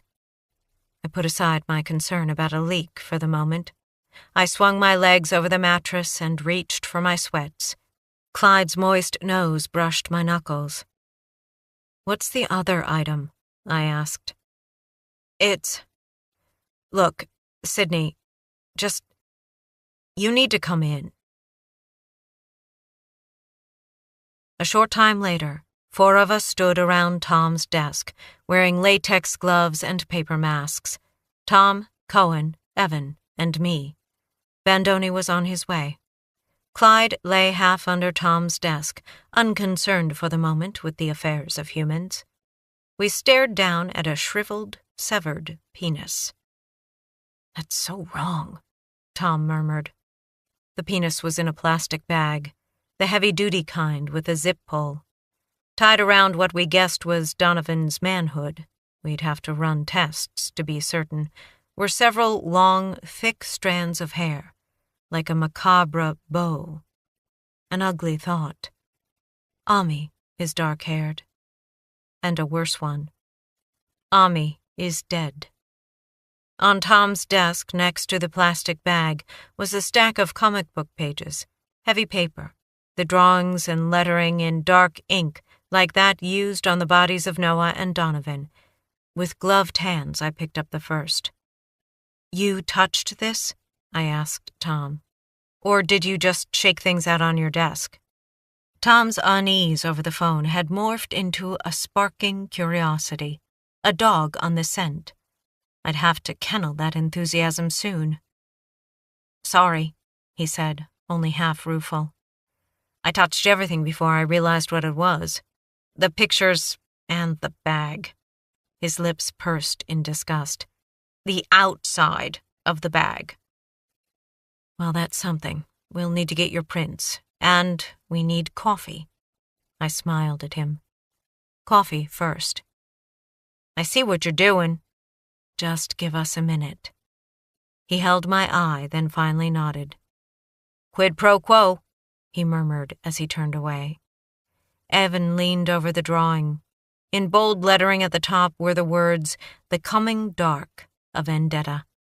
Below that, 5 panels marched down the page.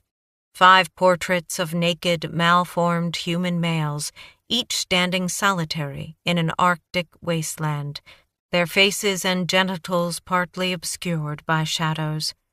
Most startling were the yellow eyes. Once again, I recalled Dana Gills's words as we stood in her comic store.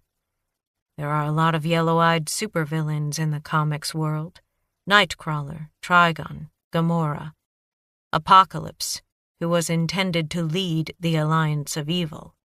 As I studied the pictures, a memory worked to worm its way up through my sleep-fogged brain. Something about a man standing on ice. Next to me, Cohen leaned in, his gray eyes glinting. I knew that look. A thirst. A need to understand. "It looks like Noah's work," I said. I'd brought his drawings, and now I set out the one of the yellow-eyed man near the train. The comic store owner said yellow-eyed villains were cliché. She was surprised at Noah's drawing. Evan and Cohen studied Noah's drawing, then turned back to the new pages. "Vendetta," Cohen said. "Nothing good about that." Evan dipped his head in agreement. "From the Latin vindicta, meaning vengeance, an appropriately mid-19th century Italian word, its appearance concurrent with the rise of the mafia, a blood feud, a retaliatory back and forth of murderous acts. Men like these are big on symbolism, and Donovan's manhood is deeply symbolic. But who is retaliating against whom?" I stared at the images, still trying to hunt down the sense of familiarity. "Who seeks blood?" "Blood is often associated with sex," Evan said, "which seems to be a recurring theme in the cases before us." Cohen frowned. "The killer wrote on Noah's skin that the life of the flesh is in the blood." Evan gently tapped the desk next to the bag with the severed flesh. "Sending us a clue, wanting us to understand." His hungry expression mirrored Cohen's. In that moment, they looked very much like cousins. "Blood feud, bloodlines, blood brothers. One of our suspects is the brother of the first victim, yes? And look at the title they chose, The Coming Dark. In the quote from the first victim," he turned to me. "The life of the flesh is in the blood," I said. Evan brought his fingertips together.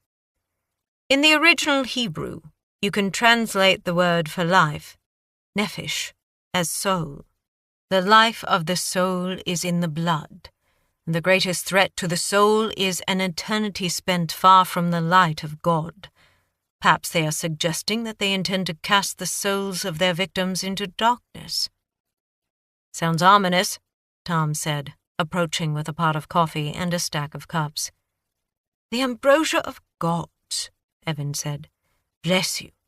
We all looked up at a noise, Bandoni barreling through the door. He paused in the entryway and shook himself like a dog, scattering raindrops.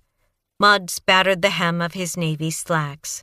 For an instant I saw him as a stranger would, gray, overweight, with a face sagging like an ice sculpture halfway through its melt.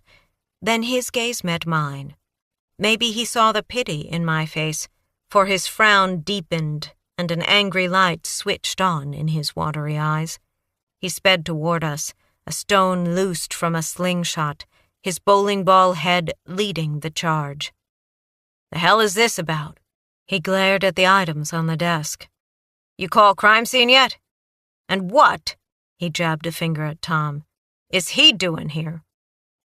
"You are standing in my place of employment," Tom said. "Then," Bandoni boomed, "get us a conference room." 5 minutes later, we'd relocated to one of the post's meeting rooms. While Cohen and Evan laid out the pages, I blocked Tom at the door. "We'll cut you in later," I said. "Right now you have to sit on this." He put on his battle face. "It's important information." I waved him into the hall and pulled the door closed behind me. "Tom, no. It gives away details known only to the killer. You share it, it'll eliminate a way for us to narrow our focus to the right person." "But the public—" "And," I held up a hand, "what about all the nutcases out there who will see this manifesto as a call to arms?" Tom planted his feet. "The public has a right to know. The public has a right to be safe. Plus," he went on, "the package came here, to me. And you rightly called us. Let us handle it."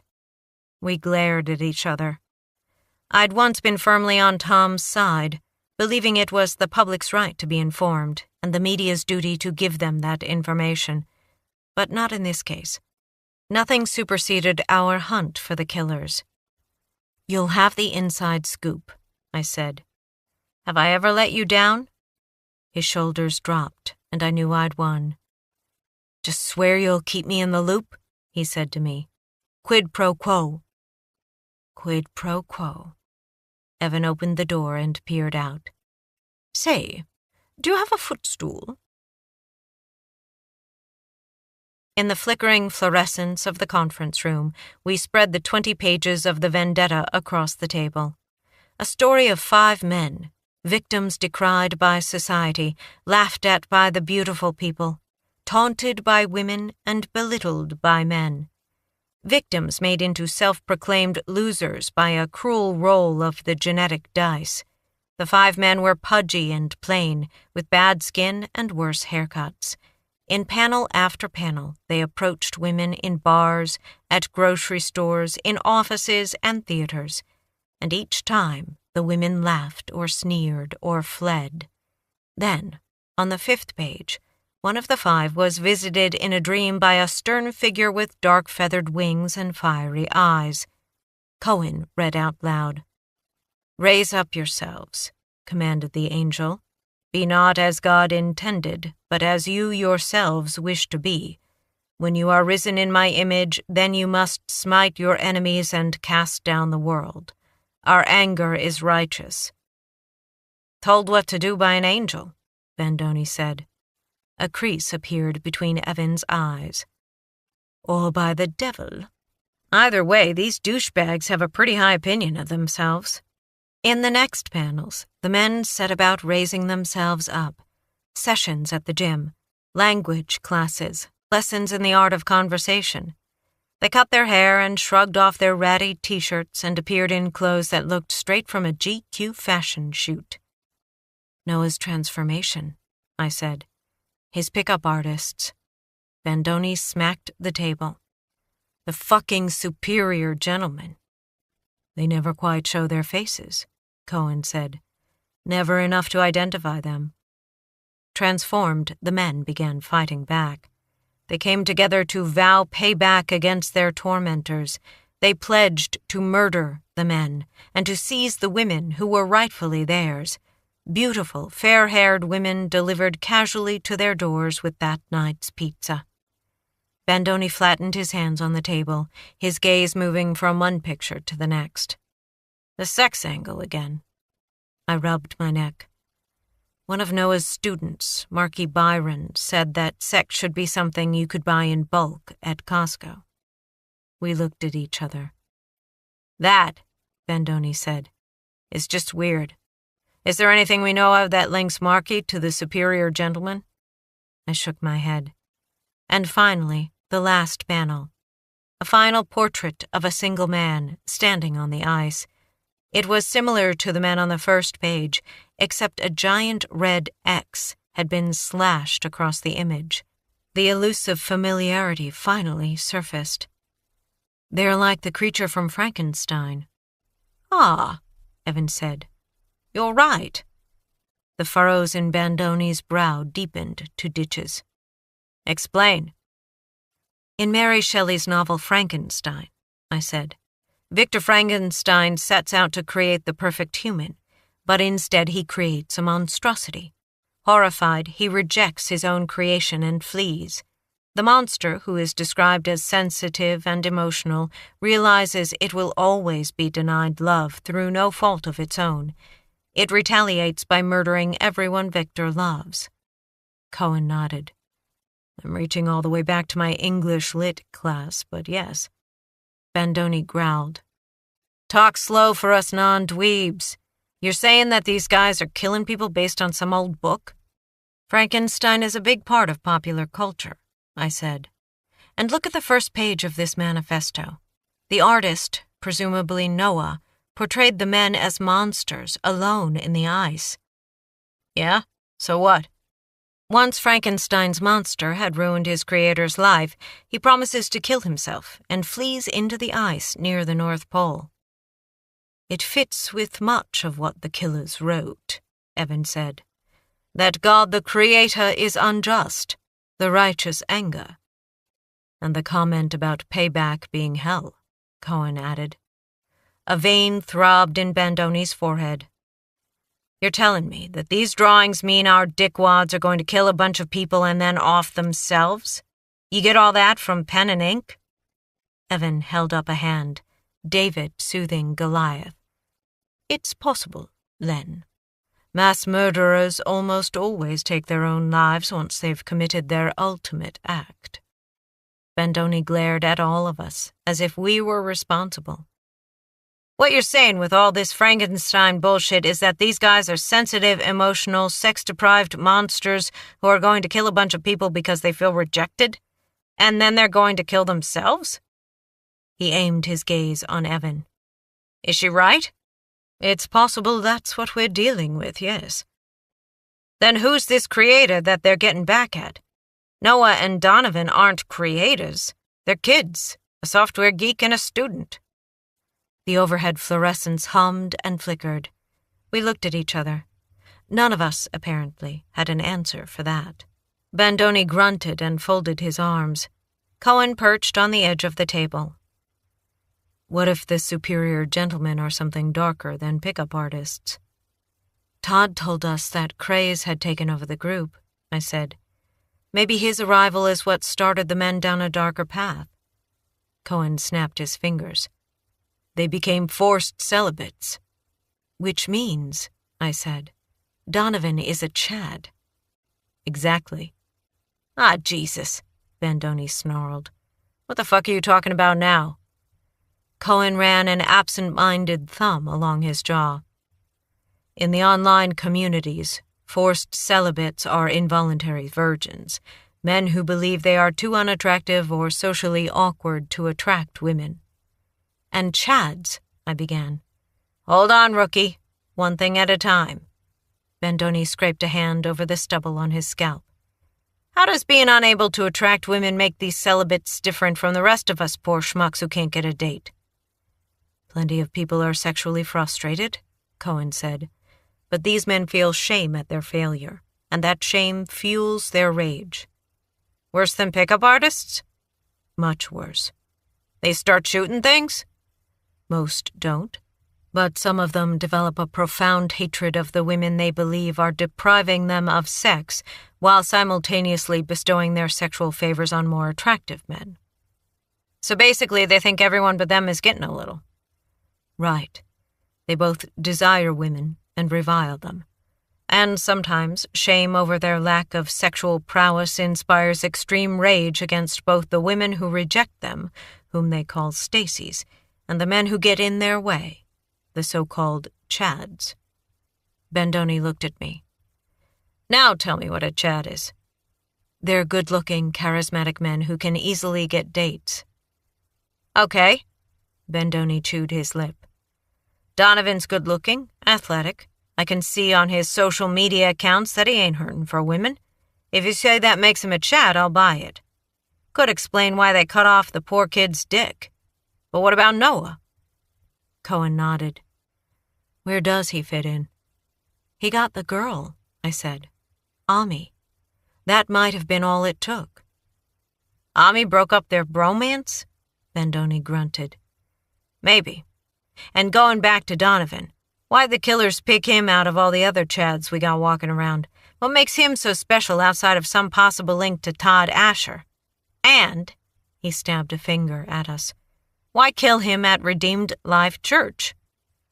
If our killers are the superior gentlemen, I said, we need to figure out where their lives overlapped Donovan's, learn what drew their attention to him. We got a whole damn busload of theories and pretty much nothing that's concrete. Bendoni shook back his sleeve and glanced at his watch. I filled the lieutenant in on Evan's theory about mass murderers, and she's asked us to brief her in half an hour. Let's move. As I gathered up the pages of the manifesto, Evan leaned over and read the final words in his sonorous BBC voice. What the world took from us, we shall take from the world. We have gone to darkness, so shall the world. Chapter 21. Sometimes I walk at night, searching in the dark for my memories.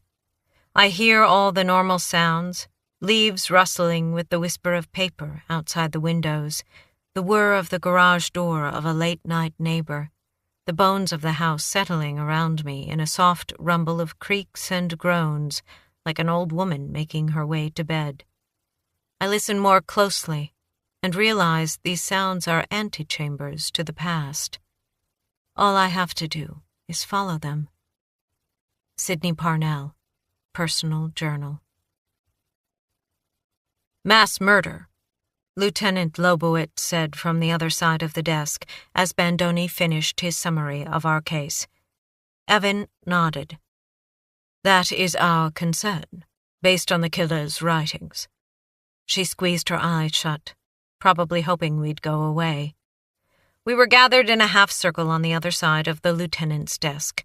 Our 4+ Detective Ron Gable, who'd provided us with an update of the crime scene work completed thus far.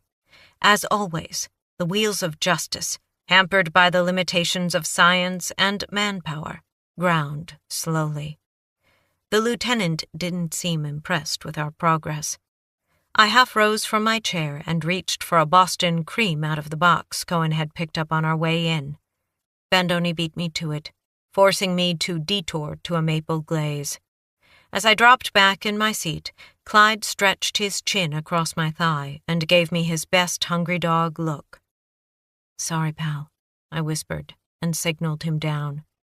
Clyde's days of donuts and French fries were over. If I was going to ruin anyone's health, it would be my own. Lobowitz reopened her eyes. Her earlier shock had been replaced by narrow-eyed hunger. This was what cops lived for, regardless of rank, department, race, color, creed, or religion. Catching bad guys. The more the better. The worse the better. Evan's proclamation about mass murderers delivered the promise of both. She tapped her pen on her desk. How much time do we have before these guys act? Very little, I think, Evan said. When they sent the manifesto to the Denver Post, they knew they were opening themselves up to a broad investigation by law enforcement. Any delay increases their chance of getting caught. They won't want to risk that. She held up the photograph of the superior gentleman. Let me make sure I understand. You believe that a group of men who call themselves the superior gentlemen are behind 2 murders, with a plan to cause the deaths of God knows how many more? We nodded. But one of these so-called superior gentlemen is a victim, Noah Asher. Our guess is Noah wanted out, Bandoni said. The group didn't like that. And Dashiell Donovan? We're still looking for a connection. She replaced the photo on the desk and gave us a narrow look. But pickup artists? Aren't these guys just looking for a good time? There are plenty of fringe elements floating like satellites around the more mainstream groups, Cohen said. The factions that advocate violence operate mostly online, part of an echo chamber of mutual rage and entitlement. But I think in our case these men found each other in the real world. Evans said, like touching a lit match to gasoline. With a bunch of innocents standing in their way, if you're right. She sighed and leaned back in her chair. Based on the first page of the manifesto sent by the killers, the drawings of 5 men, we have at least 4 surviving superior gentlemen. But of the 5 men in the photo, you've only identified 3. Our victim, Noah Asher, his brother, Todd Asher, who is missing, and the guy with the bleached hair, Riley Lynch, also missing. The man in the t-shirt and jeans we know only as Craze. She tapped her chin with 2 fingers and frowned. The man standing next to Craze remains unidentified, and of course we don't know who took the picture. Bandoni cleared his throat. That's correct. Lobowitz glared at Gable, who didn't appear to take it personally. What kind of backlog do we have on the DNA from the crime scenes? DNA testing is running months behind. Even with priority status, we're looking at a week minimum. How can I help? Get me access to one of those rapid DNA machines, and more manpower. Dream on, Bandoni muttered. But Lobowitz jotted a note in her spiral pad. Let me see what I can do. The FBI has been testing the interface progress between the automated machines and the DNA index system, and they need material. Our investigation would be a good test case for them. Thanks. She dipped her chin at Cohen. Michael, I spoke with your lieutenant this morning. Based on the sexual nature of the crimes, he's given his approval for us to borrow you for a couple of days. You good with that? Whatever you need. She swiveled toward Evan. Can you continue to help us out? Of course. He was writing rapidly in his notebook. He didn't look up. We have 5 writing exemplars. The 2 victims, the message scratched in the elevator, and the one left in Sydney's car, and now the manifesto. If you can get exemplars from our suspects, that would be helpful. I'll start building a profile of our demented scribes. Perfect. I'll find a place for you to park. She scooped her hair off her neck. Her face was flushed. What about possible targets? Who do you think these killers might go after? Evan clipped his pen on his notebook and looked up. At this point, it's impossible to guess, both regarding the targets and the scale. Men calling themselves unwilling celibates have killed before, Cohen said. They've shot sorority sisters in Berkeley and yoga students in Florida. A guy in Toronto mowed down a crowd of people in a van. Bandoni cleared his throat. Parnell's spotted a cargo van 3 times since this investigation started. No plates that we've caught, but it's got a bull bar mounted on the front, which is a pretty efficient way to take out pedestrians. You think that's what the killers are planning? Running down people in a van? In the world of forced celibates, Cohen said, the Toronto killer is considered the leader of the coming revolution. This time, the lieutenant closed her eyes only briefly. I'm requesting assistance from the feds. If we're really lucky, the FBI is already aware of these guys and knows something we don't. Like those assholes will share, Bandoni grumbled. Guess you'll just have to rely on your inexhaustible charm to convince them, won't you, Len? Lobowitz said. He stuffed the rest of his donut in his mouth and simmered. World's full of soft targets, she said. And now we know these guys are watching us. Stay alert. She smacked the table with her notebook and stood. Okay, people, let's get on it. Outside the conference room, Major Crimes was frenetic with conversation, television commentary, ringing phones, and a jittery energy that felt like a bone saw against my raw nerves. The murder business was humming. "I can't hear myself thinking here," Bandoni said. "Powwow in the break room." While Lobowitz and Evan went to find a place for him to work, Cohen, Clyde, and I tailed Bandoni into the room set aside for lunch and coffee breaks. Cohen and I poured coffee while Bandoni snagged a Mountain Dew from the refrigerator. He leaned against the appliance, his bulk looming over the old whirlpool. "Here's what I'm thinking," he said. He lifted his soda in Cohen's direction. "I want you to check out the church. See if you can find anything that links redeemed life to anyone in Noah's circle, his students and Riley Lynch. See if there's anyone in the church who belongs to one of these pickup layers. You know the drill."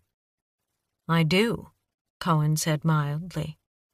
"I'll see who might have gotten access to a key as well. And while we're looking for all possible connections, I'll cross-check the church membership with the names of employees from Water Resources." "Good thought."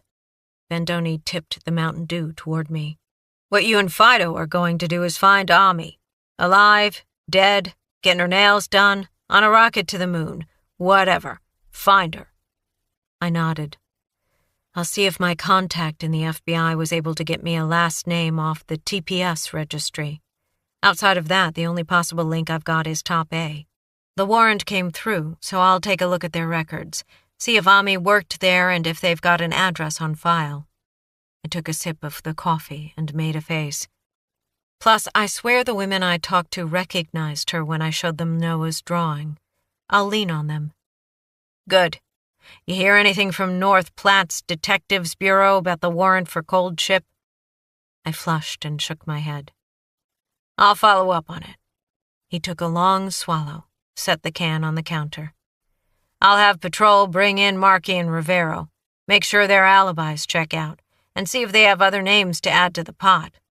I'll talk to the comic store owner, too, Dana Gills, then have another whack at Damn Fox, and keep kicking over stones for Riley Lynch and Todd Asher."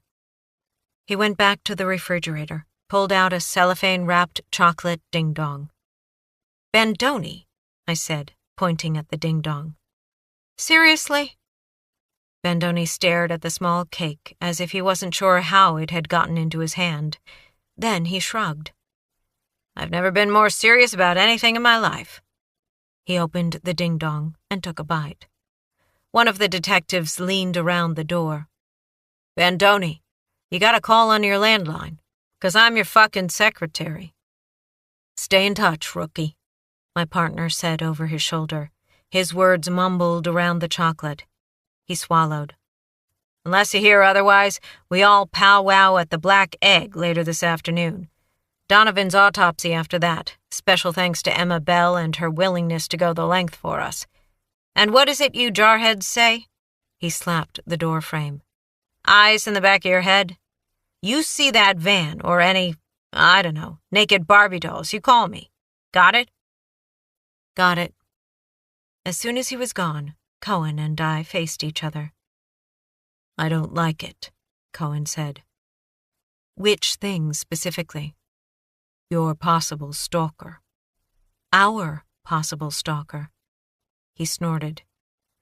"You picture anyone outside the IRS stalking Bandoni? Or me?" "The only place I'm going right now is a cleaning company. If they try to abduct me at Broom Point, I'll set Clyde on them." Cohen knelt and took Clyde's head in his hands. "You watch out for her." Clyde made a noise, as if in agreement. Then again, it might have been the fact that he knew Cohen carried treats in his pocket. Cohen held out a hand. "Shake, Furball." The Furball complied, and all seemed right. For just a moment. But then my heart faltered. Something in this case was wrong. To put it mildly, I chided myself, thinking of Noah and Donovan.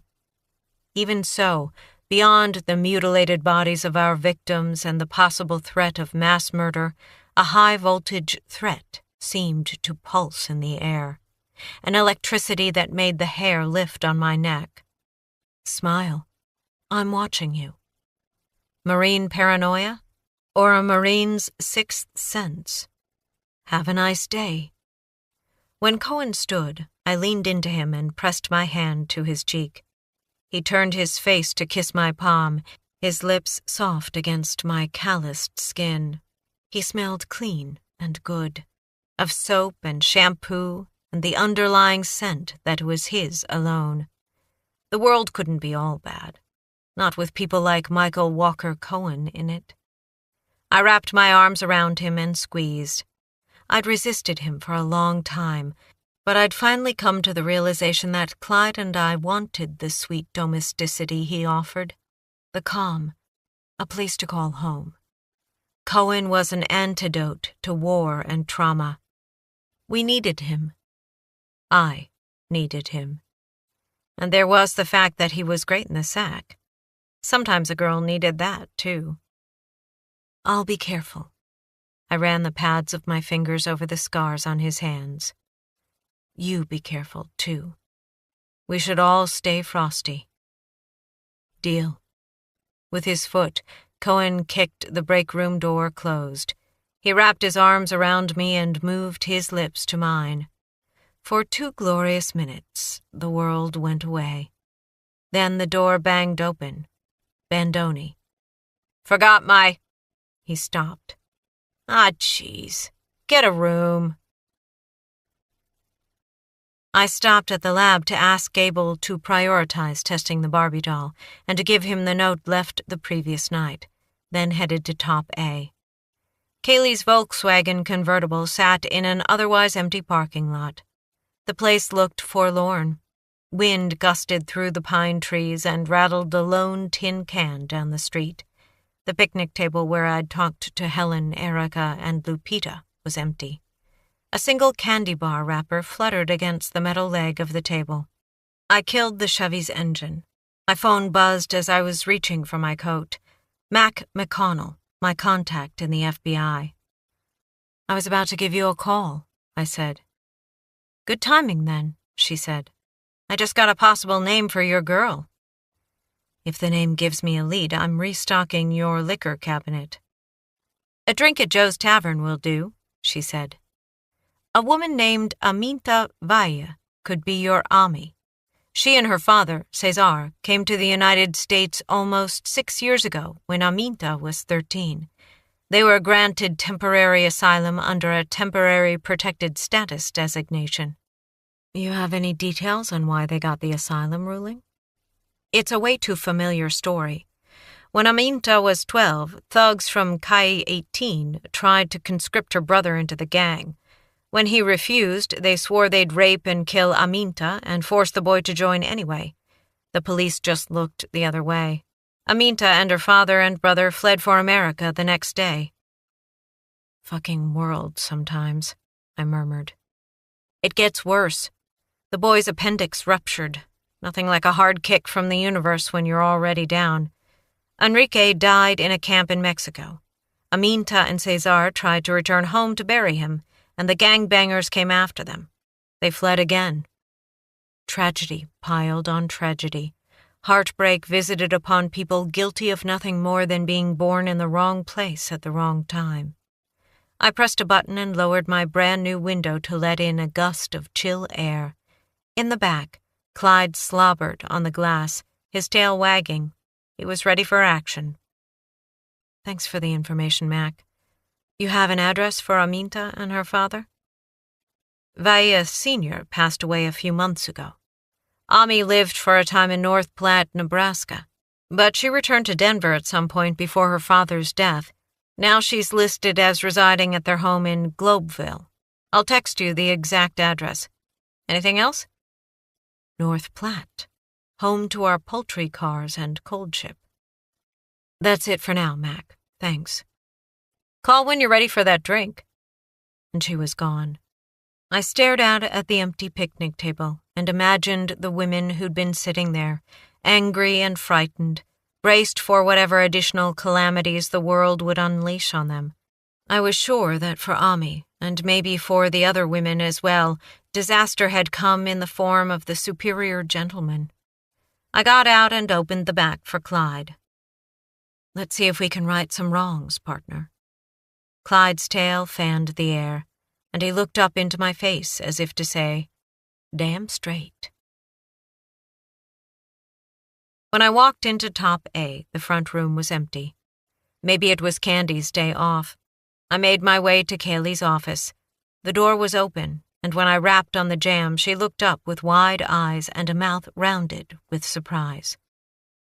"Oh," she said as Clyde and I walked in. "I thought the door was locked." "Good to see you too, Kaylee."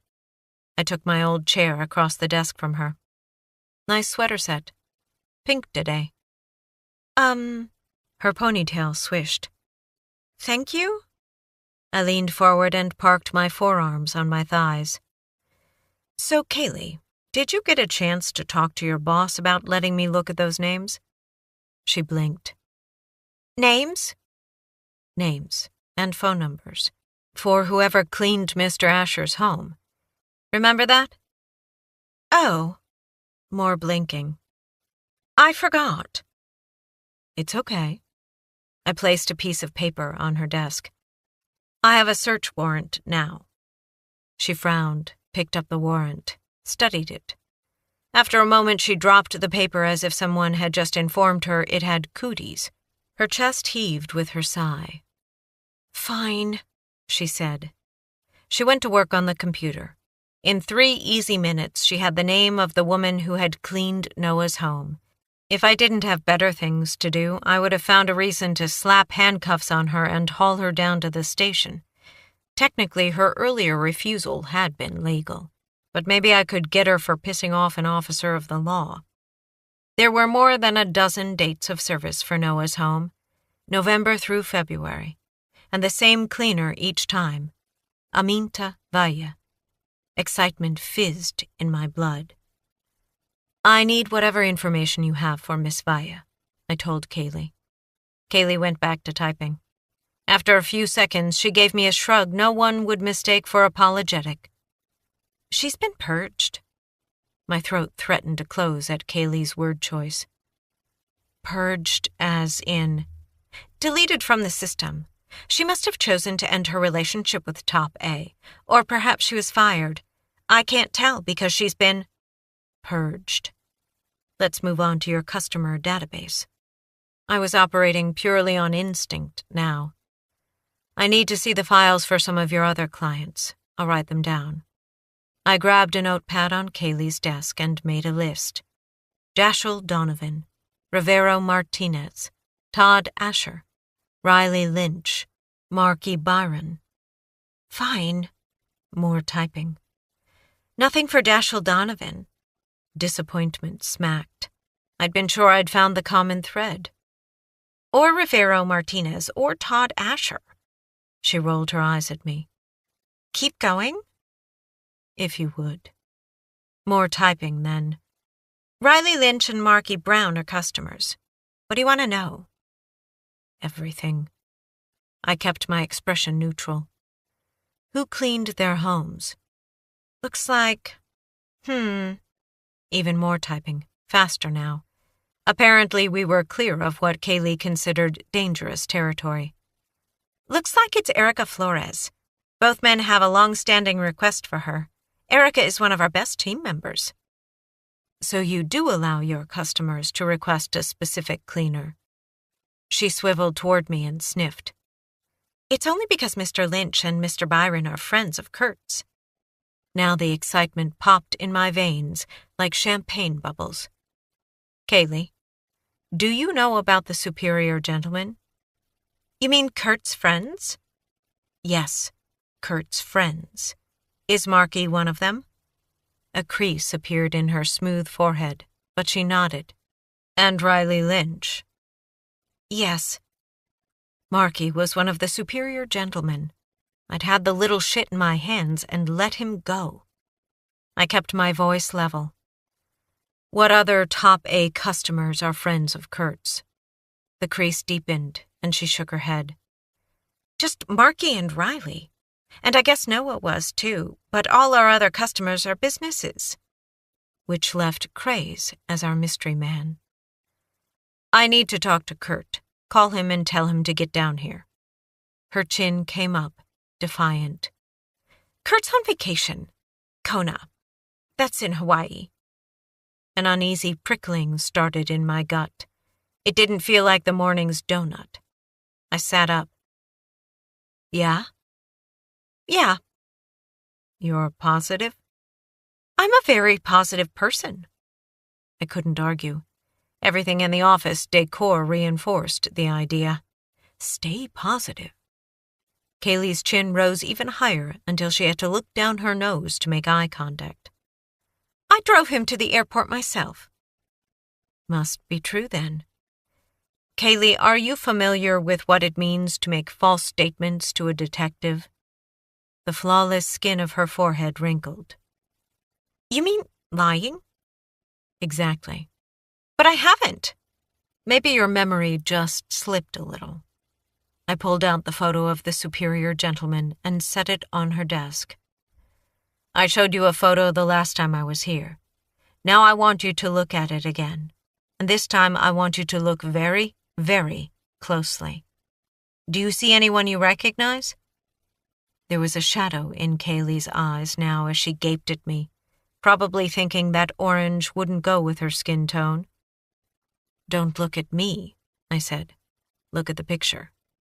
She complied, bending her head so her ponytail swung around and covered one eye.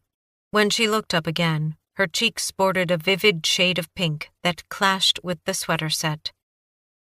Kurt, she whispered. Kurt who? Kurt Inger. Can you please point to Kurt in the photo? Up came a manicured finger. Kaylee pointed to our unidentified superior gentleman. I allowed myself a small smile. Now we had Noah Asher, Riley Lynch, and Kurt Inger.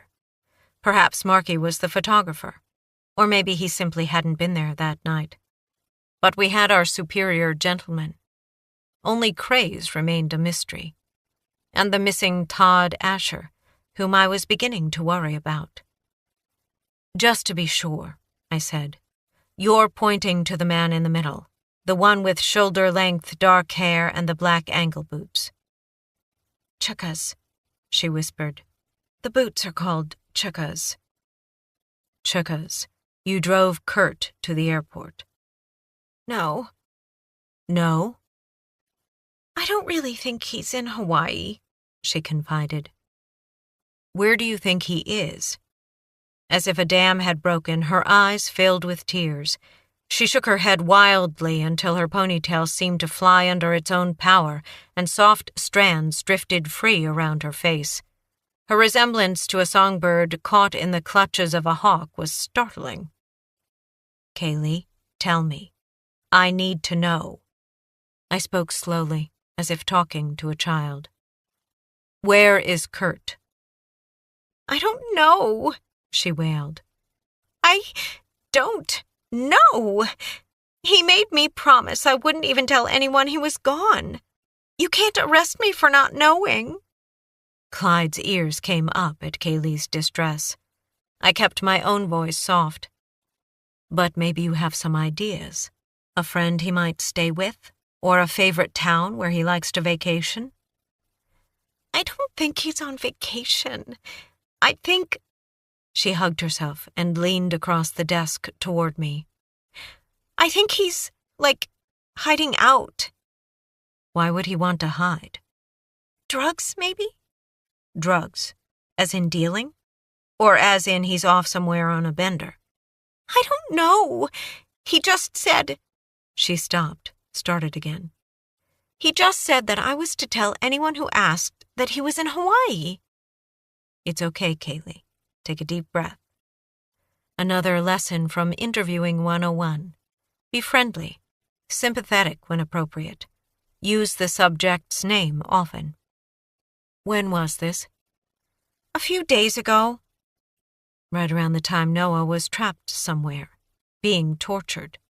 She said, He said I wasn't to tell anyone anything, Then he got in his van and just—" "What van?" She looked at me like I'd lost my mind. "His work van?" "Let me guess. A dark blue cargo van?" "Sure." I shot off a text to Bandoni. Dark-haired man in SG photo is Kurt Inger, manager at Top A Cleaning. He drives a dark blue cargo van. Markey also one of the superior gentlemen. A few seconds later, Bandoni texted back. "I have someone on Kurt, chatting now with Rivero. Figures re Markey. We can't find him." Which meant every member of the superior gentleman was either dead or missing. I returned my attention to Kaylee. "Go on. Kurt got in his van." "And drove away. And that man," Kaylee stabbed a wild finger at the photo. "He came looking for Kurt." My heart leapt. "Which man, Kaylee?" "The man in the jeans," she pointed. "Craze." "He was very nice," Kaylee babbled. "Brought me flowers, even. I was in the parking lot, getting ready to head home, when he walked up and just handed me the flowers. For being beautiful, he said. He'd stopped by to see his old buddy. Told me he and Kurt went way back." "He tell you his name?" "Just said I should call him Craze. That everybody called him that." "Did Craze come by before or after you and I talked?" "After. He came by yesterday." "And he was on foot? No car?" "I didn't see one." "What about how he looked?" "He was dressed kind of like he was in the picture. Beat-up jeans and a t-shirt, and an old leather jacket." "Any accent?" "No." "What about tattoos or jewelry? A watch, maybe? Anything stand out to you, Kaylee?" "No." More tears. "I wasn't really looking at him. It was dinner time. I needed to eat." A world regulated by Kaylee's dietary needs. I kept the frustration out of my voice. "What did you tell him about Kurt?" "Well, like I said, he seemed like a nice guy. I almost told him the truth, that Kurt wanted people to think he was in Hawaii, but he really wasn't. But that's when I saw it." I felt like I'd kept walking after Kaylee had stopped. "Saw Kurt?" "No. This dog. Just trotting down the street, sniffing things." I was completely at sea. "And?" "He had a knife." "The dog?" Kaylee gave me a cops are so stupid look. "Hello? Craze." I stopped trying to row and just went with it. Craze had a knife. "And he called the dog over, whistled and held out his hand like he had a treat. And the dog, She shuddered. It came over and Craze scratched it behind its ears and it was happy. And I thought maybe the knife was just, like, for show. You know, weird. But sometimes guys are weird. But then, all of a sudden, Craze, he grabbed the dog and he cut off its tail. The dog thought Craze was his friend, but Craze cut off its tail." I hadn't thought I could think less of our mysterious Craze. I was wrong. What happened next? "He kept holding the dog. It was whimpering and Craze was smiling. He told me that dog could be me." "Meaning he'd hurt you?"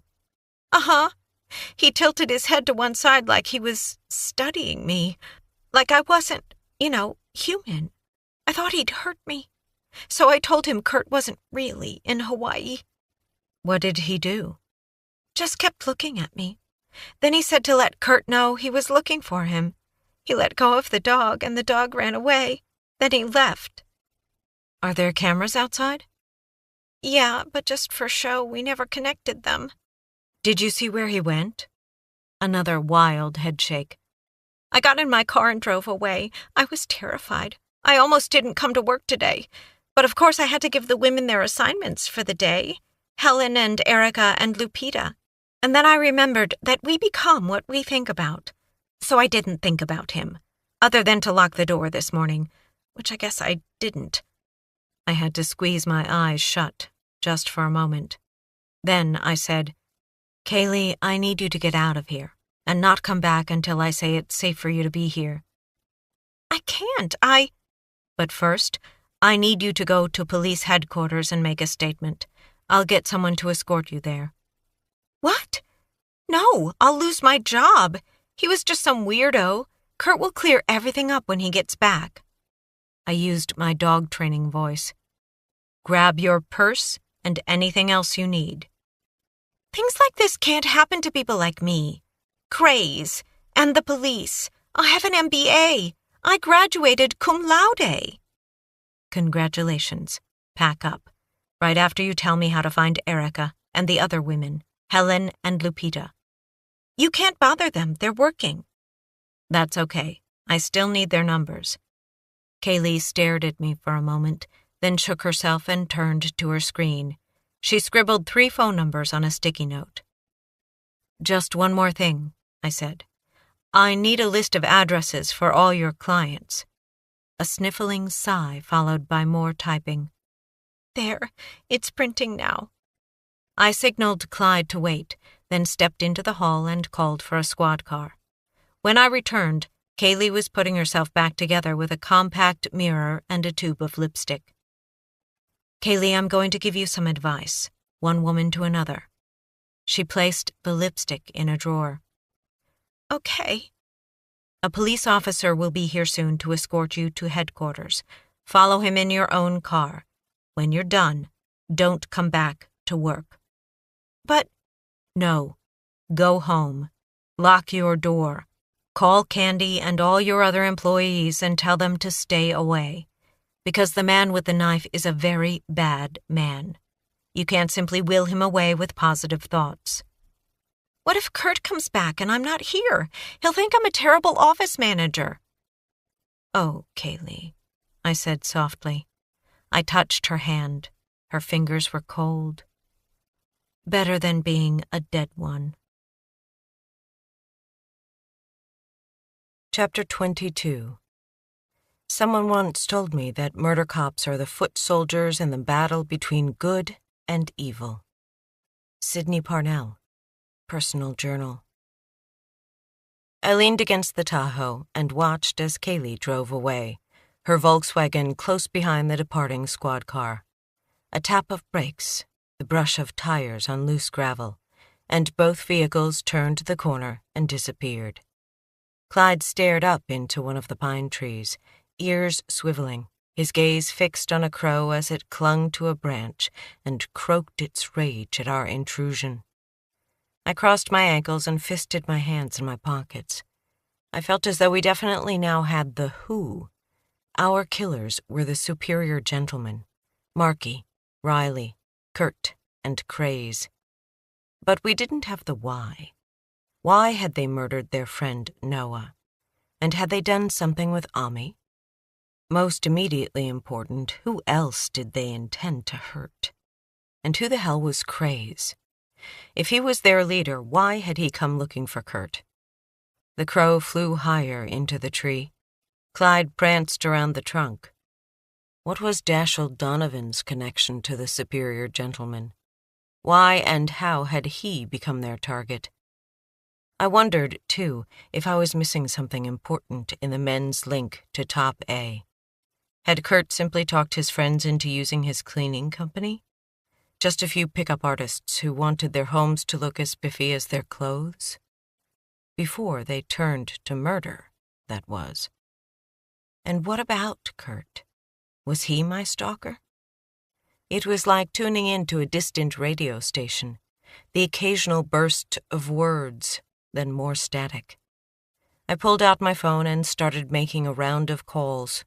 Lieutenant Lobowitz promised she'd rustle up the manpower to park an unmarked near Top A cleaning. 2 cops in plain clothes on alternate shifts.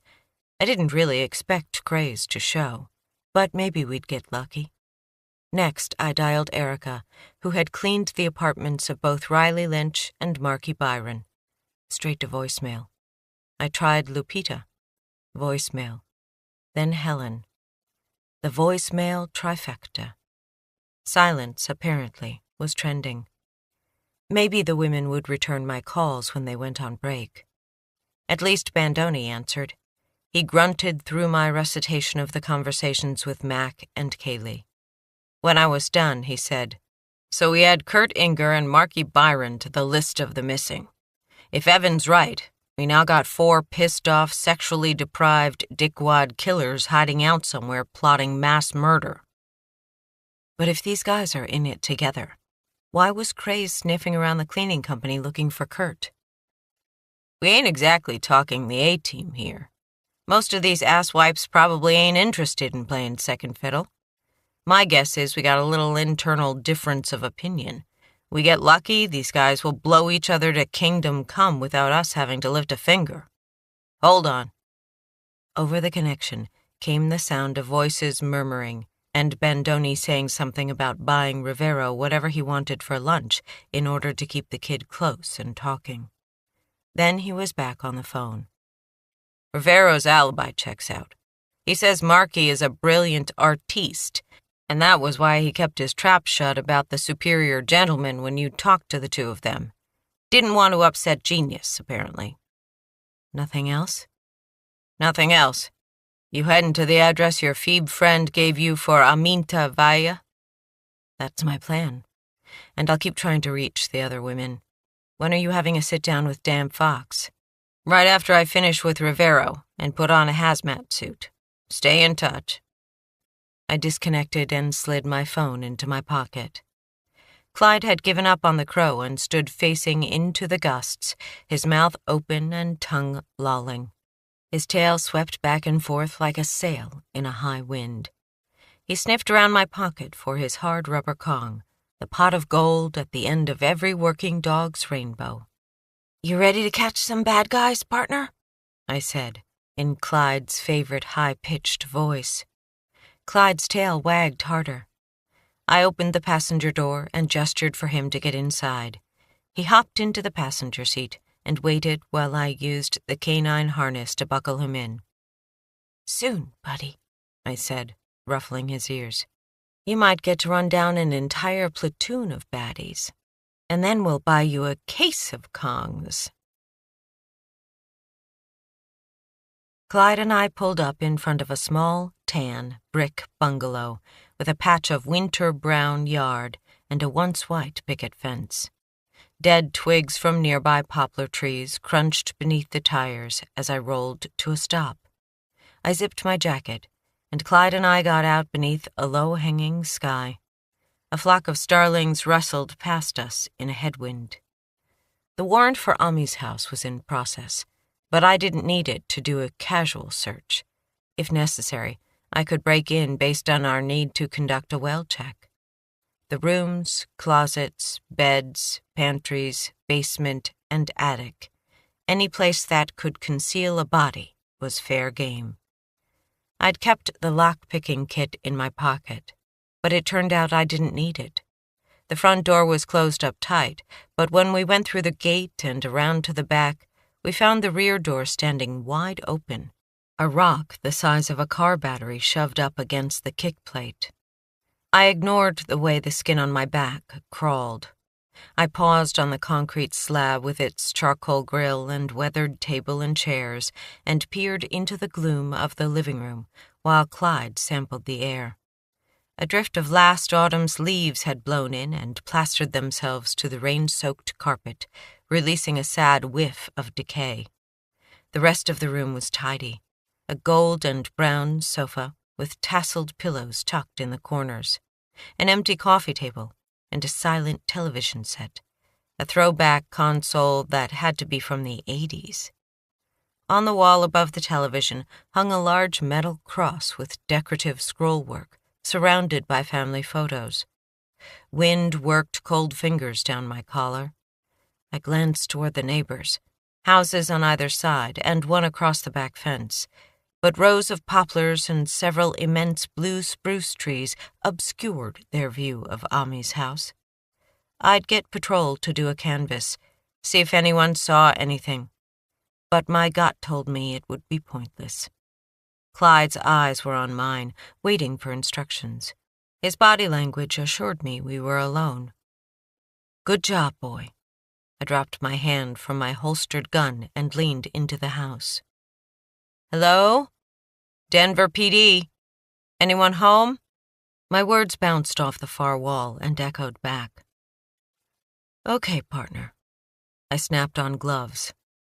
"Let's check it out." I went quickly through the house and confirmed there were no skeletons in the closet or anywhere else. Like the front room, the rest of the home was neat but threadbare, with old-fashioned furniture and little decor. Ami's room was a bright spot with its pink bedspread and white furniture, carryovers from her youth, presumably. A student desk held a stack of drawing books and sketch pads and a large plastic cup brimming with colored pencils. The young Ami had been a budding artist who drew horses and lions and lots of sketches of a girl in a Superman cape. Ami the Protector. Ami and Noah, wanting to save the world. But from what, exactly? I returned to the living room and looked through the photographs on the wall. Most were of Ami. Birthday parties, her Catholic confirmation, prom, where she wore a bright blue gown and stood next to a beaming teenage boy. High school graduation. Here she flashed a thumbs up and a wide grin as she held up her diploma. Some of the photos were of a smiling man as he passed slowly from early to late middle age. César Valle, Ami's father. His pride in his daughter showed clearly in every photo where the two were together. But César also carried sorrow in his eyes, a layer like winter ice over a lake. Grief for his son, Enrique, for his lost country, maybe many other things. I found Enrique in only one photograph, standing with his father and sister outside a modest, whitewashed home. A little older than Ami, he'd been gangly and awkward, with unruly black hair and his sister's fierce expression. A boy with two choices: join a violent gang and take on their murderous ways, or flee.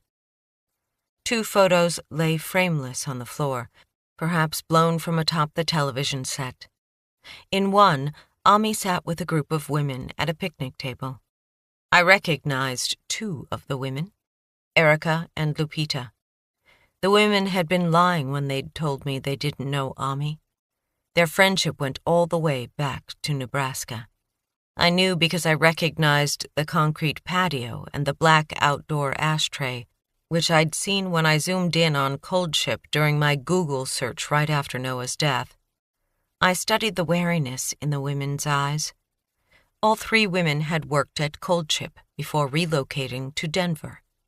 Had they lost their jobs after the ICE raid and moved together to Denver and Top A? The idea made perfect sense. Ami, at least, had ties to Denver. Perhaps the others did as well.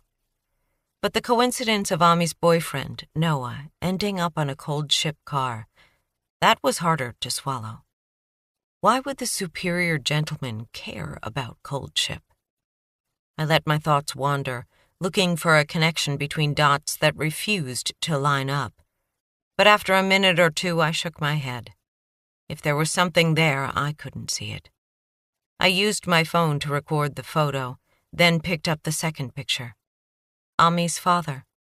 In contrast to his robust health in the earlier photos, this one showed César thin and ill, with hollowed cheeks and deep lines etched around his grieving eyes. His black hair had faded to thin gray strands. Sitting next to him, Ami wore a brave smile that didn't get within shouting distance of her eyes. Presumably, the picture had been taken shortly before César's death and after Ami had returned to Denver from North Platte. The weight of the loss endured by father and daughter settled into my heart. From gangs in El Salvador to predatory men in America, and the very ordinary specter of a natural death. I pulled in a deep breath. Shadows rustled in the dimly lit house, as if the gloom of Denver's reluctant spring had crawled in through the open door and now held sway inside. Change, of course, was our only constant. "Let's go, Clyde," I said. I shoved the rock onto the patio and closed and locked the door. At the Tahoe, I paused with my hand on the door latch. The now familiar feeling dropped on me like a hand pushing down on my neck. Our watcher was close by. But he wasn't near enough for Clyde to sense danger. My partner eyeballed a squirrel in a tree high above while he waited for me to open the door. I glanced around. The neighborhood lay empty, gloomy. The only movement came from the fleeing squirrel and the swaying branches and the glossy winged starlings which had found perch on the eaves next door. They were irritable and raucous in the cold. The wind suddenly gusted, sending trash skittering down the street, tugging strands free from my braid and knocking against the houses as it whirled past. It felt as if Clyde and I were alone in the world. Just us and an invisible madman. Chapter 23. It took me a long time to make this distinction. The past is not my enemy. It's my fear of the past that brings me down. Sydney Parnell, Personal Journal. The Black Egg Diner was a panacea for loneliness and paranoia. The restaurant catered to the blue-collar crowd, and today it was packed with its usual after-work throng of cops, construction workers, highway department grunts, landscapers, and mechanics. The smells of paint and plaster and tar fought against those of grease and coffee. The din of voices, clinking flatware, and the cooks shouting, "Order up," hovered around the decibel level of an orchestra of jackhammers. The stools at the counter were taken, and every table was either filled or being bussed by harried waitstaff. But Susie Blair, an angel in a waitress uniform, managed a miracle and got Clyde and me into our usual booth in the back. She started Clyde on some bacon, and me on some coffee without wasting her breath asking. After she left, I sank into the seat, sucked in the fumes, and let my heartbeat slow to a brisk trot. Then I pulled out the client list from Kaylee and opened my laptop. Our killers had spent days torturing Noah. Wherever they'd taken him must have felt secure. No nosy neighbors or prying eyes. No risk of someone walking in. Helen had said that most of Top A's business was cleaning offices. An empty office building could serve as a hideaway for men plotting mass murder, as long as the structures were empty. Kurt Inger, in his role as the supervisor at Top A, would know which properties fit the bill. I started down Kaylee's alphabetized list. But by the time Susie refilled my coffee and left the pot, I had nothing. Comparing Kaylee's client list with online real estate listings indicated that all the office buildings cleaned by Top A were occupied. I flipped to the last page of the list. One of Top A's clients was Water Resources. They were ensconced in a high-rise in downtown Denver. Julia Asher had mentioned that Noah found new digs for Water Resources, but I couldn't find a previous address for the company. I called Julia, assured her we were working hard on her son's case, and asked if she knew where Water Resources had been located before their move. She did not. I asked if she'd heard from Todd. She said no to that as well. I apologized for bothering her and disconnected. Maybe Erica or one of the other women would know where they'd been located, if they'd ever answer the phone. I looked up when I heard a grunt and a snarl and spotted Bandoni elbowing his way through the mob. He shrugged out of his jacket and hung it on the brass hook next to the booth, then scowled at Clyde and dropped into the seat across from me. "Having a good day?" I asked. He rolled his eyes. "Where's Mike?" "On his way. I'd called Cohen from the Black Egg parking lot. You want coffee?" "Some questions you don't have to ask." I turned over a clean coffee cup and filled it from the pot. Bandoni took a cautious sip to test the heat, then closed his eyes and drank down most of the cup. I poured more. "Where are we?" "David Kelly," he said, a.k.a. Damn Fucking Fox. Please tell me he decided to cleanse his soul. That would take industrial bleach. I got nothing out of the guy. Nada. Nil. Fucking zero. Whatever that punk is scared of, it's something worse than a murder charge. I tried everything short of slapping some sense into him. Bandoni flexed his sausage fingers. And trust me, the thought crossed my mind. So what scares a guy like Kelly? Something worse than he is. Like craze. Bandoni zeroed in on me. Yeah, there's craze. He's our wild card. What'd you learn at Ami's house? I filled him in on the open door, the threadbare furniture, the dying father and dead brother, and the sketches of a girl in a hero's cape. Maybe what her family went through in El Salvador inspired her to live up to her name, protector. Also, one of the photos in the house shows Ami with two of the women from Top A, Erica and Lupita. They worked together at Cold Ship. Speaking of Cold Ship, we got no video. A detective took the warrant in. Their security guy showed him around, then showed him the door. You think they erased? Water under the bridge, rookie. We're already 99% sure that Dan Fox and street cred hopped on the train up there, and that Noah didn't. Keep talking. I took a breath, nodded. I think Cold Ship is covering up that they hire illegal immigrants. They've gotten in trouble before. My guess is that if they do have videos, that's why they erased them. But, it's about the women. Something made them relocate to Denver. It could be just that they needed jobs and Ami wanted to be close to her father after he got sick. Makes sense. It does make sense. What I'm struggling with is the fact that the boyfriend of one of those women ended up on a Cold Ship reefer. Back up a few steps. You think our bad guys put Noah on that reefer on purpose? I'm just saying it feels odd. Bandoni folded his arms. How would our killers even know that the train was going to stop where it did, and that there would be Cold Ship cars? All they'd need is a railroad scanner. They could listen in on whatever the maintenance crews were discussing. With some effort, they could also piece together what kind of cars the train was pulling. What about the fact that the door was open? You saying they planned that too? I tapped my spoon on the table. I guess it's possible, but that, I think, was just a lucky break for the killers. Otherwise, they would have had to cram Noah onto the exterior refrigerator unit or haul him up to the roof. The door just happened to be open. It happens more often than you'd think. I kept tapping the spoon as I thought things through. Cold Ship hires undocumented workers and then does a crap job with safety regulations. I got that straight out of the North Platte Telegraph. Whoever jammed that plug door open was just being smart.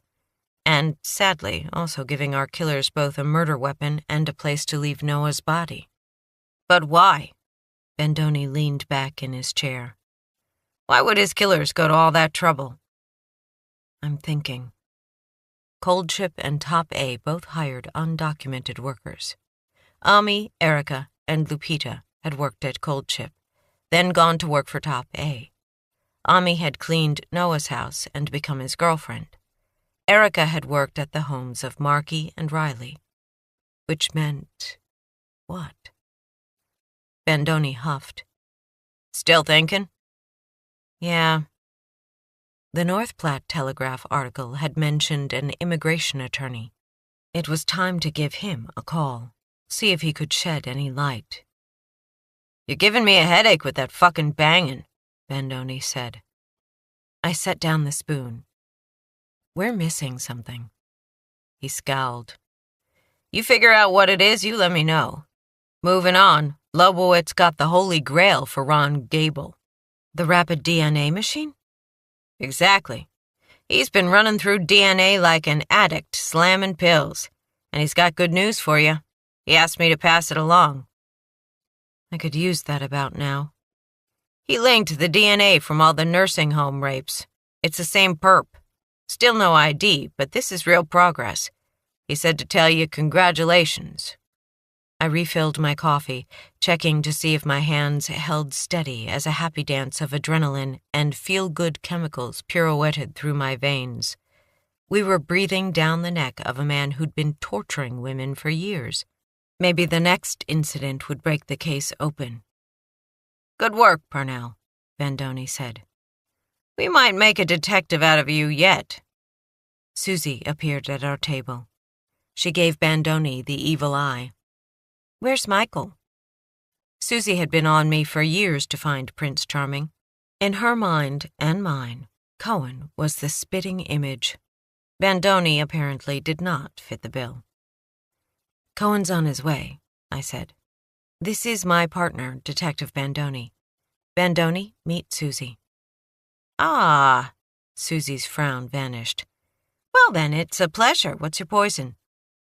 I ordered a green chili burrito to share with Cohen. Bandoni asked for a second pot of coffee, Mountain Dew, a cheeseburger, and sweet potato fries. "Coming right up," Susie said, and melted back into the crowd. "Sweet potatoes?" I said. "Getting my vegetables." "And ketchup, I suppose." "2 vegetables." He spread his hands over his gut and looked pleased with himself. "Picture of health." "You are such a cop, Bandoni." "You ever look in the mirror? You got the disease, rookie. I can see the hunger in your eyes." "Yeah, right." "You're hooked. And now you'll spend the next 40 years trying to decide if it's the best job in the world or the worst. Here's some advice."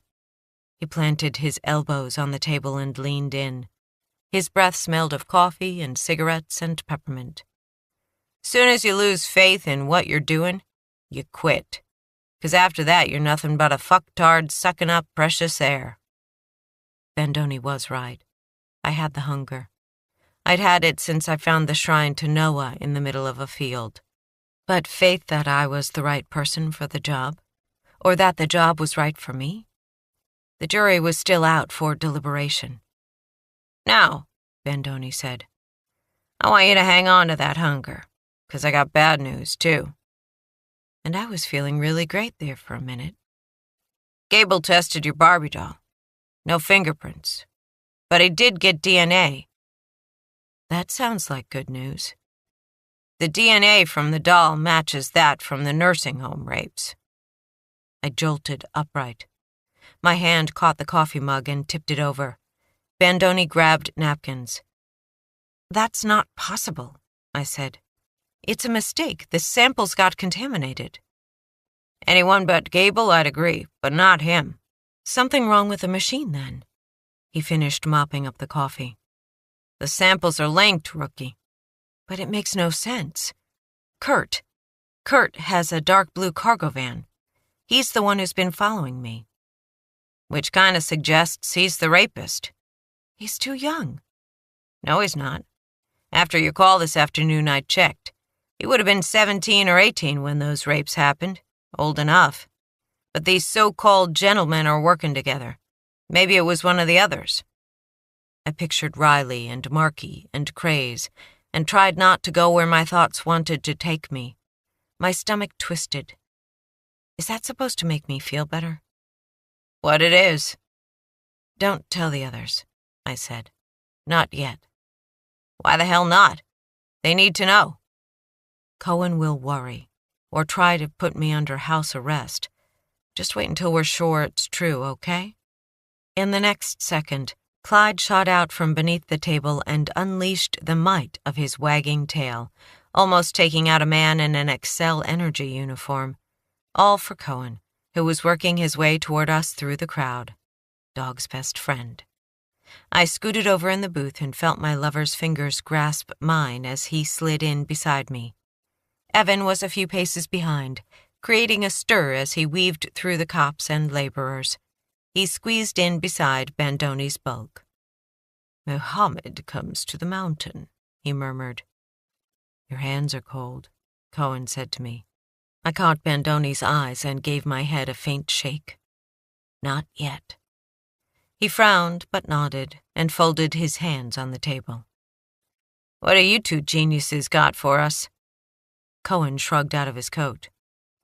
We've got a definite link between Donovan and Noah." We all looked at him. He said, "It's tennis, like you speculated. But the connection is through Marky, not Todd." I used the mental equivalent of a backhoe to bury thoughts of the doll and a serial rapist. Noah and Marky played tennis? Marky did, but it's really about his dad, Ralph Byron. "Can we skip the foreplay?" Bandoni said. "The Byrons aren't members of Redeemed Life. Ralph is actually a pastor at another church down in Colorado Springs. A real fire and brimstone kind of guy, apparently, which probably says something about how Marky was raised. Anyway, Ralph had served as guest pastor at Redeemed Life a few times, so he has a key. And a couple of weeks ago, he was invited to become a full-time pastor at Redeemed Life." I remembered the words the killer had written on Donovan. "In the beginning was the Word, and the Word was not with God, and the Word was not God." "The key is good, but—" Bandoni looked skeptical. "Marky hated the idea of his daddy preaching there so much that he decided to kill Donovan on the altar? And the fuck does that have to do with tennis?" Cohen said, "Marky already hated his dad, and it's at least partly because of Donovan." "Foreplay, then a striptease," Bandoni groaned. "Can we just move on to the sex?" Cohen shot him a grin. "The fact that you're in such a rush, Len, suggests to me there's a reason why you don't have a girlfriend." "Fuck you." "Fuck you back." I also talked to the DU tennis coach, who knows not only Donovan, but Marky as well. And his dad. The coach said Donovan was his star player. The kid was conference champion and a nationals qualifier his first 2 years. Probably had a real shot at winning the nationals this year, according to his coach. If he'd lived. Truly gifted. "Let me guess," Bandoni said. "Marky not so much." Right. The coach took Marky on, no doubt because of Daddy's money. But he called Marky a non-roster practice player, meaning he got to practice with the team, but he never qualified to compete. Marky stayed on at DU, but he quit the team after his first year. Bandoni had that look again, the cat who caught the canary. "I can feel the dots starting to connect." "Frankenstein," I said. "Marky's father is the creator who rejected his own creation. So Marky, the monster, struck out at those whom his father loves." "And because this kid Donovan was a Chad, the others went along with it," Bandoni said. "Marky's a gifted artist," I said. "Doesn't his father care about that?" Cohen turned to me. "Even the coach mentioned Marky's gift. The kid used to make funny sketches of the guys on the opposing team. His teammates loved it. But that didn't impress his dad, apparently. And it gets worse. Donovan was at Denver University on a tennis scholarship. You want to guess who created the scholarship fund for the school 5 years ago?" "Ralph Byron," Evan and Bandoni said. Cohen nodded. "Like I said, tennis." "It fits with the manifesto." I reached for the coffee pot. Frankenstein's monster was cast out of the paradise of human affection through no fault of his own. "Not that Marky is a good kid," Cohen said. "He's never been officially charged with anything, but he's gotten his wrist slapped more than once, mostly for letting his hands find their way uninvited onto women's bodies. A year ago, he got smacked for upskirting, taking pictures up a woman's dress. The woman's boyfriend decked him, and a cop wrote them both up. Neither side pressed charges." "It's possible," I said, "that since Marky and Noah already knew each other, they started the Superior Gentlemen together. But I still feel like we're missing something. Why would Marky and the rest turn on Noah so viciously?" "You mean other than the fact that Noah got a girl and left the group?" Bandoni said. "And was a better artist, presumably, than his student? Could be our guy's a little oversensitive after years of beatdown from Daddy." "Maybe." "Let's stick with what we do know. Bandoni glowered at Evan. "Your turn, genius." Evan opened his mouth just as Susie appeared at our table. She offloaded our food and Bandoni's soda, then took Evan's order for eggs and a side of bacon before disappearing again. I'd lost my appetite after Bandoni brought up the Barbie, but I sliced the burrito in 2 unequal halves and slid the larger half onto the extra plate for Cohen, then pretended to dig into mine. Bandoni busied himself drowning his fries with ketchup. Maybe he was hoping to squeak out 3 servings of vegetables. Then he picked up his cheeseburger and aimed it at Evan like a weaponized frisbee. "Talk," he said. Evan stole one of the fries and said, "We've got 2 scribes. First, the man who left the notes in the elevator and in Sydney's car, her stalker. This man's writing is loose and uncontrolled. He changes the size and slant of the letters from one word to the next. There's no fixed baseline." Bandoni's gaze slid to mine. "Which means what?" "It suggests a lack of self-control, a tendency toward impulsive behavior, not surprising in a stalker. Also," he pulled out a photo of the words scratched in the elevator. "Notice how much more deeply he carved the letter T in the word watching." "It's thicker than the others," Cohen said. "It looks like a cross." "Exactly. It might have been subconscious, but he's signaling that religion, specifically Christianity, is in some way important to him. Maybe he feels God is always watching and judging him. It fits with the biblical phrasing in the writing of the second scribe. Now," he looked around at us, "be aware that while handwriting analysis is based on science, interpretation is an art. But in my opinion, this first gentleman is what we might generously call a few cards short of a full deck." "Someone like Markey is what you're saying," Bandoni said. "Guy with a history of aggression toward women, maybe even up to and including rape." "Possibly." Cohen's leg pressed reassuringly against mine. Bandoni sucked up half his Mountain Dew. "And the second guy?" "In terms of pathology, I find him more frightening.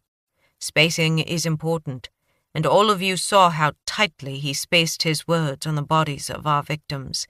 The letters touch, which suggests he lacks boundaries, and the way the words line up precisely, along with the well-defined letters.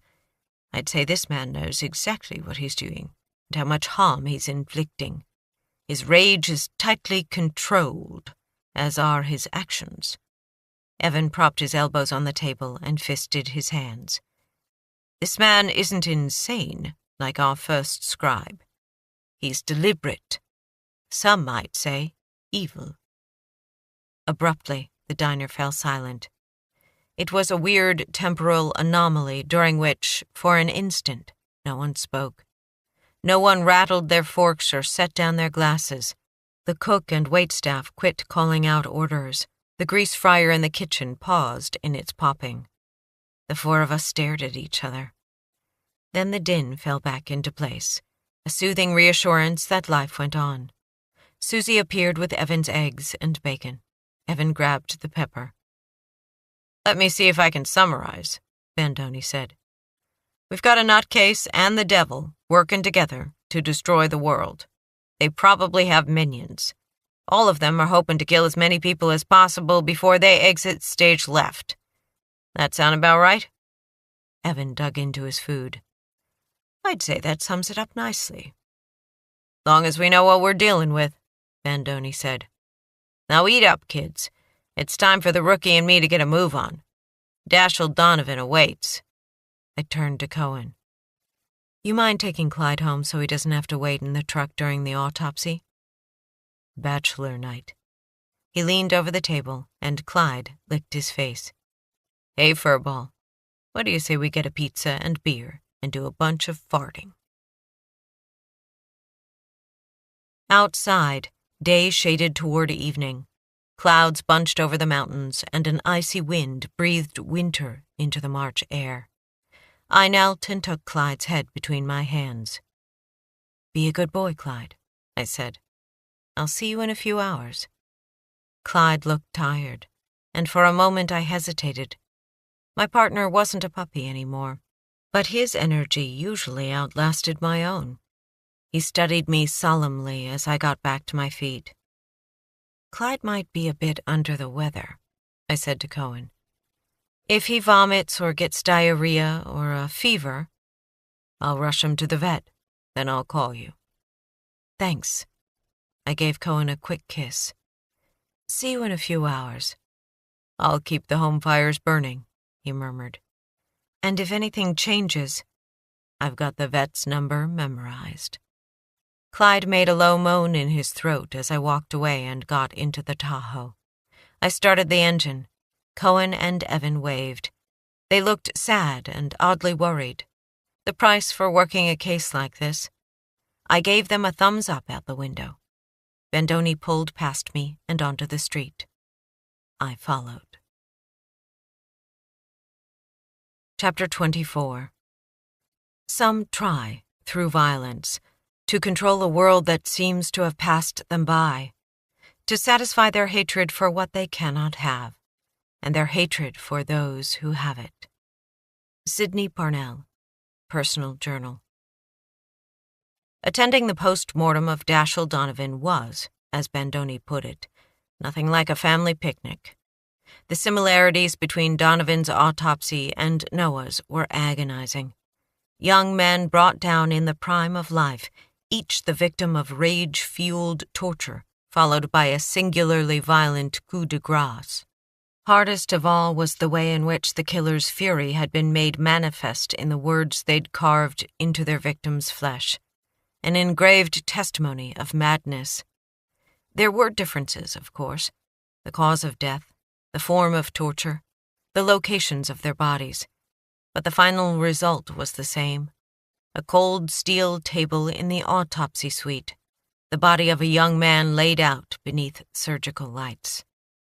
Emma Bell clipped the red tag on the body bag, pulled down the long, heavy zipper.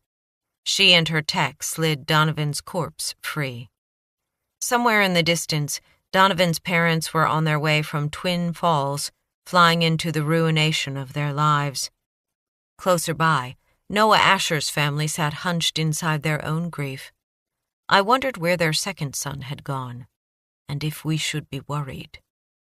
Detective Miller snapped photos of Donovan while Bell recited a litany of injuries. The room grew colder.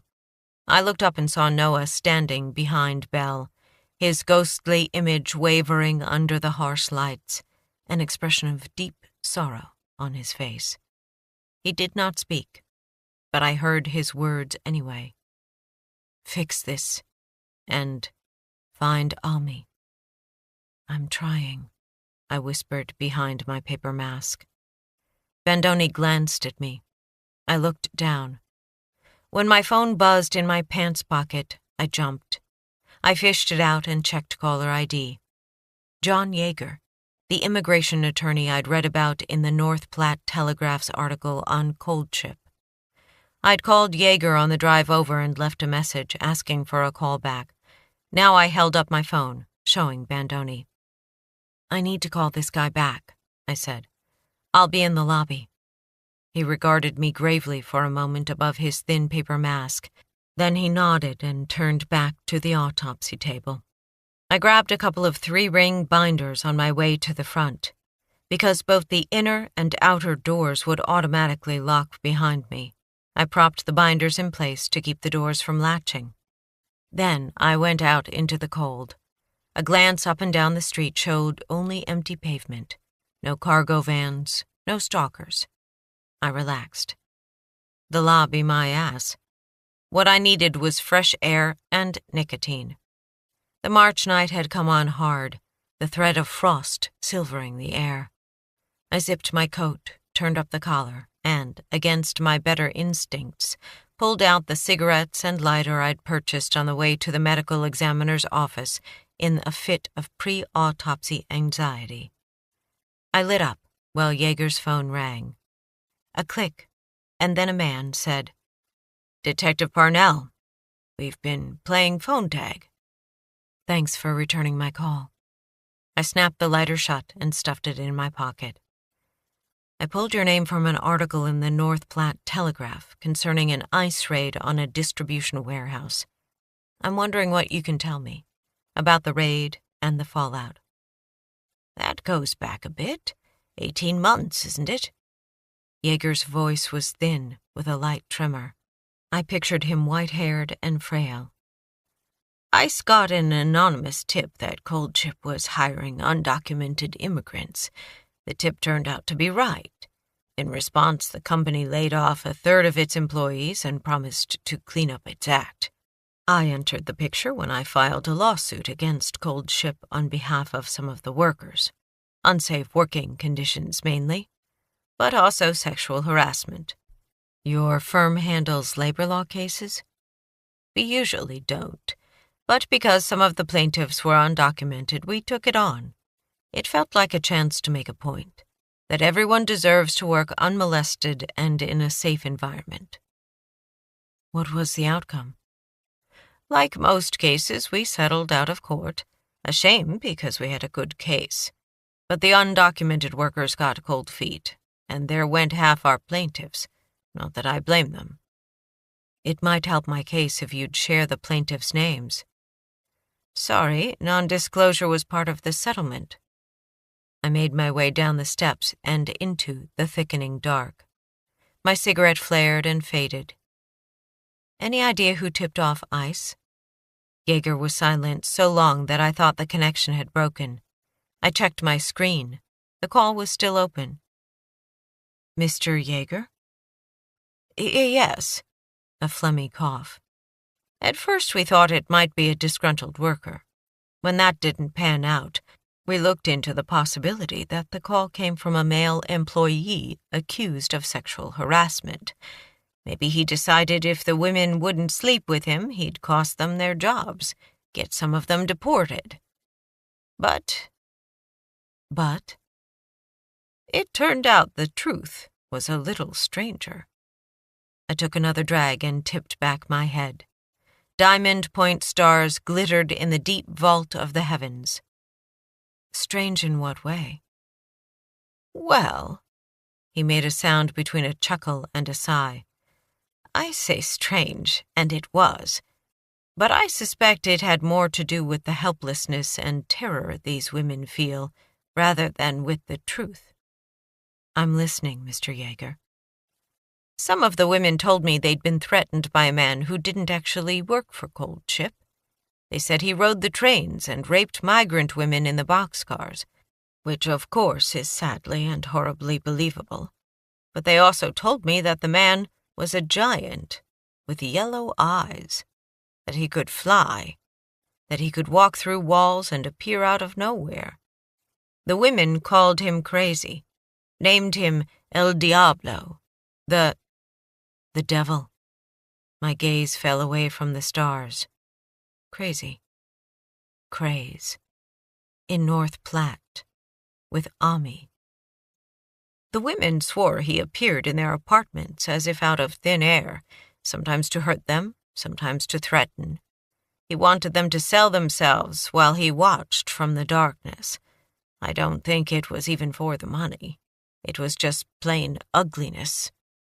Yeager's sigh held a whisper of unease, as if deep in his reptile brain the wild stories rang true. I doubt that, in their heart of hearts, they thought he was supernatural. But with the hold he had on them, he might as well have been. My heart fragmented. The pain one man could visit upon the world. But I kept my voice deliberately brisk, trying to separate my detective self from the part that was breaking. He sounds like a real prince. Indeed. The women also believed that, like many evil spirits, El Diablo was vengeful. Some of them were sure he'd tipped off ICE as punishment when they refused his demands, that he was flushing them out of hiding and back onto the trains where he could hurt them at his leisure. I turned back to the medical examiner's office, fixed my gaze on the faint light falling through the windows. Craze. Leader of the superior gentlemen. Almost certainly the tall, heavily built, yellow-eyed man who walked next to a train in Noah's drawing. And quite possibly a serial rapist, given the common DNA on the doll left by my stalker and the nursing home rapes. The devil indeed. "You understand this information about El Diablo is hearsay, right?" Jaeger said. "Nothing we could use in our suit. Plus, only one woman was courageous enough to go to the cops." I flashed to the picture of Ami at Coldship, with Erica and Lupita, the symbol of the protector on her shirt in Noah's drawing. "Aminta Vaya," I said. Another long pause. "I'm not at liberty to say." "That's okay. You don't have to." I dropped my cigarette, ground it under my heel. "What did the cops do?" "There was nothing to be done. This woman was the only person willing to press charges, and our so-called devil hadn't actually done anything to her beyond offer threats she had no proof of.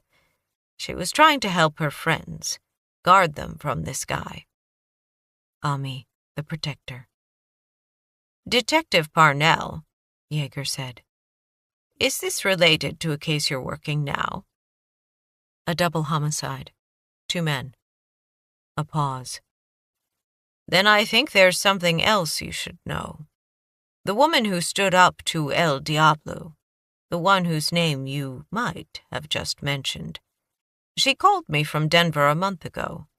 She told me she and a friend had been pushing for the rights of domestic workers, janitors, caregivers. She asked about restraining orders, how effective they are." A month ago. That would have been around the time Noah had mentioned to the comic store owner Dana Gills that he was worried about payback, that he was scared. "What did you tell her?" I asked. "The unfortunate truth. A restraining order won't help if someone really wants to get to you." "Just tell me one more thing," I said. "Did the woman ever use another name for this Diablo? A real name?" "Not that they ever told me. They just called him the devil incarnate." "I suspect, Mr. Jaeger, they were closer to the truth than you and I can know." After we hung up, I pulled out another cigarette and smoked while I ran through scenarios. I imagined Ami fleeing craze after the police told her they couldn't do anything to stop him. Erica and Lupita would have joined her. The 3 of them buried themselves deep inside Denver, far away from El Diablo. And for a time, things were okay. Or somewhat okay. Ami nursed her sick father until his death. Erica and Lupita got busy building new lives. All 3 women found jobs with Top A. Then things started to go off the rails. It was impossible to know which came first, Top A cleaning or the superior gentleman. But either way, Kurt got his friends, Noah, Riley, and Marky, to sign up for cleaning services with Top A. I recalled Erica's anger at privileged white men, her hint that she had been sexually harassed. Maybe, as the pickup artists slid into something darker, became forced celibates, they decided that targeting undocumented workers who couldn't risk going to the police was a safe way to gain access to sex. Except Noah didn't become a forced celibate. Instead, he fell in love with Ami, grew a conscience, wanted to get out of the group. Sometime during all this, Craze showed up. Craze, furious with Ami's defiance, had traveled to Denver to find her. The city was a place he knew well. He'd raped here before. Maybe he met the superior gentleman through Noah and his work with the gutter punks. Jaeger had said that El Diablo rode the trains. If so, for Craze, meeting Noah and finding the superior gentleman must have felt like destiny. He took over the superior gentleman. A serial rapist, he was a lit match to the fuel of the forced celibates, formerly isolated loners finding each other in a perfect storm of rage and entitlement. Noah and Ami fought back. They knew the risk they were taking. It was why Ami had asked about a restraining order. Why Noah had confided to Dana Gills that he was worried about payback. But they were superheroes. Ami was the protector. They thought they could win. Against Craze. Against the superior gentlemen and their abuse of women. Only they didn't win. Noah was killed, and Ami was God knew where. Placing Noah's body on a cold ship car hadn't been a quirk of fate or a coincidence. Craze had been sending the women a message only they would understand. You can run. Run as fast and as far as you like. But you cold ship bitches can't hide. Not from me. For I am the man who walks through walls. The man who can fly. I am El Diablo. Another thought struck. What if the final remaining coincidence, the reefer door being jammed open, wasn't? Damn Fox, I thought. And street cred. They could have slipped into the yard at Cold Ship and wedged in the pipe, or paid one of the workers to leave it in place. No wonder the gutter punks wouldn't talk. They weren't just witnesses. They were accomplices.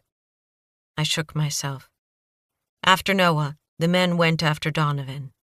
Because Donovan had mattered to Marky's father in ways Marky couldn't. Donovan was a Chad. Charming, athletic, easy with women. He was everything Marky wanted to be. I could not guess at the relationship between Marky and Craze, not who had led whom into murder, nor if their reasons for committing murder even aligned. Maybe Marky had an agenda to avenge his wrongs, while Craze simply wanted to destroy. All I knew was what we'd learned from Evan's analysis of their handwriting, that, at its simplest, one of them was insane, and the other was evil. As for Riley and Kurt, perhaps they were part of the murders, part of the plan to kill many more. But I suspected that Kurt, at least, had panicked and gone into hiding when Craze and Marky turned murderous. Maybe Riley, too, had fled. I found my hand on the butt of my gun. Who the fuck are you, Craze? Behind me, the lights of the Denver Medical Examiner's office shone like a brilliant oasis in this pasture and warehouse area of Denver. In the distance, a motorcycle revved its engine. An owl hooted in the field across the way.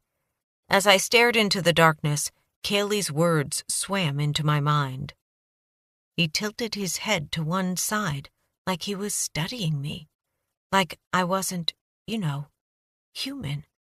I thought he'd hurt me. And in a flash, I had it. The man who'd approached me in the grocery store parking lot, who'd asked me out for a drink while he studied me, his head tilted in a way that had seemed menacing for reasons I couldn't then articulate. But hearing Kaylee, I understood. He was studying me like I wasn't human. I scanned the street, still empty, then ran across to the Tahoe. Inside, I locked the doors and scrabbled through the photos and drawings from Noah's house until I found his sketch of the yellow-eyed man by the train, and the photo of Craze with the superior gentleman. They were the same man. The same man who'd approached me in the parking lot. I'd rejected him, and he had been following me ever since. Because what these men hated more than anything else was rejection. Time to get back to the autopsy, to the safety of lights and locked doors and Bandoni. I stepped out of the Tahoe, started across the road. All around, an angry wind kicked up and rolled over the land. Nearby, metal clanked on metal, then a sharp bang as the lid on a dumpster crashed closed. Closer still, a voice whispered, "Sydney." I sprinted, reached the far side of the road. A laugh that seemed to come from all around. "You can run, Sydney Rose Parnell, but you can't hide." I sped up the stairs to the glass doors, then jerked to a stop. The binders I'd placed to keep the inner and outer doors open were gone. On the door, someone had written in black marker, "Tag, you're it." I yanked on the handle. The door didn't budge. I spun around, half expecting yellow eyes to stare me down, but only pitch blackness glared back. I texted Bandoni. Locked out. Hurry. Chapter 25. If we are wise, we are afraid of the dark. Sydney Parnell, Personal Journal. You okay, rookie? Bandoni stood sweating in the dim light of the lobby.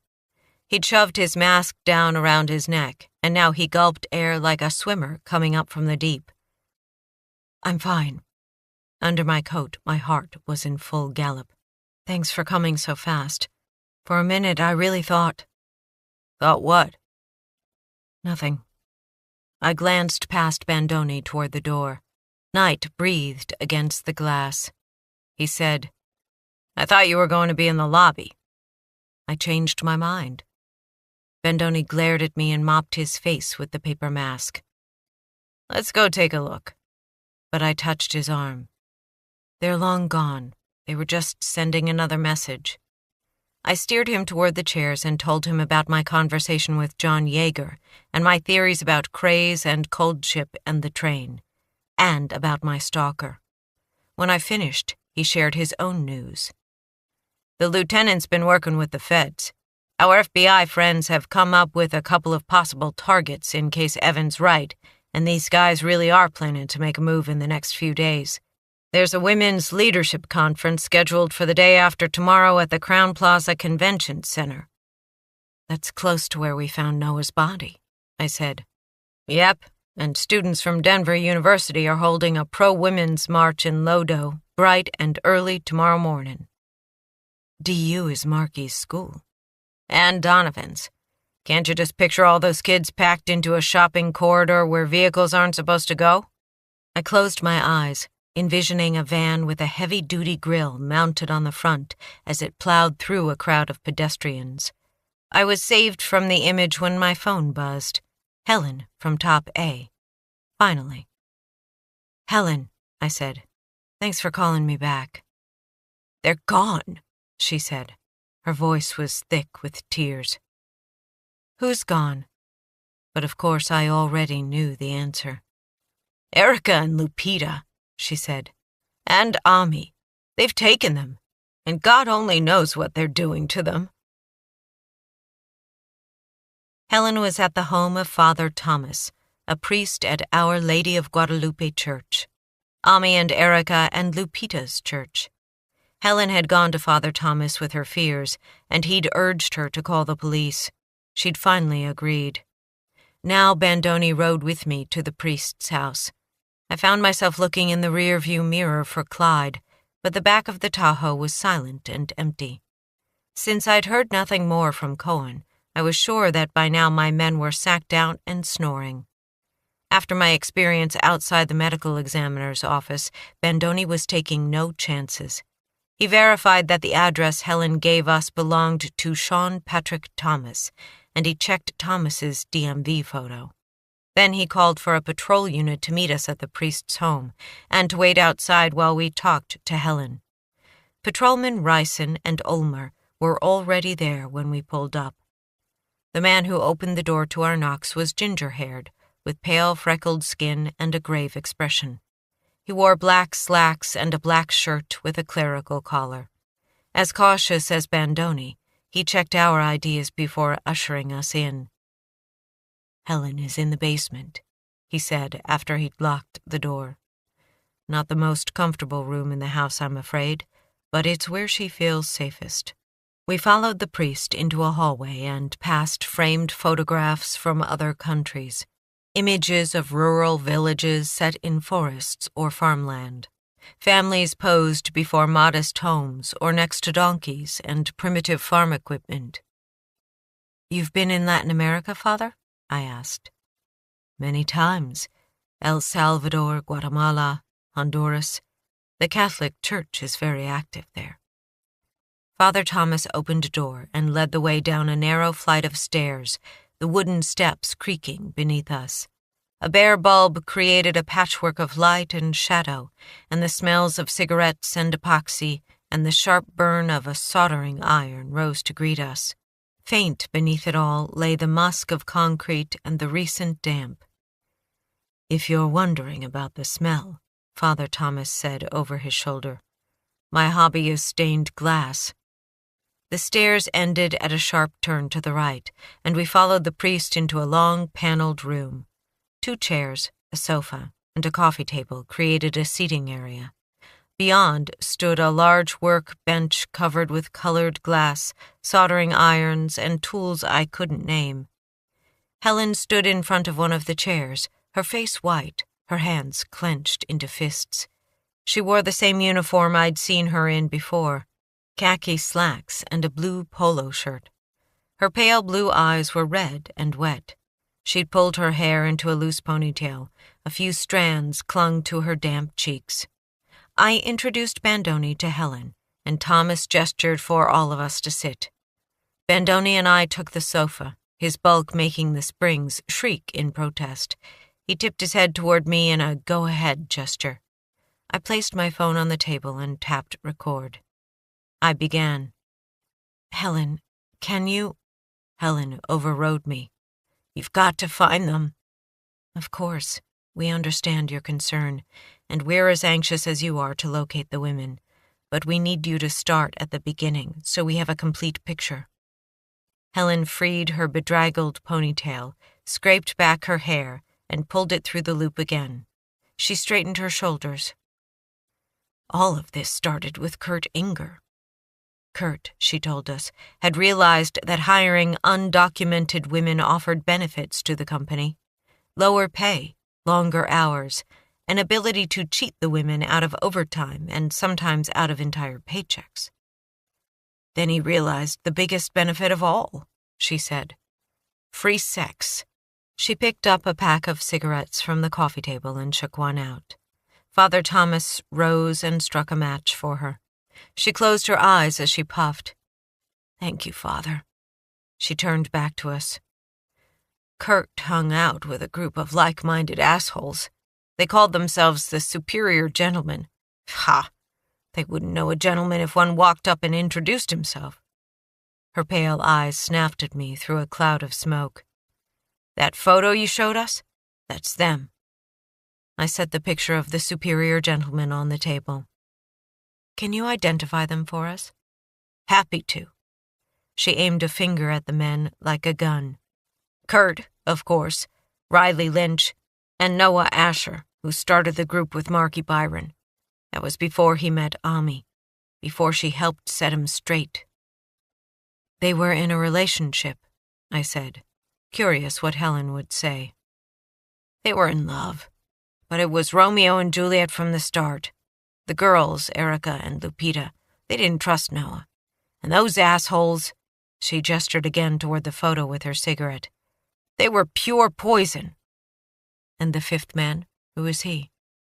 Helen's eyes narrowed. Her free hand rose to her chest, and she rubbed the tips of her fingers against her chin, a self-soothing gesture. "That's Craze." I leaned in. "Do you know his real name?" She shook her head. I held my disappointment. "What do you know about him?" Helen pulled hard on her cigarette. She held it the way you would hold a joint, pinched between her thumb and forefinger. Her knuckles were red and peeling, cleaning chemicals and elbow grease. "He was terrorizing the girls, Erica and Lupita, Ami, 5 or 6 others. Ami was the only one who stood up to him." I feigned ignorance. "How'd she do that?" "She went to the cops, and they didn't do shit. Craze, though, when he heard what Ami'd done, he swore he'd kill her. So she and Erica and Lupita moved here, and for a time things were fine." Her face went tight with fury. "The 3 of them got jobs cleaning offices. Top A didn't care about their immigration status, and they liked the work okay. It was a hell of a lot better than processing chickens at Cold Ship. Then," she sucked on her cigarette and exhaled, waving away the smoke. "Then what, Helen?" "Kurt Inger moved from customer service into the management position. He'd always been a creep, forever hitting on Erica and Lupita. Didn't take him long to get the idea the girls should offer bonuses to special clients. Meaning what, exactly? Meaning they should provide sexual favors for his friends, unless they wanted to get reported to ICE. I swear there's a place in hell for him. And now... Her eyes went bright with tears, and she blinked them away, angry. Now he's got Erica and Lupita. And Ami. He kidnapped them? Him and Craze and the others. The hand holding the cigarette shook. I'm sure of it. That was the promise Craze made, that someday those girls would belong to him. I don't know how he got the others to go along with it. Even I didn't realize Kurt was that much of an asshole, but he did. You're saying this superior gentlemen are kidnappers? Kidnappers. Rapists. What about murderers? I said softly. She blinked at me. You think they killed Noah Asher? What do you think?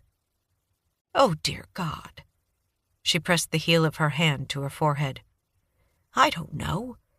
But Noah was the only decent one among them. He never went along once things started getting crazy. She dug into her pants pocket and pulled out a wadded tissue, blew her nose. I know Erica and Lupita would have called if they were just sick. Something's happened. You hear anything about a falling out between these guys? She shook her head. Okay, I said. Let's stick with Craze. Anything else you can tell us about him? Where he lives? Any friends? Friends, she snorted. I know 3 things for sure. He likes to hurt women, that's 1. Sometimes he rides the trains like a hobo, that's 2. And he puts in yellow contacts when he hurts people. You know about that? My eyes met Bendoni's. The nursing home rapes. I said, We've heard about the yellow eyes. Ami called him a supervillain, like in the comics. She picked up an ashtray and mashed out her cigarette. Now what about my friends? What are you going to do? When did they go missing? Ami's been gone almost a week. We didn't know because she and Noah were going on vacation, a 4-day weekend in Vegas. But she didn't show up for work yesterday. Before you came by, we were hoping she and Noah were so happy together, she just decided to take an extra day. Call me an optimist. What about Erica and Lupita? They disappeared sometime between when we clocked in this morning at 7 and when they were supposed to clock out this evening at 4. The tears rose again. She furiously dashed them away. I was afraid to call you because of their undocumented status. I went to Father Thomas hoping something had scared the girls into asking for asylum. Bandoni and I looked at Father Thomas, who shook his head. I haven't seen Erica or Lupita since Sunday Mass. I'm as worried as Helen. I turned back to Helen, who was tapping out another cigarette. Any idea where the men might have taken them? I figure it's one of the properties we clean. We did a couple of move-out cleanings this month, but I don't know if the places are occupied now. Or maybe they took the girls to one of their homes. We'd already eliminated that possibility. I pulled out the client list from Kaylee and passed it to Helen. Here's Top A's list of clients. Any of these seem like a prospect? Helen flipped through the list. Where's the rest? My scalp tightened. This isn't everything? Her laugh was bitter. You got this from Kaylee, I'm guessing. No offense, but that pretty little airhead needs GPS to find her way home every night. Kurt must have deleted some of the properties. Kaylee would never even notice. Why would he do that? I asked. Probably so we can clean the sites off the books and he can pocket the money. But, her eyes were heavy, having the girls go missing changes everything, doesn't it? One of these places might be where he's got them. Bandoni hefted his bulk forward. Which properties are missing? Let me look. Helen went back through the list more slowly. An office complex near the Four Seasons, for one. We did a move-out cleaning there last month, so it might still be empty. Also, a few places down south are missing, near the tech center, but those are occupied. Bandoni and I looked at each other. The Four Seasons Hotel was less than half a mile from the pedestrian walkway where the Denver University students were going to march. If the superior gentlemen were planning an attack there, then holing up nearby made sense. "That's enough for me." Bandoni hefted himself to his feet. "Father, you got a place where I can make some calls?" "Of course." Father Thomas stood. "My study will work." After the men left, Helen lit another cigarette and fell into silence, her gaze far away. I thought about Ami. I imagined her, having been taken prisoner along with Noah, escaping her captors long enough to signal the engineer and leave a shrine for the man she'd loved, a shrine with her necklace of the Virgin. Or maybe she hadn't escaped. Maybe, knowing she had nowhere to run, the men had let her free long enough to create the shrine. It would have amused them to watch her grief and devotion, but they'd been careful to wipe out the message she'd written in the dirt. Ami, though, must have hoped the Madonna heard her. I heard the floorboards creak under the priest's footsteps, heard the muffled growl of Bandoni's voice. He would be talking to the lieutenant, arranging backup and preparing the cavalry, deciding whether we'd go in, sirens wailing, or if it would be better to slip in like shadows. If we were lucky, the women were in the offices near the Four Seasons Hotel, and we would rescue them and arrest the superior gentleman.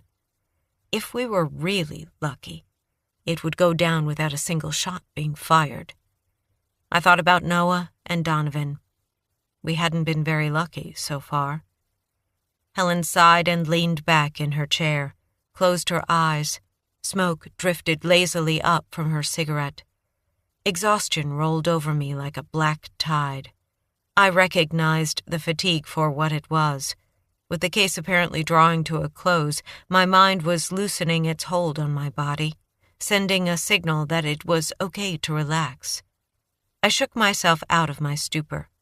I imagined what Bandoni would say to me. "We ain't done until we've connected all the dots." I made sure the recording app was still running, then touched Helen's knee. Her eyes popped open. "Helen, did Top A clean Water Resources' original office? I don't see it on Kaylee's list." She shook off her own fatigue and nodded. "We had the contract for that place for almost 2 years. It's east of here, near the old Rocky Flats. The owner sold the building, and another business moved in. Erica and I did the final cleaning." "Water Resources moved out because the building sold?" She shrugged. "That's not something anyone tells the help. I do know Noah was a hero for finding that place for them downtown. I got that from Ami. But we lost the cleaning contract. The owners of the new place had an agreement with a different cleaning company." "How did Noah find the place?" "Through Kurt, which was odd. We had twice weekly cleanings at the old place. It pulled in a lot of cash, steady work for Erica and me. But Kurt never said why he told Noah about the new office. He just had us do a final cleaning. We did what we could, but there was still a bunch of crap out there." "Like what?" "Junk left by the employees, old printers, paper files, half-dead potted plants. A few months back, Kurt brought in something like 50 of his own cardboard boxes. He made a deal with Water Resources to let him store his stuff in 2 of their offices." "Did he have to remove the boxes after the sale?" She looked thoughtful. "I don't know that he ever did." My scalp prickled.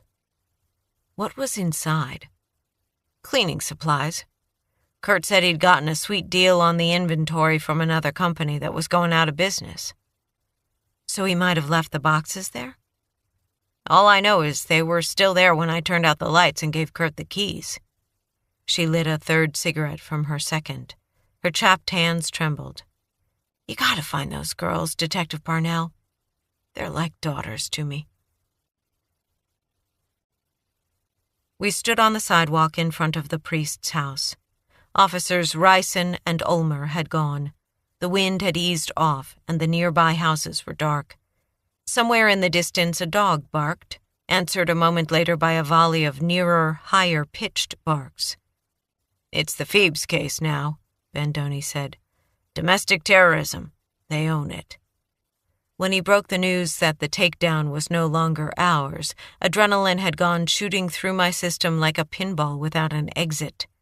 Now, still furious, I smacked the hood of the Tahoe with the flat of my hand. "Yeah," Bandoni sighed. "I know." I rubbed my palm. "What is their plan?" "They're going to send SWAT into that office building. It'll be the fucking apocalypse. And we're going to miss it.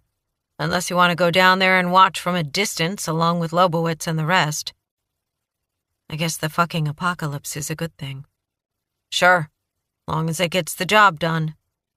Bandoni patted his pockets, swore. I handed him my cigarettes and lighter, and we lit up together. Bandoni stared off down the street. "I feel like a fucking appendix," he said. I got it. My earlier rage had simmered down to a low boil, but I had nowhere to direct my energy. "I do have one idea," I said. He glared at me. "Lobowitz said we were to hold off, wait for the feds to do their thing." I shrugged. "Okay." 30 seconds went by. Bandoni threw his cigarette in the gutter. "Fuck it. What's your idea?" Chapter 26. When a dog has a chance to bite, he will. Len Bandoni, private conversation.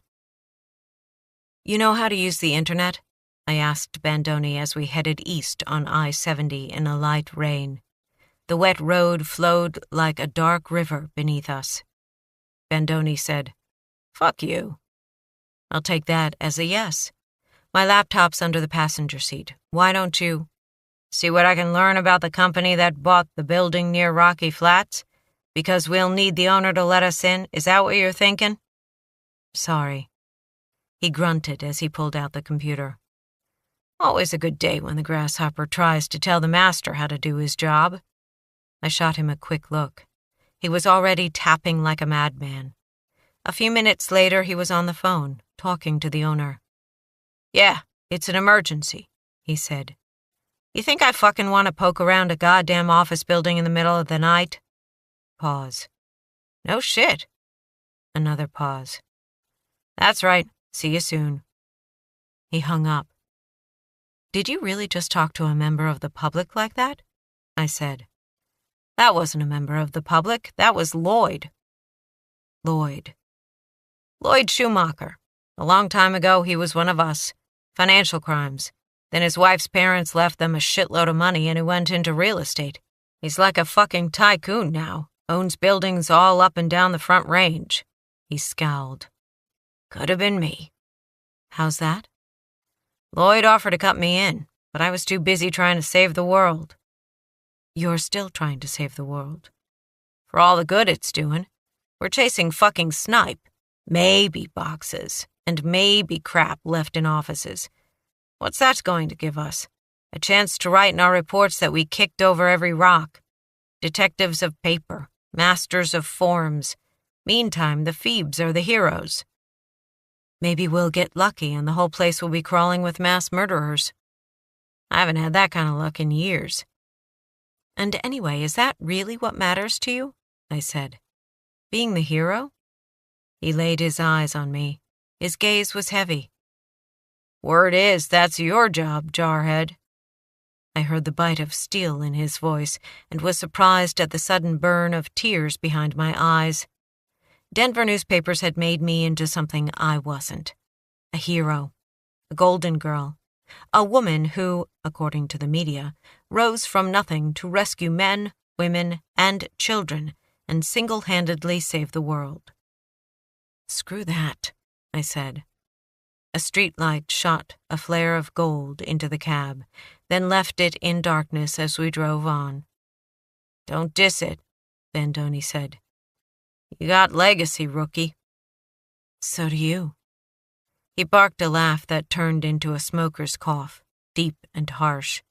When he could talk again, he said, "A legacy's only good if you leave before the shine comes off.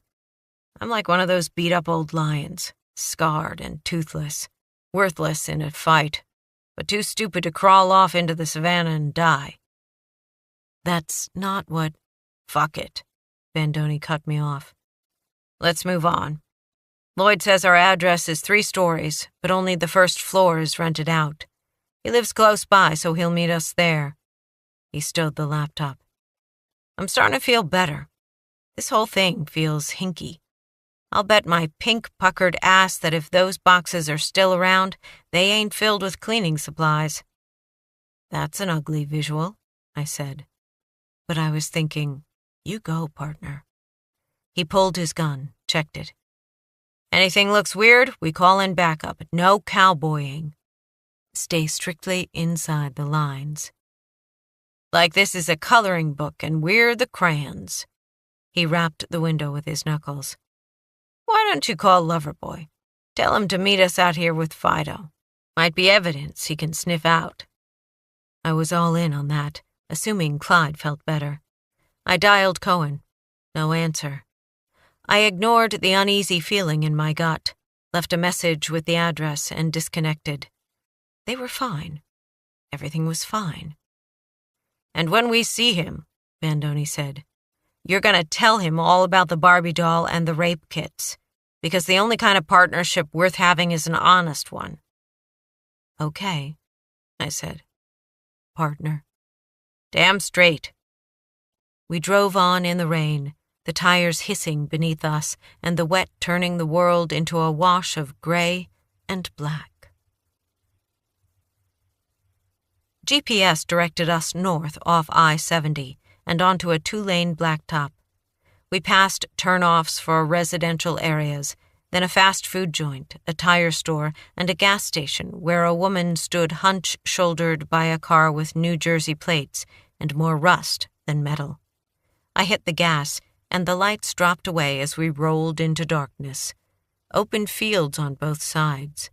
Rain glimmered in the headlights, falling harder now. 2 miles farther on, the Tahoe's lights caught a sign, Denver East Office Park. I turned onto a private road and drove up a low, grassy hill and down the other side. A parking lot with a single street light appeared through the rain-streaked glass. Bandoni pointed. There he is. Bastard's got a Cadillac Escalade. Turn here.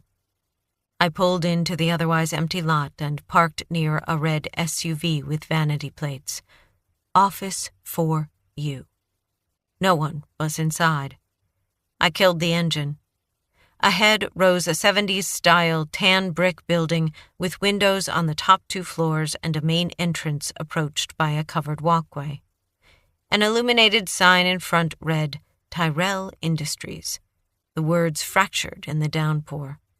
Landscaping consisted of a row of evergreen trees along the walk and encircling the building's lower floor. There's Lloyd. Bandoni opened his door. A fit-looking man in his mid-50s wearing jeans and a navy blue polar fleece jacket stood just inside the door. He waved. Guy looks good, Bandoni said. Fucking real estate. The hell was I thinking? He got out and slammed the door. I hesitated for just a second. Then I pulled my lock-picking kit from my pocket and replaced it with a couple of ammo magazines. I got out. The rain was shifting to sleet. Silver pellets dive-bombed the asphalt. The ammo mags slapped against my hip. Bandoni stood on the walkway. You coming? I pulled up my hood and ran after him, my pumps skidding on the slick concrete. Lloyd pushed the door open and called Bandoni's name. As soon as we were inside, he grabbed my partner's hand and shook it vigorously. Damn good to see you, Len, he said. But you look like shit. What I get serving the public. How the hell are you, Lloyd? Good. Great.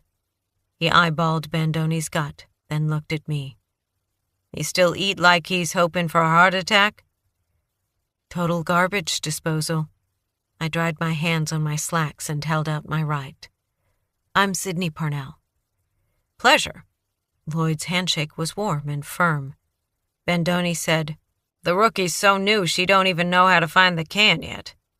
Lloyd slapped his hand to his heart in mock horror. And they stuck her with you? Nothing like learning from the master. Lloyd grinned at me. Bet he's got you going through the paces. Like being on a treadmill, I said. Well, Len's the best. He'll get you up and running in no time. He stepped back. Now, what is it you guys want to look at? A couple of things, Bandoni said. We want to rifle through anything left by Water Resources. We heard there were cardboard boxes stored in 2 of their offices. We need to take a look. Lloyd's brow wrinkled. I don't recall any boxes, but then I haven't been in the building in months. When did the new guys move in? Oh, they're not here yet. He locked the front door and pocketed the keys, and we walked with him into the lobby. Not until April. Tax day, actually. I said, Really? As a faint unease trickled into my stomach. Bandoni had a handkerchief out and was drying his face. The building's been empty since Water Resources moved out? Almost a month now. And you haven't had any issues? Lloyd came to a stop in the middle of the lobby, his gaze on Bandoni quizzical. I've never had any trouble with this building. I get good renters, and it's a quiet neighborhood. Bit off the beaten track, but... He frowned and stuffed his hands in his pockets. I guess you never get over being a cop. Bandoni tucked the handkerchief away. Which translates to what, exactly? Since the place has been empty, I've had one of my security guys come by a couple of times a week, walk the property, rattle the doors. Nothing ever caught his attention? Cars that shouldn't be here? People? Nope. The frown had reached his eyes. What kind of trouble you expectin' to find? None, Bandoni sighed. We're just pounding the pavement, crossing some T's for the reports. Ah, Lloyd said. Thanks for reminding me why I quit. You quit 'cause your wife's parents dumped untold millions in your lap. The frown vanished. Well, there is that. So now that I feel like shit, let's get back to business. You're telling me no one has moved in since Water Resources moved out? Right. They ask you to hold on to anything? Nope. Which means everything in the building can be considered abandoned. Lloyd spread his hands. I can sign a consent to search form if you want, but as far as I'm concerned, anything you want, you can have. He laughed. Of course, I'd rather you left the furniture. I'll send the movers home. He scraped a palm over his chin. Where did Water Resources have their offices? 3rd floor. They wanted the view. He pointed down a hallway. Elevator's down there. When you exit on the 3rd floor, take a right and go all the way to the end. You're not going to hold our hands? With the likes of you, I'm going to hang out here and make phone calls. Big shot realtor, huh? You know it. He rocked back on his heels and tapped Bandoni's belly. Sure you wouldn't rather take the stairs? You always were an asshole, Bandoni said. On the 3rd floor, the elevator opened onto velvet darkness. I used the flashlight on my phone to find the light switch, and fluorescent bulbs hummed to life. A long, windowless hallway came into view. Following Lloyd's directions, we turned right, opening doors as we went. Bathrooms, a janitor's closet, 2 conference rooms. A door at the end of the hall opened onto a large space divided into cubicles by soft-sided partitions. We walked through the area, noting metal desks and empty filing cabinets that probably didn't fit in with Water Resources' upscale digs downtown. The desks held scattered paper clips and thumbtacks, rubber bands, and pencils worn down to nubs. Some of the cubicles still had nameplates on them. I found Noah's office near a window. A metal desk, filing cabinet. I went through the drawers. Paper clips and thumbtacks, and an entire box of mechanical pencils. I dropped to the floor and peered under the desk. A piece of paper. I stretched out my hand and caught it with the tips of my fingers. I stood and set the paper on the desk. It was a photo of Noah and Ami in front of a pavilion in the Denver Botanical Gardens. A foot of snow lay on the ground, and Noah and Ami wore bulky coats and knit hats. They were facing into the sun. their faces bright and happy. Noah had his arm around Ami. For a moment, they'd had a future. I slid the photo inside my coat and went to find Bandoni. He'd gone back into the hallway and was on the phone. When he hung up, he said, "SWAT has cleared the building near the Four Seasons. Nothing. But a security cop found a dark blue cargo van with a bull bar on the front parked in a garage near 14th Street. Belongs to one Kurt Inger. The feds aren't taking any chances. They've set up a perimeter, deployed snipers, and got plainclothes special agents on patrol along the pedestrian walkway. Soon as our douchebags pop out of hiding, we'll nail 'em." I'm still excited about hunting for cardboard boxes, aren't you? Beats hemorrhoids. He heaved a sigh and put his phone away. Let's keep looking. We walked through the rest of the third floor but found nothing of interest. Back at the elevator, the lights above the door showed that the elevator was stopped in the basement. I pressed the call button. Bandoni said, "Second floor next?" "Got nothing better to do." "Thanks for the reminder." The elevator was still in the basement. I pressed the call button again. "Maybe Lloyd started moving things out from down there," Bandoni said. He put his phone to his ear. I slipped my hands in my pockets, stared at the lights over the elevator, waiting for them to change. I wondered if I should call Cohen and tell him not to bother coming out. My idle gaze caught on a mark on the wall, just to the right of the elevator door near the call button. A hooked line inside an upside-down triangle, drawn with black marker.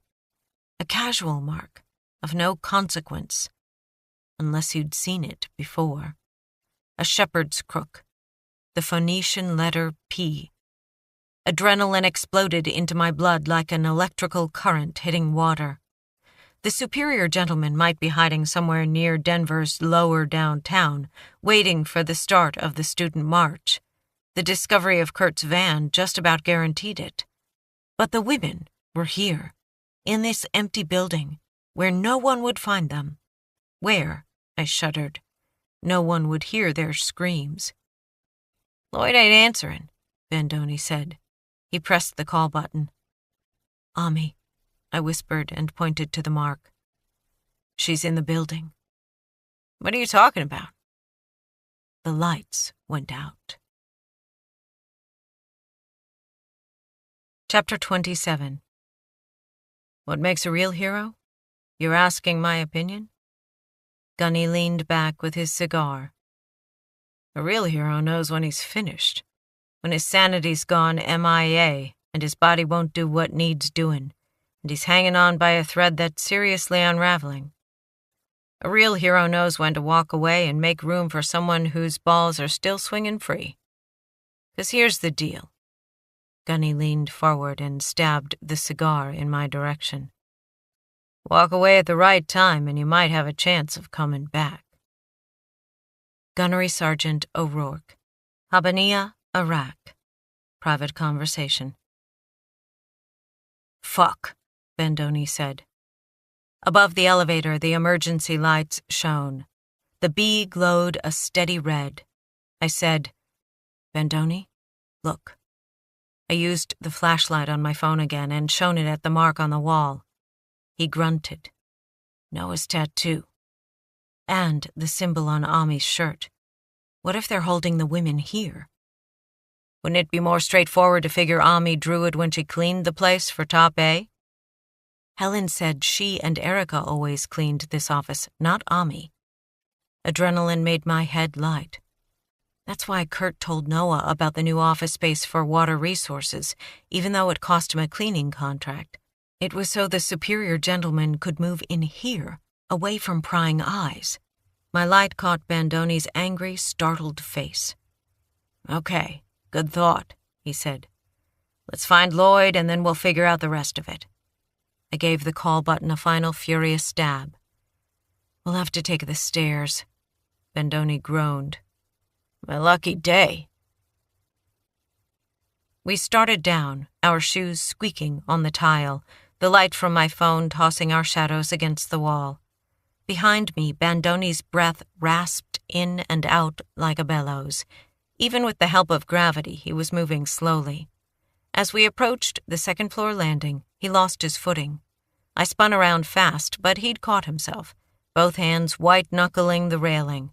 Sweat glistened on his face. I climbed back to him. He had a hand pressed to his chest. "Is it your heart?" I said. "Indigestion." "Let's rest for a minute." Another labored breath. "If you insist." His suit rustled as he sank to the steps, and then he groaned. "Shine your light over here." He had a tiny bottle in his hand, brown glass with a blue screw cap. He opened it and shook out a minuscule white pill, which he placed under his tongue. "What is that?" I asked. "Nitroglycerin." "For your heart? Jesus, Bandoni, when were you going to tell me?" "Now." "I'm calling an ambulance." He held up a finger. Seconds ticked by. Then he said, "Here's the plan. In about 5 minutes, I'm going to feel like a new man. As soon as I do, we're going to get down these stairs and find Lloyd. Then we'll look for the women." "Then you do think they're here?" "It's as good a guess as any. What I can't figure out is why Lloyd," he groaned, "why he didn't answer his phone. Maybe he's having a heart attack." "Is that what's happening with you?" "No, it's angina. Had it for years." For a minute, the only sound I heard was my blood roaring in my ears. "They'd have the women in the basement, right?" I said. "No windows, controlled entrance and egress?" "Yeah." "So why is the elevator stuck down there?" Bandoni said nothing. "And what about the lights?" I added. "What about the lights?" "What if Craze and Markey and the rest aren't hiding near lower downtown? What if they're here?" "Then, rookie," he grunted, "we'll get to be the heroes." Another minute went by. "I swear," his voice was hoarse, "I'm never going to look at a ding-dong again." "Scared straight?" "For the moment. Shine the light again." He had the bottle out. "Sometimes it takes a couple." But I'd had enough. I tapped the phone app to call for backup and an ambulance, but couldn't get a signal. I stood and held the phone higher. Nothing. Panic flashed and then disappeared. It was the stairwell. I just needed to get to a different place. "Bandoni." I sat back next to him. "I can't get a signal in here.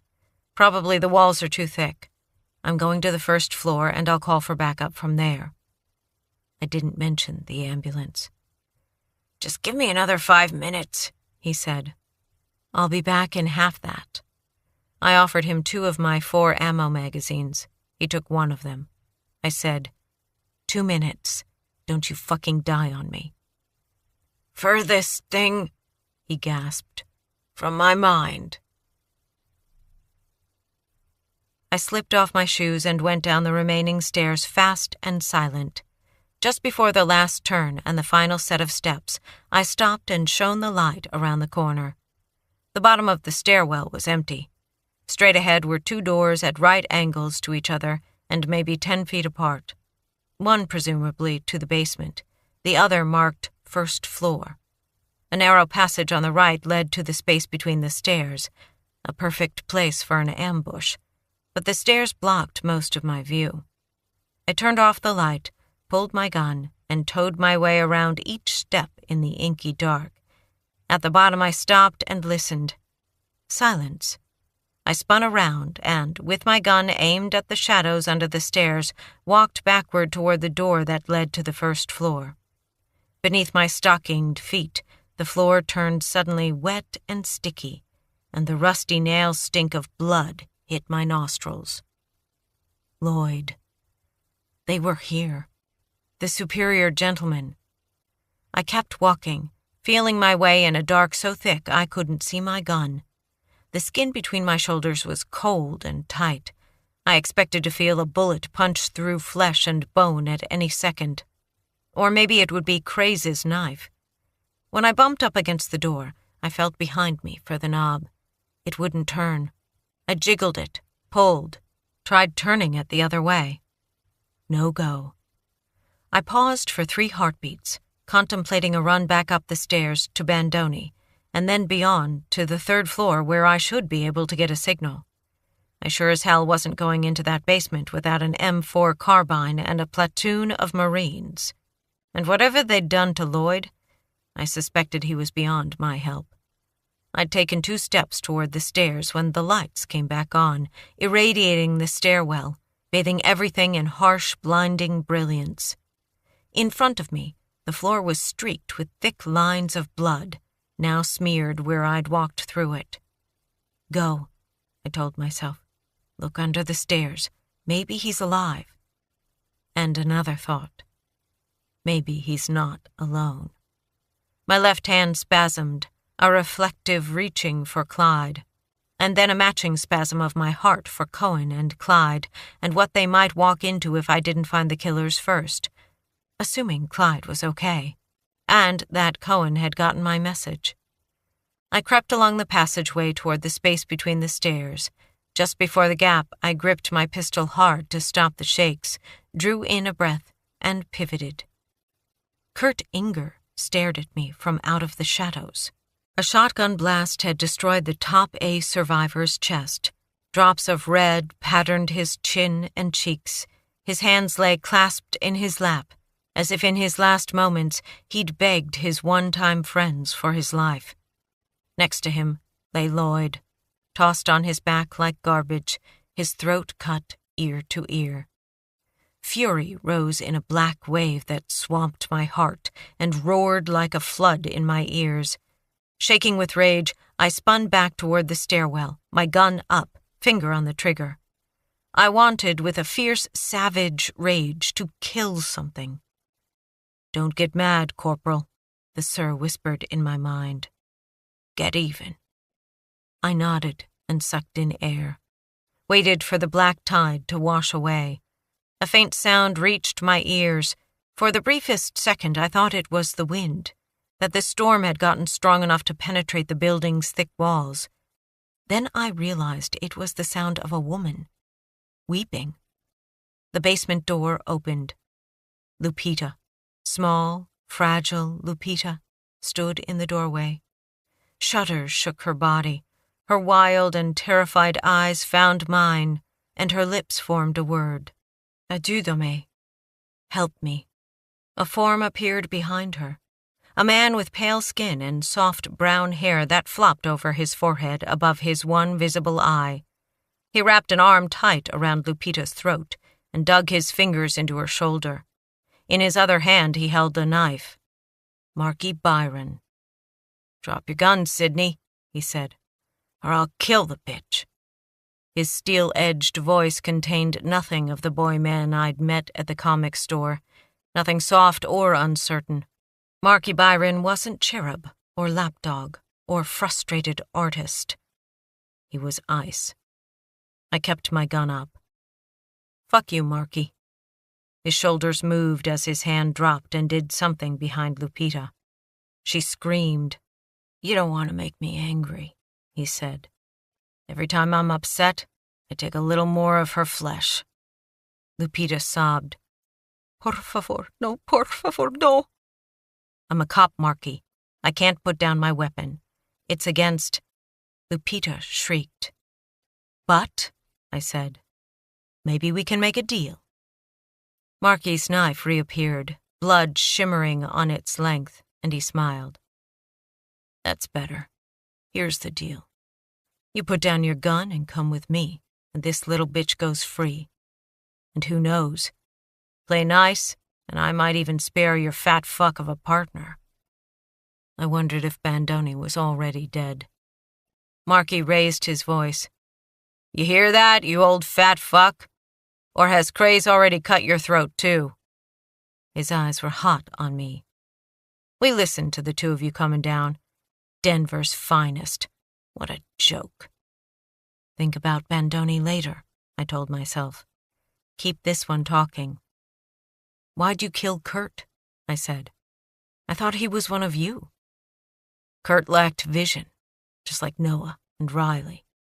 I thought at first they were prophets, that they'd help us bring in a new world order, but it turned out they were worms." His voice thickened with hate. "Just like every other pathetic soul walking this planet." "The feds found the van, Marky. They know about you and Craze. It's over." He snugged Lupita closer and sneered. "The van was just a decoy, and it worked, didn't it? Let me guess. The feds are swarming all over downtown Denver, and they have no idea you're here. By the time anyone comes looking, we'll be long gone." I kept the Glock high, looking for a gap between Marky and Lupita, a wedge of skin where a bullet could slide in without hitting her. But while Marky was a cold-blooded asshole, he wasn't a stupid one. He kept himself well covered. Taking a shot was too risky. For the moment. I said, "Let her go, Marky. You don't want your father thinking he was right about you, that you're the bad son. Show him that you're better than that, better than he is." The knife vanished, and Lupita shrieked. The shriek rose and rose until I wanted to slap my hands over my ears and run. Then it sank into a deep, bubbling moan that made me think Marky was cutting out one of Lupita's lungs. She sagged, and he shook her. "Don't you fall, bitch." Drops of blood spattered the floor at her feet. He looked at me. "Bad idea talking about my father." Okay. I made my voice soft and shaky. It didn't require a lot of acting. "Don't hurt her. I am the bad son. I'm the monster he created. And now that he knows what I am, he'll have to live with that knowledge forever. The blood on my hands is on his, too." "I understand your anger, Marky. Keep him talking. But why hurt Noah? He was your friend." "Noah betrayed me, he and that bitch. He got the girl. Then he tried to take away my girl. Erica belongs to me." I nodded, going along. "She's here, isn't she? Waiting for you." "She can't get enough of me. But who wants chopped beef when there's filet mignon on the menu? You're so beautiful, Sydney Rose, and so strong. You think you don't need a man, but that's exactly what you need. We'll make you see that." Fury and revulsion tore through me like a double tap to my chest. I wrote it out, kept my voice calm. "Then let's talk about that deal. You let Erica and Lupita go, and I'll stay." "Do you remember that night at the 7 grand? Marky plowed on. "I bought you scotch, an expensive scotch, had it sent to your table. And you told the bartender thanks but no thanks. $42 a glass, and you turned it down. I thought maybe when you came into the comic store you'd remember me. I was even a little worried. But pretty damn fast I realized that to you I was just another loser. Just some sad, sorry asshole not worth your time. You didn't even fucking remember me." I groped for words, trying to remember someone sending me a drink at the 7 grand. "I didn't know it was from you. And then, he sniggered. "You rejected Craze. Bad move, bitch. Nobody rejects Craze. Ask those old ladies in the nursing homes. You think you're too good for us? So far above what we can hope for, well, pretty soon you'll be beneath us. Right beneath us. First me, then Craze. We'll see how you like that. Payback is hell, bitch." I edged ever so slightly to the right, still looking for an opening. "Don't move," he shouted. I froze. "We've been watching you for a long time, Sydney Rose. We know everything about you. All about your fuckboy and your dog. We know about your grandmother and your weak, stupid cousin, and how you take flowers to your mom's grave." A lake of ice filled my stomach. I wrapped my fingers more tightly around the gun, as if it were an anchor that would keep me from drifting away. Marky went on. "We know what kind of cereal you like. We know about the old Marine t-shirts you wear to bed and what your tits look like, and that your fuckboy reads to you at night like you're a little girl." I said, "You son of a bitch. We have a special room prepared for you. A very special room. I'll take you there myself. And just an FYI, if you think your fuckboy and the dog are coming to save you, well, flush that thought. Your little doggy's not feeling too well tonight, is he? That's because I left a treat for him outside your house.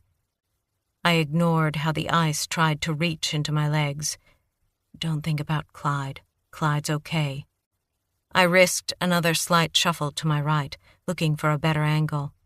Marky adjusted Lupita, his human shield. Get him angry, I thought. Force him to make a mistake so you can take the shot. You know your problem, Marky? I said. You are a sad, sorry loser. You think you can win a woman just by sending over an expensive drink? And she's so shallow that a little flash of cash will make her spread her legs? But women can sniff out creeps, Marky. We can smell them a mile off. You'll never get what you want. Shut up. Your father and God let you down, isn't that right? Neither of them gave you what you needed, the looks and charisma to seduce women. Erica doesn't belong to you. You had to force yourself on her. You're a rapist, just like Craze. Beads of sweat popped out on Marky's forehead. Shut up! In his rage, he loosened his hold on Lupita. His left ear and cheek popped into view. I sighted. But then Lupita thrashed and he jerked her close again. The gun was turning slick in my sweaty hands. Maybe I should try for his eye and pray. No, better to get Lupita away from him. Get a clear shot. In Spanish, I said, Lupita, when I tell you, bite his arm as hard as you can. He'll let go, then run. No, Marky yelled. The patch of his forehead that I could see was red with rage. The single eye bulged. Stop! What are you saying to her? I'm telling her to stay calm. I've told her that she and I will trade places, and she'll be free. You win, Marky. To Lupita, I said, Lo entiendes? Do you understand? Lupita's eyes were on me now, focused. She gave the slightest dip with her chin. But Marky tightened his hold on her neck. The veins in his forearm popped as he pressed her throat, the force lifting her off her feet. Her eyes bulged and her feet kicked as she fought for air. Any more pressure and he would crush her larynx. Drop your gun now, he said, and kick it over here. The moment of truth. Shit. His wolfish laugh rang off the walls. Then a gunshot boomed from up the stairs, and a bullet whined off the wall near Marky. He jerked at the sound. I screamed, Ahora! And Lupita sank her teeth into his arm and broke free. Marky surged into the stairwell, stepping clear of the door. I could see him plainly now, dressed in black, tactical clothes, one hand clenched around a large knife, the other reaching to swing around an AR-15 on a sling. The insanity in his eyes glowed like flames. I raised my gun, but then Lupita was running straight for me, her body blocking my aim. He'll kill her, I thought. Then me. Lupita reached me, threw her arms around my body. Another boom from the top of the stairs. The round caught Marky in the gut, and then another. Boom! Marky's forehead exploded. He took a single step back and sank to the ground, as if he were making himself comfortable. His remaining eye looked soft and surprised. Bandoni came down the steps. He stopped at the bottom and stared at Marky's corpse. They killed Lloyd, I said. He glanced over at me, then back at Marky. He towed the body so that it tipped over and sprawled in the blood pouring onto the floor. Good riddance, Bandoni said. Courtesy of the old fat fuck. Chapter 28. When some of us look inside ourselves, we find a whole lot of ugly. Sydney Parnell, Personal Journal. Death metal music began to blast from the basement. Low-tuned guitars, distorted drumming, vocals that sounded like the devil quarreling with himself. Craze, I figured, putting out the welcome mat. Bandoni sat on the bottom stair, gun up, watching the open door to the basement with the demeanor of a hawk hunting roadkill, disgust and anticipation pulling his heavy features into half-lidded predation. "There's a wide hall in the basement, with 12 rooms," Lupita told us, her voice raw and hoarse, her throat bruised. 6 to the left of the door, and 6 to the right. But there might be more. They kept us locked away, so I didn't see everything. She and I sat on the floor near the stairs. She was shivering. Marky had carved long lines into her back, and her dress clung to the wounds. I shrugged out of my coat, removed the extra ammo mags from the pocket, and settled the coat over Lupita's shoulders. I slid the mags into the pocket of my suitcoat. "Where are the women?" I asked. "Sometimes they keep us together in a room at the far end on the right, but usually we are held apart. He will kill them now, if you don't hurry." She pulled on the coat, cried out as it brushed across her injuries. "What about weapons?" "I saw them with guns, but Gray's—" She shuddered. "He prefers the knife." I looked over at my partner, who nodded to indicate he was listening. I turned back to Lupita. "What kind of guns?" "I don't know." "Small ones?" I asked. "Like mine?" "Yes, but also big guns, long ones, like that one." She tipped her head toward the AR-15. "Okay." I stood and helped Lupita to her feet. "You ready?" She took a shuddering breath, coughed, straightened her shoulders. "I'm ready." I led her over to the stairs and watched her hobble up. With her right hand, she gripped the railing. In her left, she held my phone. At the turn in the stairs, she looked back at us, her face pale, her eyes as large as plates in her small face. She gave me a thumbs up and disappeared around the corner. She was heading for the 3rd floor, where she should be able to get a signal. She'd dial 911 first, then Cohen. Bandoni sighed and made as if to stand before thinking better of it. His face had gone from red to gray, and a hollowness had found its way into his cheeks. "You aren't exactly a new man," I said. "Close enough." "You didn't see Craze up there?" "Nah, that was more of Marky's bullshit. If that dickwad had shown his face, I would have removed it. He's in the basement, like any good troll." I turned toward the open door where the light flickered and danced. I blinked again. The light shone steadily. The Sir shimmered into existence beside me. "Don't lose your nerve," he said, over the sound of death metal. "No." I bent and picked up Marky's rifle. It was a dangerous weapon to use when clearing a space, because it was all but worthless in close quarters. I walked over to the gap under the stairs where the killers had stashed Lloyd and Kurt and hid the gun behind their bodies. Then I went back to Bandoni. I offered him my hand. "You ready?" To my surprise, he grasped it, let me pull him up. "Thought you'd never ask," he said. A flight of steps ended in a T-section that split off to the left and the right. We stood at the top of the stairs just outside the door. With the music throbbing below our feet, Bandoni leaned close and yelled into my ear. "When we hit the bottom step, we go right. I'll take lead. We'll clear any unlocked rooms on our right, then come back down the left side. Keep checking your 6. If we find the women, we don't stop. Understand? If we find Craze, shoot first, ask questions later. Center of mass, rookie. Of course, they probably taught you that in the Corps." "Every Marine a rifleman," Bandoni snorted. "Ooh-rah. We'll take it slow and deliberate. Make sure we've cleared each unlocked room before we move on. Craze will probably want to play Jack-in-the-Box, so keep your head on a swivel." He looked me in the eyes, then leaned back in.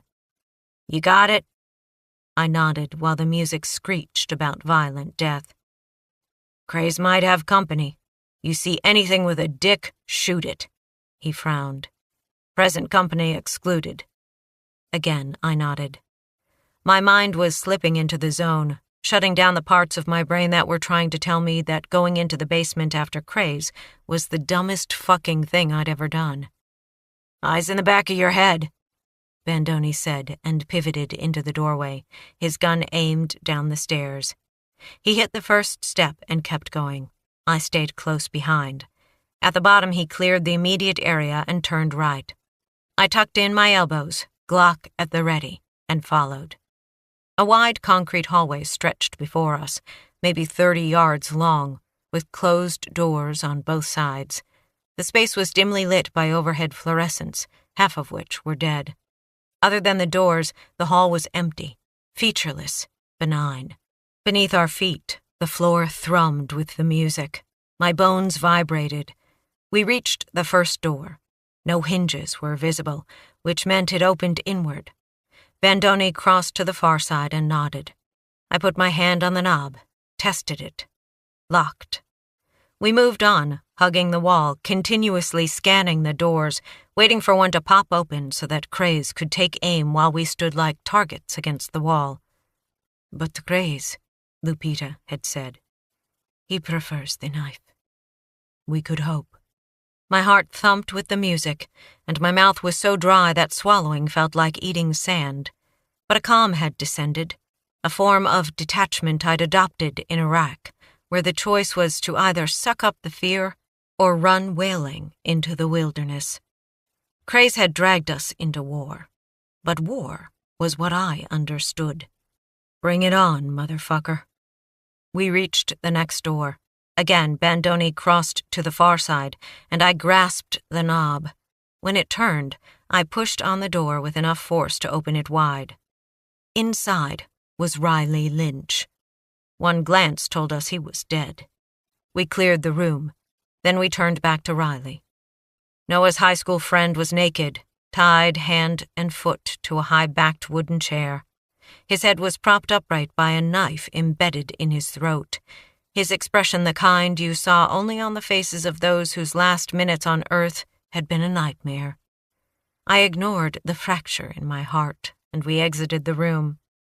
The next door was locked. This was the room where Lupita said they sometimes kept the women. But if Erica and Ami were inside, we couldn't hear them over the music. We moved on. The hallway ended at a concrete wall on which hung the remnants of a workplace safety poster. Work safe. 0 days accident-free. The 0 had been written in by hand. We started down the other side. Bandoni had slowed. Sweat darkened the back of his skull, and the hollows in his cheeks had turned into canyons. I got the sense the only thing holding him up was willpower. Don't die on me, partner. The next door opened on to living quarters. 6 bunk beds, a television, a tiny kitchenette with refrigerator and stove. There were clothes on the floor, an overflowing trash can, and the remains of a meal on the table. A pegboard next to the door was meant for keys, but it was empty. We slipped back into the hall. The door of the next room was covered with Marky's pornographic art, women doing things to men that only certain kinds of men dreamed about. I opened the door. Bandoni pivoted into the well-named fatal funnel of the doorway, and we cleared the space. The dimly lit room held a bed, a crude toilet, and a chair. And a woman, curled in a fetal position on the sheets. She had long, dark hair, dark eyes, and an expression that had once been fierce. Aminta Valle. Ami. I closed the door. Bandoni frowned at me, but then he collapsed into the chair and fumbled in his breast pocket for the nitro. 5 minutes, he said. I turned to Ami and said her name. She gazed past me with dull, flattened eyes. Her face was mottled with bruises. A crust of old blood ran from her swollen left eye to her ear. She wore a filthy blue bathrobe, and her hair was tangled and dirty. Her fingernails still bore traces of long-ago pink polish, a leftover from better days, when those things would have mattered to her. I'm Detective Parnell, I told her. And that's Detective Bandoni. We're here to get you out. She didn't move, didn't so much as blink.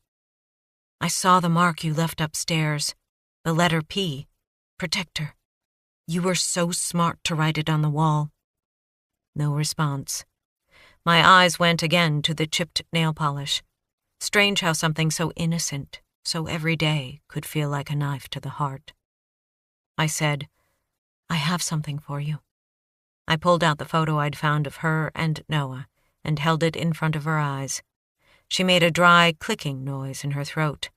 I longed again for Clyde, who might have gotten through to her in a way another person couldn't. Ami needed a hell of a lot more than dog therapy, but it might be a start.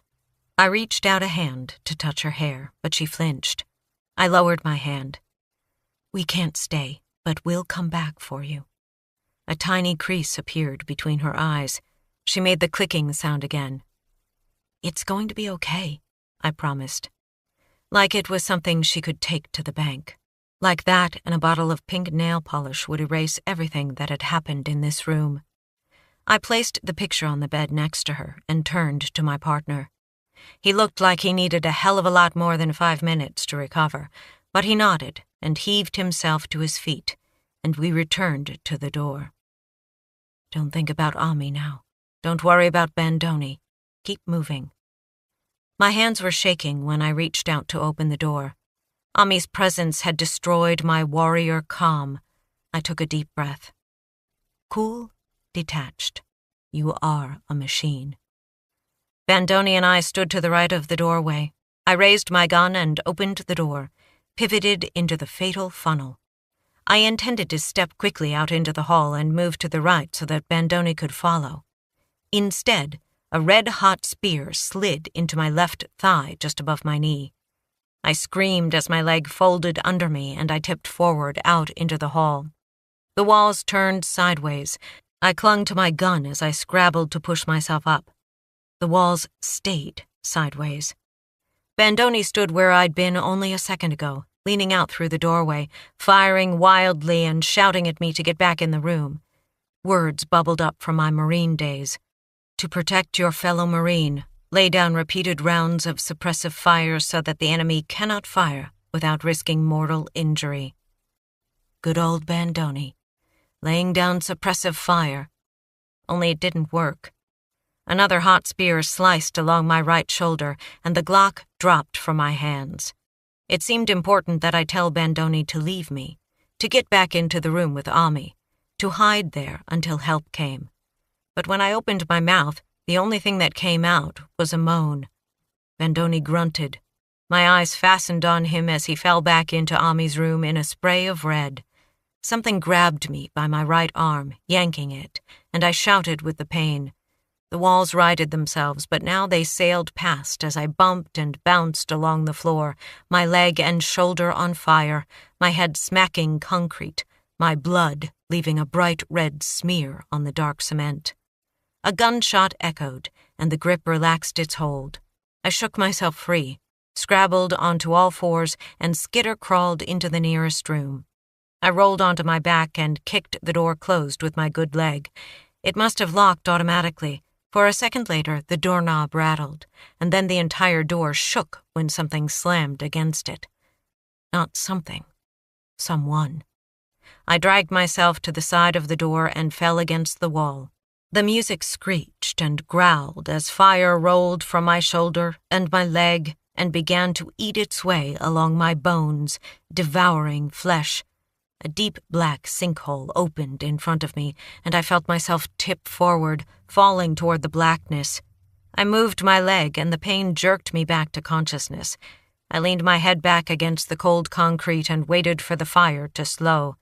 As I panted, my breath fogged in the air. The room was frigid. Or maybe it was me. I am cool. I am detached. I am a machine. I looked at my leg through the ripped slacks. Blood ran from a deep, narrow wound. I shrugged out of my suit jacket, crying out as I twisted my injured shoulder and used the sleeves as a tourniquet. I tied it as tightly as I could above the wound. The flow slowed to a seep. Adrenaline surged, and the flames banked to embers. Now your shoulder. I looked at it. Sliced muscle. A great deal of blood. I tipped my head against the wall again. My own face gazed back at me. I blinked, sat up. My image was everywhere. The walls were covered with my picture. Photographs from the paper and snapshots taken while I was completely unaware. I heard Marky's voice. "We know what kind of cereal you like. We know about the old Marine t-shirts you wear to bed and what your tits look like, and that your fuckboy reads to you at night like you're a little girl." My stomach twisted, tried to crawl up my throat. The rest of the room came into focus.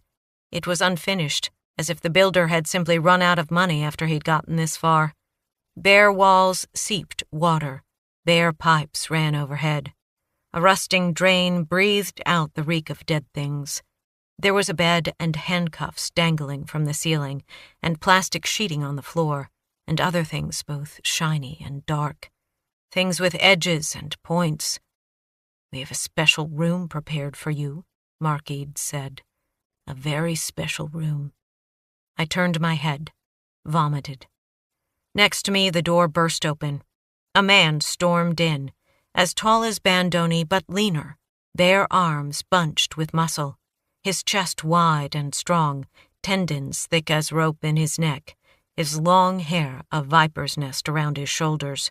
He was naked, his body marked only with stripes of thick black paint, and blood streaking from a wound in his upper arm. Bandoni's last shot. The man stopped, turned to look at me. I knew him, from the photo at Noah's house, and from the few minutes we'd spent together in a parking lot one cold winter night. His face had been mostly covered that night, his eyes in shadow. But he'd loomed over me then, exactly as he did now, his head tipped slightly to one side. Now I could see his eyes. They were yellow. He kicked the door closed, then reached down and grabbed my shirt and hauled me to my feet. He spun around and drove me back onto the bed, pressed his weight into me. "Sydney," he said, "at long last." Pain sent up flares that sparkled and burst behind my eyes. "I've been watching you for months," he said. "Your violence, your anger, we are so much alike." His voice was thick, harsh. It was a physical thing, penetrating, like the root of an obscene tree snaking deep into the ground. I flailed and managed to sink my teeth into his flesh, but he pressed my injured arm back until I screamed.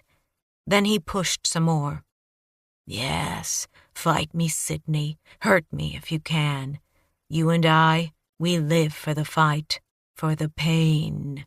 I heard a snick and felt the cold press of steel around my left wrist, the handcuffs. With my free hand, I flailed behind me, searching for anything to use as a weapon, but I found only air. He thrust out his tongue and laid it hot upon my throat, dragged it up along my jaw and over my cheek, and pushed it into my ear. I gave up my search and worked my fingers into my pocket, praying for a miracle. Anything at all. My fingers closed around the lighter I'd purchased 1,000,000 years ago on the way to Donovan's autopsy. I wriggled it out, snapped the wheel. A tiny yellow flame appeared. I held the fire to the wound in his arm. At first he didn't react, just kept pushing his tongue into me. His weight was crushing, squeezing my lungs, forcing my sobs back into my throat. Then he jerked and reared back. His eyes fell on the lighter and he smacked it out of my hand. I heard it hit the wall with a dull clank. He leaned back in. A knife appeared in his hand. The light in his eyes was wild and distant. Nothing remotely human dwelled there. I would be raped and murdered by a monster. "Why?" I whispered. I wasn't asking why he did the things he did. I was asking why it was possible for a man such as this to exist in the world.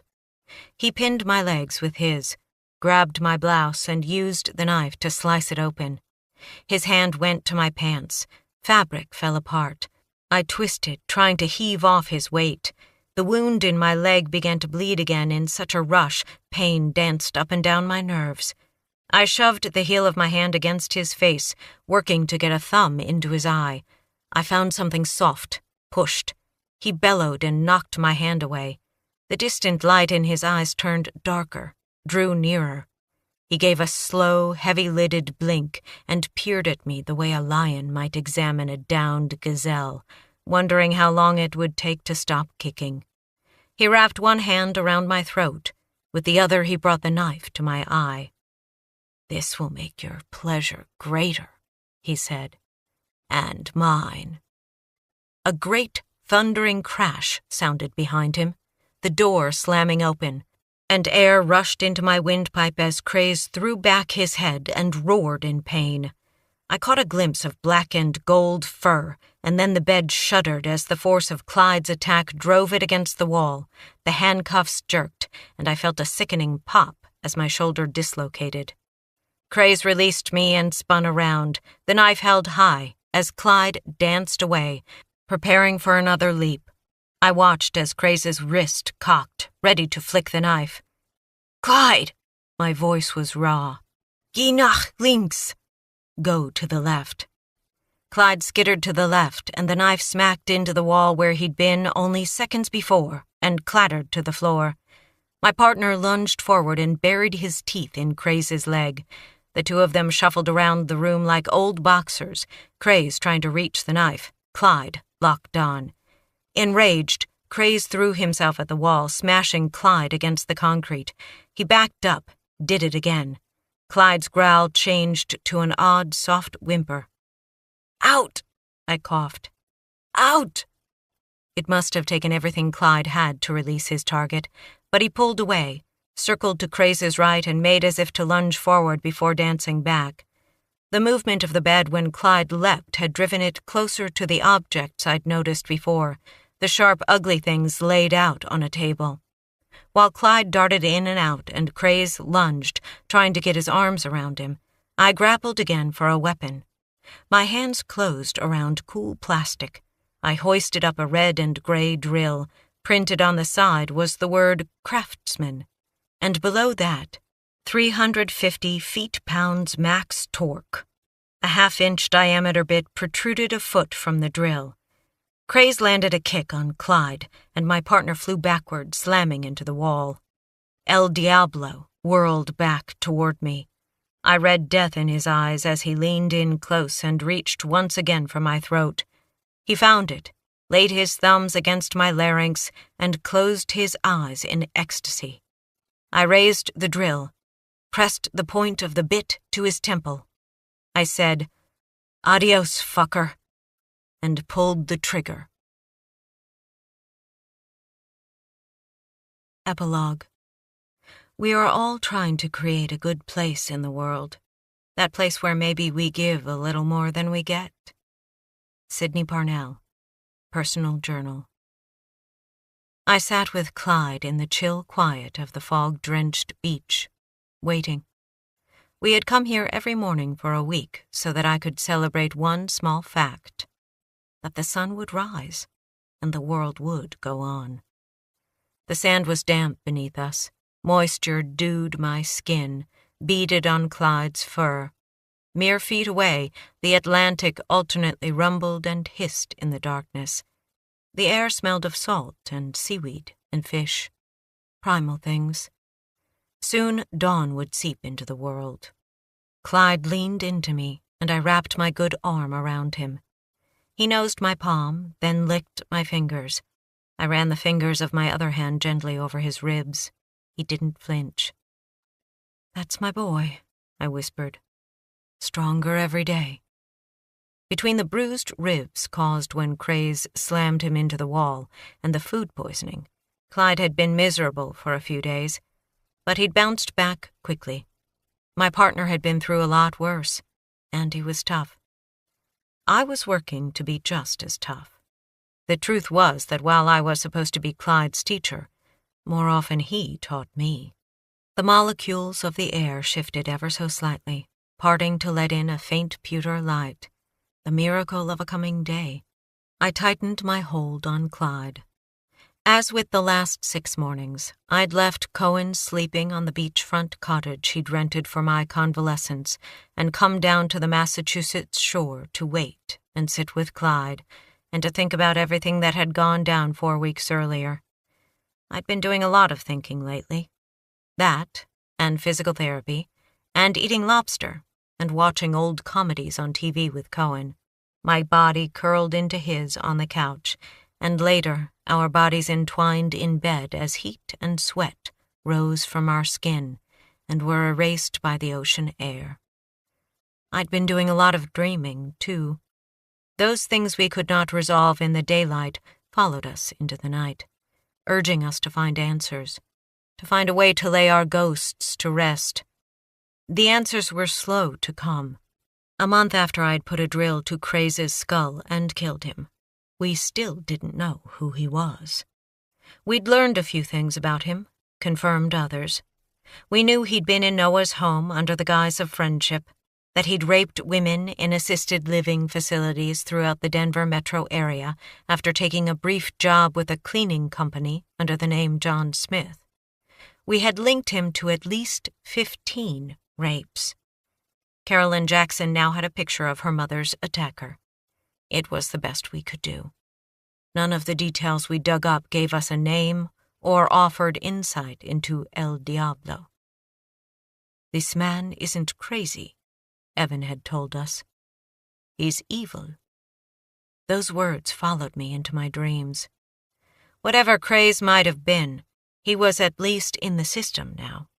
Maybe someday a detective with a name and a bit of DNA from an old robbery or an assault would enter them into a database and discover he'd stumbled onto a serial criminal, a rapist, a killer. And just like that, a name would be attached to all those other crimes. Or maybe the clue would come from familial DNA, an aunt or a cousin creating a family tree and unwittingly leading the police to Craze. I had to believe it would happen. A light bobbing down the beach caught my attention. Maybe a shell hunter, or someone walking their dog. But Clyde and I got to our feet. I watched the light from the corner of my eye and continued my rumination. Kurt's and Riley's deaths sat in my dreams, too, along with the knowledge of what the surviving members of the Superior Gentlemen had planned. When police and federal agents found Kurt's boxes in the basement where Markey and Craze had gone to ground, they discovered terrible things beneath carefully packed toilet brushes, cleaning rags, and scrubbers. Rifles with sniper scopes and night vision goggles, and maps of hotels and schools and churches, the makings of bombs and photographs of their targets, everything needed to destroy the worms. The why of that did not leave me, nor did the horror of what happened when unhappy loners found each other and decided to spread their misery.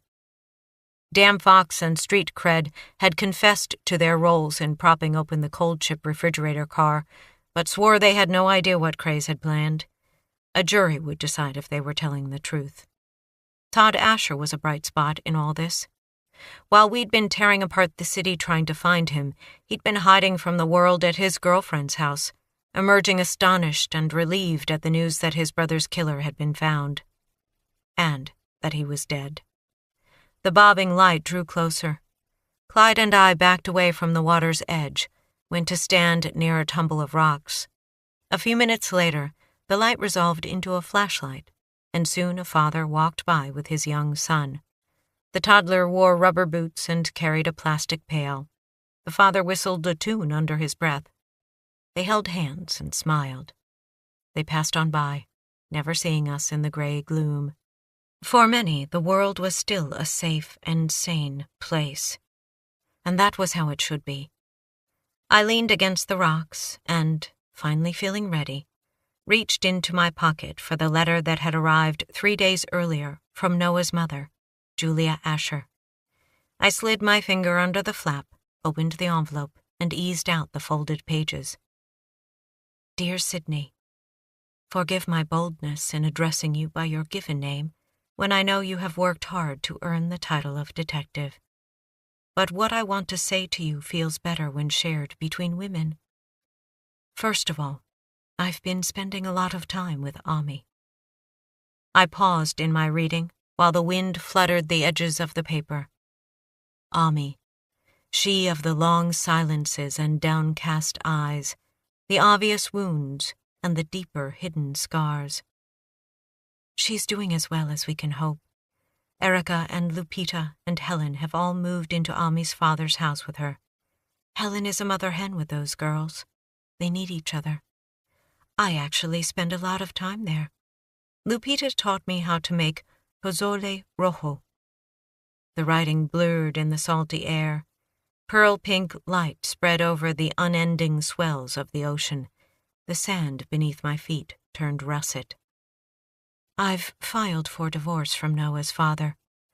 For years I was okay being Hal's step and fetch, running the household, entertaining the wives of the men who worked at his company, planning his parties, making his goddamn martini every night.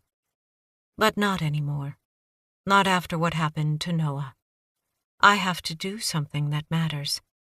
Something that makes a difference. The flashlight bobbed on the beach again, the boy and his father making their way back along the shoreline. Seagulls swooped and wheeled overhead, and the boy shouted in glee. Some families made it. Some didn't. Now I'm working as a victim advocate, and next fall I start back to school. I'm going to become a lawyer, doing work that supports victims' rights. Not only the young have a social conscience, I know Noah would be proud of me. I pushed myself off the rock and started down the beach. Clyde trotted alongside me in the surf, a puppy again. I knew if he could speak, he'd ask me why I'd waited so damn long to show him the ocean. I stopped by the station to see Detective Bandoni, but I was told he was out on short-term disability. How was he doing? That was another thing that entered my dreams every night. While Bandoni had been laying down cover fire for me, he'd taken a knife in the chest for his troubles. The blade had cut through his pectoralis muscle and shattered his clavicle on its way past. Despite that, he'd managed to get off one more shot, the one that hit Craze. But the shock of his injury had triggered a heart attack. Only the fact that Lupita had already called 911 saved Bandoni's life. He'd been quickly stabilized and undergone a triple bypass the next day. Stitching up the knife wound had been almost incidental. The doctor predicted a full recovery and a return to the detective squad. Bandoni himself insisted that the heart attack had saved his life. Time for a little overhaul in his diet, he'd said. Maybe some exercise. Cut down on the ding-dongs. But whatever he might say, something in Bandoni had shifted. I thought I understood. Bandoni had looked into the abyss of his own death, but he'd also looked into the abyss of profound madness and evil. Murder cops do their best to give that void only a passing glance before they bury themselves in interviews and reports and the minutiae of crime scenes. They keep the void in their peripheral vision, knowing the darkness is right there, but they try not to look too deeply. Bandoni had looked good and hard, and when you look into the abyss, the monster stares back. I kept walking while Clyde darted in and out of the water, then came running back to me to shake himself dry. "Bandoni's strong," I said out loud. "He's going to be okay." "I hope you'll look me up someday. I'd love to thank you in person. I've enclosed something for you from Ami. I know you're going through your own personal hell right now. I hope this helps. Warm regards and best wishes. Julia." I returned Julia's letter to the envelope, but held Ami's paper in my hand and kept on limping through the sand, the grains clean and cool beneath my feet, the sky steadily lightening, the mist burning off. Clyde spotted Cohen and took off like a fur-covered rocket. Sometimes, usually at night, I found myself back in that room with the reeking drain and wet walls and air so cold it froze my breath. Yellow eyes watching from the dark. Each time I found myself there, I was terrified. In the dream, just as in real life, I didn't know that Cohen and Clyde were closing in, that Clyde had caught my scent and surged ahead, and that Ami, still and always the protector, had roused herself enough to find the keys and let Clyde through the door, where he was panting and scratching, desperate to reach me. In the dream, the drill was suddenly in my hand, and I pointed it toward the yellow eyes, and a fierce happiness rose in me, lifted me out of the room. When I woke from these dreams, I wondered if I, too, had gone to darkness. Back in the real world, Clyde bounded back to me, Cohen jogging close behind. On my right, the sun lifted over the edge of the world, shafting its light across the ocean and filling the air with gold. Clyde paused and turned toward the light, head up, ears cocked. Then he abruptly swung around and knocked into Cohen. The two went down into the sand together, Cohen laughing, Clyde mock growling as they tussled. Half afraid, I unfolded the paper from Ami. It was a drawing of two women sitting at a table, drinking milkshakes. One of the women was Ami, though her countenance was less stern than it had been in Noah's drawing. The second woman had long braided hair and wore a fierce expression. Emblazoned on the front of both women's T-shirts was a shepherd's staff inside an inverted triangle, the emblem of the protector. The woman sitting at the table with Ami was me. At the bottom of the drawing, Ami had written, "Never give up, never give in." I lifted my head.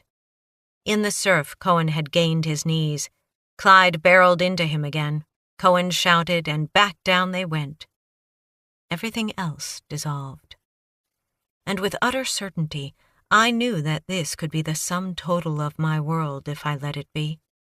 A good, righteous anger swept through me and then past me. Never give up. Never give in. Never let the darkness win. I moved toward Cohen and Clyde, thinking that for now, for this moment, I was still good.